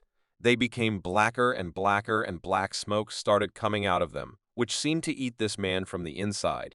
This continued until a small spirit came out of him, which actually freed his body from suffering and destroyed him, shouting at the end that the Pioneer Church would always remain in their shadow. Green was surprised by this and did not know what had happened, although he did not show it. So Suki explained to him that these little spirits are the work of the Pioneer Church, which has recently begun to actively promote its terrorist activities throughout the city and beyond, so they need be careful with them next time. Mr. Green looked at the body of this robber and understood why there are so many problems in Ludu. No wonder this branch of the Black Gate needs workers so much. After the destruction of this robber, his relic came out of him, with the help of which he appeared and could turn into different people, and not only that.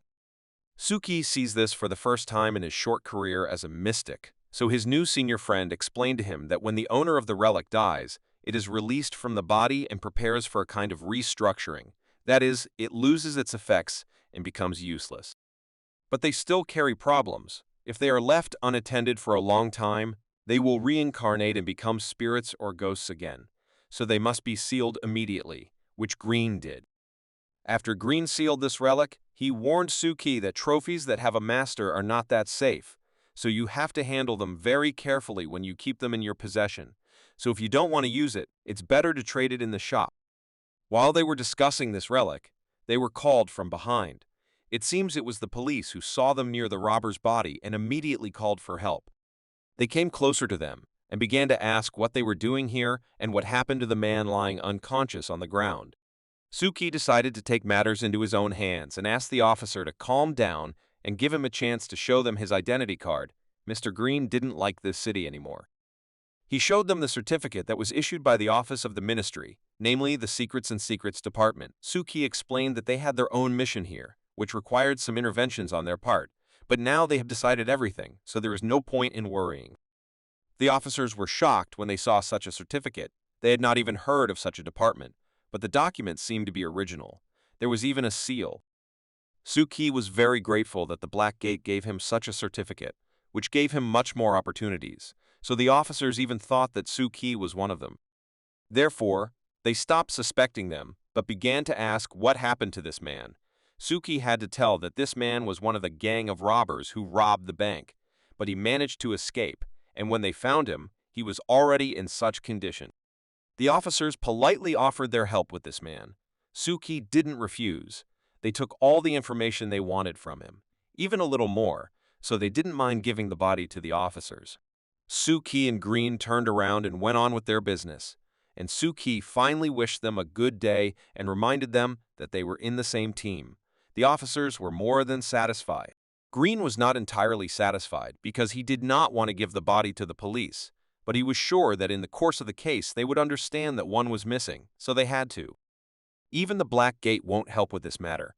There is simply no way around it. The Black Gate doesn't have that power, but luckily they took some pictures of the place and the body, and besides that they restored the power of the relic, so they did what they could. Mr. Anderson was just about to quietly drink tea and enjoy his newspaper when he suddenly heard a loud noise and realized that he would not be allowed to do so today. It was Suki, who immediately apologized for being late from the threshold. The fact is that there was an accident on the way. That's why he was late. Anderson calmly reacted to the delay because he already knew what happened in that bank.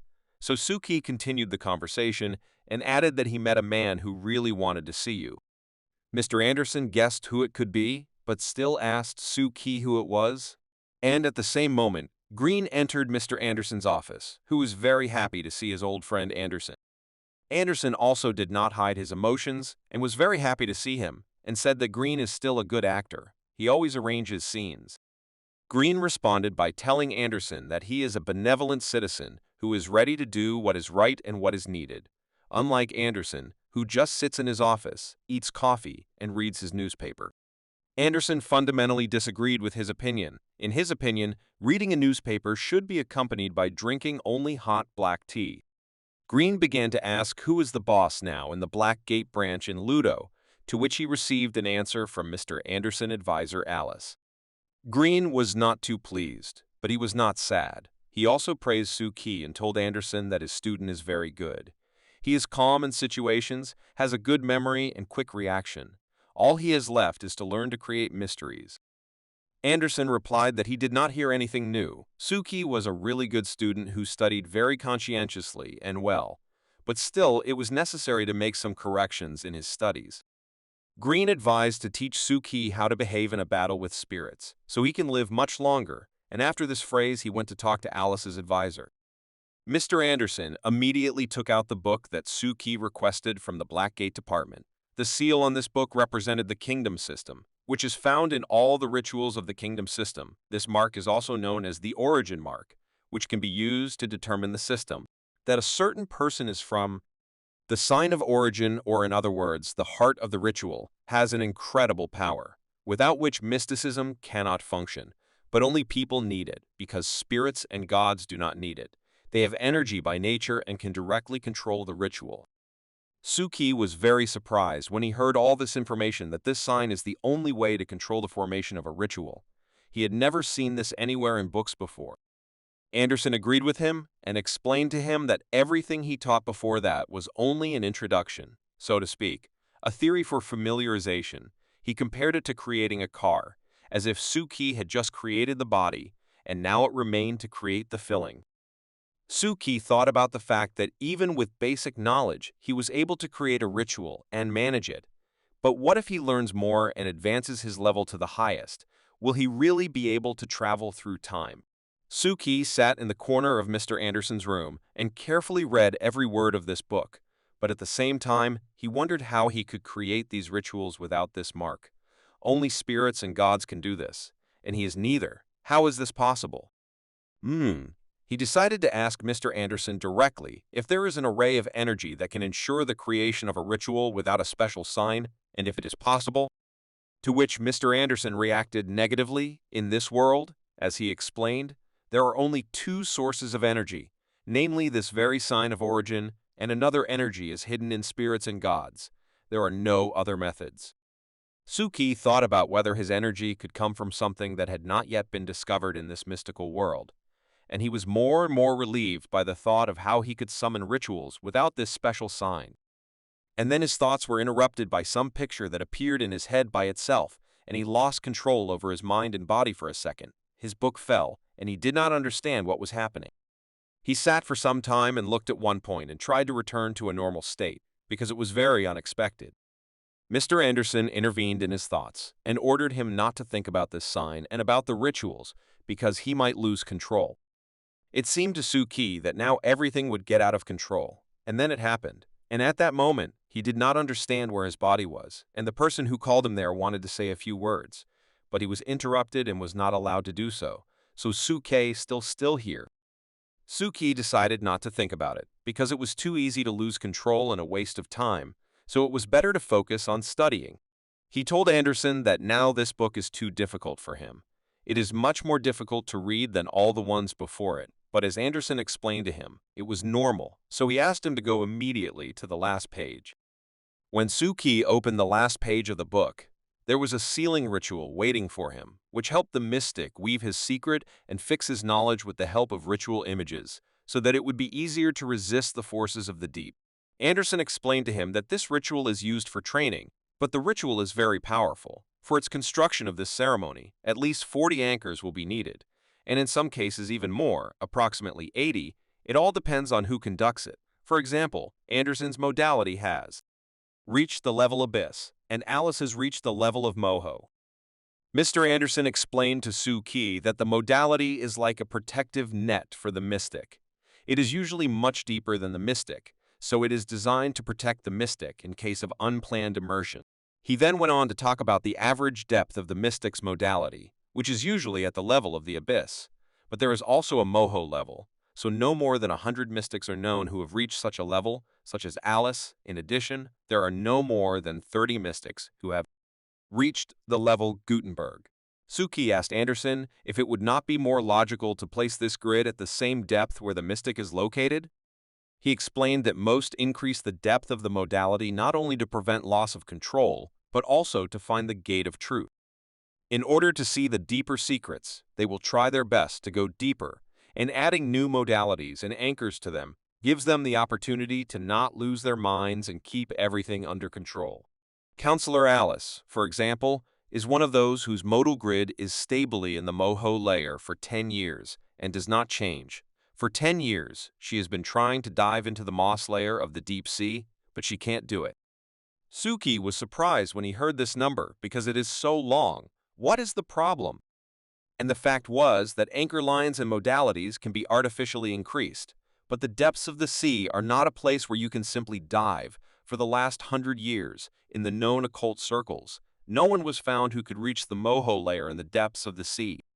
And then Suki realized that he'd already reached this point, which no one could even come close to in 100 years. He turns out to be the first who did it, but can he tell it?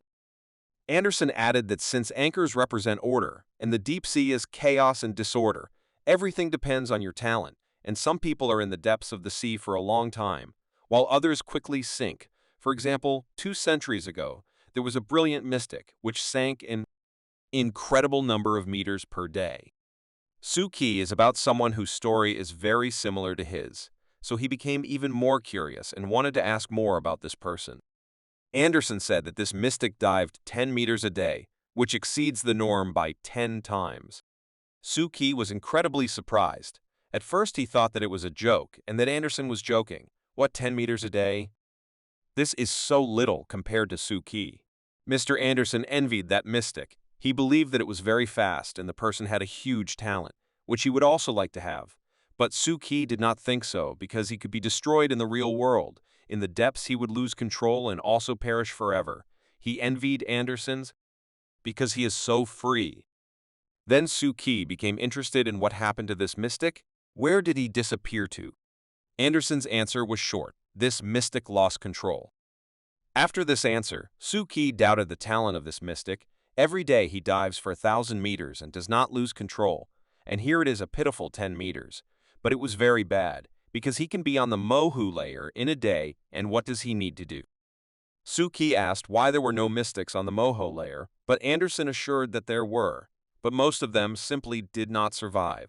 For 200 years, mystics who were deeply connected to the modality and sought to reach the limit using the Philosopher's Stone forced themselves to sink into the Mohu layer, but most of them lost control within a month. Some disappeared and turned into ghosts and spirits, others into gods, but most disappeared in horrors and madness, and only a few could survive. Suki thought about how many cool mystics lost control, and he had almost 18,000 depths, and he did not even begin to weave secrets and study the modality. It scared him beyond belief. Suki decided to gather all his strength into his fist and continue to fight. If that genius couldn't hold back and lost control, it didn't mean anything. He also understood that his anchors were too unstable, and if he asked Mr. Anderson for help, he would reveal his secret and possibly lose control and attract more spirits, which he clearly did not want. Suki sat silently and realized that he can only rely on himself. He needs to learn quickly, and all he can do now is to use his small organization to improve his anchors as quickly as possible. Anderson at this moment looked at him and asked if he has no more questions. Suki looked at several pictures in the book and asked what one of them meant. His finger was on the picture that evokes the ritual of granting divinity, as Anderson had explained to him. Suki continued to question him about this ritual, and the next question was whether divine religions are necessary in this ritual. Anderson replied that this is what makes the enshrining ritual so special. Each level requires a divine object to grant divinity, and you can choose as many divine objects as you like. But when a divine relic is placed in this ritual, you come into close contact with it, and you can become similar to its previous master, or even he will develop at your expense. Then Anderson took a sip of tea and added, "If you are not sure that you will be like the previous owner, then it is better not to choose this relic. It is better to choose the one that will be really important to you." By the same courier who delivered the parcel last time, and he was again very fast. When Anderson took the package in his hands, he immediately understood what he was holding in his hands and what a difficult job it was to deliver it here, so he thanked this guy very much. After this guy left, Suki asked if these couriers were mystics, because the last time he saw him on his clothes was a special badge that only mystics have. Anderson confirmed his theory about couriers. Their company is quite famous in the occult business. It is used by almost everyone. Now it was time to review what was delivered to him. In this small box were the same tools that had special settings to store the tear angels. They would finally be able to close it and not see it again. As soon as Anderson finished checking that all the items in this cage were in place, he asked Suki to take it to the tram theater to Scheherazade. At that moment, Green entered the room, who heard only part of the conversation, unfortunately for him, and said that he would join Suki and go with him to the theater. He was very anxious to see the Angel of Tears live. He then asked Suki that it was not too late, and they could go to the theater right now and convey these details. Although it seemed that Green was no longer interested in the details, but the angel himself. Anderson stopped Green and said that he didn't have to go there. Suki could easily manage on his own, and he could rest after the journey. But Green wasn't going to sit still.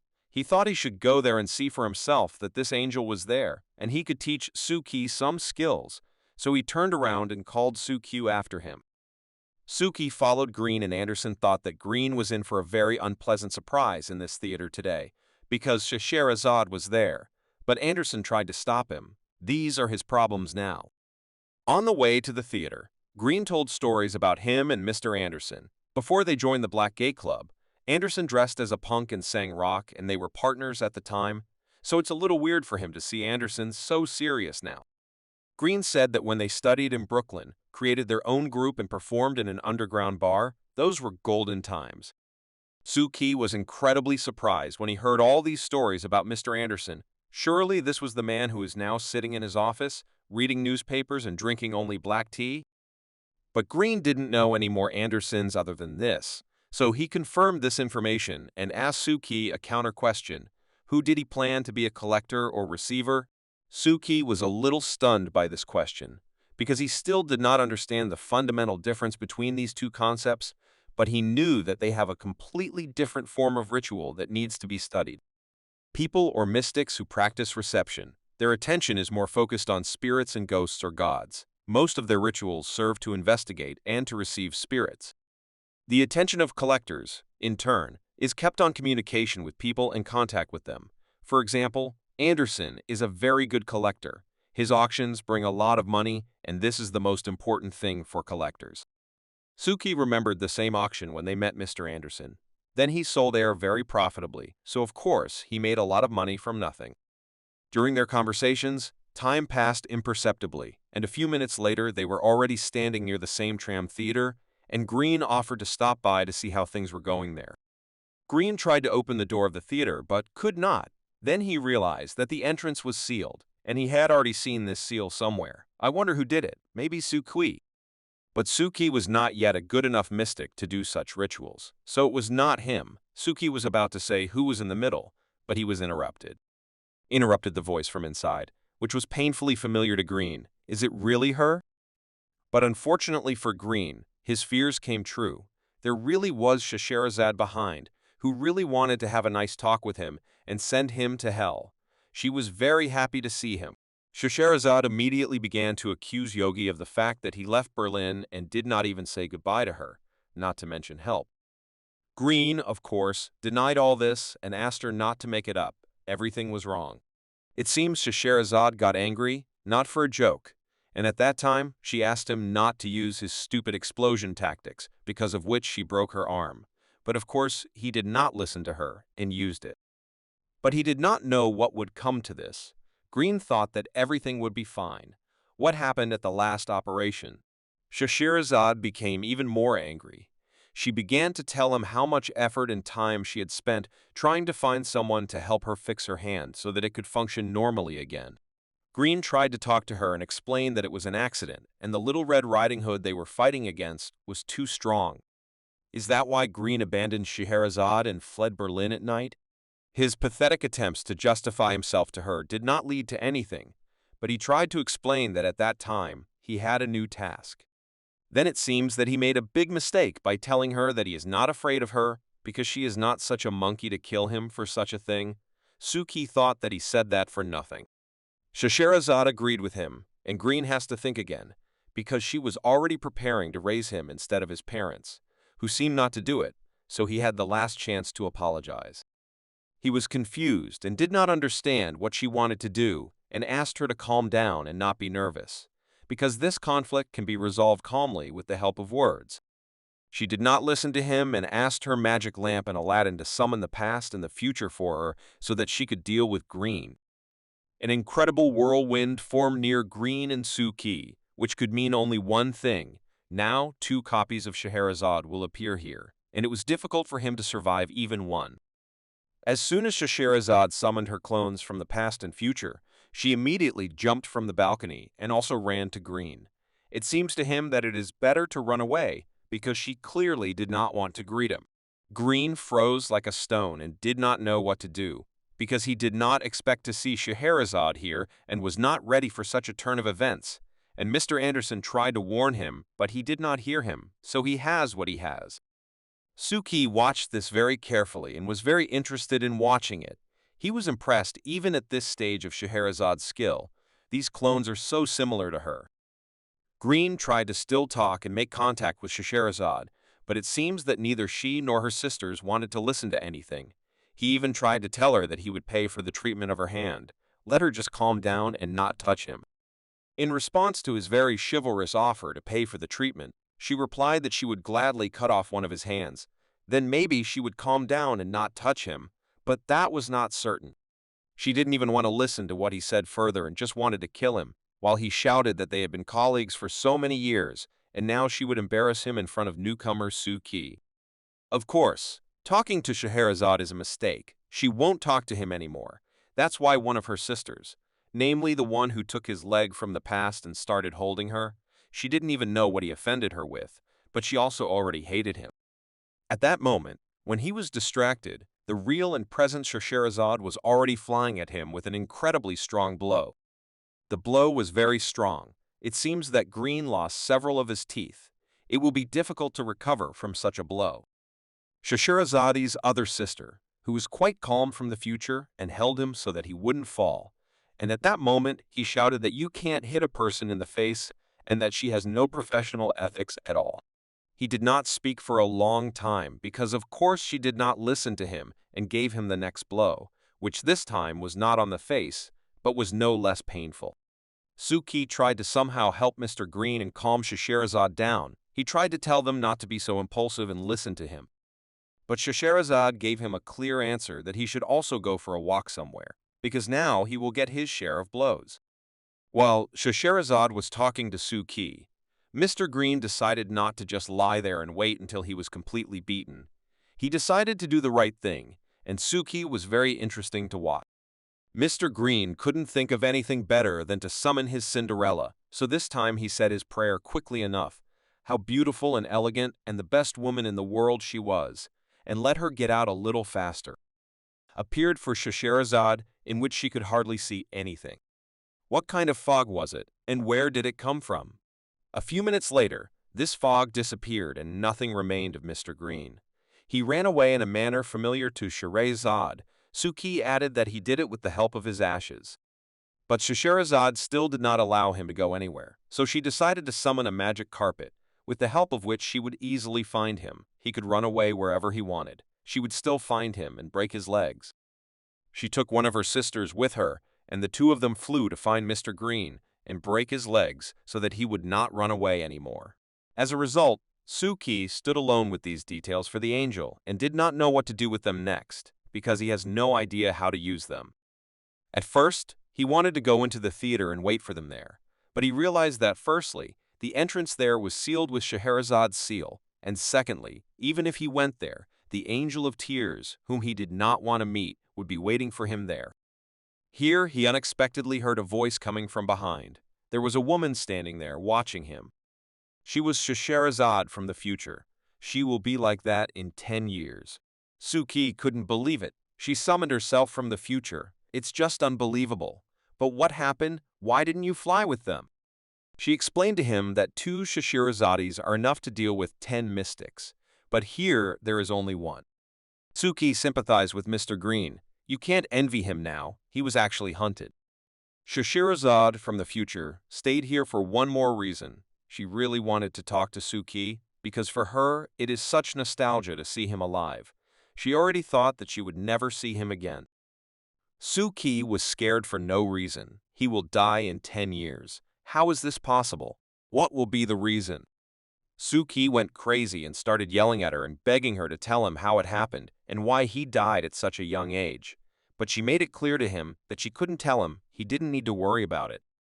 Maybe she's wrong and Suki is still alive, but in her opinion, it's already happened and there's nothing you can do about it. It's also confusing.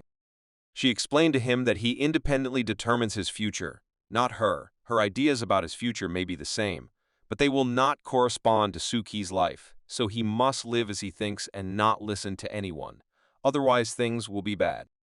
Scheherazade from the future didn't want to answer Suki's questions anymore, so she reminded him and herself that she was summoned to pursue Green, which is what she would be doing now, and while she was doing it, she could give Suki a little hint as a final gift how to open the door to the theater.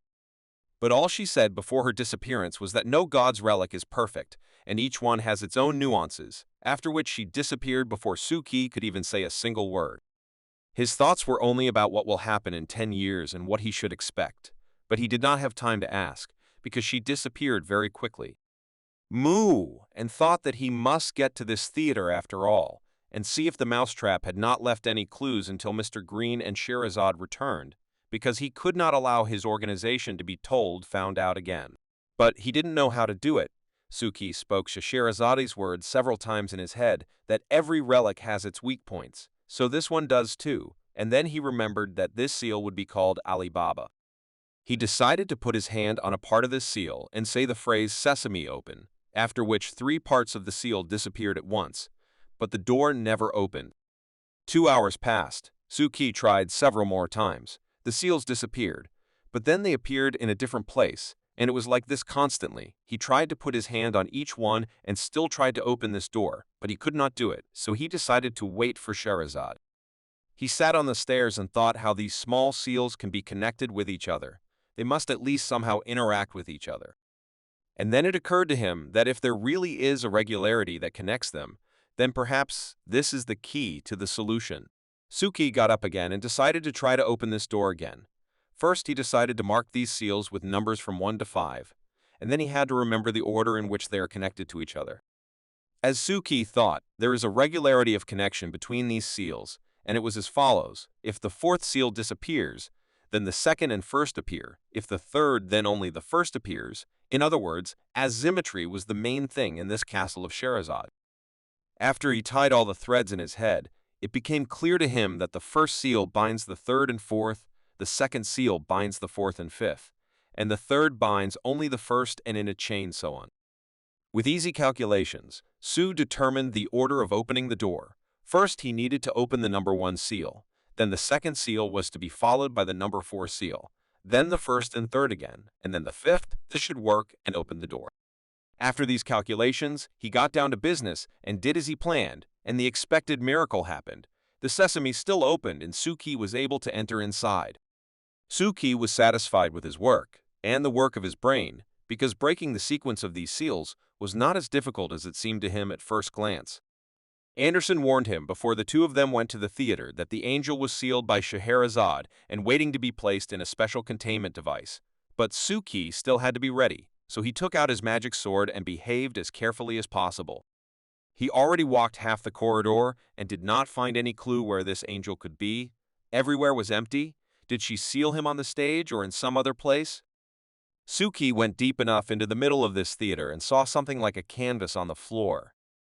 It was a fabric on which spells were printed, and this fabric looked quite familiar to him. Was it Scheherazade's fabric? He took this fabric in his hands, and he had a very bad feeling that did not go away.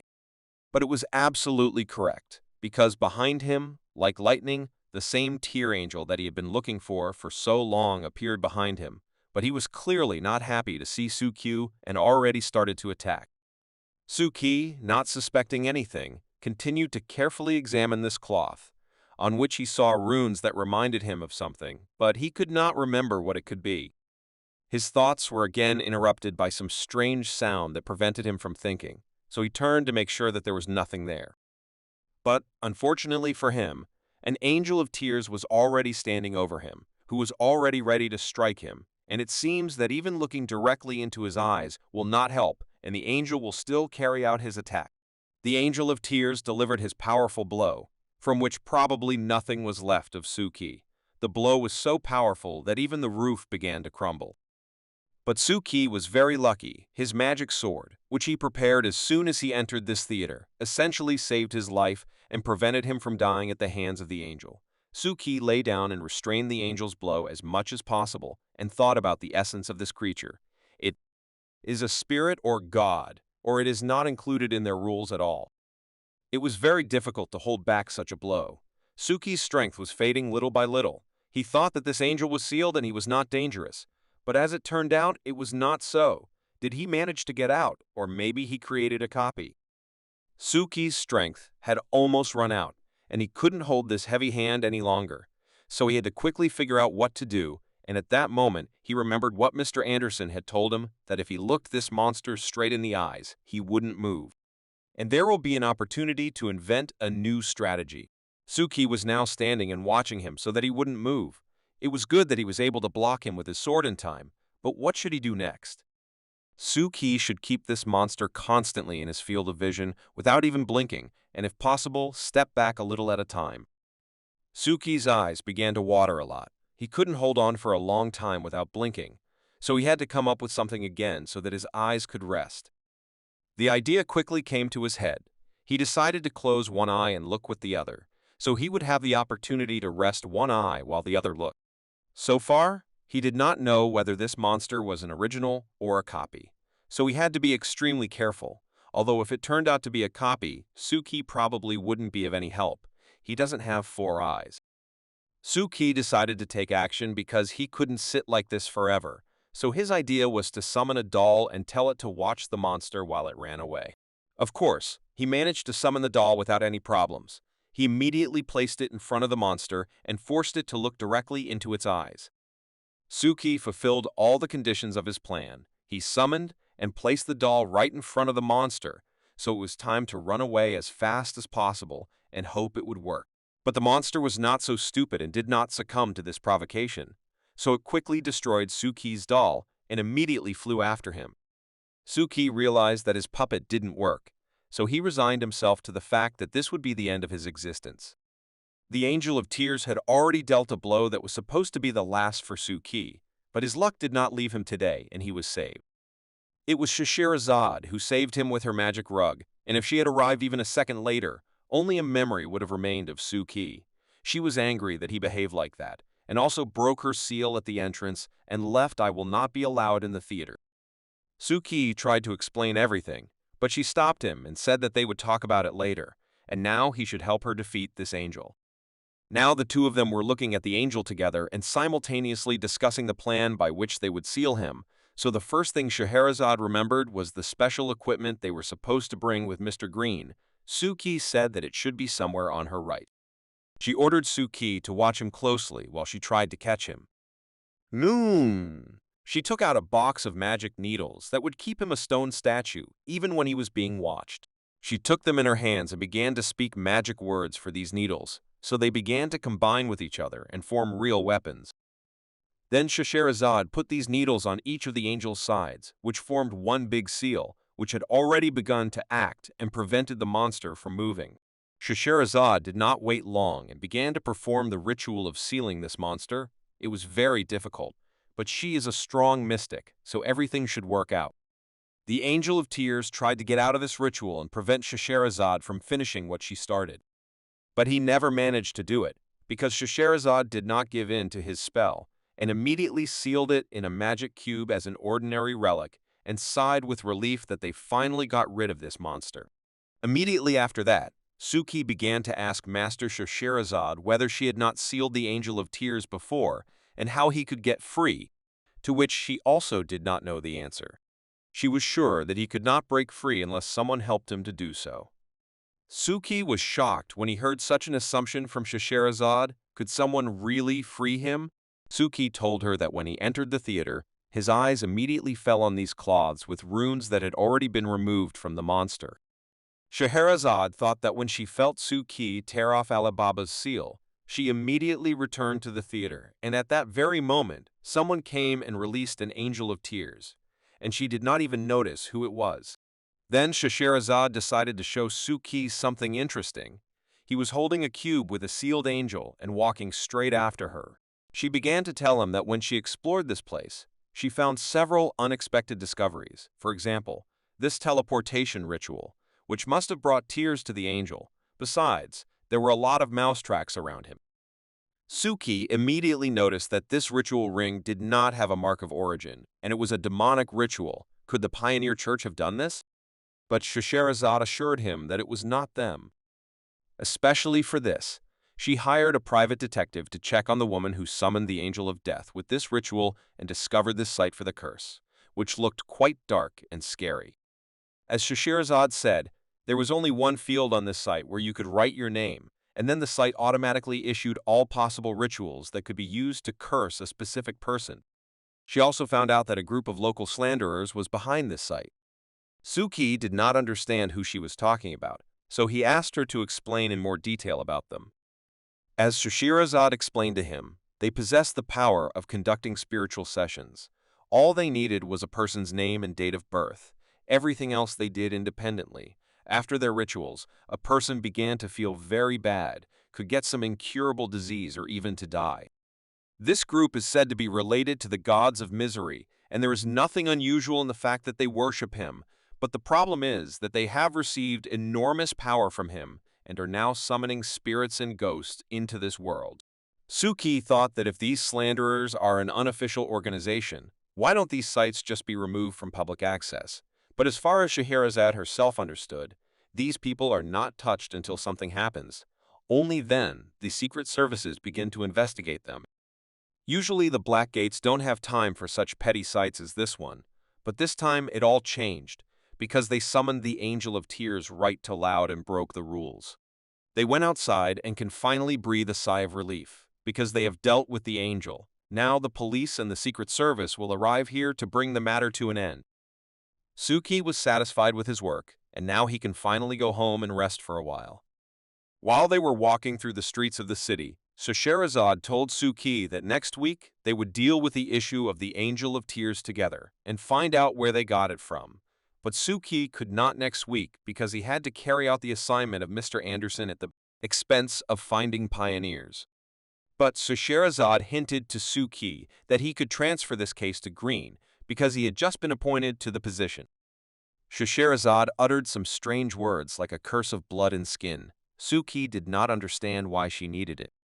Meanwhile, Green stood by Anderson and blamed him for not warning him about Scheherazade, but he tried.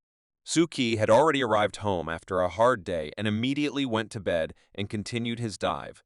His depth was already about 19,000 meters. Only 1,000 meters remained to the moho layer. Suki looked at his threads coming away from the anchor and got a little worried. He only had 3 thick threads belonging to the mousetrap, the 9-headed and the spider.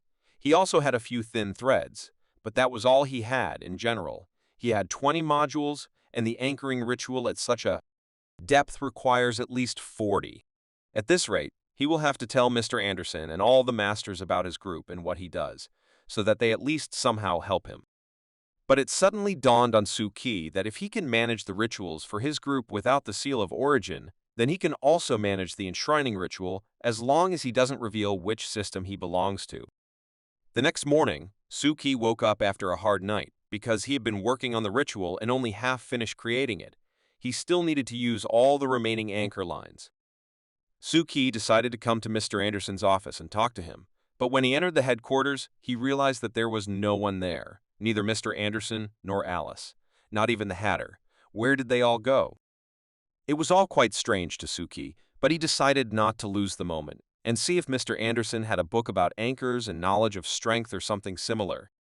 But unfortunately for him, most of those books were about psychology, philosophy, and half of them about autobiography. Do all mystics like to write books about themselves?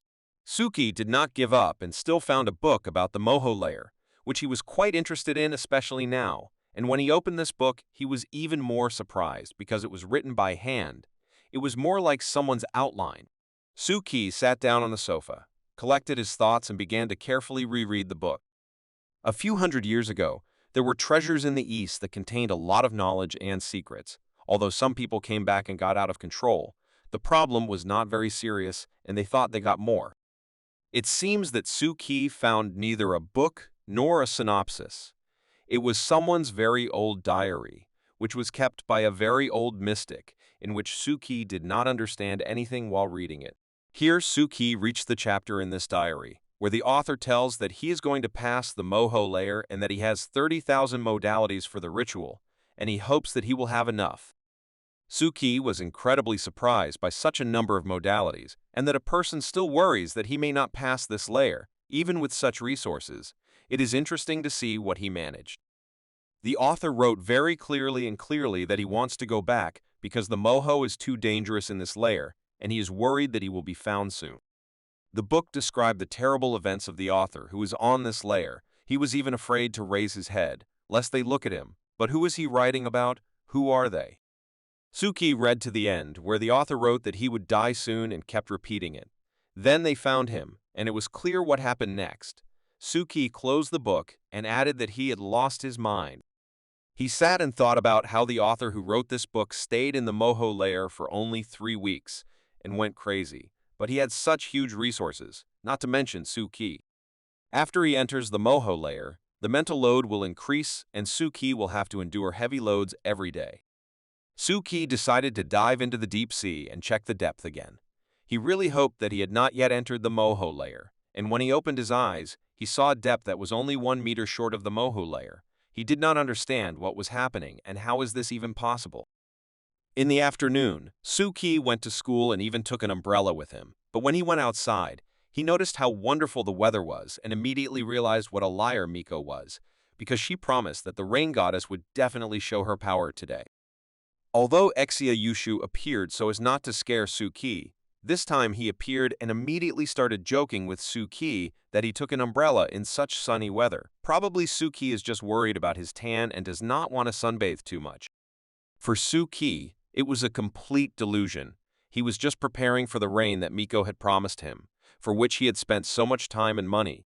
While they were walking to school together, Exia Yushu decided to ask Suki's advice about his idea of creating a haunted house for their school festival, so Suki's opinion was important to him. After all, who does not like to hunt for something mystical and mysterious? But Suki mentally offered Exia Yushu to live at least one day of his life. Then he would have enough adventures for the rest of his life. Exia Yushu expected that this project would be super popular, such as videos from the beheading cycle, which are gaining more and more popularity. But Suki didn't care about this festival and all the events at school. He was only concerned about how to survive in the Moho layer, because so far only he was lucky with the depth where he is. Exia Yushu interrupted his thoughts and told him that tomorrow Suki could choose one of 3 teams to choose from. It was the design team that was responsible for developing the scenery for the haunted house and the spirit images. There was also the team that was responsible for purchasing them. Materials, and Exia Yushu's last team was in charge of setting up the haunted house and making the costumes. Therefore, he asked him to choose wisely, but to choose correctly, taking into account who his friend is and what kind of team he has. Suki chose the first team because he always liked design, so he dropped Exia Yushu's hand from his shoulder. Unexpectedly, their conversation was interrupted by a very scary dark cloud, which seems to bring a heavy downpour to this city. Suki was very happy with this news, because Miko still fulfilled her promise and did not just run away with the money. Now all Suki needs to do is wait for the spirit girl and go home with her. Suki stood outside the school during the downpour and thought that the rain had stopped just in time, and when Miko said, "Was she also a person of the mystical world?" his thoughts were interrupted again by Exia Yushu, who was standing in a garbage bag. This was all his brain could think of to save himself from the downpour. But Suki had no plan to go anywhere with Exia Yushu. He was waiting for the spirit girl who was supposed to be here from minute to minute, so he introduced the friend as best he could. But in the end, he just left. Exia Yushu shouted that he had changed a lot, and she had secrets appeared. Suki was walking in the rain and thought that he really had secrets, but if he told Exia Yushu these secrets, he would hardly talk to him any further, so it was better to keep quiet and act like a normal person. Suki turned to answer Exia Yushu about his talk about how strange he had become, and unexpectedly saw the very girl he had been waiting for so long. She was also waiting for Suki.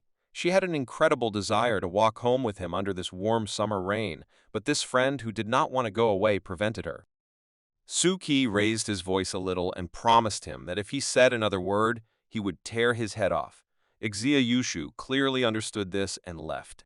As soon as he moved a few meters away, the spirit of the girl was already behind Suki and whispered to him that he sees and hears her.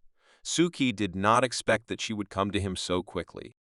But he had a clear task that he wanted to finally fulfill and forget it, like a terrible dream that he endured so hard every time. He hoped that this would be the last time.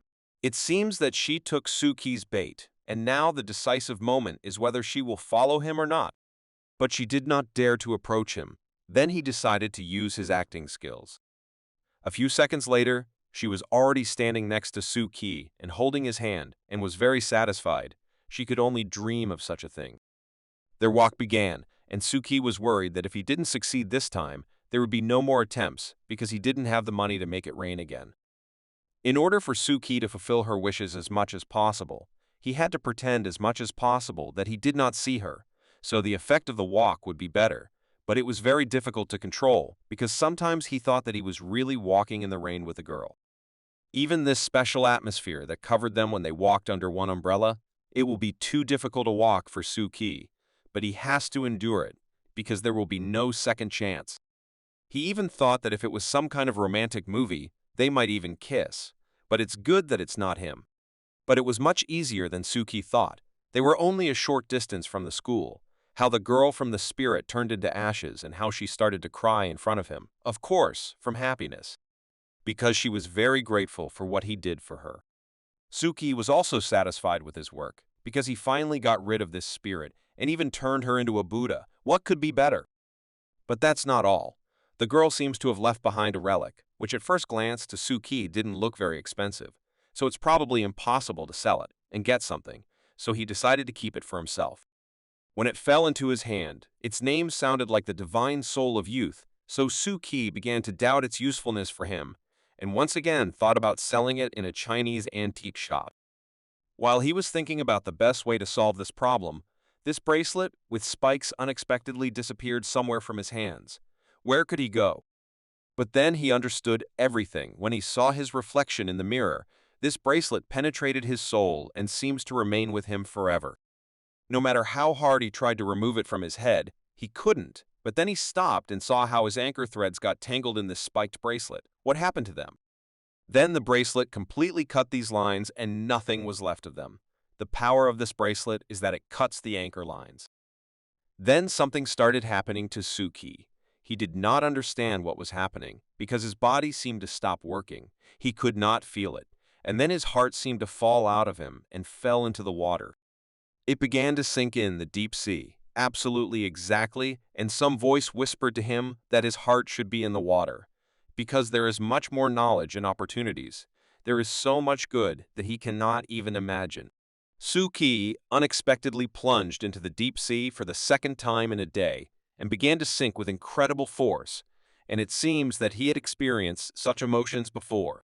So he already had these emotions in the headquarters. When Alice made him go through it, it seems that he is actually starting to lose control over his body. Suki continued to go out of control. He could no longer breathe, and his consciousness began to shut down little by little, and his mind stopped working altogether. It seems that he will lose control and remain underwater forever. The only thing he could think about was that the last time this happened, he was saved by the counselor Alice, who pulled him out from under the water, and what should he do this time, when she is not here? His clothes began to fly off him as his body began to deform and turn into a horrible picture. Suki didn't know what he could do about it. Some voice from the side whispered to him to take Suki down, because there's a lot of knowledge and secrets that he will definitely like, waiting for him here. Then Suki, if he can still be called that, saw a red light and thought that it was help that came from the black gate, so he did not think for a second and swam in the direction of this light. He dived with incredible speed and almost reached this fire. In his eyes, it was already burning, and Suki was already very close. But it was not help at all. It was a huge octopus that had several thousand eyes and the same number of tentacles, which called Suki to him. And the bait used by this monster was an ordinary piece of meat, which it held in its tentacles. Suki really wanted to hold this red and very bright piece of meat in his hands, and it seems that someone gave him such an opportunity by cutting it out along with the tentacles. Next, Suki heard how a completely different voice, which was much more pleasant, began to call him and pull him out of this depth in which he was. He woke up from this terrible dream and just sat scared in the rain near his school and barely forced himself to stand up. Suki sat on the floor for a while and reassured himself that he was now near the school and he was still fine. He was back in the ordinary world. The tentacles and piece of flesh are not actually there in real life. They came from the depths of the sea like the body of the first master. Could the octopus statue be related to those giant tentacles that were there at the first loss of control? He looked at his reflection again and saw that his only anchor lines were still intact and all was well. But why had they suddenly stopped working? In any case, he understood that his new relic was too dangerous and he could not know when it would work next time, because it seemed to cut the anchor lines for the sake of a joke. It is like a slow-acting bomb on the head that cannot be controlled. That's why Suki decided to go to the Black Gate Club, where they might not give him advice, but in an emergency they can save him. Because of this constant downpour, Suki seems to have become sick not for fun, so Mr. Anderson gave him a handkerchief and a cup of hot tea to make him feel better and not get more cold. Suki still decided to tell Mr. Anderson everything about his new relic, which he received as a result of fulfilling the spirit girl's dream. So Anderson once again questioned him whether this new relic is really beyond control and causing him a lot of trouble. To which Suki confidently answered yes. Anderson suggested that he try adding this new relic to his binding ritual to cement the bond between them and help make it more manageable to use. Suki was not sure about this method, but as Mr. Anderson said, he had no other choice, because, for example, he had never met such a case in his life. so he could not help. Sukyu had to deal with this problem on his own. He also decided to tell about his dive in a little more detail, but not to mention its depth. So Suki simply described the stone monument he saw and asked if Anderson knew what it was. He, in turn, asked Suki to draw this stone monument, and then maybe he would tell him something. Suki immediately warned him that he doesn't remember very well what he saw, so he draws very schematically, and what he came up with is showed to Anderson, to which he immediately got a question: where did he see it? But Suki sat silently, because he did not want to tell what happened to him today. Mr. Anderson understood that he did not want to talk about it, so he promised him to check it for him in the Black Gate base. But it may not bring the desired results for him, because although there are many creatures in this base, many of them are undefined and unknown. After that, Suki thanked Anderson and got up from the sofa to say goodbye and leave. Because he still has to go to work at the law firm today, Anderson asked him to go home and rest, because he got sick and his clothes were all covered in water. But Suki didn't seem to hear him and shouted that their motto in this company is work harder and there will be more money in your wallet. Anderson liked this motto. Suki finally got home after that hard day. He lay there and thought about how busy it had been for him to go on a date with the spirit first. Then in some unknown way, his new relic pulled him into a great depth and he almost lost control. On at work, he had to deal with very difficult clients and also only recently finished dealing with this Marie, who comes to him every day. Now, after all this nightmare, he can calmly go to bed and rest, hoping that tomorrow he will get up as usual and enjoy the dawn. As soon as Suki fell asleep, some mysterious hand came out from the floor and grabbed his hand. It was not like a spirit that wanted to eat him. At this moment, Suki was deep in the sea, and it seems that nothing will happen today that will make him feel so broken in the morning. But his peace immediately ended as soon as he saw at what depth he was. His level was 25,000 meters, which meant that he had already crossed the moho layer and had been there for quite a long time.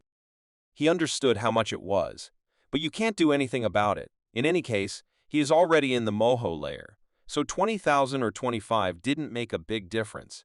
By the way, this strange statue he saw today can't be full. Is it related to the fact that he crossed the moho layer? Suki decided not to wait long or obsess over that octopus. He needed to focus his attention on creating his own anchoring ritual, which was much more important at the moment. Despite the fact that Suki had very few anchor lines, it was still better than nothing, so he still began to create a ritual. He successfully created the framework of the ritual. Then a problem arose, namely, how and in what order one can start introducing divine relics. In the book that Anderson gave him, it was said that in the ritual of anchoring, there is a structure that provides divinity, and that a divine relic must be embedded in it. So each layer can be embedded in the ritual, and each ritual can be embedded with the help of a divine relic. The divine relic can interact with the mystic, it can evolve, and the mystic can be under its influence. So Suki carefully chose the divine relic. He decided to go through each separately so as not to make a mistake. First, he decided to evaluate the ideal world that he created. It was the basis of everything, and it is forbidden to touch it, so you have to look for something else. Next up were the relics for creating clones and fire, which were also basic for his recruits in the ideal world, so they couldn't be touched either. The next two relics also did not fit, because they were relics that helped Suki survive in emergency situations, namely his lipstick and the sacred sword. There was one more relic left in line, which was the last one on the list. It was the same wreath that had driven Suki to the depths, causing him to almost lose control of his body and mind, but he had no choice but to take it. At first, Suki had problems, because he could not incorporate this relic into the ritual, because this required experience, which he unfortunately did not have, but after a while, he succeeded and introduced the wreath into his ritual. At first, nothing changed until the wreath turned into something similar to what was with Suki during the day. But now in his dream, then he realized that the wreath essentially became a part of Suki's body, and now he can use it, and the first thing he decided with him to do is turn off the wreath. He managed to do it the first time. Suki simply couldn't afford to wear such a dangerous thing on his head all the time, so the best option was to turn it off. But it seems that this ring that formed after turning off also has a hidden effect. It was interesting to see if it developed in Suki in real life because he dreamed it. Although it would be interesting to learn what kind of skill it is and how it can be used, but today he will not learn it because the dawn has already come and it is time to wake up.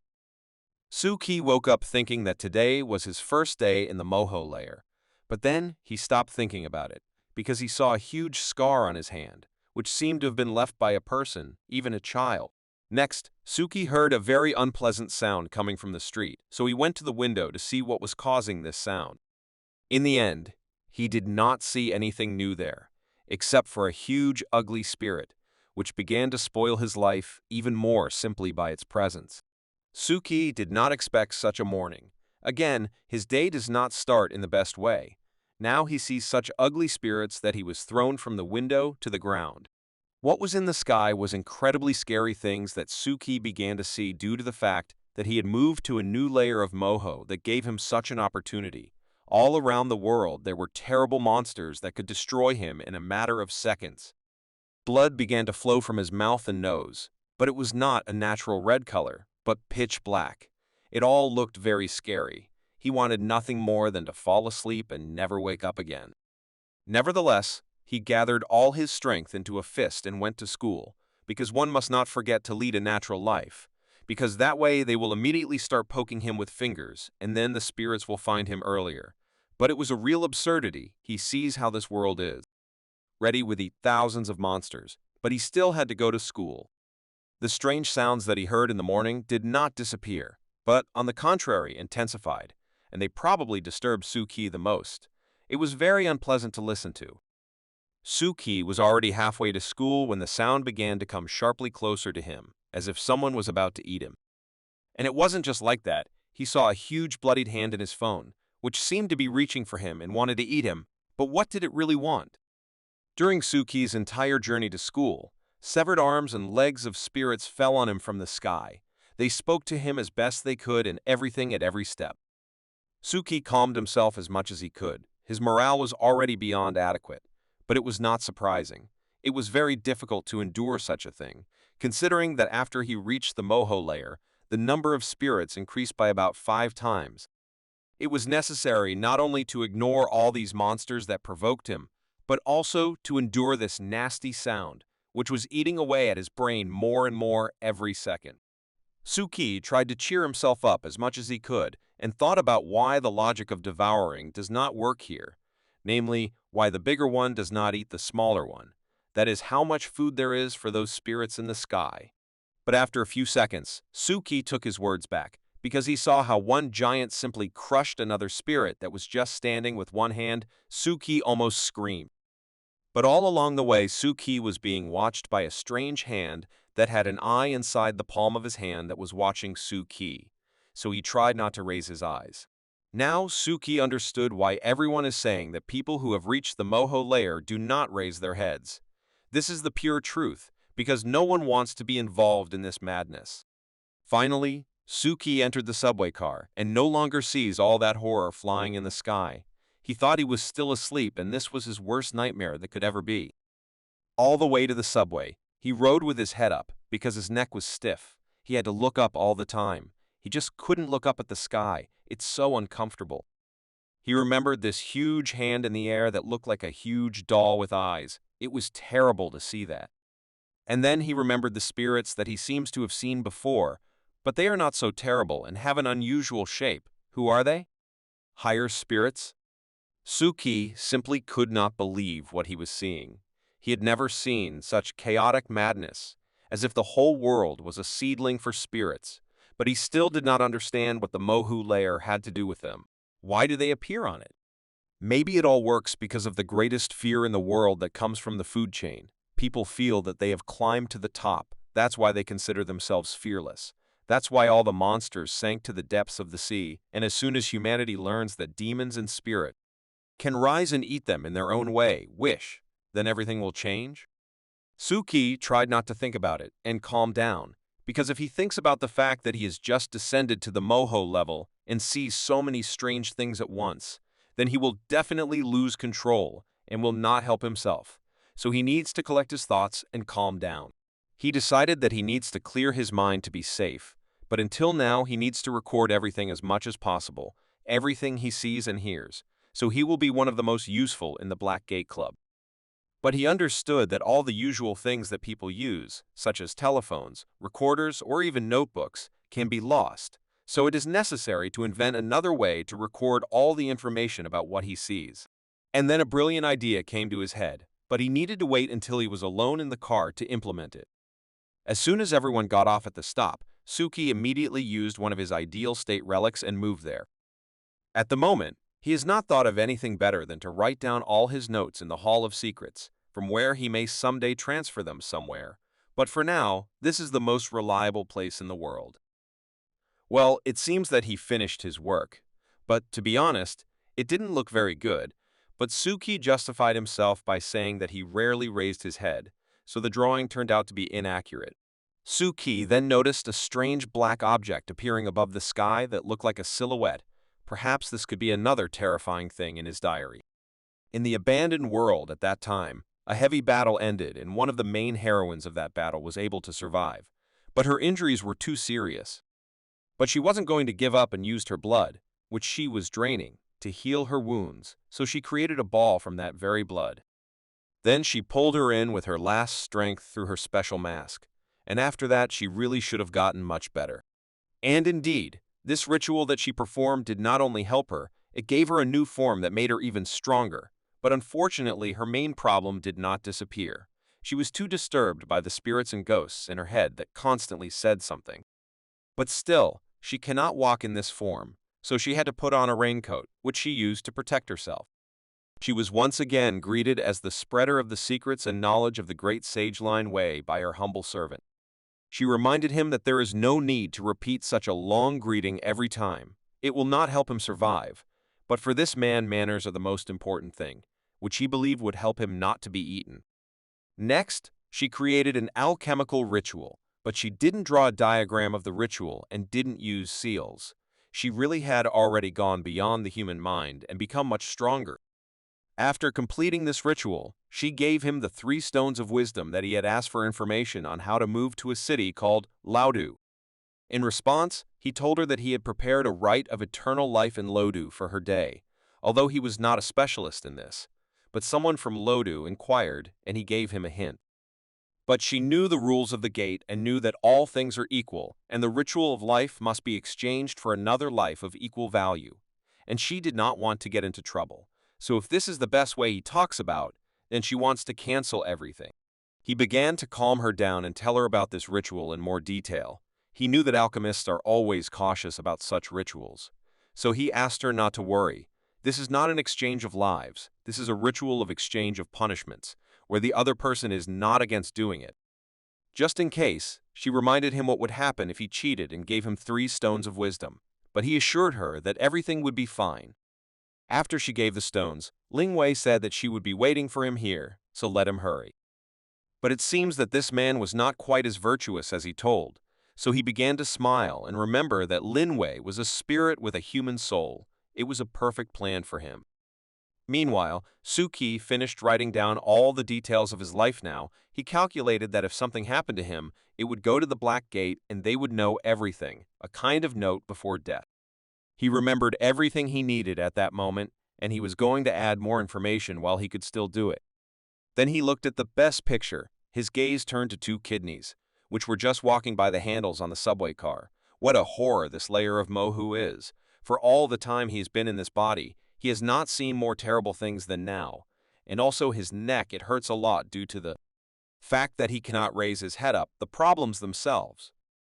Suki unexpectedly forgot about his pain when he saw that above each human head there was a red ribbon that looked like a fire going up a mountain, and in the middle of this fire there were a bunch of incomprehensible symbols. But not only people had such a ribbon, Suki himself was the owner of such a lamp. I wonder what it means and what it gives to the owner? Every person had this above their head without exception, but spirits and monsters did not have this. It was very interesting. Suki understood that this tape was created especially for people. It is something like a tape of thoughts or desires and all lead to the gods above. The weekend came, so Suki came to the gym where Scheherazade was already waiting for him, who was ready to start Suki's training in full.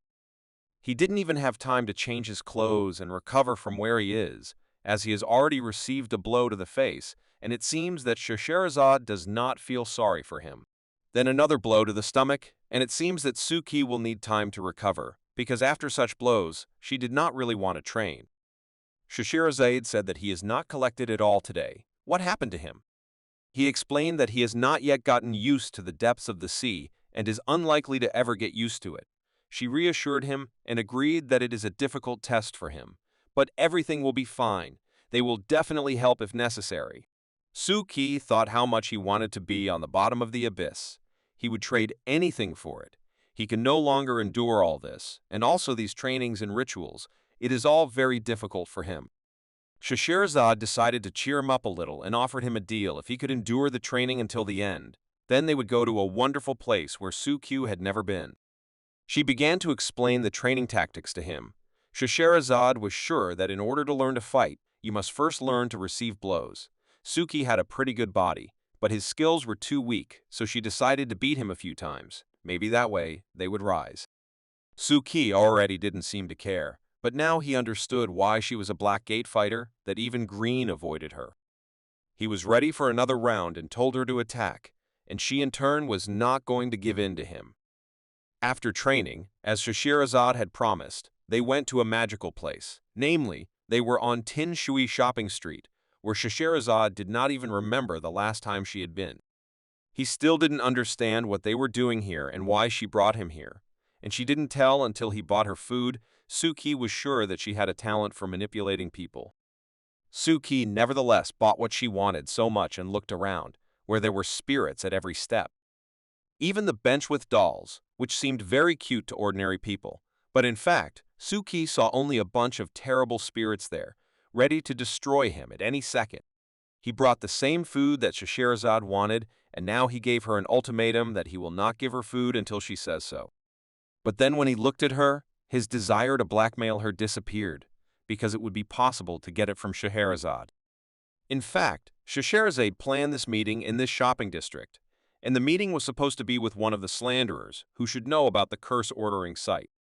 Suki asked what his name was, but she explained that such people do not have a name, but they are usually called that by someone who slanders something, or they can use a name, but it will be made up and next time you will not address him like that. But Suki did not understand why so. Scheherazade explained to him that this happens for two reasons. Firstly, in this dark business, you can be cursed if the real name of a person is known, and secondly, if the curse becomes known, then it will be easy to escape with an invented name from responsibility, so they don't use their real names. But then a logical question arises from Suki. If they are not ready to give their real name, then why are they ready to go out on a date? She made him understand that, most likely, the slanderer himself will not appear here, but his friends or assistants will come and take them to him, because usually such people do not appear in public places, because they have done a lot of bad things. Scheherazade simply could not be satisfied with her delicacy, which Suki brought her. Well, it is already delicious. She was enjoying her meal until a voice called to them from behind and asked them if they were looking for a reverend.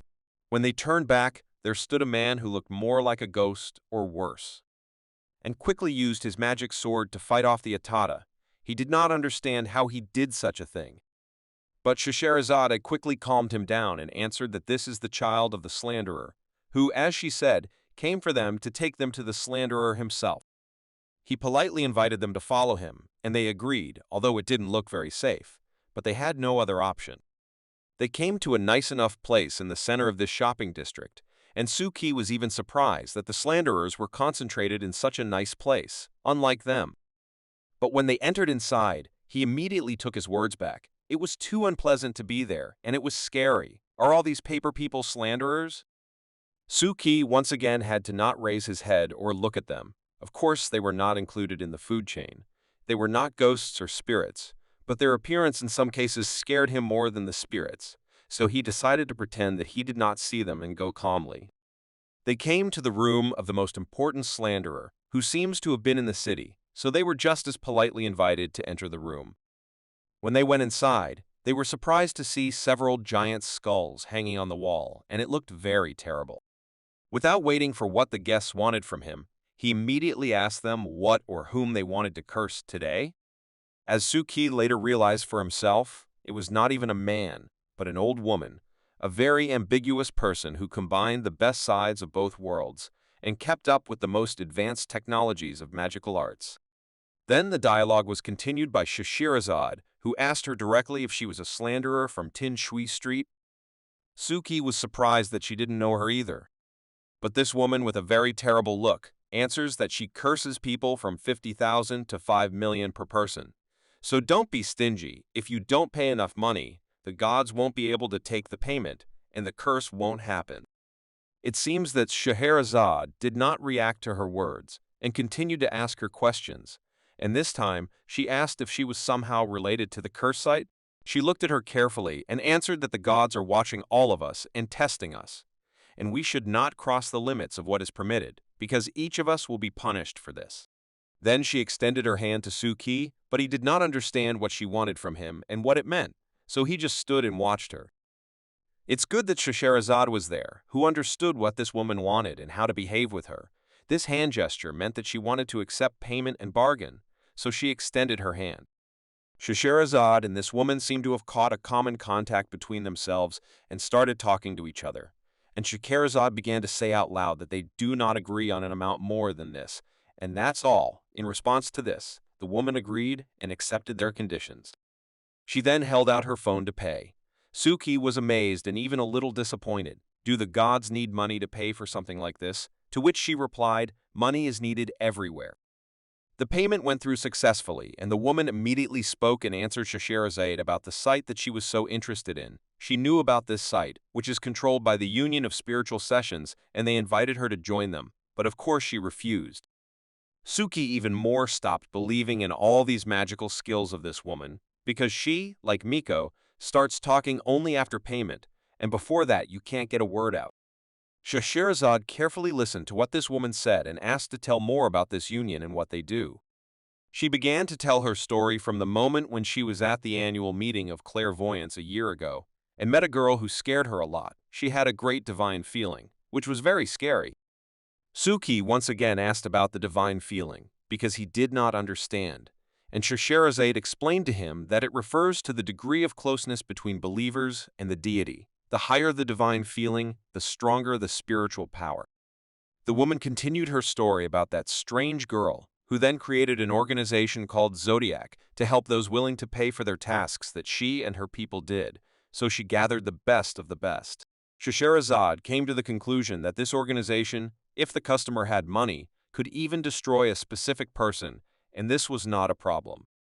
But the woman added that she did not tell them that. She only told how she was connected with this site. Scheherazade continued the interrogation, and the next question was why she refused to join this club. But the woman's reason was quite simple. Slanderers do not form alliances because they are all disorganized creatures and often they die at any moment, so there is no point in forming these alliances.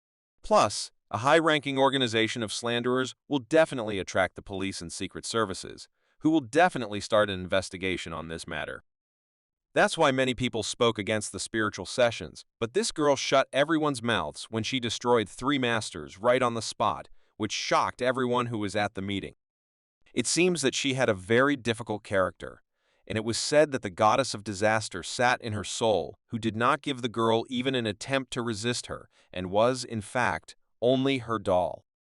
After that day, most of the slanderers left the city to protect themselves from her, although some of them joined her. And now they are doing terrible things together in this world, and to be honest, there are almost no slanderers left in Luda, and she is going to leave in a few days. Scheherazade offered her help, because this woman knew who they were, and from which organization, and for that, she would tell more about this girl, and how best to deal with her. But the woman seemed to be boiling with memories, and made it very clear that no living person could handle this girl, because her strength is beyond comprehension. After that, Scheherazade sent more money to this woman, and she immediately changed and was ready to talk. Suki simply did not understand how money can change people like that. Next, she took out some small box from her small locker and wanted to show it to Scheherazade and Suki. As she said after this box, her slanderer friend studied the essences and found out about her. When she opened this box, it seemed like a lot of blood poured out of it, which could drown everyone who was in this room. Suki couldn't understand what it was and why it looked like blood, but in any case, they had to do something, otherwise they would just drown here. But before they had time to invent something, some kind of fire fell into this sea of blood and ignited everything there. What should they do now? Everything around Suki began to burn, and this fire began to cover absolutely all corners of this small room. What should he do next? Began to scream and call for Scheherazade to help him. Suki could not believe that he would die in this way. But after a second, some kind of water started pouring on him. It was Scheherazade who poured water on him so that he would calm down and stop screaming. As it turned out, he alone entered this trance, and he alone saw how a lot of blood flowed out of the box, which filled the room, and there was a feeling that everything around was on fire, and now he himself would burn until he was extinguished by water. The woman was surprised that he saw all this and praised his intuitive sense of perception. She had never seen anything like this before. She continued to show what was in that box, from which blood seemed to be flowing, and now there is some piece of burnt cloth, which, according to legends, is a relic that remained after the great fire of the sleeve. Neither Suki nor Scheherazade knew what it was about and what kind of big fire this strange woman was talking about. She was surprised that the Black Gates were so ignorant, so she began to tell that a great fire was registered as a huge fire that was more than 400 years ago in Ludum. At that time, a large number of people were praying in Jingjiao Temple for the sake of a young girl who had died of an incurable disease, and when the prayer was over, a huge, unexpected, strong wind blew a piece of sleeve from the fire, which ignited one of the houses. No one at that time could have expected that the fire could destroy almost the entire city of Luo, and it is said that then more than 100,000 people were injured and destroyed by the hand of this terrible fire, as if it was a trial by fire. Suki and Scheherazade carefully looked at this sleeve and almost simultaneously said, "Does this sleeve have anything to do with a spiritual session?" The woman replied that it had something to do with the spirit girl's origin. After the fire, many parts of the city were restored and reopened to people, even including Ting Shui shopping street. But from the day when the districts were reopened, a legend appeared that says that this street gave birth to new spirits and gods, and when the street moves from one place to another, they follow it. After the fire, people began to look for the slanderer and the same fate awaited him. So after some time, the foreign slanderer was found but not destroyed, and the street again became prosperous and very beautiful. But after he was found, there was no trace of him.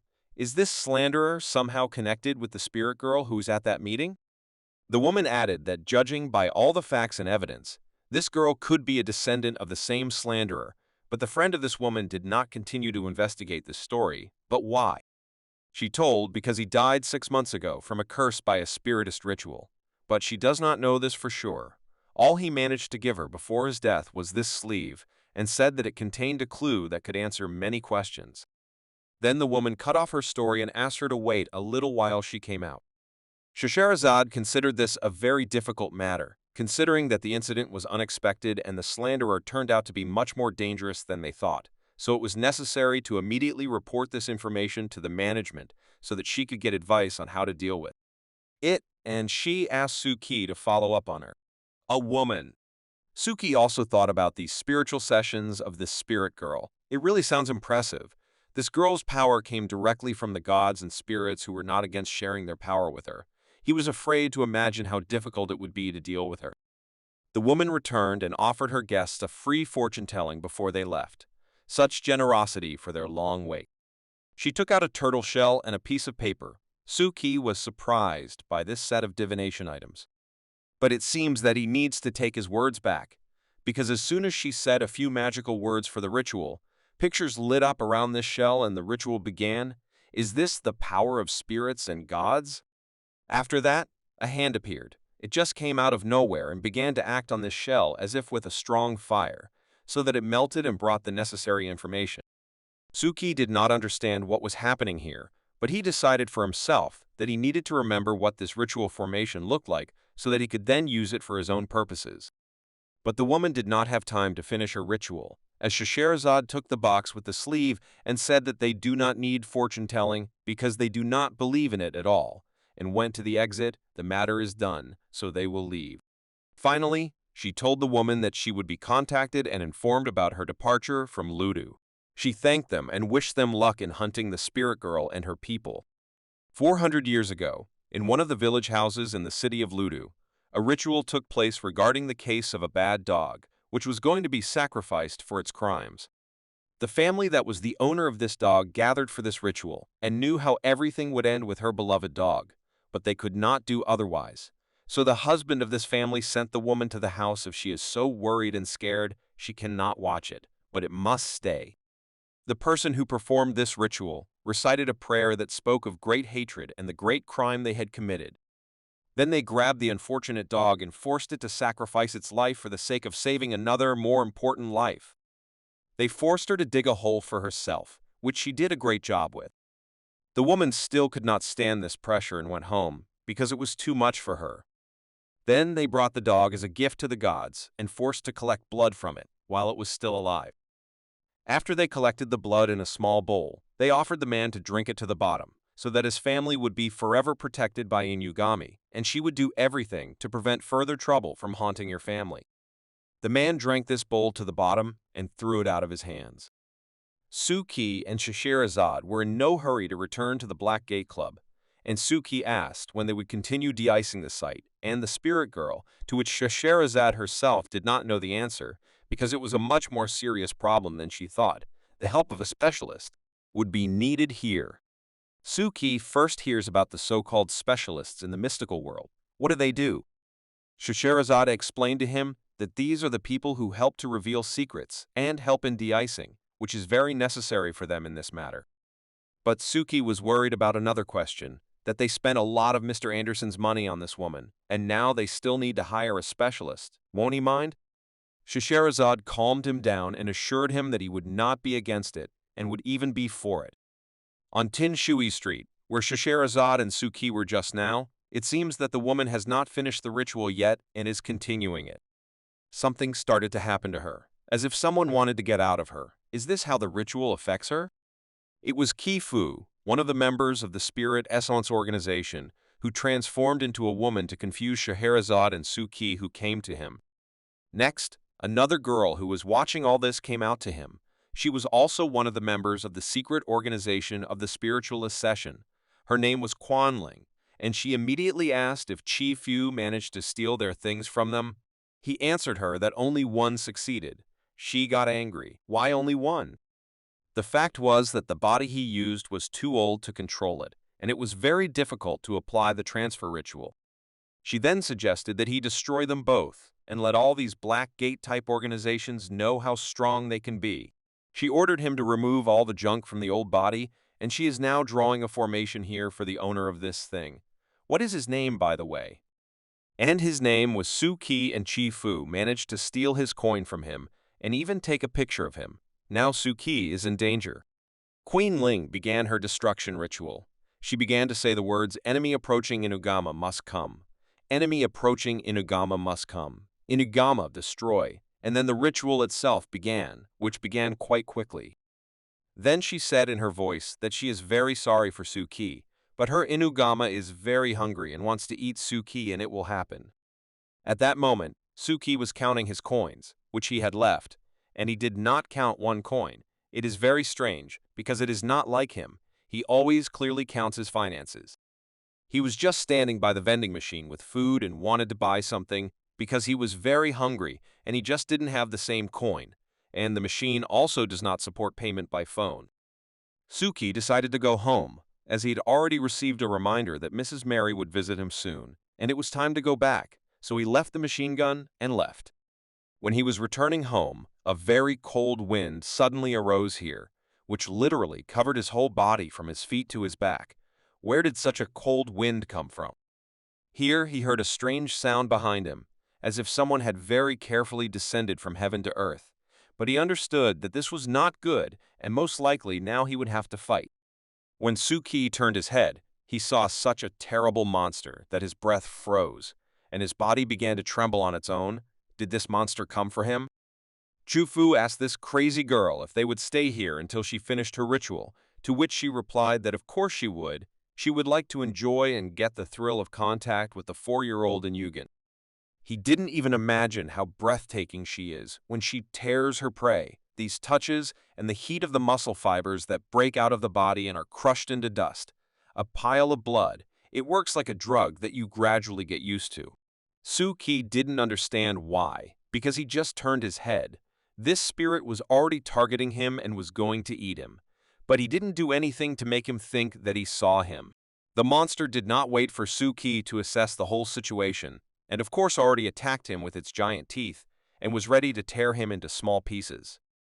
Without thinking for a long time, Suki uses his painted face skill and should turn invisible to this spirit. But it doesn't work. The spirit almost killed him and is still haunting him. The painted face doesn't work on this ghost. This is clearly no ordinary spirit and no ordinary food chain. You have to come up with something else immediately because it will just destroy him. This happened only once, and that was with the spirit that was summoned by the members of the Pioneer Church. Surely this skill does not work on this layer of spirits, but he did not care. He simply did not want to die here and ran with all his might.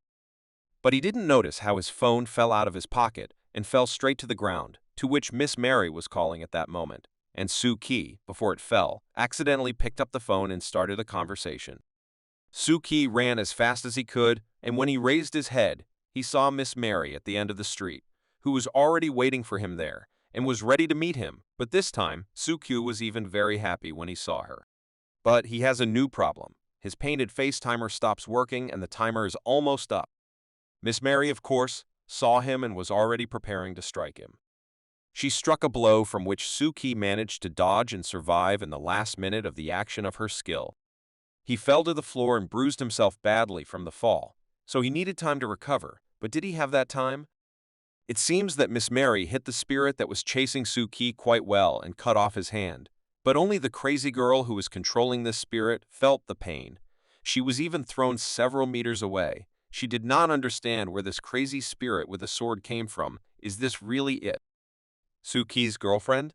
Miss Mary actually cut off the hand of this wolf-shaped spirit, which was suffering but still not giving up. Even though Miss Mary didn't get Suki and she still liked the smell of blood, she really likes it. Suki was not amused. He understood that she had awakened the desire to destroy everything she sees, and unfortunately he is next in her field of vision. He needs to use the face painting skill again. Otherwise, there will be no chance. He used it and decided to play a little with Miss Mary. Who would she destroy more quickly? Him or the spirit that started chasing him? In any case, he had no other options. He had to try. The crazy girl who summoned this spirit on him did not understand what this bastard from the Black Gate was saying and who he was going to destroy there. The wolf repeated the attack on Suki and tried to destroy him this time. But Miss Mary was still there, and she still came for her victim Suki, and she will not give him to anyone. So she cut off the other hand of the wolf and stood as if to protect Suki. The girl who was driving the wolf did not understand how this friend dared to cut off her wolf's other hand, and who is she to do this? Suki sat behind Miss Mary and taunted the wolf who came to Suki as a hunter and now turned into Miss Mary's prey. Everything was going according to plan. The mad wolf attacked again, but this time on Miss Mary, and she seemed to go crazy and inflicted an incredible number of blows on the wolf. And it seems that she cut him from head to toe. She was still incredibly evil and was ready to deal with 2 or even 3 more spirits like this wolf. And she didn't want them. But Suki, whose mask would soon disappear and she would have to use it again, and it was very dangerous. Suki is next to Miss Mary and thinks how ironic this situation looks. The crazy maniac who comes to him every day and tries to destroy him has already saved his life twice. She stood by the wolf's body for a little while longer and called Suki again and left a voice message that she couldn't find him again, so see you tomorrow. It was very close to the end. If she had stayed for even a minute more, then Suki's end would have come, and she would have finally destroyed him. But today he was lucky, which cannot be said about this wolf who was left without a head, but he deserved it. Suki couldn't figure out how he became a target, if he was so invisible and his mask didn't work. Since he joined this world, everything went wrong. Therefore, Suki decided to take the head of this huge wolf to the Black Gate so that they would help him understand what happened and why it suddenly attacked him. But before that, he decided to try to perform the ritual of extracting the crystal without the mark of origin, saying a few magical words that helped Suki to start this ritual. And yet, he managed to do it. It seems that he can really manage the rituals without using the seal of origin, so Suki concluded that he is special. After this ritual, Suki was incredibly satisfied and called Master Scheherazade and asked her to come to him as soon as possible. He prepared a surprise for her. At the Tin Shu shopping street 20 minutes later, Chai Fu went into the crazy girl's room to inform her that he was done with the old woman and destroyed her body, and to ask her if she was done and only saw her head. Scheherazade quickly came to Suki, and after 10 minutes, she was standing next to the head of this giant wolf, or how she corrected Suki that it was a dog called Inuga in all the legends, which is a very evil god. She understood that this is a very serious god and asked Suki if no one wanted his death lately. Maybe he himself knows who is hunting him? All that Scheherazade knew about this god is that Inugami is controlled by a messenger, that is, a person who stands somewhere far away and can summon him to anyone, and people who died at the hands of a dog will have traces of bites. The legends say that when a dog that has lived in the family for a long time is buried and its head is cut off, then a ritual is performed so that the spirit of Inugama settles in the house, and then generations after generations keep Inugama as a family heirloom, and the longer they keep it, stronger the spell will be on the one on whom it is applied. Suki asked again, because he did not understand, that is there a curse on him now? Scheherazade answered that it is not even simple. If you look at the dog's head, the messenger of this curse is very strong. Suki could not understand how such a strong monster could be tamed, but he is sure that when Miss Mary fought him, she pierced his heart, and therefore the messenger had to die. Scheherazade teased him that she is very jealous that he has such a protector as Miss Mary, who will destroy anyone for him, but Suki would only give a chance. He would give her to anyone. Did she ask him if he had any guesses as to who could do this to him? Suki thought about it and began to scroll in his head the whole day and how he lived it. First they trained during the day, then they went to Tin Shui Street, and then they met the slanderer, and then he froze, like a slanderer. Scheherazade was surprised by Suki's guesses and asked why he thinks so. Suki explained to her that when he left and then came back, Suki always felt that he was different, as if a different person had returned, but he could not explain why. Scheherazade asked him to trust his feelings and think again and remember all the differences between how he entered and when he left. Suki tried to remember what he saw in that slanderer who came out after their conversation, which made him think so, and it occurred to him that he could see how the facial features changed with the help of these ribbons going up. When the slanderer returned from his room, his facial features changed. Suki simply did not notice it immediately, so it can be concluded that someone replaced the slanderer at that moment. Suki didn't understand why they started hunting him in the first place. Was it because they knew we were investigating the case of the Angel of Tears? Scheherazade did not rule out any option, because there could be any reason, and she noticed again that if it wasn't for Miss Mary, Suki would be lying here instead of the wolf, so she was very angry. What right do they have to touch a person from the Black Gate? The two of them were on their way home, but as soon as Scheherazade took Suki away, she would return to Tin Shui Street and conduct research there. Suki thought about the fact that she should return to this street and surround the scene to prevent the intervention of the police or other authorities, and it was unknown if she would find any clues there. Suki could not wait for this crazy day to end. The next night, Suki dived another 1,000 meters, and his depth of storage is about 26,000 meters. At this rate, he will reach the next layer in less than a month, unless of course he loses control earlier. It was in vain to hope for any rescue, so he decided to move on and finally start weaving nets for his safety, so that he would have at least some insurance. Therefore, he prepared for the ritual and applied it. Namely, he created the grids of origin. The next day at work at the law firm, Suki yawned every 15 seconds and couldn't stop. He slept very badly that night and woke up often, so he really wanted to sleep. Lawyer Du Shen greeted Suki and asked him why he yawned so often. Probably his girlfriend came to him that night, and he had to work hard all night. But Suki could not explain to them that he spent the whole night in the depths of the sea in qualities of a net weaver. He finally finished all the work that Du Shi had assigned him, and he had some free time left to do experiments, which he photographed in the theater, right at the workplace. Maybe he will be able to use it in the future, so you need to know how it works. After several dozen attempts to draw a similar picture, Suki realized that it was not as easy as he thought, and that he would need to spend much more time. His hands were already hurting from this drawing, but he still managed to draw the simplest copy of this picture. Since Suki could perform the ritual without using the seal of origin, he wondered if he could reproduce this trial version of the teleportation array without the seal. He put the eraser on one of the sheets, and the other sheets with the same drawings he put next to it and started the ritual. He managed to do it, but not to the end, since only half of the sheets could be reproduced. What's the problem? Maybe he drew badly? Then he noticed that the eraser he used for the ritual was not new and a little worn. Maybe that's why he didn't succeed, but there's no need to rush and fix something. The main thing is that he already has something working, and he'll learn later.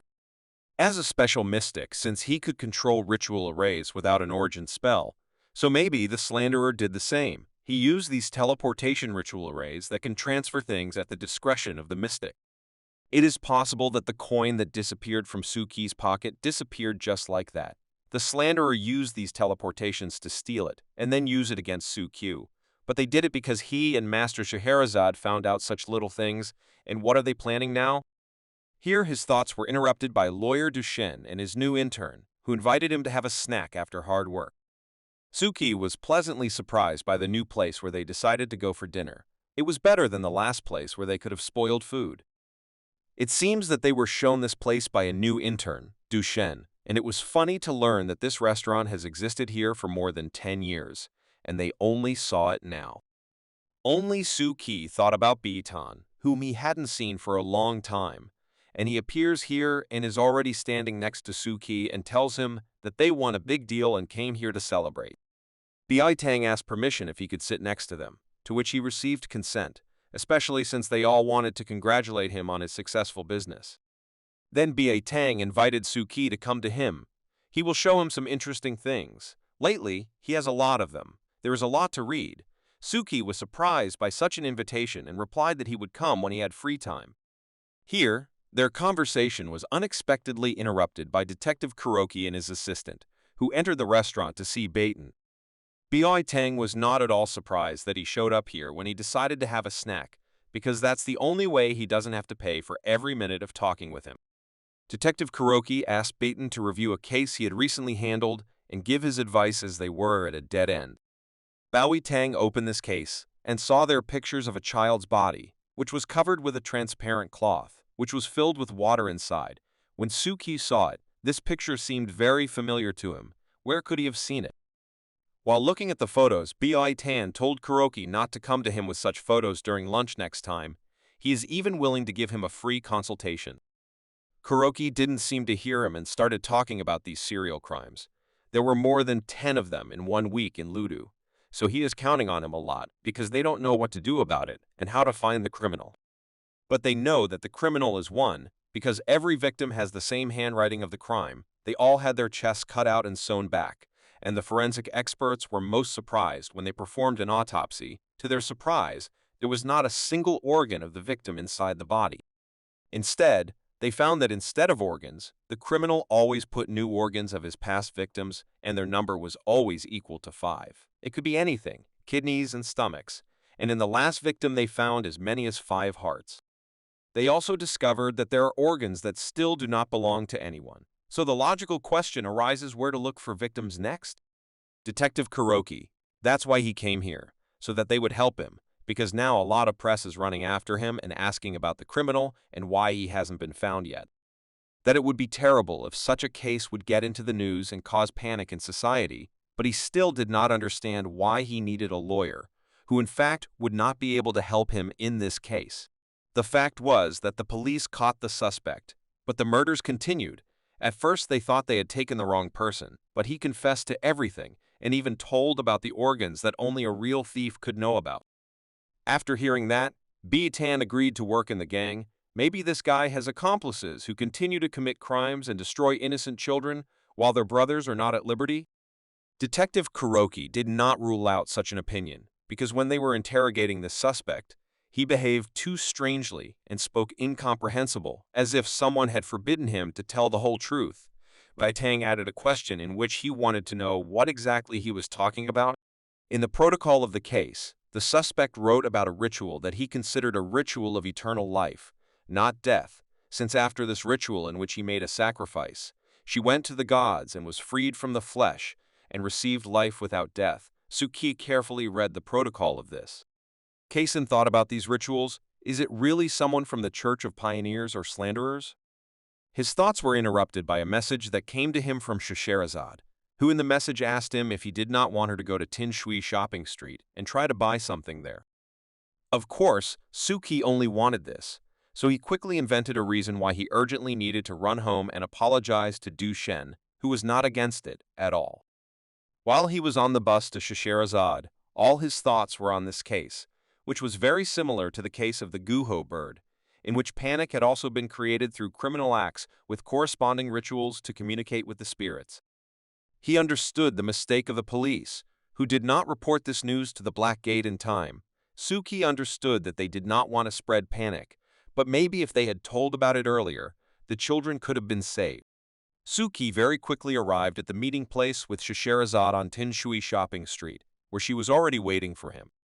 She congratulated him and noticed that he was in a good mood. That's good, of course, but she warned him that he should get ready now, because they might be staying in this place for a long time.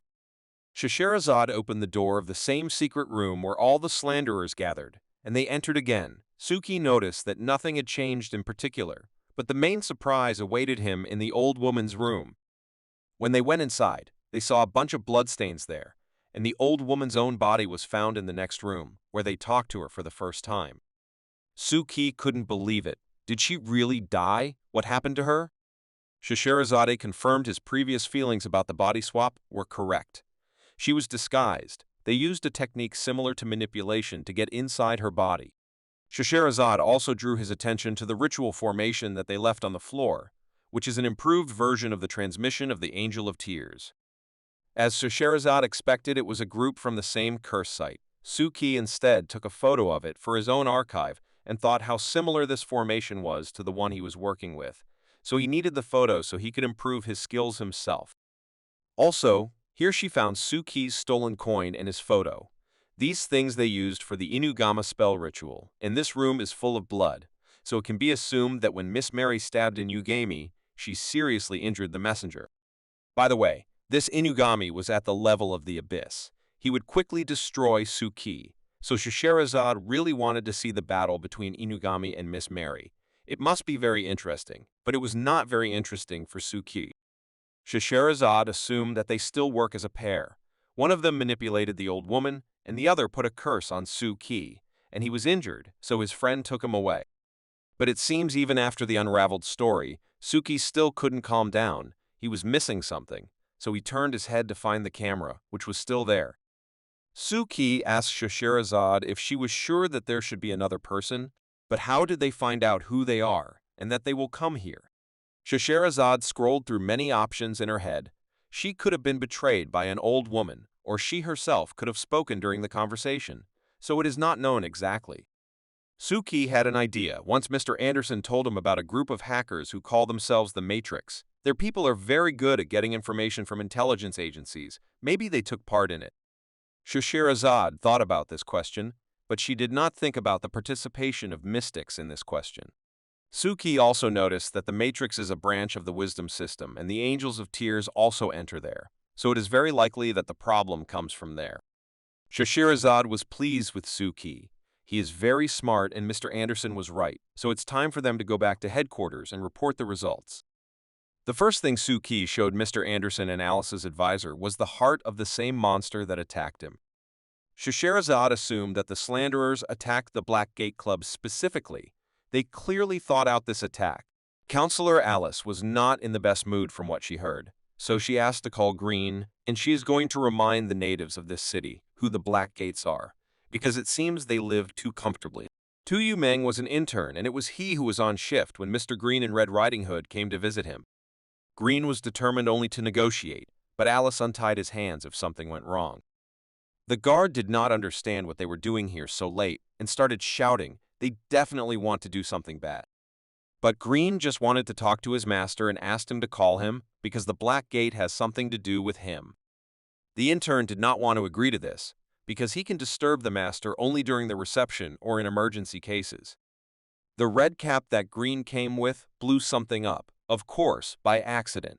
Green once again politely asked him to call the master, otherwise he would not guarantee that the next explosion would not sound somewhere near him. The intern understood the seriousness of the situation and asked him to calm down. He had already called Mr. Yoon. Green was pleased with himself because if he were to blow up someone else's house, it would be necessary to get into debt again, which he did not really want to do. After 20 minutes, Master Taeyuna brought Green a notebook where absolutely all the information about the slanderers that they had was collected. Green took this notebook and thanked them for their help, and finally reminded them that a newcomer named Su-ki appeared at the Black Gate and asked to be very careful with him and not to do stupid things to him, because the Black Gate does not promise that there will be no consequences. Mr. Anderson, in turn, went to the Yujing Temple, where he was also provided with all the information on the slanderers that he requested.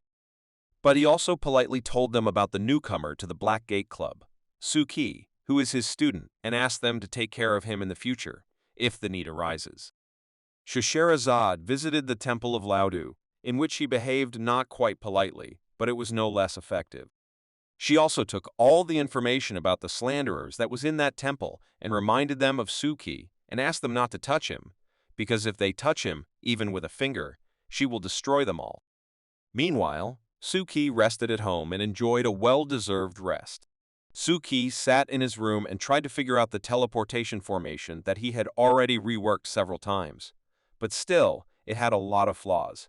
There were even cases when inanimate objects disappeared during teleportation. The only success he managed to achieve was that he still completed the teleportation cycle and transferred the item he needed. Su-ki really wanted to enter the Hall of Secrets and discuss this with his loyal subjects, but he could not do so because the subject did not fit his image of a great being.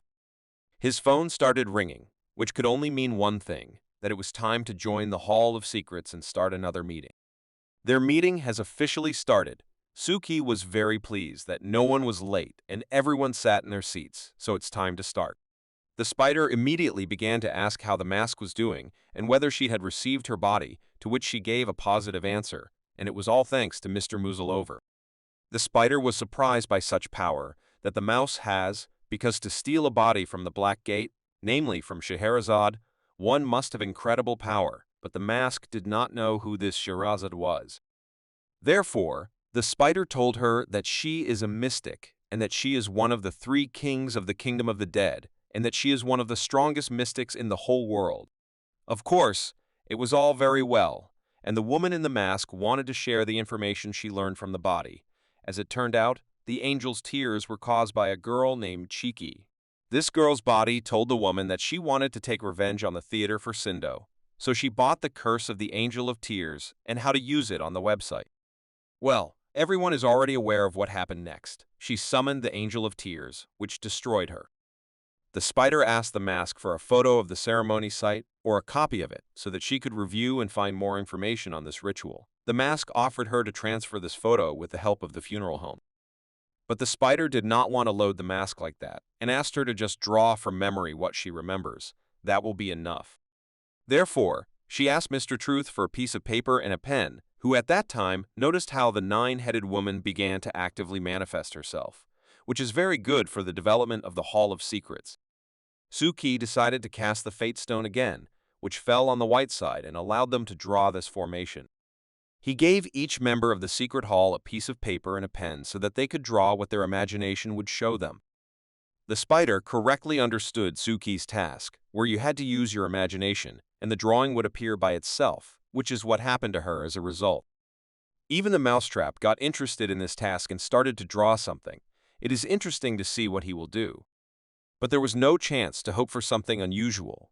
There was his favorite cheese again. Su-ki waited patiently while they drew their pictures, and he had time to think about making the table bigger, and he was troubled by the thought of how long the Hall of Secrets would last and how many people would gather here. In any case, he understood that all the memories and traces of these meetings would remain for a long time even after the end of the existence of this hall, and after that it would all turn into a secret related to Su-ki. He understood that the accumulation and change of people in time are methods of building great secrets, and since the scenario of the last mission is finished, it is necessary to give them a new task. Suki gave them information about the fire in Laudu, the slanderers, and the curse site that the mask reported. Now their task is to find the person behind all these things and find out who can still summon the Angel of Tears. The spider was very interested in this case and decided to take it up. If she uses all the information they talked about before, then she can find out who is behind the Angel of Tears, and for this get a reward in the form of a change of filling for her computer. If so, then the mask was involved in the case and decided to help her in this case, because in this way she can find information about the Church of Pioneers and find the thief behind the death of her parents. Well, of course, the mouse catcher was in business, because he also has a serious goal, cheese, with which he must feed all his fellow mice. Well, Suki handed out the assignments, and this week's meeting time had passed, and it was time to finish, so he said goodbye to them and wished them luck. After every meeting, Suki felt incredibly thirsty, and he couldn't understand why it worked like that, but he was still satisfied with the meeting they held today. Suki also understood that if it were not for all these restrictions in the media for his subjects, they could obtain information much better and do their work even faster, but their creativity was at a high level. On the one hand, he understood that the offer of a new mission for them was partly for Suki's own purposes, but on the other hand, the believers had to rethink the meaning of his existence. On top of that, Suki understood how well-known spirit rituals were now, so they could be a good target for his followers. And on top of that, they were trying to curse him and destroy him, so let them be answered.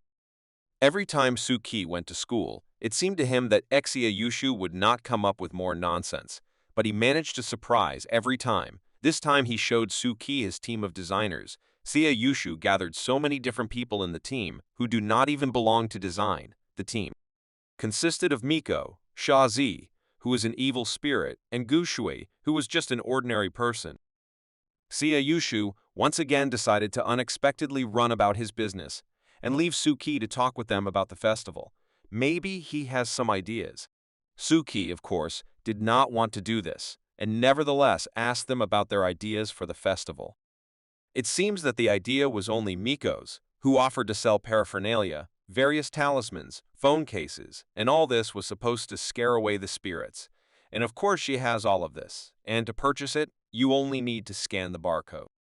Suki was not surprised that Miko came here only for her own benefit. Shazi added that she does not understand horror stories, and she is not afraid of ghosts, but she will help in painting and music if it will be useful in any way. Suki was not surprised that she is not afraid of spirits, because she herself is much scarier than all ghosts. Go Shui suggested that Suki search for scary ghost stories together and create a plan for the entire event. Shazi can design costumes and locations, and Miko will create a list of paraphernalia that they will sell. She was very worried when she said this, because she liked Suki very much, and she hardly dared to suggest that he go with her to a local shop where she saw beautiful decorations for their scary dolls. After class, Suki and Gu Shui went to Tian Shui Shopping Street, where she knew a great store with materials for scary stories. They walked together to a store that didn't even have a sign, and Suki was a little tense. But Gu Shui calmed him down because she goes to this store almost every day, so there was no reason to worry. They entered the store, and Gu Shui greeted the owner of the store, Uncle Mu, and informed him that she was going to borrow some things. Suki reviewed the opinion of this store. It was quite interesting here, because there were things here that had long been pushed out of the market by the latest technology, but all of them were in very good condition. But as soon as Suki started walking through the rows, he noticed that even in this shop, spirits live, so this shop was not so nice. Gushu called Suki and offered him to rent this videotape, which had a classic horror movie scene called The Dark Knight Phone Call. Suki didn't mind, but there was only one problem that prevented him from watching this tape calmly. There was this black smoke around her. While Gushu went to negotiate with Uncle Mu about the rental of this newspaper, Suki thought that it should still be checked and consulted with someone, so he decided to write to Mr. Anderson and ask if spirits could live in such old tapes, and if it was worth contacting them. Attention! To which Mr. Anderson could not know the exact answer, so Suki was worried that his mask might not save him in an emergency. Instead, Anderson recommended him to go to his acquaintance, a mystic who deals with spirits and ghosts, and help him figure it out, so he immediately gave him the address. After Gushu rented the tape, she immediately invited Suki to go to her house and watch the movie so that they could start making a plan. But Suki already had a plan for this tape, so he offered her an alternative to go to a person who would help them. They went to the same store where Suki first met the Spider Girl. And by the way, she, who unexpectedly approached from behind, was just going to buy flammable and explosive essentials. When they entered the shop, they were greeted by the same owner who seemed to have grown even bigger since the last time he met Suki. He immediately remembered Sukyu and was happy to see him. Gyuguo did not understand why they were stuck there and called them to her.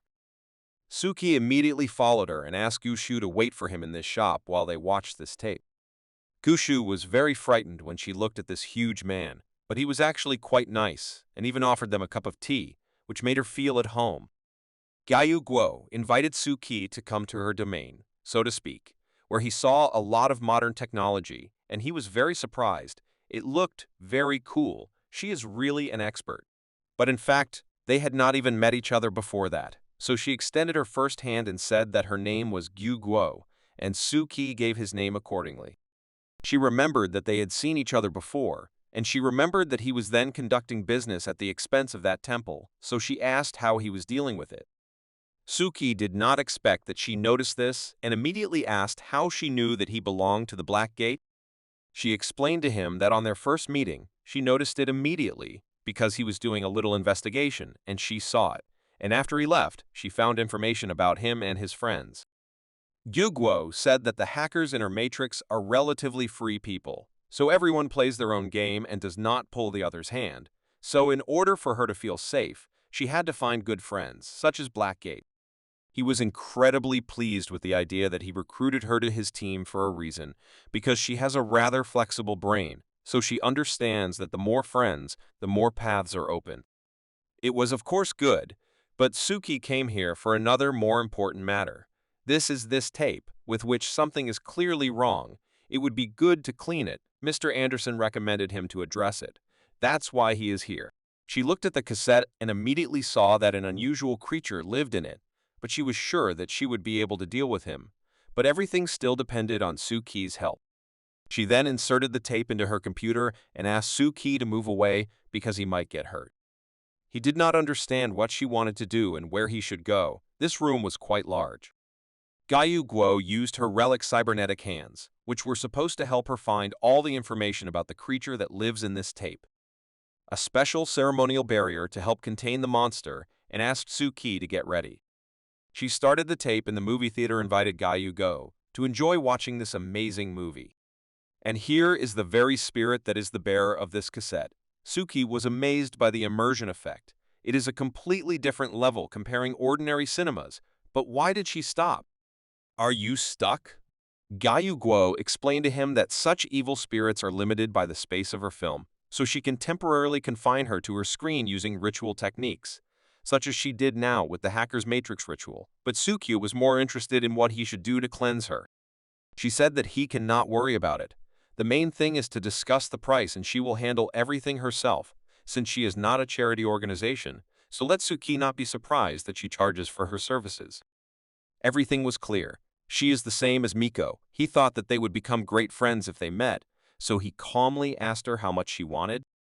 Suki was already worried about this, because if she decides to give a high price now, then his pockets will be cleaner than his face.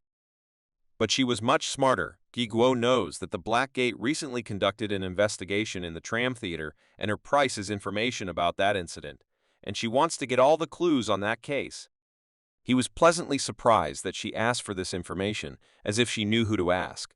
But there was no problem in this, because Suki could tell her this information, so he agreed to the deal. His story began with the fact that he said that behind the incident in the tram theater is an organization of magicians who call themselves the Society of Spiritual Essences, the head of which is a girl who possesses powerful spells and curses. It was also known to Suki that she has a mage under her command who has the skill of teleportation, as well as a mage who has the ability to summon the spirit of Inugama, and most importantly, that they have a person from the wisdom system and an angel of tears in their team, most likely the work of this one hacker. Gi Guo was very surprised when she heard about the hacker from the wisdom system, and that he summoned the Angel of Tears. Is it true? 90% sure of this information, as he had received a large number of hints.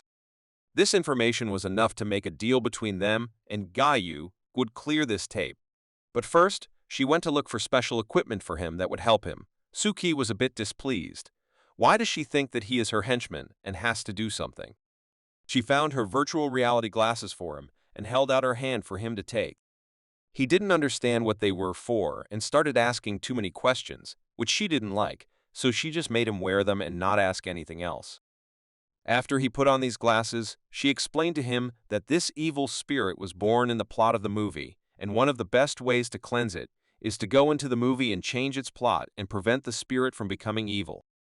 It's good that Gayu Guo had the best technology, so it was more than realistic to do it. A loading screen appeared in front of Suki, which had to be dragged to select the time period he needed, and after that to enter the movie and change the plot. It was quite convenient.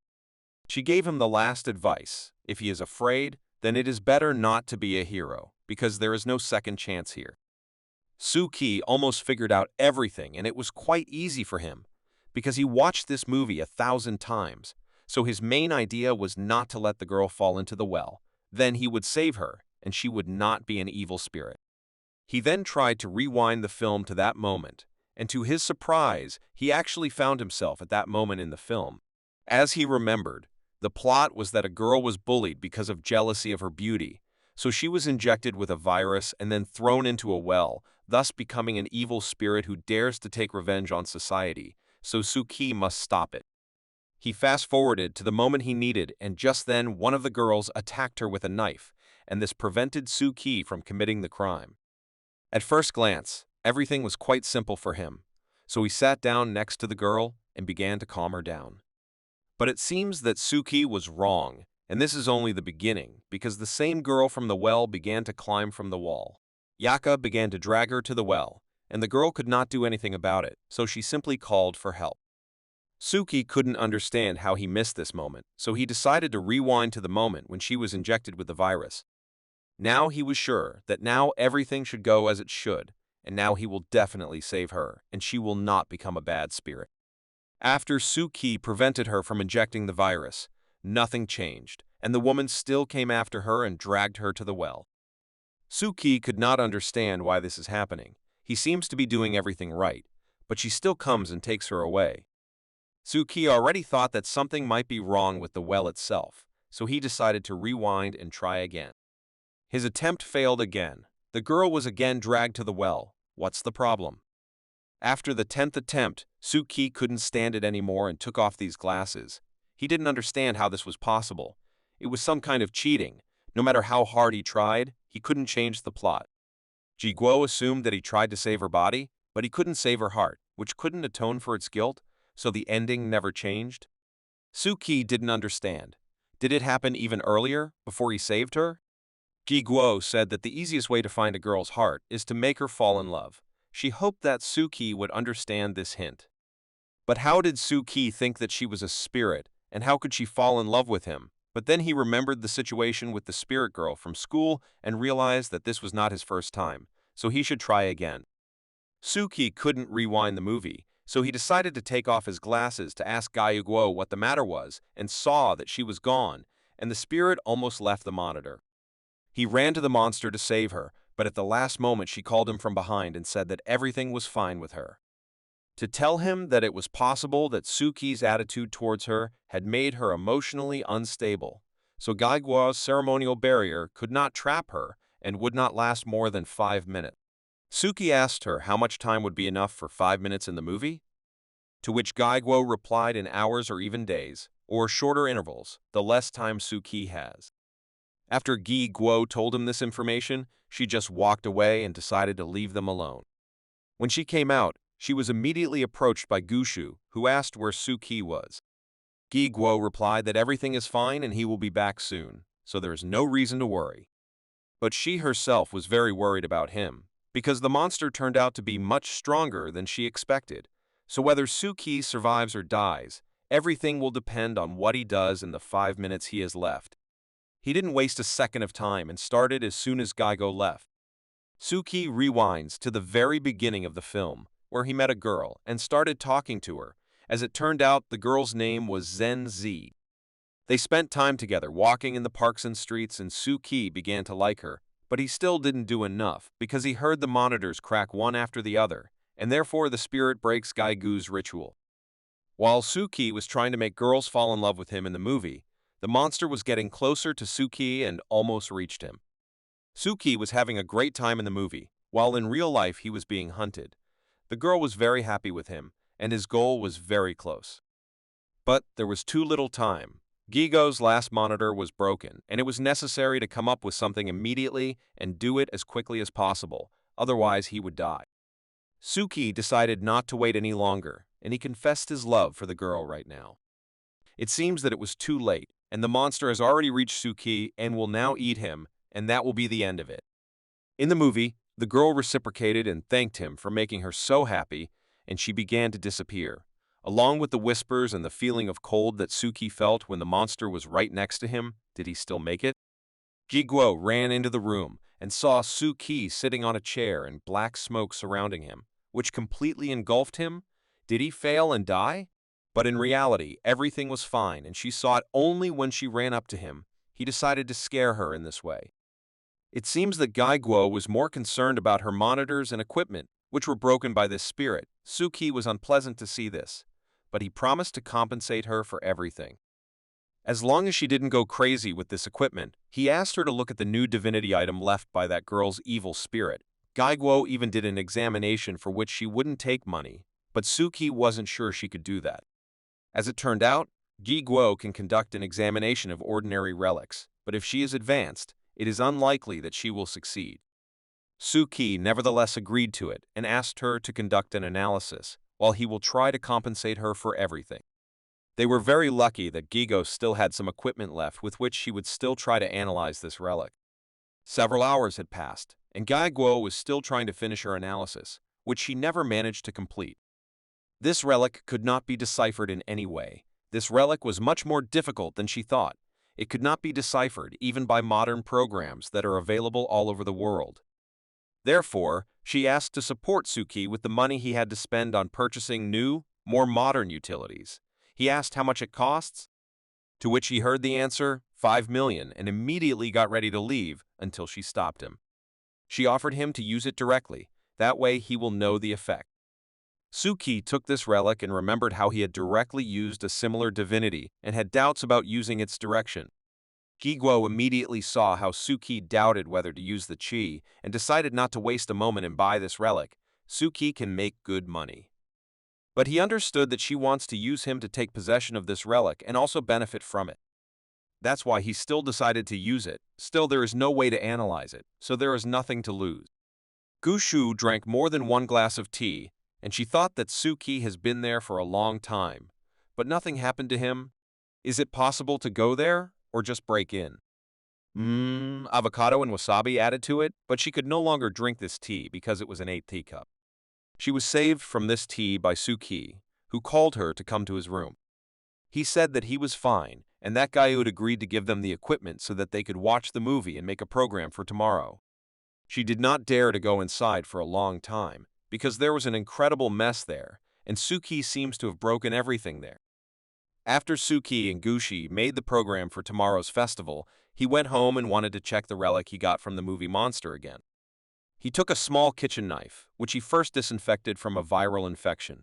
Otherwise, he would die not from evil spirits, but from a disease. It would be a shame to die like that. Then he cut one of his fingers from which blood came out. Suki understood that his new relic is from a horror movie, so its action must work from some terrible moment. For example, when someone scares him, so he decided to find a scary video on the internet. But all the videos on the internet were too good in comparison with his real life now, so he couldn't find anything terrible there. He sat and thought for a while, and a brilliant idea came to him. His mother can help him in this matter. So Suki went to the kitchen and looked at the spirits that lived there. Of course he had seen them more than once, but still the effect was there, and he was slightly scared and his hand magically healed. But this wasn't enough for Suki, so he decided to try again, but this time he wanted to make the wound much bigger in order to make sure that his new deity was working. Suki cut his hand and overdid it. The wound was too deep, so his house spirits are unlikely to help with the healing of such a wound.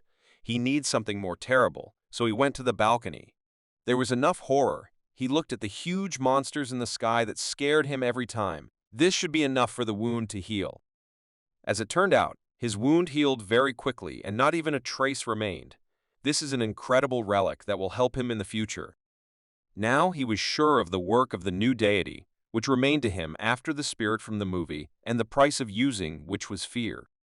His new skill was called Ring Virus, which was that his cells could regenerate quickly after damage and wounds healed much faster. But the biggest advantage of this skill was that it did not affect the division of the cells themselves. In theory, Suki could even heal other people or non-people, so this skill was very powerful, and he believed that it came to him in a very timely manner. But he decided not to bother himself with this. It is unlikely that he will be somehow related to serious diseases, but still, this is one of the most valuable skills that he has recently received, so he is very lucky that he did not sell it to Gai Gu. He did too much today, so it was time for sleep and another dive into the deep sea. As soon as he closed his eyes, he immediately fell asleep and dived, where he saw his mark where he is now, and the number did not please him very much, because it was a crazy 27,000 meters, which he reached even earlier than he thought. His sadness turned into joy when he saw that there were already 120 threads above his head. Of course he did not understand where they came from. He only had guesses that it could be a society of spiritualistic essences where he is now listening. In any case, it was in his hands, and these anchor lines have a much better effect on him, so he decided to finish the lighting ceremony.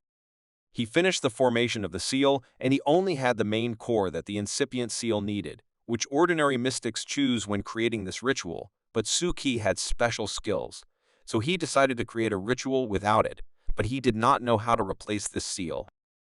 Suki did not have to think for a long time. He remembered that he has a small temple with the help of which he communicates with his own believers and gives them their own skills, which they then use for their own purposes. Suki is known as God Ludo and Mr. Truth, so he can create his own seal that he can use instead of the Genesis seal that he so desperately needed. As soon as he created his seal, Suki immediately wanted to try to connect them together and complete the setup of his new ritual. He still started the illumination ritual, and at first it was not clear what was happening, but later Suki realized that his ritual was still successful and the number of his anchors increased to 300, although for such a depth as he has it is still a drop in the ocean, but the beginning is not bad. While Suki was rejoicing at his success, he suddenly fell silent because he heard a voice coming from below, but he couldn't understand what he was hearing specifically. But he still understood what that voice was trying to tell him. Then he was scared, and not jokingly. It was a word of the past. But pictures of the terrible accident in which he got into together with his wife began to appear before his eyes. He even heard people who came to their aid talking about a pregnant woman in a car who needed immediate help. Then they started talking about Suki himself, who, as the emergency room doctor said, had died and had no chance of survival. Suki immediately woke up shouting that he was alive and not dead, but it was just a dream, and the morning had already come. Two guys were walking down Huangzai Street, and one of them offered to go say hello to Boss Chen, who was Mr. Long's friend, but the other guy didn't know who Mr. Long was. The other was of course very surprised and told him that Mr. Lun had become famous for his single-handed fight against 40 people on Fantasy Street, which made the Dongchen Club grow from a small gang into a large organization. Moreover, it only took him 2 years to become the head of the Fantasy Street Club, after which he left the game and became the legend of Jianghe. The guy was amazed by this story, but why did he return to the gang then, if he is so big? The other suggested that most likely changes will come soon on Huangzai Street. A lot of cars and people have already gathered near the Dongchen Club on Huangzai Street, as if something really serious had happened. Mr. Lun decided to visit the club, whose visit was clearly not expected, so panic reigned in the club. Mr. Lun was clearly not in a good mood, so he immediately ordered to call Boss Chen. Boss Chen also did not expect to see Mr. Lun here. Something very serious must have happened if he decided to come in person. The Mr. really came with a very important matter, which he immediately put on the table. It was a photo of someone he wanted the gang to find and do it urgently. Boss Chen understood that the matter was very serious, and he would have to postpone all his affairs and invest all his people in this search. Mr. Lun turned over a photo of his cat. Suki's morning didn't seem very pleasant, but he got over himself and went to school. Every day he didn't want to go there more and more, especially since on the way he met monsters that he couldn't see before until crossed the Mohu layer. On the way home, he couldn't think about anything but the dream he saw today. But was it a dream or his reality? He was unsure because the ritual he had performed before was also called the anchor ritual. In fact, it was a knot that connected the mystic with 10 sources and gates of truth. And the most important thing he read about this ritual was that during its performance in a mystic may show some deviations. For example, he may see visions of incidents that never actually happened or hear a whispering voice. But another fact in favor of the fact that he did see how he died is that before that, he heard a voice that told him that he would now go into the past. And then he saw a car accident. What could it mean? Suki decided not to pay attention to it. In any case, it bothered him for a while, but he decided to conduct an illumination ritual in order to officially enter the threshold of mysticism. So he decided to deal with his problems as they came, because that's exactly how he going crazy. He should have remembered that he passed the form of youth during the ritual, and now he can control the anchor lines as he wants. He can even disconnect them if he wants to. Moreover, his abilities have evolved and acquired a new level, and this could not but please. Now he can create a layer of light that he can control even in real life. The layer of light that he had just created needed experiments, and Suki decided to try it immediately on one of the spirits he saw on the way to school. Therefore, he released it on this spirit to check what would happen to it and how it would react. This skill allowed Suki to draw the evil spirits to the surface where they can be seen by ordinary people, such as this girl, who can now see the silhouette of this monster in front of her. Suki decided not to frighten the girl and returned this spirit to its depths. Now the girl will think that she thought she saw a silhouette that unexpectedly disappeared as it actually appeared. His new period, the evolutionary period of youth, can borrow his anchor lines for the emergence of evil spirits that Suki can use for his own needs. Suki was so bored at school that he sat in class and listened to what the two spirits that had settled in his class since the beginning of the school year were talking about. These two spirits were very scary. It was not even clear who they resembled more. Whether it was a lung or someone's face, it was difficult to determine. And then Suki remembered the case of Detective Kuroki, where the criminal cut out all the organs of his victims. And Suki even now does not know whether everything ended there or did not end at all. After the lesson, Suki was approached by Gu Shu, who brought him a script she had written based on the movie they watched yesterday. She called this story The White Evil Spirit of Return. Suki carefully read this script and praised Gu Shu for her creativity. A very interesting story with scary scenes. Gu Shu is very well done. She almost cried at these words and was very happy to hear them. Suki joked that he didn't put a finger there, and that's a good thing, because then the script wouldn't have turned out very well. But Gu Shu noted his efforts when they were watching that tape. Gu Shu stood with him a little longer, and they finished the conversation, and she ran to paint sand scenery. Suki wanted to say goodbye to her, but he couldn't because a bag that looked very strange suddenly appeared in front of his face. It was Miko, who seemed to see how Suki was approaching Gu Shu again and offered him to buy her new amulet from her, which would preserve his feelings. Here, Exia Yushu came out of nowhere and started yelling at Miko that she has been selling this thing all morning, but in fact she is not helping anyone. After these words, they began to quarrel, which was difficult for a normal person to endure, so Suki tried to concentrate and not listen to them. Not only Suki watched the quarreling of his friends, but also his new enemy, who was already waiting for him at the exit from the school. Suki and his friends decided to have a snack during the lessons, and Miko wondered why Suki always buys food to order, instead of taking it from home. To which I received the answer that his parents are constantly busy and cannot cook for him. Unexpectedly, Suki saw a man behind the door watching him and asked his friends if they knew who he was. Xia Yushu couldn't do without jokes and said that it was Suki's new lover, but Miko still understood that it was Tsuchimikado Tomoya. Suki did not understand who she was talking about, so he asked who it was. She told him that they are the same age as him, and she knows because of the fact that he took the 6th place in the top 10 young masters of spiritual abilities. successfully joked in his view when he said that he is one of the top 10 liars and money extortionists. But after that, he regretted opening his mouth because a tray with Miko's food flew into his mouth. Suki still wanted to know more about this guy, and Miko told him that he constantly tells her teacher about what she thinks or sells some small things, and the teacher takes everything from her after that. Sia Yushu did not have time to move away from the previous joke, as the next one said, and seems to regret it now. That's exactly what happened. Miko charged another tray right in his face and at the same time advised Suki not to mess with Tsuchimikado, because a low level of development is contagious. While Miko and Exia Yushu were fighting again, Suki could only imagine how stupid this guy was if even Miko thought of him that way. Before Suki could ask another question about this boy, two snakes appeared under his desk, which were clearly enchanted against him. All the children who were in the class at that time were frightened, and especially Exia Yushu, who screamed louder than everyone else. Suki looked at these snakes and did not understand what to be so afraid of. Those two spirits who were sitting near the teacher's desk were even scarier than them. So Suki grabbed one of them and held her tightly by the neck.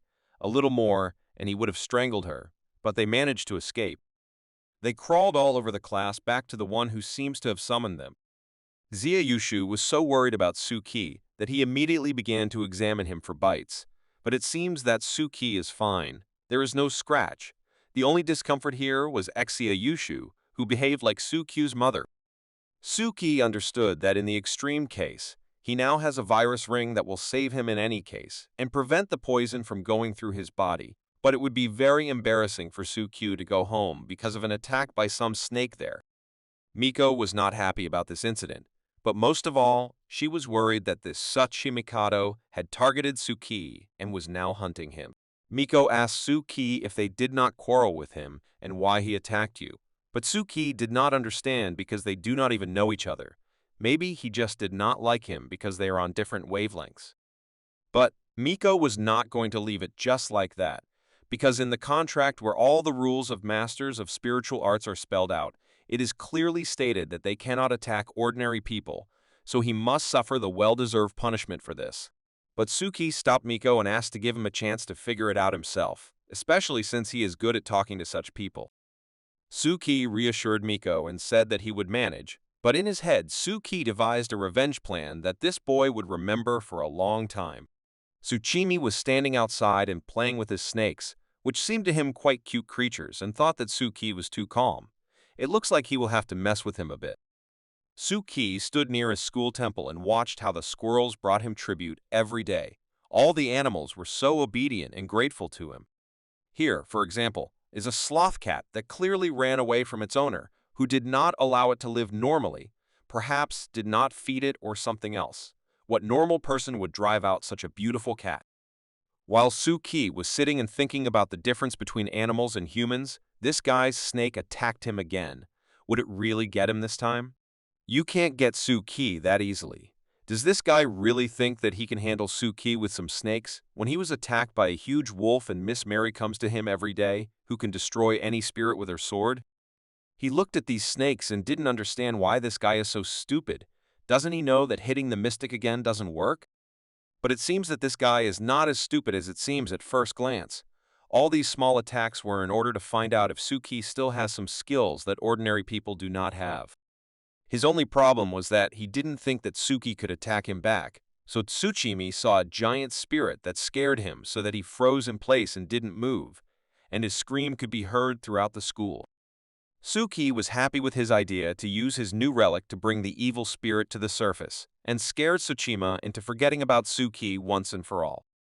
Suki did not stop taunting the boy, and continued to send evil spirits at him that made him gasp and tremble with fear. Tomoya even tried to deal with this spirit and took out his magical artifacts that were supposed to help him in some way, but as soon as the monster got a little closer, these artifacts fell to the floor, and he simply covered his face with his hands. When suddenly this evil spirit also disappeared from his field of vision, and Tsuchima did not see anyone again. It was so strange for him, and he did not understand what was happening here. The only thing he remembered when he saw this spirit was that his teacher once fought with a similar spirit, but it was even scarier and stronger. That's why he was so scared. Suki sat next to him on the bench and watched him carefully. He did not understand how this guy could be among the top 10 young talents, and he was afraid of any evil spirit that Suki conjures up. What an amateur he is. He had a bit of fun with his new friend, but Suki quickly got bored, so he decided to leave him alone and go to the next lesson since this guy gave up so quickly.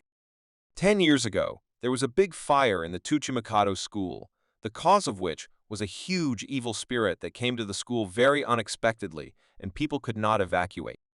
Then there was an attack not only on the school, but also on the whole city in general, so all the masters of that time gathered to stop such a powerful monster, whom they consider the king of all spirits, because he could destroy them all together with one blow. Therefore, the masters got together and decided to fight him back, and their plan was to prevent the monster from crossing the imaginary line of defense they had created. But it was not so easy to do because the spirit dealt two powerful blows from which it was necessary to retreat and strike only from counterattacks. Little Tushimikado stood next to the masters who had already died fighting this monster and could not find his parents. He was very confused and did not know what to do next. It's good that he had a very good friend, Koyuka, who came to save him and promised him that he would lead him out of this hell. He just had to follow him. They ran straight through the rubble and the fire that this monster created. It was very difficult for them, and they tried very hard to get free. But their run was interrupted by a wall that fell right between them and seemed to divide them into two sides. They both survived and remained unharmed. Koyuki reassured him as best he could and said that they would soon be safe, and all Tomoya needed was to believe in him and follow him. Unfortunately for Koyuki, everything will not be so simple, and Tomoya shouted that there is someone behind him, and it seems that it was a terrible creature that wanted to destroy Koyuki. Koyuki stood to the last and was not afraid of any monsters that once stood in his way, and he asked to trust him, and he would definitely protect him. But Tomoya no longer heard words from his best friend, who saved his life at the cost of his own, and all that remained of him was a bracelet that he threw away at the last moment. Tomoya still wakes up at night because he has this nightmare constantly when he sees or hears something related to monsters. He thought that after he learned so many new spells and skills, he would not be afraid of monsters and spirits. But every time Tomoya remembers this terrible story when the Master of Spirits visited them and Tomoya was left without a friend. Here he suddenly realized that these spirits he saw this afternoon were in fact Suki chasing him, and only a Master of Spirits can have such a skill. He decided that he should immediately inform his father about this. He immediately ran to the house where his father lived and asked his assistant for permission to receive him, but his father's assistant said that he was busy now and received only on very important matters. But Tomoya continued to claim that he had a very important matter that needed immediate consideration. If they don't believe him, he can break his connection with his memory stone, and they will see all the memories he saw and be convinced. His father's other advisor warned him that if he did this, he could have serious consequences because he wouldn't be able to recover it later. But Tomoya was very serious, so without thinking, he broke the bond and showed them his memories. His father's two advisors were very frightened when they actually saw the spirits that Tomoya had just told about, and whether the spirits had returned to their world, something must be done immediately. But Tomoya's father's assistant quickly calmed them both down and ordered them to gather everyone related to the circle of spiritual abilities and get ready, because soon the new spirit lord would come to them. From the house of the Tomoya family, after he told everything, they immediately started sending out pigeons, which were supposed to convey this information to the most secret corners of the world. Meanwhile, Suki sat at school and enjoyed this beautiful day, which he unfortunately spent at school. While Suki was enjoying the sunny weather, the girls approached him to show off their progress in preparing for the school festival. They showed that they had drawn scenery for a haunted house. Suki liked everything, of course, but he was only worried about who would buy it. In response to this, she turned into a monster and answered in a rough voice that she drew according to Gushui's script, which he liked very much.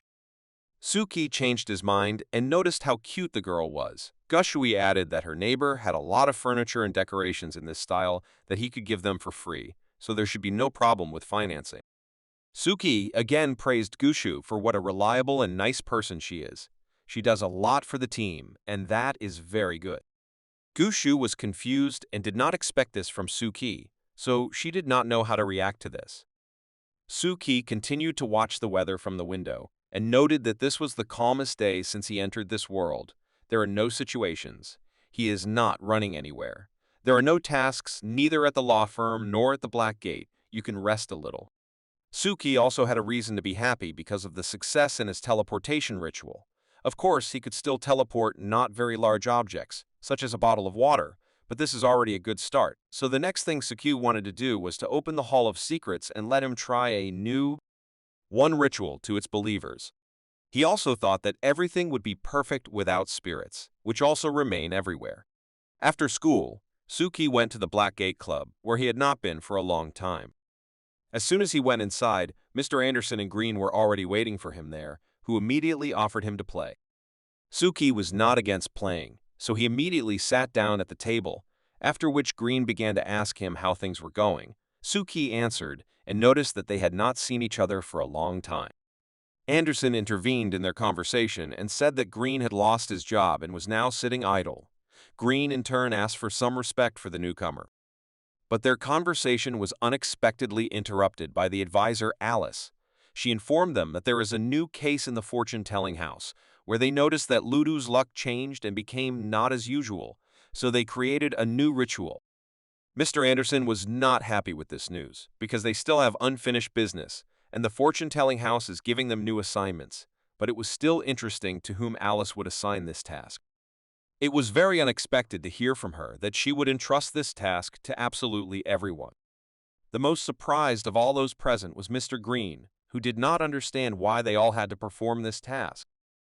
The fact was that the results of fortune-telling were quite confusing, which was not a good sign. Namely, they testified that the god of radiation is returning, who last time destroyed the branch of the Black Gate in Lauda, and it was known that he became even stronger. When Suki heard about this god, Weed was a bit scared, and he was worried that this spirit would return, and he would be even stronger, and what would they do with him then? Such a strong demonic god could appear again so quickly in such a place as in Ludu, so he asked to reconsider the matter on this account. Usually, Green understood that fortune-telling in such tasks was not always accurate, and the degree of danger was easiest to determine by the reward given to the mystic for the successful completion of this task, so he immediately reviewed what the reward would be for this task. Counselor Alice began to tell that this time there will be 2 awards for this task. So at this stage, it was already possible to understand that the task is quite difficult, and 2 awards because there will be 2 levels of tasks. The 1st level of the task was researching the location of the anomaly, for which a reward was given in the amount of 5 million and a certificate for the exchange of the layer of the abyss. The 2N level and, accordingly, the 2N task was to destroy the anomaly that arose there. The reward for the successful completion of this level was 20 million and a certificate for the exchange of the Moho layer, which was quite good for both the 1st level and the 2nd. It was the first time Suki had heard such sums for completing a task, so he couldn't believe it. Green agreed with him that the task was quite good and gave him a folder with this task so that he could review it. Also, advisor Elise added that some organizations sent a letter to the ministry and notified of the presence of a possible threat in the coming days, so all organizations should be prepared for emergency danger, which consisted in the attack of monsters. Suki took a close look at the matter and noticed that the first news about the Spirit Lord's attack came from the Tsuchimikado family. Was this news spread today through Sukyu? Next, Counselor Elise suggested that they watch the video from the scene. Suki was shocked that there was even a video. When Suki started watching the video and he saw the spirit that he summoned today to scare the boy, he didn't think that it could be a spirit lord. Counselor Elise noticed this reaction and asked Suki to tell him everything he knew about the spirit lord. Suki was very worried that he might be exposed by the Black Gate. But Suki could not answer honestly to Elise's advisor's question, as it was about his secret, so he would have to lie. The crown of youth that became for Suki a part of his body that cannot be talked about, because in this way it will only bring the danger of its disclosure. So Suki decided to pretend that he does not understand anything or to confuse all the members of the Black Gate Club. All Suki could answer to Alice's advisor was that it happened near his school. Green noticed that the number of suspects had drastically decreased, and Mr. Anderson asked Suki if he saw any suspicious objects in the video or any clues that would help them in their investigation. Suki began to tell that there really is a student from the Tutsuchikamoto family at his school, and he has a classmate who knows this student very well. He realized that the best lie that his friends from the Black Gate can believe is if he combines a lie and the truth at the same time, so he assumed that these videos were posted by one of the students from the same Tsuchimikado family. In this case, Counselor Elise decided to give Suki the opportunity to investigate his school and find more evidence and clues about this case. Suki did not expect that the investigation would be carried out on such a scale, but he agreed with Alice's advisor without any problems. Suki also realized that he still doesn't know a lot and some information is not available to him. He just pulled the spirit to the surface to scare the person, but all this led to gossip that the spirit master is coming back and wants to destroy Luda again, so he needs to study him better a new skill. Then Suki added that this spirit is close to the layer of the abyss, or maybe even a layer above. But even if it even comes out into the world, it will still remain very weak. He did not understand why the Tsuchimikado family came to the conclusion that this was a possible disaster. Would such a small spirit be enough for a disaster, or for the birth of a new master of all spirits? Green agreed with Suki and added that it is not surprising that these indigenous weirdos who lived here for so long in such conditions have now become alarmists. Mr. Anderson explained that this is only an assumed reason for which a spirit master can be summoned. Since then, a lot of time has passed, and there have been several similar cases. He added that the deep sea is their inspiration, and they are mostly in the layer of low light. But there are also those who live in the layer of the abyss, and they are already dangerous for mystics. Therefore, such mystics do not have a system of origin, they have no occult knowledge, and they rely only on received powers, which they receive from spirits, which are not entirely accurate. Alice seems to understand what Anderson is talking about, but still decides to question him. What did he mean? Anderson did not hide or choose his words, so he said directly that he thinks that they just have group panic syndrome and should not pay so much attention to it. Suki was not sure that he fully understood what Mr. Anderson was talking about and asked him what he meant. Anderson told him that if one mystic is too worried about something, then other mystics who are in his circle of relatives will also panic. And in the world of mystics, when a group of people starts to believe in something, it can seem true. Suki understood that if a large group of people starts to believe in this panic and in the Lord of Spirits, then he can really appear in the world, then there will be no time for jokes. But all this is possible only when the group panic is at the peak of its power. Anderson praised Suki for grasping information quickly, but Suki then began to worry about another question. It was not too late that they started to deal with this question. Could they shorten it? Alice thinks that if the House of Divination gave such a serious warning, then it may be inevitable. If this case fell into the hands of the Black Gate so quickly, then it can only mean that all the secret organizations are very scared now. Suki began to worry even more that all his secrets will be revealed for sure, and then it will be a real disaster for him, and all this because of some video. Green, in turn, believed that someone was simply exacerbating the situation, and in fact, the situation was not so critical. Therefore, Anderson believed that the best option would be to find out what had happened in the last 3 days. Maybe they would be able to learn some new information, but without a doubt, it was the trigger and the first of the dominoes that would soon fall on Ludo. Suki smiled at this situation and did not think that they would all become so naive, but he cannot blame them because they are doing their job. But it's still the fault of that guy who is too afraid of everything. He came home and just sat down to have dinner and watched the news on which they told about the numerous robberies in Ludo, and Suki knew that if the news usually does not tell bad news, but if there is, then the situation is really bad.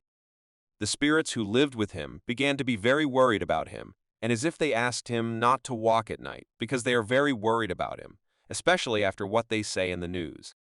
To Suki, it looked like a real parental concern, but unfortunately, he has to ignore it, because he will turn into a dinner for his parents. Then Suki heard on the news about a case where the criminal cuts out all the organs and leaves the victims.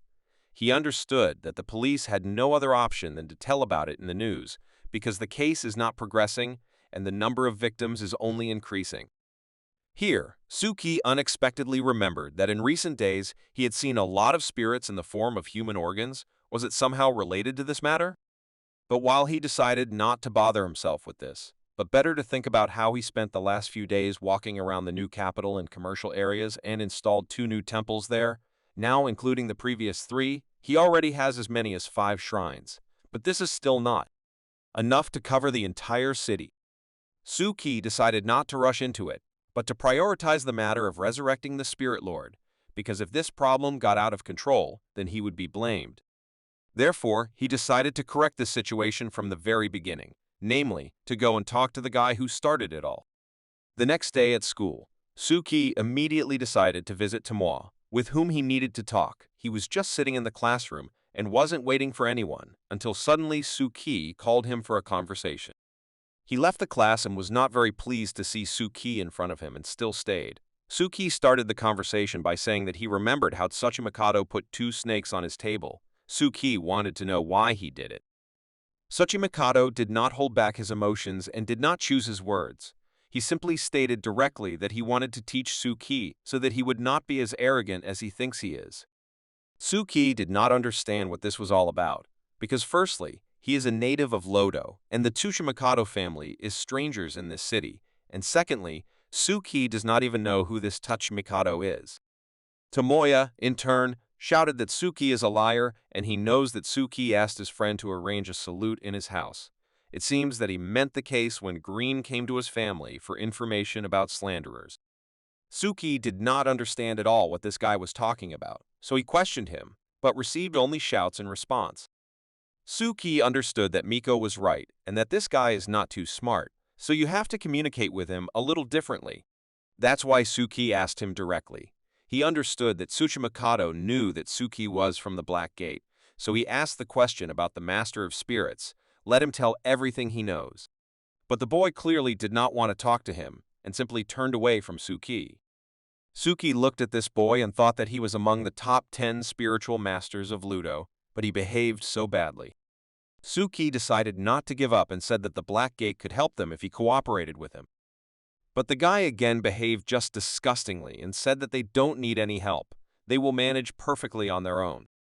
Suki decided not to try to ask him anything more and decided to play with him a bit and said that if he was not interested in the information about the Spirit Lord, then he went to his class. Of course, the guy was interested in this kind of information, and does the Black Gate have such information? Suki added that the Black Gates have many opportunities that they will need in the future for the battle with the Spirit Lord. But this was all Suki's plan, which he used to lure Tsuchimikado into a trap so that he would tell everything he knew about the Spirit Lord. And his plan worked. Tsuchimikado took the bait and started interrogating Suki. Where did they get such information? Of course, Suki could not say how he knew this, because he invented all this in order to lure him into a dialogue, and Tsuchimikado doesn't seem to trust him very much anymore, so he decided to give an even bigger bait. Therefore, Suki offered him a deal that he could not refuse, the meaning of which consisted in the exchange of information between them, so it will be fair. Tsuchimikado asked to give him some time so that he could evaluate all the benefits for himself, the information he has. It has been spread for a long time, and it is not too expensive, so if he uses it to make a deal with Suki, then he is guaranteed to get new information and accordingly benefit. And also, he came up with a wonderful plan in his opinion, which consists in the fact that he will listen to what Suki tells him, and then he will answer that he already knew this information anyway, so he will not say anything, so he will be able to get information and anger Suki. Suki is already tired of watching Tsuchimikado standing with his back to him and laughing under his breath. The boy finally agreed to exchange information with Suki, but he whispered one condition. He wanted Suki to be the first to tell what he knew, and then he would decide whether he should exchange. Suki told him that he has several coordinates of the likely location of the Spirit Lord, but he can't just give them away. Suddenly Tsuchimikado will just run away with them and not give any information in return. Tsuchimikado noted to himself that Suki is smart enough, and he would definitely be one of the top 10 spiritual masters. But unfortunately, he is already in another organization. But the most important thing for him was that he would not lose anything even if he received half of the information from Suki. Therefore, he offered to give him at least half of the coordinates so that he could make sure of their existence. Without thinking for a long time, Suki offered him to go with him to the roof of the school, where he would show him one of the coordinates, if he was not afraid, of course. Suchi Mikado of course agreed and followed Suki and warned him that if he lied to him, he would make Suki hurt. They went up to the roof of the school, where Tsuchi Mikado did not see any spirit lord that Suki said about. Did he lie to him? While the boy looked around, Suki performed a ritual and summoned one of the most terrifying spirits of the depths to the surface and called Tsuchi Mikado to come closer to look at him. When the boy approached, he immediately became more frightened than ever. Could it really be the master of spirits? Suki summoned a very scary spirit that looked like him, but it was just a spirit from the Moho layer that would disappear as soon as Suki finished the ritual. Tsuchi Mikado continued to scream in fear when he saw such a huge spirit, and Suki calmly watched. Then Suki finished the ritual, and the spirit disappeared, which Tsuchi Mikado noticed and asked if he had seen it. Of course, Suki saw him, because he summoned him with the help of his relic, and Tsuchi Mikado had no idea that Suki was deceiving him. Then Suki continued his legend and told Tsuchi Mikado that this place could be the source of an anomaly where, in theory, a master of spirits could appear, but he was not sure about it. Tsuchi Mikado asked with fear, how many such places does Suki know? But Suki was not stupid and would not tell him until he fulfilled the terms of the contract and told him some of his information. Tsuchi Mikado agreed to tell Suki everything he wanted, so he asked him what he wanted to know. Suki immediately asked him about who first discovered the anomaly. He heard that Yinleo did it. Is it true? Tsuchi Mikado was incredibly pleased with the question, because he was the first to discover the anomaly, because as Tsuchi Mikado himself believed, he was the most alert of all. Suki was not satisfied with the answer. Is he the one responsible for all the gossip? Suki wanted to beat Tsuchi Mikado so badly. But he had to restrain his emotions, so he asked the next question, in which he wanted to know why all masters are so afraid of this spirit. Tsuchi Mikado shouted that Suki does not understand. This is not an ordinary spirit. This is a real plague that destroys everyone around. He told him that in ancient times, the Lord of Spirits was a frequent event, and when he appeared, hundreds of spirits walked at night, and wherever they passed, all the inhabitants were destroyed. Thanks to the joint efforts of mediums and mystics who were sent to suppress them, over time, they managed to deal with it, and now it comes very rarely. But even now, when it happens, there are many victims. Suki asked him the following very logical question, in which he wondered why then the Spirit Lord appeared again after 10 years. But Tsuchi Mikado did not know the answer to this question. Suki decided to laugh at him and said that adults do not tell such secrets to children, because then they cannot fall asleep. Tsuchi Mikado was very angry at this phrase and said that he will no longer answer Suki's question. How dare he talk to him like that, because he is one of the young masters of spiritual skills and Suki is an ordinary person. Suki seemed even more pleased with this answer and said that Tsuchi Mikado no longer needed the coordinates of the possible points of the Spirit Lord, and added that he should not even try to find them himself, because he would not succeed. Only one person in the world could show these points, and that was Suki. Suki controlled this conversation and knew which strings to pull in order to extract all the information he wanted to hear from Tsuchi Mikado. So it happened. Tsuchi Mikado decided to continue the conversation after these words, because he really wanted to know all the coordinates of the Master of Spirits. It only brought confidence to Suki. Suki continued to ask his questions, and finally he got to the point of asking about the spirit plague 10 years ago. Did he hear that there were 10 more spirit lords or something? Tsuchi Mikado confirmed this information that there are 10 spirit lords, but all the details are in the main codex, which is controlled by the great families. Suki decided not to stop there and asked the boy for this information, but could he give it to him? Of course, he could get her, but who is Suki to him to give him such information? He demanded the coordinates first, otherwise he will not tell anything more. Unexpectedly for him, Suki still agreed with him and said that he would give him all the coordinates in exchange for this information, so he offered to shake hands to confirm the agreement. Tsuchi Mikado was incredibly happy because he thought that now he would get all the coordinates and then he wouldn't tell him anything. He was very pleased with himself. He deceived Suki even though he thought he was smart, but he needed to behave more secretly and not let Suki know anything to understand. But he did not take into account the fact that Suki saw right through him, although there was no need to look particularly closely because everything was already written on his face. Therefore, Suki reminded him that he must fulfill his promise. otherwise it will not be in his interests. After all, he does not know what kind of knowledge Suki can possess about the spirit lords, except coordinates, so everything depends only on him. Tsuchimikado became uncomfortable at this moment, because now he did not understand what he should do, because if he abandons Suki, he may not learn information that is much more important than the coordinates. He nevertheless decided that if Suki is from the Black Gate, then he probably has such information that he is unlikely to dig up somewhere himself, so he must act wisely so as not to reveal his own information and get someone else's. Therefore, he will still use his brilliant mind to confuse Suki. He will tell information, but it will not be completely accurate and true. It was very funny for Suki to watch him, because this semi-finished product could not even hide his great plan. Suki decided to speed up the process of this ingenious plan of Tsuchimikado, so he began to dictate to him the coordinates, which he seems to invent himself. So he called the first place the roof of the school, the second place was the alley near the school, the third place was next to the second, but you have to turn left. Then there was a phone booth in Loudon Park. Suki was dictating so fast that the Tsuchimikado didn't even have time to write down, and he played a little bit when he reached the 20th place on the list that Tsuchimikado was already starting to suspect something. But Suki didn't name these places just like that.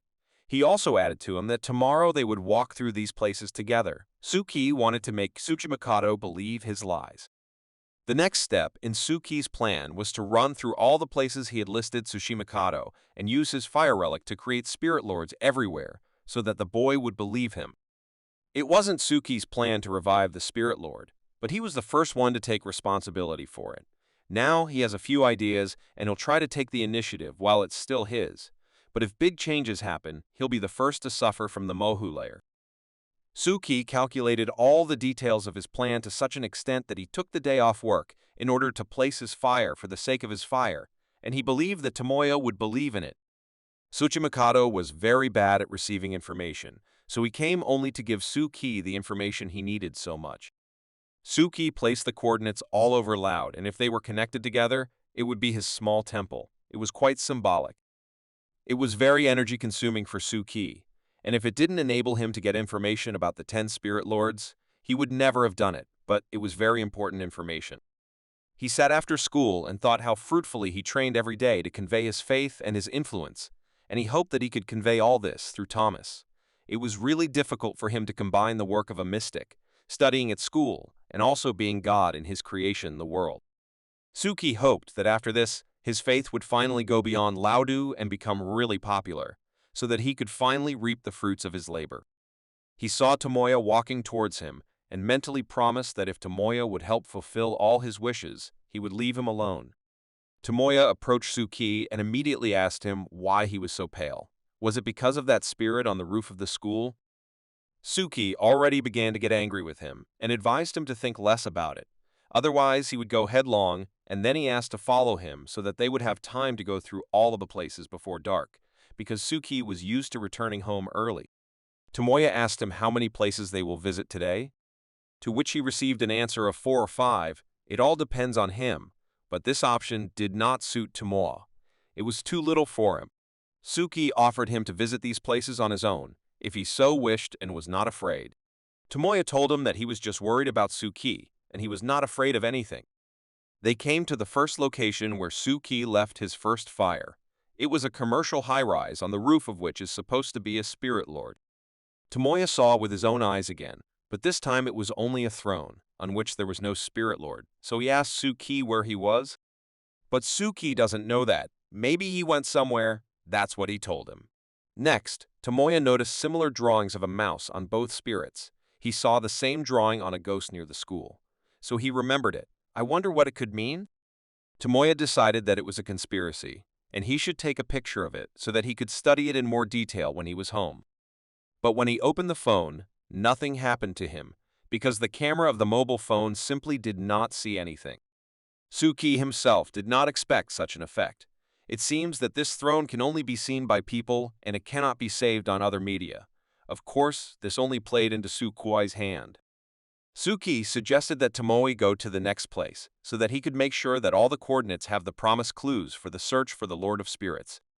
In the next place, Tomoya behaved even more like a child and just screamed when he saw this giant spirit in the form of some very strange spider. Suki decided to experiment and go much further. His idea was to apply the ritual of teleportation to learn how it works with people. He's been training with teleportation for a long time, but this really important attempt will be the first time. While Suki was playing with Tomoya on the roof of the building, Gyuguo was playing in her office and thinking about nothing. Here, unexpectedly for her, water began to drip directly from the ceiling directly onto her hands. Where could she get it from? She raised her head to the mountain and saw water dripping directly on her forehead. Because of this, she even turned over from the chair she was sitting on. Gigo even got a little scared. When she looked up again, she saw a message from Mr. Truth, who seemed to be asking for her help because stupid people are getting into Mr. Truth's secrets, and it is necessary to deal with it.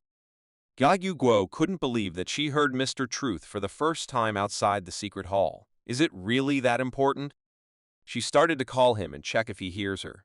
If he does, let him give some sign, but she did not hear an answer, so this time the communication between them is one way. But she was an attentive and intelligent girl, so she immediately saw that the coordinates given to her by Mr. Truth were very close to her office. Does he really want her to come and do something? She didn't think long, so she decided to check if there was anything interesting there. Mr. Estina hardly called her just like that. Suki had indeed sent her a tip and wanted to see what she would do next. He hoped that Gyuguo would not let him down. Tomoya could not understand and asked Suki why there are spirits on some thrones and not on others. How does it work? But Suki pretended that he didn't know because he was here for the first time just like Tomoya. So really, how could he know? Of course, Tomoya is not a very smart guy, but his question is logical enough. How then does Suki know about these coordinates if he is here for the first time? Suki did not even look at him and answered him that he found these coordinates during the research of one of the temples. Tomoya appeared right in front of his face and asked which temple was he talking about. Suki decided to continue his legend and told that these temples were created by the god Ludo, who gave him these coordinates, and then Suki pretended that he accidentally said this. Suki then continued to pretend that he said it by accident and never wanted to talk about it with him and told Tomo that it didn't concern him anyway. When Tomoya heard this, he made his own conclusions. He believed that Suki was really hiding some secrets that he did not want to spread, but Tomoya was too smart and with one question drove him into a dead end and almost did not talk to him. Suki looked at Tomoya again as he turned his back to him and laughed under his breath. Suki couldn't believe that a person who considers himself one of the best masters of spiritual skills could be so stupid and fall into every trap of Suki. Tomoya really wanted to take a picture, but the camera couldn't see it again, so Suki suggested that he draw this spirit. Here, unexpectedly for Suki, Tomoya began to shout as if he was being beaten and to say that he understood everything, and that all these spirits are going not only to Lauda, but also to the whole world and something must be done about it urgently, because it may be too late. Suki tried to react in the same way as Tomoya, and also started shouting that it was just terrible, and asked Tomoya as one of the best masters of spiritual abilities to do something and save his own. But even he understood that Suki was losing. From the first, Tomoya decided to use his spells, which were supposed to restrain the first-time spirits, so that they would not break free. Every time, Suki couldn't believe more and more that this guy is a master who is obsessed with everything Suki does or says. Even now, he started doing some strange ritual and running from side to side. So Suki began to think over the fact that there are dozens of masters like him. But he was more worried about the fact that Gyugu still hadn't done anything after he gave her a hint that she should have understood. Tomoya himself did not understand how he created quite good familiars. Suki was pleasantly surprised, although there was a lot of noise from him, but he still created these two familiars, which he liked very much, and he even wanted to trick Tama to tell Suki how he did it. So Gyuguo began to act. She invented a wonderful story with the attack of a large number of deadly spiders, which are supposed to attack Tomoya and his two hares. Suki was more than satisfied with such a decision. Gyuguo blew the elephant out of the fly, and now it's time to join Suki's game and play along with her. He began to shout incredibly loudly at Tomoya to do at least something, because now they will be destroyed right on the spot, because his two hares are too weak to hold the defense. Suki reminded him again that he is one of the best masters in this city, and he should invent something that will help them. Tomoya began to panic a lot and didn't know what he could do with these spiders. He was too scared by this picture. And then he also saw that a huge spirit was moving and coming straight at them. Then he went completely crazy and started shouting at Suki to let him go and give him peace. At the last moment, he dared to throw a few of his balls and say something along the lines of summoning electric mice. Indeed, he could use one of his skills and it worked. He summoned some electric mice that should work against the spiders. And so it happened. He blew up several spiders, and this gave them a chance to escape from that crazy roof before it was too late. Of course, Suki didn't expect this from him, but he was pleasantly surprised at how skillfully this guy is able to run away from any trouble that haunts him. But the attack was not over for them, and the spiders continued to chase them. It is interesting what Tomoya will come up with this time. Suki tried to ask Tomoya for help and say that he can't run anymore, but he didn't seem to care and continued to run no matter what. But they still managed to escape from these spiders, and now they are free and no one is chasing them. Gyugo perfectly coped with her task, which was given to her by Mr. Truth, and she scared these two schoolboys who decided to climb on the roof. But then she still saw a familiar face, and did Suki take up Mr. Truth's business again?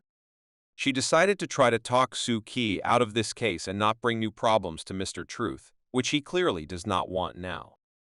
But Gyugo quickly dismissed this idea, realizing that Mr. Truth must have a solution for this problem anyway, and she didn't understand just one thing: why did he call her right now? But she still wondered if she had coped with the task or if Mr. Estina had prepared some more work for her. Here she unexpectedly crossed the line of the ritual created by Suki and saw the same giant spirit with which he had just frightened Toma, and Gyugo was not at all frightened, but on the contrary admired the beauty of this spirit. Tomoya was running at that time and did not stop for a second. Suki tried to tell him that everything was over long ago and no one was running after him, but he did not hear anyone and ran with all his might. He finally stopped and let Suki breathe a little because he almost spit out his lungs while running after this sprinter.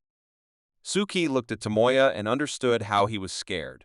He was pleased that this guy was so mentally scared. It meant that the fire he used for this was working at full speed. Although this takes too much strength from Suki, he will not last long. That's why Suki decided to play the last theater scene with Tomoya, and he shouted that he will not go any further and will give him all the coordinates right now. And if he wants, he can go on his own and look for adventures, but he will not be responsible for it. While Suki was writing down all the coordinates where he had left clues for him, he was whispering at the same time so that Tomoya could hear that it was all God Ludo's fault and that it was all his pranks. He threw him a piece of paper with these coordinates and said that these were all matters of spiritual masters and asked him not to involve him in these matters. Suki left and told him that he did not want to risk his life for this and asked him not to touch him again. Tomoya was incredibly happy to receive it. His plan did come true, and he got all the coordinates and didn't give out information to Suki. Tomoya thought his plan was done. All he could think about now was the inscriptions he saw on the throne of the Spirit Lord, namely the number 89, which meant the organization involved in this and also this Ludo god.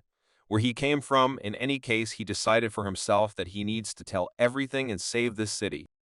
Meanwhile, Suki was going home and was very satisfied with today, because his performance was successful and it brought him a lot of benefits, so he can go home and rest. The first thing Suki thought about was the image on the throne, which indicated all the horrors of Organization 89 and its owner, God Ludo. Well, secondly, his idea to remove himself from this situation and not continue running after this guy was very important, because if he didn't do it, he could expose himself to the Black Gate. Tomoya was an overconfident guy who would take all the credit for himself and leave Suki under perfect cover. This plan was perfect. Suki imagined this endless cycle of gossip and secrets about the Spirit Lord, in which he had no part, and as long as he had the information that Tomoya had researched, there was no way his family would expose him. Gyugo, who played a very important role in his performance today, will also participate. She has already seen one of his preparations and will definitely tell about it at the next meeting, while Suki will simply allow the other participants to join the throne he has installed. A few days later, the spiritual masters and mystics of Ludo gathered together and sent people to investigate the ghost thrones. Following Suki's clues, they quickly determined the coordinates of more thrones. They managed to find 81 thrones, which they successfully recorded in their records. In total, they got 78 empty thrones and 3 thrones on which evil spirits sat, of which only 2 spirits were known. They were the spider-headed spirit and the 9-headed spirit, which were successfully recorded in the form of paintings. Mr. Anderson told Suki about their negotiations with other organizations to provide them with information about the circle of spiritistic rituals, but they never succeeded. But now they have a lot of information about them, and it's all thanks to Suki. So Mr. Anderson was satisfied with his work and praised him. Of course, Suki was very pleased to hear this, but he still told that he got this information through his friend Sitamikado Tomoya, who kindly gave it to him, and Suki also thought about how he voluntarily provided the information to this family, and in this way further removed suspicions from himself. Here Scheherazade returned to the club, who was not in a very good mood, and said that everything was very bad. But what happened? Scheherazade said that she went through absolutely all the coordinates and did not find a single throne about which everyone is talking so violently. There was nothing left, or they were not there at all. Mr. Anderson didn't understand how this was possible. It was only 2 days from discovery to disappearance. Suki also didn't understand how this could happen, but he understood that it should be so. Suki had established a ritual in advance for only 2 days, so that no one would know that it was he who did it. Scheherazade understood that they had no choice but to turn on their deductive method and look for clues that would help them figure out what this information was for. But Anderson seems to have already understood everything, and in his opinion, the organization number 89 was to blame for everything, with which they did not deal with last time. Scheherazade could not believe it. Could they have planned such a thing? First of all, she couldn't understand why they were doing it. To fix your anchors? At this stage, even Anderson could not understand why they could do it, but he was sure that they were involved in it. Anderson was interested to know if there was any information from the fortune-telling house, so he turned to Alice and asked her about it. But unfortunately, she just applied, and there are no results yet. She understood that the result of the fortune-telling house, if it is an ancient organization, must be the signature of a being from this world. But still, there's no point in fully relying on them because they're still vague and imprecise. Mr. Anderson did not understand this statement. In what sense are they vague? She explained to him and everyone else that this meant they were still missing some key clues that kept them from telling for sure. Suki was surprised when he heard this. How is it possible that the divination results are not seen by his organization 89? Did something slip past him? Suki's thoughts were interrupted by Green, who entered the headquarters of the apartment and managed to create a grave silence, because Scheherazade was inside, and one could only envy his courage. He entered completely calmly and greeted everyone as if she was not there. It seems he should not have done this. Scheherazade was boiling when she first saw him, and after his words of greeting, she wanted to send him to the hospital once more, but he stopped her and tried to calmly explain why he was here. The fact was that he came to show everyone a new video of the beheading cycle, which seems to have been really important if Green dared to come to the club when Scheherazade was there. There was a video called 10 Spirit Lords. Is this cycle also somehow related to this case? Meanwhile, the 2 attackers who were on the shopping street when Suki and Scheherazade went to the main slanderer came to some forest to perform a new ritual. But this time, this ritual will be performed against one of them. Namely, against that crazy girl who summoned Inugami and after his death became paralyzed and can only move her eyes, so she was no longer needed by anyone. She could not believe that right now they would bury her alive and not even give her a chance to live, but she still tried to agree on her pardon. No matter how hard she tried to scream, nothing came out of her, and her partner did not hear anything and continued his business. He threw her into the pit without any pity and told her not to worry, because he was doing it for her and the spiritual child. He stood over her and said that she herself was to blame for this. The dog she raised for so many years turned out to be so weak and could not do anything against some spirit. Therefore her contribution was too small, and now she must sacrifice herself for the sake of the gods. She continued to scream and beg him for mercy, but he did not pay any attention to her, and continued to talk and tell her why so many people want to curse each other. This enmity gives them strength, and now she is completely useless to anyone. He also added that he and she come from different families, and she will never understand his thoughts, so she must sacrifice herself for the sake of the future. In the end, he still started his ritual, not even listening to her cries for help. He thought that it would be better for her. Unexpectedly, another mysterious woman appeared next to the body, who was watching all this carefully, and it seems that she is the same owner. When the girl heard that her owner was present at her last funeral ritual, she began to ask her to give her one last chance. She agreed that she was wrong, but she really wants to live, and if she is given a chance, she will fix everything. But to her great regret, she heard from the owner that she never expected anything from her. Therefore, her existence is not needed at all now. The girl did not expect such a turn. She did not understand why her existence was so useless. The mistress decided to finish the ritual that her friend started and began the final phase that was supposed to end everything. The girl continued to scream, although her strength had long since left her. She really wanted to live. The owner's hand almost melted her body. The temperature was really too high to bear this, and it seems that the owner did it with the words that everyone has the right to life. Does the girl have a chance? She finished the ritual, and after that, there was deathly silence, and no one spoke a word. Then the man took her body, which was wrapped in a sheet, and said that Her Highness had finished her new job, and the new girl was ready. But when he removed the cloth from her, he saw there not a girl at all, but a cat that had human features, and this creature did not understand what was happening here.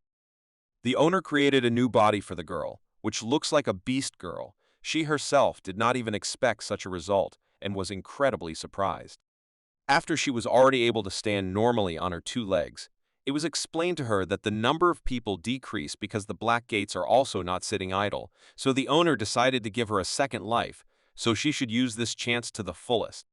She understood everything and promised herself to do everything in her power to regain the owner's trust and become even stronger. One of the members of their organization ordered her to perform the following task, which the owner gave her personally. As it turned out, her new task was to summon the Master of Spirits and do everything for him to destroy Lauda and the Black Gate Club. Scheherazade was surprised when she started reading about the cycle of beheadings because she and Anderson did not understand what they were doing here because they were sure that the Organization 89 was involved in it. Counselor Alice understood that now not a small number of people will use it for their own interests. The Master of Spirits is now the most popular topic even among ordinary people. So now she decided to first of all find the beheading cycle and find out who was behind it and finally put an end to them. Suki did not understand why they would not conduct an investigation into the 89 organization, and he immediately asked the advisor Alice why. She explained that there is no point in investigating anything at the moment, because they know too little information about them, and now would not be the time to take risky actions for the sake of any information. Suki understood that the Council of the Black Gate had a new plan that he still knew, so he decided to ask them about it, to which Alice answered him that it was necessary to wait for a while. In any case, the revival of the Spirit Lord would not end in the near future, and if those organizations that hunt him will fight for the anchor, then it will be easier to find and eliminate them. She was quite smart, because such a plan would give the Black Gate Club not only the opportunity to learn more information, but also to save its people from senseless victims. But all this played into Suki's hands only, because the attentiveness and observation of Alice's advisor would ultimately yield nothing, because Suki is also a member of the Black Gate Club. Then, Mr. Anderson entered the conversation and started asking everyone in turn what they think about the beheading cycle, how dangerous they can be. According to Green, this organization or group of people technically belongs to the lower groups of the mystical world. Suki didn't know what it meant, and of course he asked how he usually does it. Mr. Green explained it to him in quite simple terms. Once upon a time there were mystics or psychics who gave themselves anchors or some credence by spreading gossip, famous examples being Black Dahlia and Jack the Ripper. Everything was clear to Suki, but how legal was this method? Anderson explained to him that this is an illegal and very risky method, because if it is used incorrectly, this method can not only not call the anchor, but also create a terrible spirit. Unfortunately, there have already been examples, so it is usually prohibited in occult circles to do, unless the Court of Secrets has ordered it to be done. Everything became even more confusing for Suki. He did not understand what the Court of Secrets was for. Isn't it forbidden to reveal one's secret? As Anderson told him, in the courtroom of secrets, you can tell your secret because it is not an organization, it is rather a spiritual god. Mr. Anderson, at this stage of explanation, introduced Suki into complete incomprehensibility. Suki did not understand who this spiritual god was. Is the Court of Secrets, which determines whether a mystic is guilty of this or that crime and has broken the law, actually a demon? Green immediately tried to explain to Suki that this is not just a demon, but one that was specially transformed by one of the great mystics of the Black Gate with a sentence embedded in its logic of action. The modeling of the mystical court for the assessment and possible creation of spirits and ghosts was based on the information provided by the mystic and which could give birth to new spirits or ghosts. Then the logic of the operation of this court worked accordingly. Suki wondered what happened next with such mystics whose information could summon a spirit. Were they eaten? Green added that in the end, the Court of Secrets is also a demon, but with some new rules of operation that were added specifically for possible use. But you need to be ready to use it before you use it because it can consume you. The reason why the Black Gates know the functions of most of the divine objects found in their possession is precisely because they were able to decipher them through the courtroom of secrets, and this is only one of the ways in which the Black Gates discipline the circle of mystic. But before he had time to secretly arrange everything he wanted, a cup of tea, which Scheherazade was drinking, flew to him, and she said that if Suki was interested in the Court of Secrets, she could take him there on an excursion, but now it was time to get back to business. But Scheherazade warned Green that if he once again strayed from the topic they were talking about, she would throw something more difficult at him, so she immediately forced him to speak his mind at the expense of the beheading cycle. Green believed that the cycle is not an organization, or a very inexperienced, poorly understood organization that appeared not so long ago, but he is more inclined to the option that it is one person who works alone. Anderson was in complete agreement with Green's opinion and believed that this is a person who, roughly speaking, was a novice in the occult world, or rather he was, until he created his organization, and this happened because he or she was not added to some already existing organization, such as, for example, a Black Gate. Scheherazade offered to make their options for the owner of this group, if they had already started an investigation on this account, so each of them took a piece of paper and a pen and started writing their options. After 2 hours of their joint work, Scheherazade read an approximate description of the criminal. He should be a man. His age should not exceed 26 years. He should be a professional in photography and video editing. He should work alone and not belong to any other organization. Anderson suggested starting the investigation from the school, people on TV channels and specialists in the media, because that is where it is easy to find a person with this description. Scheherazade decided to conduct her little de-icing and said that she would leave everyone and return soon. But she was interrupted by Green, who announced that a new video was released in the beheading cycle. Scheherazade read the description under this video and noted that he chooses the topic quite well in order to attract as many viewers as possible to his channel, which will bring him new anchor lines. When Suki started watching this video, he was surprised that the Hatter had very accurately determined the height and size of the person in the video. The person in the video started it by saying hello and announcing a new issue of the beheading cycle as a thank you for supporting his channel. He is starting a new series of stories about the 10 spirit lords of Laudu, and this time he would like to do it a little differently.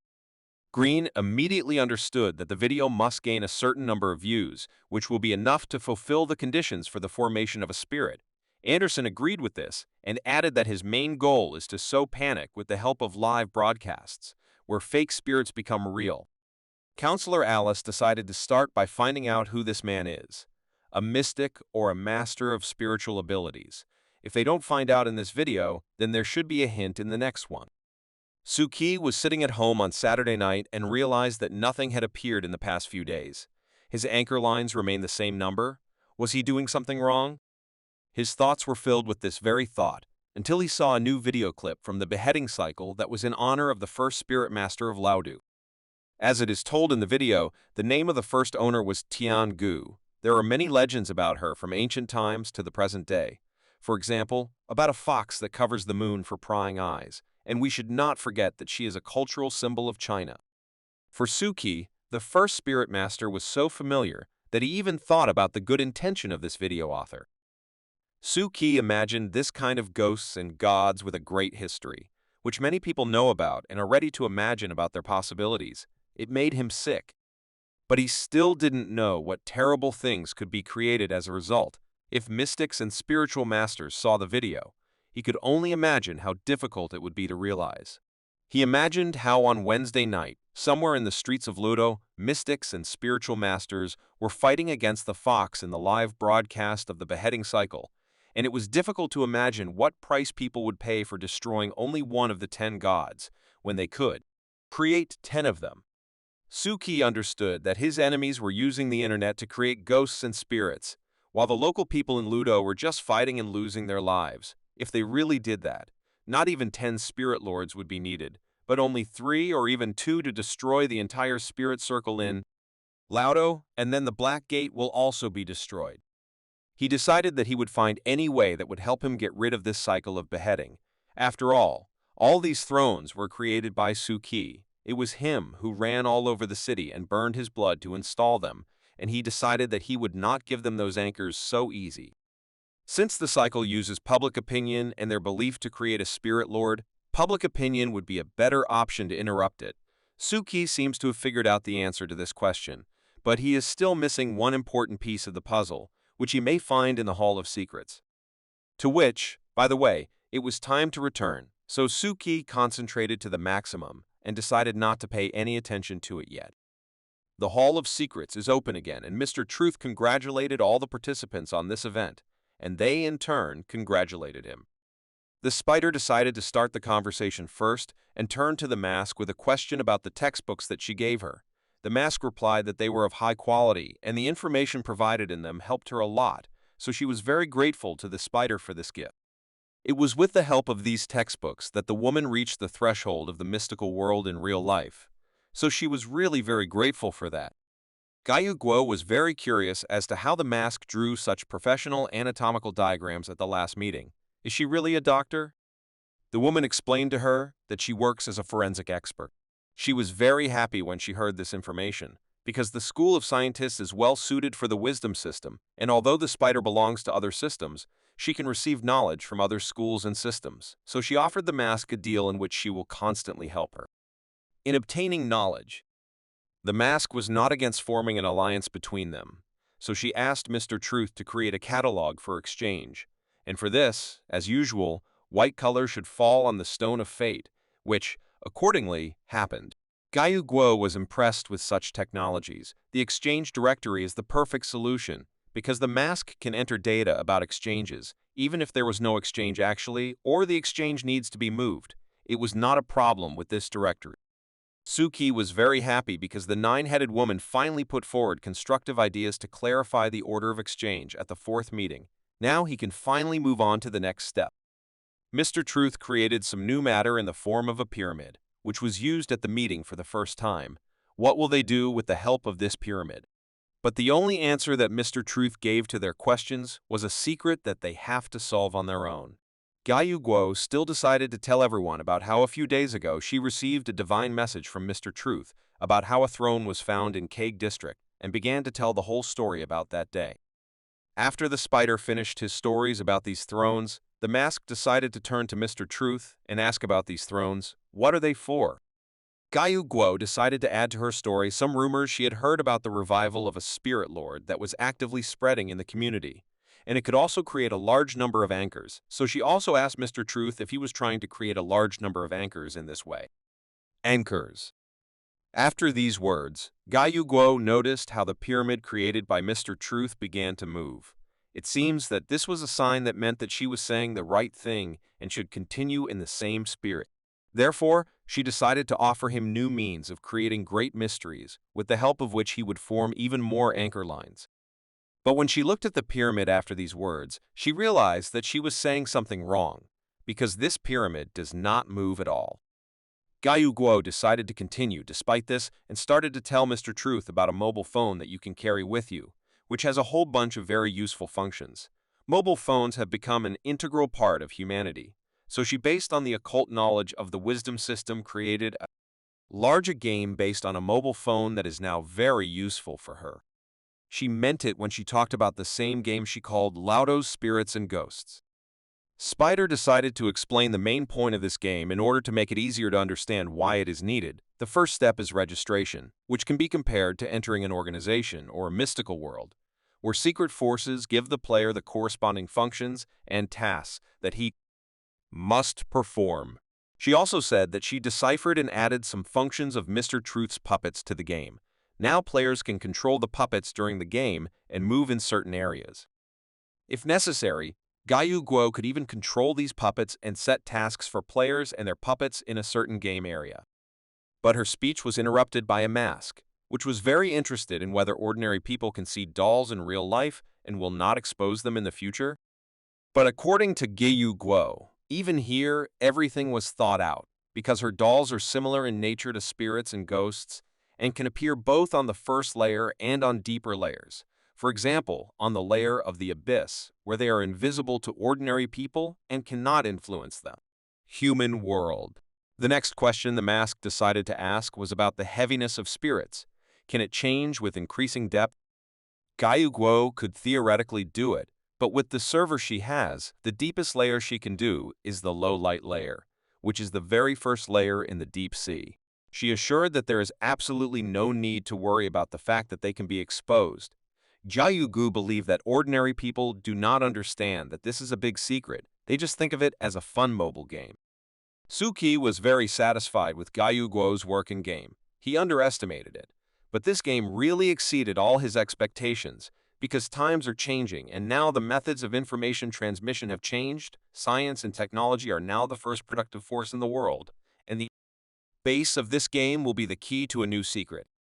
Gayu Guo was sure that in order for the game to gain intrigue and give what is expected of it, it is enough to call it a big secret, and it can work. In short, she counted on the fact that the game will help them to harvest the general fixation of players.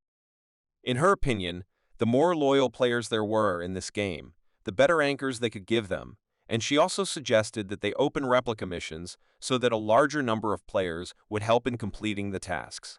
Maska said that she usually doesn't play games, so she wanted to ask if something needs to be given in the process.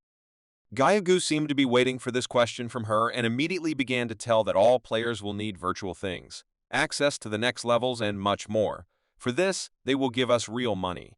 But most importantly, new anchor lines, so considering that we give and what we get. Of course, the anchor lines were much more expensive and valuable. Mr. Truth listened carefully to all this and tried to understand how it worked, and it occurred to him that her method of separating divine items and combining them gave him some clues. When reviewing the strategy to combat the beheading cycle, he was missing a key piece of the puzzle.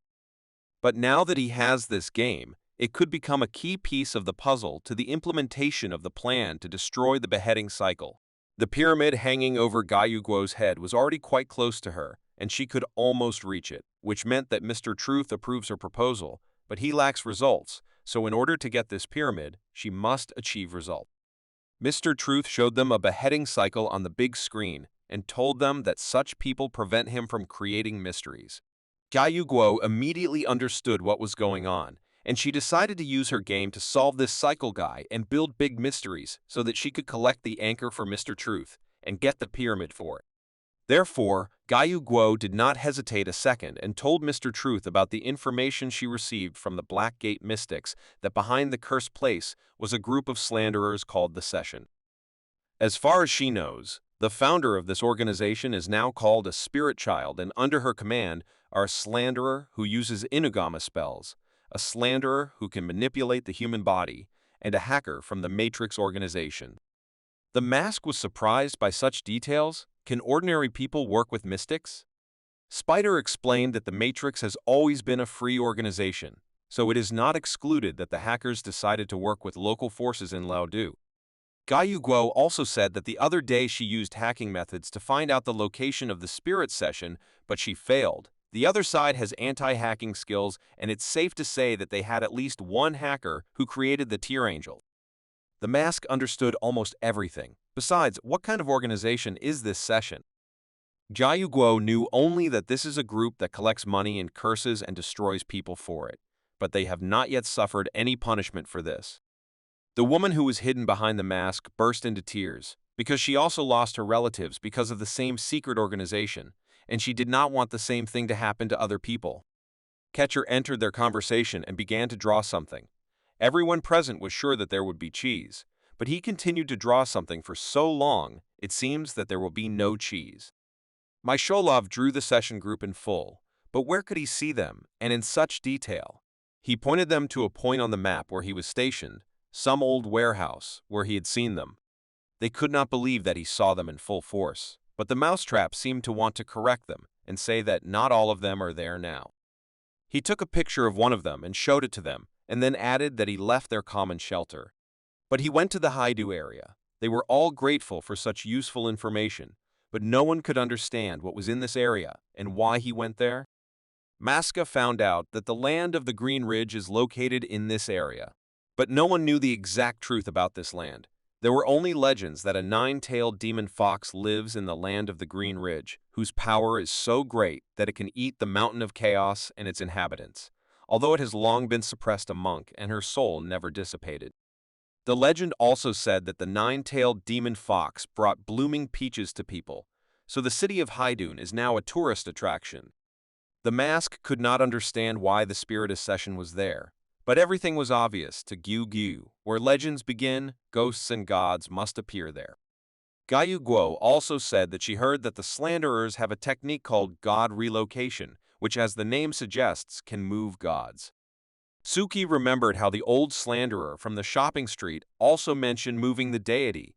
He wondered if the priest of the slanderers who moved the deity of the old shopping street Ting Shui could have anything to do with the girl in the S-ants.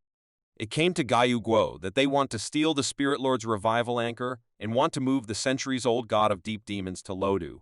And if their plan comes true, then demons will appear from the depths of the soul that will destroy people, and then Lodu will turn into hell on earth. The mask was outraged by these facts and did not understand why they should plunge Lauda into chaos. Gyu Guo explained to her that the more chaotic the world becomes, the more excited they become. The fact that they dared to release such a destructive monster as the Tear Angel shows that they are insane and will stop at nothing to achieve their goal. The spider began to call Mr. Truth and tell him that Laudu is his land, and the spiritual session is an attempt to eliminate the gods, so panic and steal his anchor. Suki reflected on how the creation of fear does create an anchor, but they are chaotic and unstable and can be easily neutralized. Only when humanity is stable and rich can a great and orderly mystery be built that cannot be allowed to be destroyed by a spiritual session. He had to think carefully about all this, because the mouse catcher gave him new hints and he can keep them here, in the Hall of Secrets, so that they do not get lost and do not run away. Therefore, Mr. Estina decided to create a kind of library where all the memories and knowledge of the participants of the secret hall will be stored. After the creation, the participants immediately began to look at these so far empty bookshelves, on which there were already several books about Macbeth and about past tasks that the participants had already completed. He wanted all subsequent files to be certified and recorded here, and in a few decades, or even centuries, the one who will own the Hall of Secrets will become the owner of the world's knowledge. For this, he created 3 orders in the Hall of Secrets, and one of these things, namely, the pendulum, was supposed to observe the world or historians and compile its own archive of knowledge. After that time ran out and the 4th meeting of the Hall of Secrets was completed. Suki sat in the kitchen after the meeting and thought that he had acted wisely enough to create a Hall of Secrets and find suitable people to enter it. For him, the Chamber of Secrets was like a grinding machine for thoughts and a source of inspiration where he could find different points of view, voices, worldviews, where different ideas collided side by side and, of course, a place where people developed and became better together. After Suki thought about all the moments of the secret hall, he decided that he needed to create a new throne, but his thoughts about how to do it were interrupted by some otherworldly voice. Suki stood frightened and did not say a word because this voice was unlike any other he had heard before. It confused him when this voice repeated the word of enlightenment. For him, hearing this voice is the same as being in an embryo and hearing the voices of the world through the amniotic fluid and the mother's skin. He stood in the kitchen for a while and the voice disappeared, so he decided not to attach much importance to it, but it still scared him. Suki was already lying in bed, and thinking about how the construction of the Ghost Throne would become his next priority, and all actions should be directed towards the construction of this great secret. He didn't know for what purpose the Spirit Essence Society moved to Lodo, but it was definitely not good. So Suki decided to send this information to the Black Gate the next day and see how Counselor Alice would react to it. After that, Suki really wanted to go to sleep, but he couldn't because he needed to visit the deep sea, which he actually did. When he dived, he was awaited by a rather pleasant gift in the form of an increase in the number of anchor lines by 50. Now he had 350, and with the help of this, the creation of the ritual of securing the layer of enlightenment was successful. Unfortunately, the good news ended there because Suki did not have the ritual kit for the low light layer in his hands, although he had gathered enough resources, but he did not have the guidance to do so. In the Book of Realms that was given to him in the Black Gate, there is a ritual formation for the first layer, but what about the low light?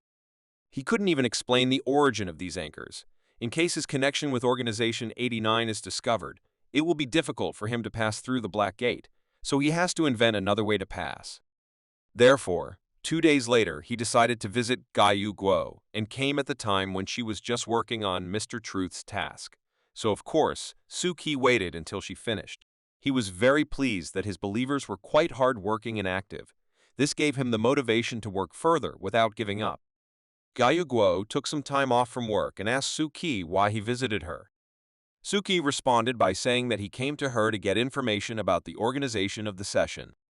She was immediately distracted from her work because she was very surprised that he knew this information and where he got it from. But even if he somehow found out, in any case, it is very expensive.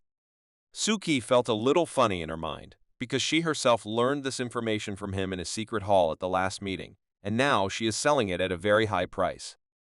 Also, Suki had one more request. He knew that there are anchor ritual arrays for illuminated and dimly illuminated layers, and he very much requested that this agreement be as confidential as possible. She had already completely turned away from her laptop and wanted to know from him why he needed all this, because the binding ritual is very controlled, and she will only give him the one that is suitable for her wisdom system, so he cannot to use it. It didn't matter to him what she said and where it could be used and where not. He just asked her for this information and calculated it and told him. Instead, she offered him a better offer, if, of course, he was interested in it. She offered him an exchange for a divine item that he could search the Black Gate and bring to her, in exchange for which she would give him any information he needed. Suki thought it was too high a price. The divine item was not that easy to get, but Gaiyu Guo considered it an equal exchange, especially since she only needed those that could mask or transform or something similar. She wanted to decipher it and add it to the program she recently did. He thought a little about this proposal and still agreed, so he left her and said he would return when he found a suitable object for her. On the same day, Suki went to the Black Gate, and there was no one there again, and everyone magically disappeared. He was about to go home when suddenly Counselor Alice came to him and told him that they had all gone to investigate the case, and she was just waiting for him. Suki was surprised. Alice asked him to take the map to Green, which was supposed to help him somehow. Green himself was now in the hospital. Suki didn't expect what happened to Mr. Green. Counselor Alice told Suki not to worry, because as far as she knew, he was just bitten by a dog. When Suki arrived at the hospital to see Green, he saw him bandaged and not in a very good mood. Had he really been bitten by a dog? As it turned out, he was investigating a spiritual essence and was unexpectedly attacked by a woman's dog, which almost bit off his hand, so he is now in the hospital. It seemed to Suki that he had already heard about this woman in the body of a dog somewhere. Green said that he followed her and tried to determine where she was going, but she exposed him and attacked him. He asked Green why he didn't call his princesses, but as it turned out, they didn't want to go out because they were afraid of dogs, so he didn't do anything.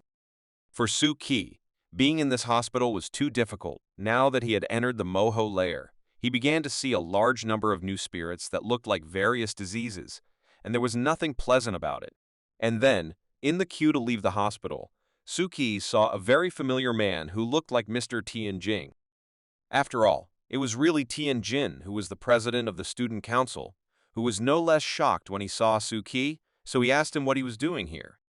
Suki said that he came to visit a friend who was bitten by a dog, and the president said that his younger sister should also enter their school, but she is in a coma due to an injury, so he came to visit her and brought her favorite flowers. Suki immediately apologized for his tactlessness, but the president reassured him he was already used to such questions. Maybe the mention of her name would make her wake up earlier. At least he hoped so.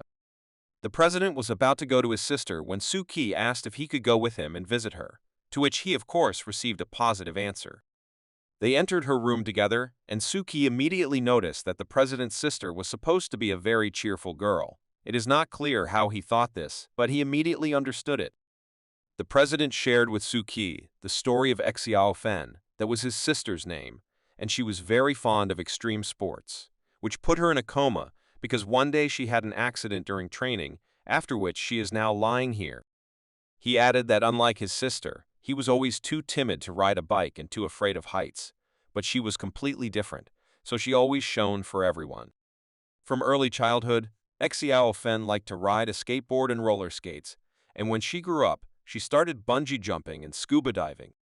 When she was a junior, Xiao managed to hide her wetsuit for speedboarding from her parents, but when her parents found it, they were furious and locked her in the house, and he covered her so she could compete. The president had only himself to blame. Suki tried to support him and said that if it wasn't for him, Feng would have lost touch with her real self, so he gave her a happy childhood. When Suki left the ward in a very bad mood, he never thought that such a cheerful person could have a sister in such a state. It is very difficult to survive, but still, even in such a state, Suki noticed a spirit. There was a spirit around the whole ward that was constantly trying to talk to them, but they didn't answer him, so Suki noticed him. Suki went to see Green in the ward and immediately heard a question from him. Where had he been for so long? Suki explained to him that he had met his classmate and talked with him a bit, and then added his question about the low light layer certificate and asked Green if he could sell it to him. Green was somewhat surprised by the question. He did not understand what Suki wanted this certificate for, but he still agreed to sell it. Suki was already at home and was satisfied, because now he could make an exchange with Gaiyu Guo. This certificate he bought from Green perfectly fit the definition of a deity. Suki compared the rituals of enshrining in the systems of wisdom and in the system of the kingdom, and understood that they were very similar in structure in many respects. The difference was in the seals of origin, and there could be problems with this. 2 days later, near the school, Suki was watching the new release of the beheading cycle and thought that the disaster would be bigger than the Tsuchimikado family could have imagined. He would just wait until it got dark on Wednesday and show up. And the worst thing about this challenge of the Master of Spirits was that the audience is the main weapon of this monster, because the more abilities they invent for this monster, the more it will have. All that remained for Suki was to hope that everything would not be as bad as he thinks. Here, Suki noticed that the same guy who is a spirit was taking his picture again. Didn't he realize last time that this can't be done? He came closer and apologized to Suki, and to his excuse, he said that Suki is very photogenic, so he couldn't resist. This photographer approached at the same moment that Suki was watching the new release of the beheading cycle and began to wonder if Suki liked watching this. Suki answered him that he is not a big horror fan, but the special effects are very well made, to which he received an answer from the photographer that these are not special effects. And then he explained why he is so sure of this, because he made this video and he knows for sure. At first, Suki didn't understand what this guy was talking about, but he said it again. He really took this video. Suki was really shocked when he heard this from him. Is this guy who is a spirit and owns this channel? But the guy replied that he made only one video. The guy told Suki that one day he was walking in the park and the owner of this channel met him and offered him to shoot such a video. He was not against it, so he easily coped with this task and later sold this video to his customer. Suki once again analyzed the identity of the owner of the beheading cycle and realized that he was quite a perceptive person who was good at organizing programs and society for his own purposes, so he made sure that this photographer was not the owner of this channel. Then he got the idea that the investigation had gone wrong from the very moment at the Black Gate, when Mr. Andreessen was giving Suki the information he needed. He understood that more than one person works in the beheading cycle. There are at least 2 of them, and they behave very differently in real life. Suki asked the photographer about the owner of this channel and whether he knew who he was and how to find him, but the photographer explained to him that he was always wearing a mask, so he had no idea who it was. The photographer told Suki that one day he came to him and said that he needed to hire a photographer, and then he lent him this camera. When Suki picked up this camera, he realized that it was a divine object. Suki started questioning this photographer, and he was wondering, first of all, if the owner of the channel allowed him to shoot with this camera anywhere, or if they had a studio. The photographer said that every time he appointed a new place and time. Next, Suki showed him a list of videos from the channel and asked if the photographer could see these strange ghosts and monsters while filming, or were they people? The photographer did not know how to answer this question, because it seemed to him that he was shooting something very strange, and he did not understand what it was. It worked for him like intuition, as if many eyes had opened and he began to see everything from different angles. After that, Suki thought about whether people feel spirits inside themselves and whether these spirits give them some abilities. He remembered the girls from his school who never remembered anything like that, so it seems that human spirits do not affect the person himself. Suki looked at this camera for a while and finally realized that its main function is to take pictures of spirits that are at great depths, but to expose them as small ones. But then why didn't the owner of this group use this camera himself, but found someone who would do it to do? Obviously, he didn't do it because of his poor photography skill. Suki believed that it was because of the limitation of his depth that he couldn't do it. So he had to look for other people. The previous analysis that the owner of the cycle was a novice in this field was correct. Suki really wanted to meet him and offered the photographer money if he would arrange this meeting. The photographer could not clearly answer Suki's request. He uttered some strange words and Suki did not understand him. Suki repeated the question, but now more specifically, to which the photographer finally answered that he communicated with him exclusively by phone, sent him videos after filming, but he had never seen him in person. The photographer showed him the videos he was engaged in, and now everything was clear to Suki. All these videos were of spirits. It seems that the owner of the beheading cycle has no way to shoot deeper spirits, so he has to entrust this work to this guy. Suki asked the photographer how many of them are in the team, to which he received the answer that only he is the owner of this channel. Suki now clearly understood that when he has the best chance to catch this owner, he conducts the live broadcast personally, because in this case he does not need the help of others at all, so at these moments there is an opportunity to catch him. As soon as Suki finished his logical thinking, the photographer remembered that there were still two of them in the team without the photographer. The photographer added that he constantly heard the customer talking to himself and often mentioning the name Mephistopheles. Meanwhile, in the Warport Park in the west of Ludo, two people from the session were sitting on one of the park benches and discussing the attack on the Black Gate. The female cat was very unhappy with the latest attack on the Black Gate because her tail was injured. The hacker from organizing the session, who was sitting next to her, asked not to disturb him because he is doing very important work. He uses the method of moving the spirits of the spiritual child, and it is very difficult, so he must be fully concentrated to make accurate calculations before it begins. The cat was interested to know, by moving this demon to the city of Ludo, will the spiritual child be able to carry out his great work of equality and everything? The hacker didn't know until the end whether they would be able to change the balance in everything, but he knew for sure that if it worked and this thing appeared in Ludo, everything would definitely change for the better. Chaos would follow. Miko came to school with her new development, so she was very curious what her friends thought about her universal amulets, which were made by the witch's hand. Goshu was not sure that they would be allowed by the school principal. Most likely Miko would receive a warning. Miko was unhappy with these rules. How was she supposed to earn money in such conditions? Gushu turned to Miko to help her, but Miko did not quite understand what she wanted from her. Does Gushu want to ask her to cast a spell on Suki? Has she fallen in love? Immediately after this question, Gushu was embarrassed and ran out of the class. It was very embarrassing for her.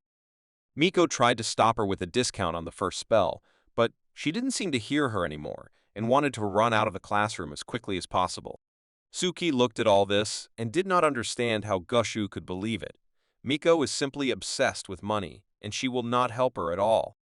Suki decided to ignore the girls and read a book he took from the library to look something up, but before he could take it, Zia-Yushu approached him again and scared him. Suki's book fell to the floor, so Exia-Yushu picked it up and began to question him. What was the point of doing homework at home and reading such a book with children's pictures? Suki did not know what to answer to this, so he said that he took this book from the library just to look at it. Suki took this book to learn more about Mephistopheles. In this book, it was about the story of a match between God and the devil, the essence of which was that God believed that all people are susceptible to temptation and the devil believed that Faust was not. Suki carefully read the entire subsequent history of this couple, but he still did not understand what the language was about, and in the end, this book did not help him in any way. But Suki wasn't going to give up, so he decided to check another clue and went to the school photographer again, who told him that one day the owner of the cycle asked him to reshoot the video because there was a mistake in it, which was related to the clothes. Suki was somewhat surprised when he heard this story. Was it some important detail of their communication? So he decided to inquire about the clothes in more detail. The photographer said that it was an issue about a transferred student. As it turned out, there was a valid school uniform, but the owner of the cycle told him that he had made a mistake in the design of the costume, and the image would not match, so he asked him to retake it and paid for it again. After the conversation, Suki returned to the classroom and thought for a long time about the details of the conversation with the photographer and emphasized two key points in the conversation with him. The first thing that bothered him was that there might be an error in the display with a real analog of the spirit, because the owner performed the wrong binding.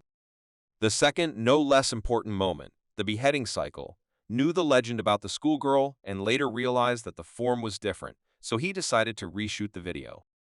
The thought flashed through Suki's mind that the owner of the beheading cycle is a teacher or a student of the school, and he should most likely know him personally. Suki took out from under the desk a list of students whom he suspected in the case with the transferred girl and began to look for familiar names. Suki seems to have found a very familiar name. Is it really him? He needed to find out more details, but he couldn't do it today. In any case, it wasn't the main goal right now. The main problem was that the cycle of beheading is very entrenched in society, so spirits and ghosts can appear at any moment, and you have to be ready for it. On Tuesday evening in the Liu area, a girl was returning home, carrying home a CD of her brother's performance, and she was very pleased with today's day. She suddenly became very cold, and she did not understand what was happening. Why did it suddenly become cold? She decided not to stay outside too long, so she started to run quickly home and ran until she tripped and fell over a large pothole that seemed to come out of nowhere in the middle of the repaired road. But when she turned her head back because she heard someone breathing very loudly, she saw a huge wolf sitting on a thin lantern and was already preparing to attack her. The girl was too scared and she realized that nothing would help her anymore, and it seems that her end has come. Just before the wolf prepared to attack, she heard a magical voice of help. It was Mr. Anderson, who used his relic in the form of a lighter and saved her life. While Mr. Anderson was there, the girl was safe, and the monster did not understand where she could go. Anderson assured her that now she is safe, and she should walk with him to the nearest station from which she can go home. After some time, she found herself at the metro station, and she did not understand at all how she ended up there and where the man who saved her had disappeared. What happened? Was she hallucinating? Meanwhile, Scheherazade began to block the streets of Ludo with the help of her charms, and Suki watched this closely. She was going to block all the streets because the Black Gate promised to support her in this case. First of all, she blocked the street where the monster was located so that ordinary people would not come across it, so Anderson took everyone out of that street. Suki couldn't believe it. Were they really staying the night in this area of Laudu? But Scheherazade reassured him, because the main thing is to wait for dawn, then they can go home, and Scheherazade will end the blockade. She had a very large baggage of experience in such cases, because she regularly took part in works on the blockade of monsters. Suki did not understand why exactly at dawn. Do they really have ways to fight this giant? She explained to him that it is not difficult to find a way to deal with an abyssal demonic god, but there are other problems that should be solved first before catching the monster. Scheherazade had in mind two problems that needed to be solved. The first of them was, of course, to catch the cycle. The second was that Counselor Alice passed on the information about the appearance of 10 Loud and told him to deal with them. Suki was surprised at such a request. Couldn't they send someone else to do this task? He understood that Advisor Alice wants to understand the plans of the ancient organization in this way and catch the cycle. Scheherazade gave him a strong pat on the back of the head and praised him for his sharp mind. Then she added that it was just a check from Counselor Alice to see how the old organization would react. Suki realized that he needed to do something immediately because if the revival of the Spirit Lord was really messed up, he would have to think of some measures to correct the situation, especially since he had already spent so much money and energy on it. Scheherazade prepared Suki for the fact that if the spiritual masters leave the game, then the Black Gate will have to clean up after them. Suki was interested in whether there is a specific plan on this account. All they invented was that it would surround the street. Anderson would disperse the crowd of people, and then they would throw green there. Suki understood that they were trying to destroy his plans, so he couldn't just sit back and do nothing. He had to find a way out of this impasse. He immediately decided to act, so he offered Scheherazade an idea in which he needed her help. Suki asked her if she had ever done a magic show. She was somewhat surprised by the question. As a child, she liked it, but as soon as she learned how everything actually works there, she lost interest. Suki explained what he meant. The whole cycle of beheading is a trick, and the whole meaning of the trick is that it is interesting until it is revealed. That is why he offered to be detectives today and reveal all the secrets of this trick. Suki was sure that they could find a way to expose the beheading loop ghost trick, and it seems he even has a plan on how to do it. Of course, Scheherazade was interested in this and asked him to tell what he invented. But before he could carry out his plan, he needed technology from another realm, which he unfortunately did not have. Scheherazade assured him that it is not difficult at all. It just requires a lot of money, which luckily she has a lot of. Suki asked her if he could apply for reimbursement for his plan, but she made him understand that it would take a long time and he would have to wait 2 or even 3 weeks. Before then, the Black Gate might not exist, if all will not go according to plan. Scheherazade explained to him that in the last 2 years, the Black Gate has had considerable problems with financing, so the allocation of funds for this will be delayed. An example can be even the last rule, in which it is forbidden to use the Philosopher's Stone against spirits from the abyss and above. Suki imagined the organization of the Black Gate in a different way. He thinks that they are quite wealthy, but in reality it is not so. Now Suki understood why Mr. Anderson was holding all these auctions, because the organization has no money, but somehow it is necessary to live. Scheherazade suggested to start by calling Alice's advisor and asking her for help. It would be much better than going to the main office, which Suki did. Of course, she didn't give him money for it, but she offered him to use his advance, which he was supposed to receive, and then it would be returned to him when they finished their business, which of course he agreed to. Suki does not need to worry about the expenses because he is compensated for everything. He was pleased that the advisor Alice has such a good attitude towards him. The next day, Suki didn't want to go to school, but he had to because he really wanted to meet Tian Jin, who is the president of the school, and to his great disappointment, he didn't come to school today. Suki just couldn't believe it. He had hoped to see him today and talk to him, but his worst fears came true. Therefore, Suki decided to immediately go to the Black Gate for a meeting, and when he entered the headquarters of the apartment, he saw that everyone had gathered, and there was a bottle of wine on the table. What was going on here? Mr. Anderson explained to him that they all gathered because today it is possible to catch the cycle of beheading and finally put an end to it. For the first time, Suki wanted to talk to Mr. Green, whom he actually approached after saying hello to everyone. Anderson did not have time to understand when they started to be friends like this. Scheherazade explained to him that Suki has a plan that will help to catch the cycle, and it seems that he needs Green's help. But in her opinion, she would not trust him with any business, because he always spoils everything. After 10 minutes, Counselor Alice announced that it was time to leave, but before that, they would hold a small ceremony. Suki could not understand what they were doing and what should he do about it. As it turned out, it was ordinary wine that they drank for good luck before the task. But Suki had, of course, poured the juice. He could not believe that such mystics as Alice's advisor were really doing it. The entire Black Gate team gathered near the subway station and were waiting for something. Suki did not understand where the spiritual masters were. Would they not come? But before he had time to ask Anderson about it, 10 of the best masters of spiritual skills appeared out of the fog, including Tsuchimikado Tomoya. Suki wondered if they were ashamed to dress like that when so many people were looking at them, but Scheherazade explained to him that as masters of spiritual abilities, these clothes are like a ritual for them, which increases their power when they perform tasks. Green also noticed an important detail that only young masters came, and he heard that among them only one young master was sitting next to the older generation. The others did not have such experience. Anderson explained that it is their kind of tradition to allow young masters to explore the path first. They explained this by the fact that during the last attack of the Master of Spirits, too many young masters died, and those who remained are now managing their families, so they will not leave the house just like that. After all the explanations, Mr. Anderson asked Suki to initiate contact with the young spiritual masters. Lai Lu was one of the strongest masters among them all. She asked Tomoya if he really saw the Spirit Lord, to which he replied that of course, and even fought with him. According to him, the battle was fierce, and he almost did not defeat him. A little was not enough, because the Lord of Spirits ran away from him. Of course, Li Liu did not believe Tomoya, because she knew his nature. She even assumed that he was running away and did not even look around.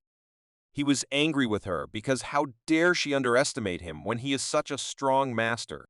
Their conversation was interrupted by Mr. Anderson, who came to get to know them better, because together they were to conduct an operation to destroy the Master of Spirits. One of the masters, who was the most experienced, recognized Mr. Anderson last time they fought together with the Guhu bird, and if Mr. Anderson wasn't there, maybe everything would have been much worse, so he happily greeted him. Mr. Anderson, in turn, praised the masters for their timely reaction to that order, and only because of this they were able to destroy it in time. Suki listened to how they exchanged compliments with each other, and then he felt a chill go down his back and he did not understand where it came from. But Suki's thoughts were interrupted by Tomoy, who was looking directly at him. Suki was not very pleased to see this guy, because he is such a coward. Tomoya noticed Li Lu standing next to him and also watching Suki, but she was looking at him with loving eyes. She liked Suki very much, so she started asking Tomoya about him, but the boys said that he didn't know anything. Suki saw that they were both watching him, so he decided to wave to them. The girl saw this and became very angry with Tomoya. How dare he lie to her that she didn't know who this guy was, so she politely asked him to tell everything he knew. Tomoya told that this is Suki, and he studies with him at the same school, and he is also a newcomer to the Black Gate. She remembered him because Tomoya was talking about Suki, or rather, he was offering to somehow harm him, because he doesn't like him, but she was against it. Suki watched what they were doing and was increasingly unsure that among all these masters, there was at least one normal person who would help them. Next, Suki listened to the conversation between Mr. Anderson and Major Ai Sui, who was able to determine the location of Tengzo's appearance and showed it to Anderson. Suki asked him if it is possible to determine the time of appearance of this monster with the help of his rituals, to which the master replied in 4 hours he will appear. Suki was pleasantly surprised and thought about the fact that Laudu masters also possessed a large number of techniques that were incomprehensible to the Black Gate, such as the ability to determine the place and time of the appearance of a spirit. Anderson and Suki watched the local residents, and they both understood that if the monster appeared in the center of the city, it would cause incredible panic among the people, which would only benefit the spirit. Therefore, they thanked the masters for their help in determining the place and time and went to prepare. When they left the masters, Mr. Anderson told Suki to prepare properly, because the war was about to begin. After Suki and Anderson spoke with the spirit masters, Scheherazade began her street-blocking ritual. Suki could not understand how the Black Gate organizations and spiritual masters in Lado had existed for decades, but none of them had invented means of struggle. Scheherazade explained to him that the technological power in Ludo lags behind in this regard, because 10 years ago, when the Lord of Spirits attacked the city had not yet recovered from this attack. For 30 minutes, Anderson still led all the civilians out of the territory where the Master of Spirits was planned to land, but it was necessary to hurry because he would come soon, so they should be ready. Meanwhile, Suki observed how the masters were working and constantly on the movie, so he decided to go and get to know the others. When Suki came closer, he reminded himself that he had forgotten about Tomoya, who was doing some very strange rituals. Suki couldn't even understand it all. Suki nevertheless decided to say hello to him, and Lai Lu unexpectedly appeared in front of Tomoya and also greeted Suki. She ran up to him and began to tell about herself, that her name is Li Lei and that she is one of the 10 young masters of Laodu. Suki, in turn, told about herself and where he is from. Lai Lu spoke with Suki with too much enthusiasm, which made him a bit wary. Then she suggested exchanging contacts. But her phone was snatched from Tomoya's hands, who argued that he was against it, because Suki was a foreigner who could not be allowed into their temple. It seems that he did it in vain. She did not wait long and hit him so that his eyes seemed to fly out of their sockets. He lay in front of her and begged for mercy, and she warned him that he would do this again and she would destroy him. And then she went back to Suki and tried again to take his contacts and give hers. Suki understood that he would have to deal with them in the future, so it would be good to get into their circle of communication. But as soon as he stretched out his hand with the phone, he saw how his phone turned into a rainbow. For a long time, he could not understand what happened to his phone, how unexpectedly one of the masters of spiritual abilities interrupted them. He shouted that his magic compass gave too much voltage. The master of spirits is close. His device was absolutely correct. After a few seconds, the Tengu began to appear, but according to calculations, it should have been in a few hours. Suki noticed for himself that this spirit appears in a strict order, like Miss Mary, and wondered whether a person could have provoked its challenge. As soon as he thought about it and went through his phone to the beheading channel, he saw a live broadcast from the scene, where they are now. Is it really his doing? Suki understood that the cycle involved a large number of people, and any notification he made would cause a violent reaction that would help the monster break free much earlier. Anderson supported him and said that now it is absolutely not important whether he is right or not. The important thing is that he cannot manipulate spirits, but he can make them look the way he wants. They couldn't understand just one thing. How could he broadcast it if they took absolutely all the people out of the area?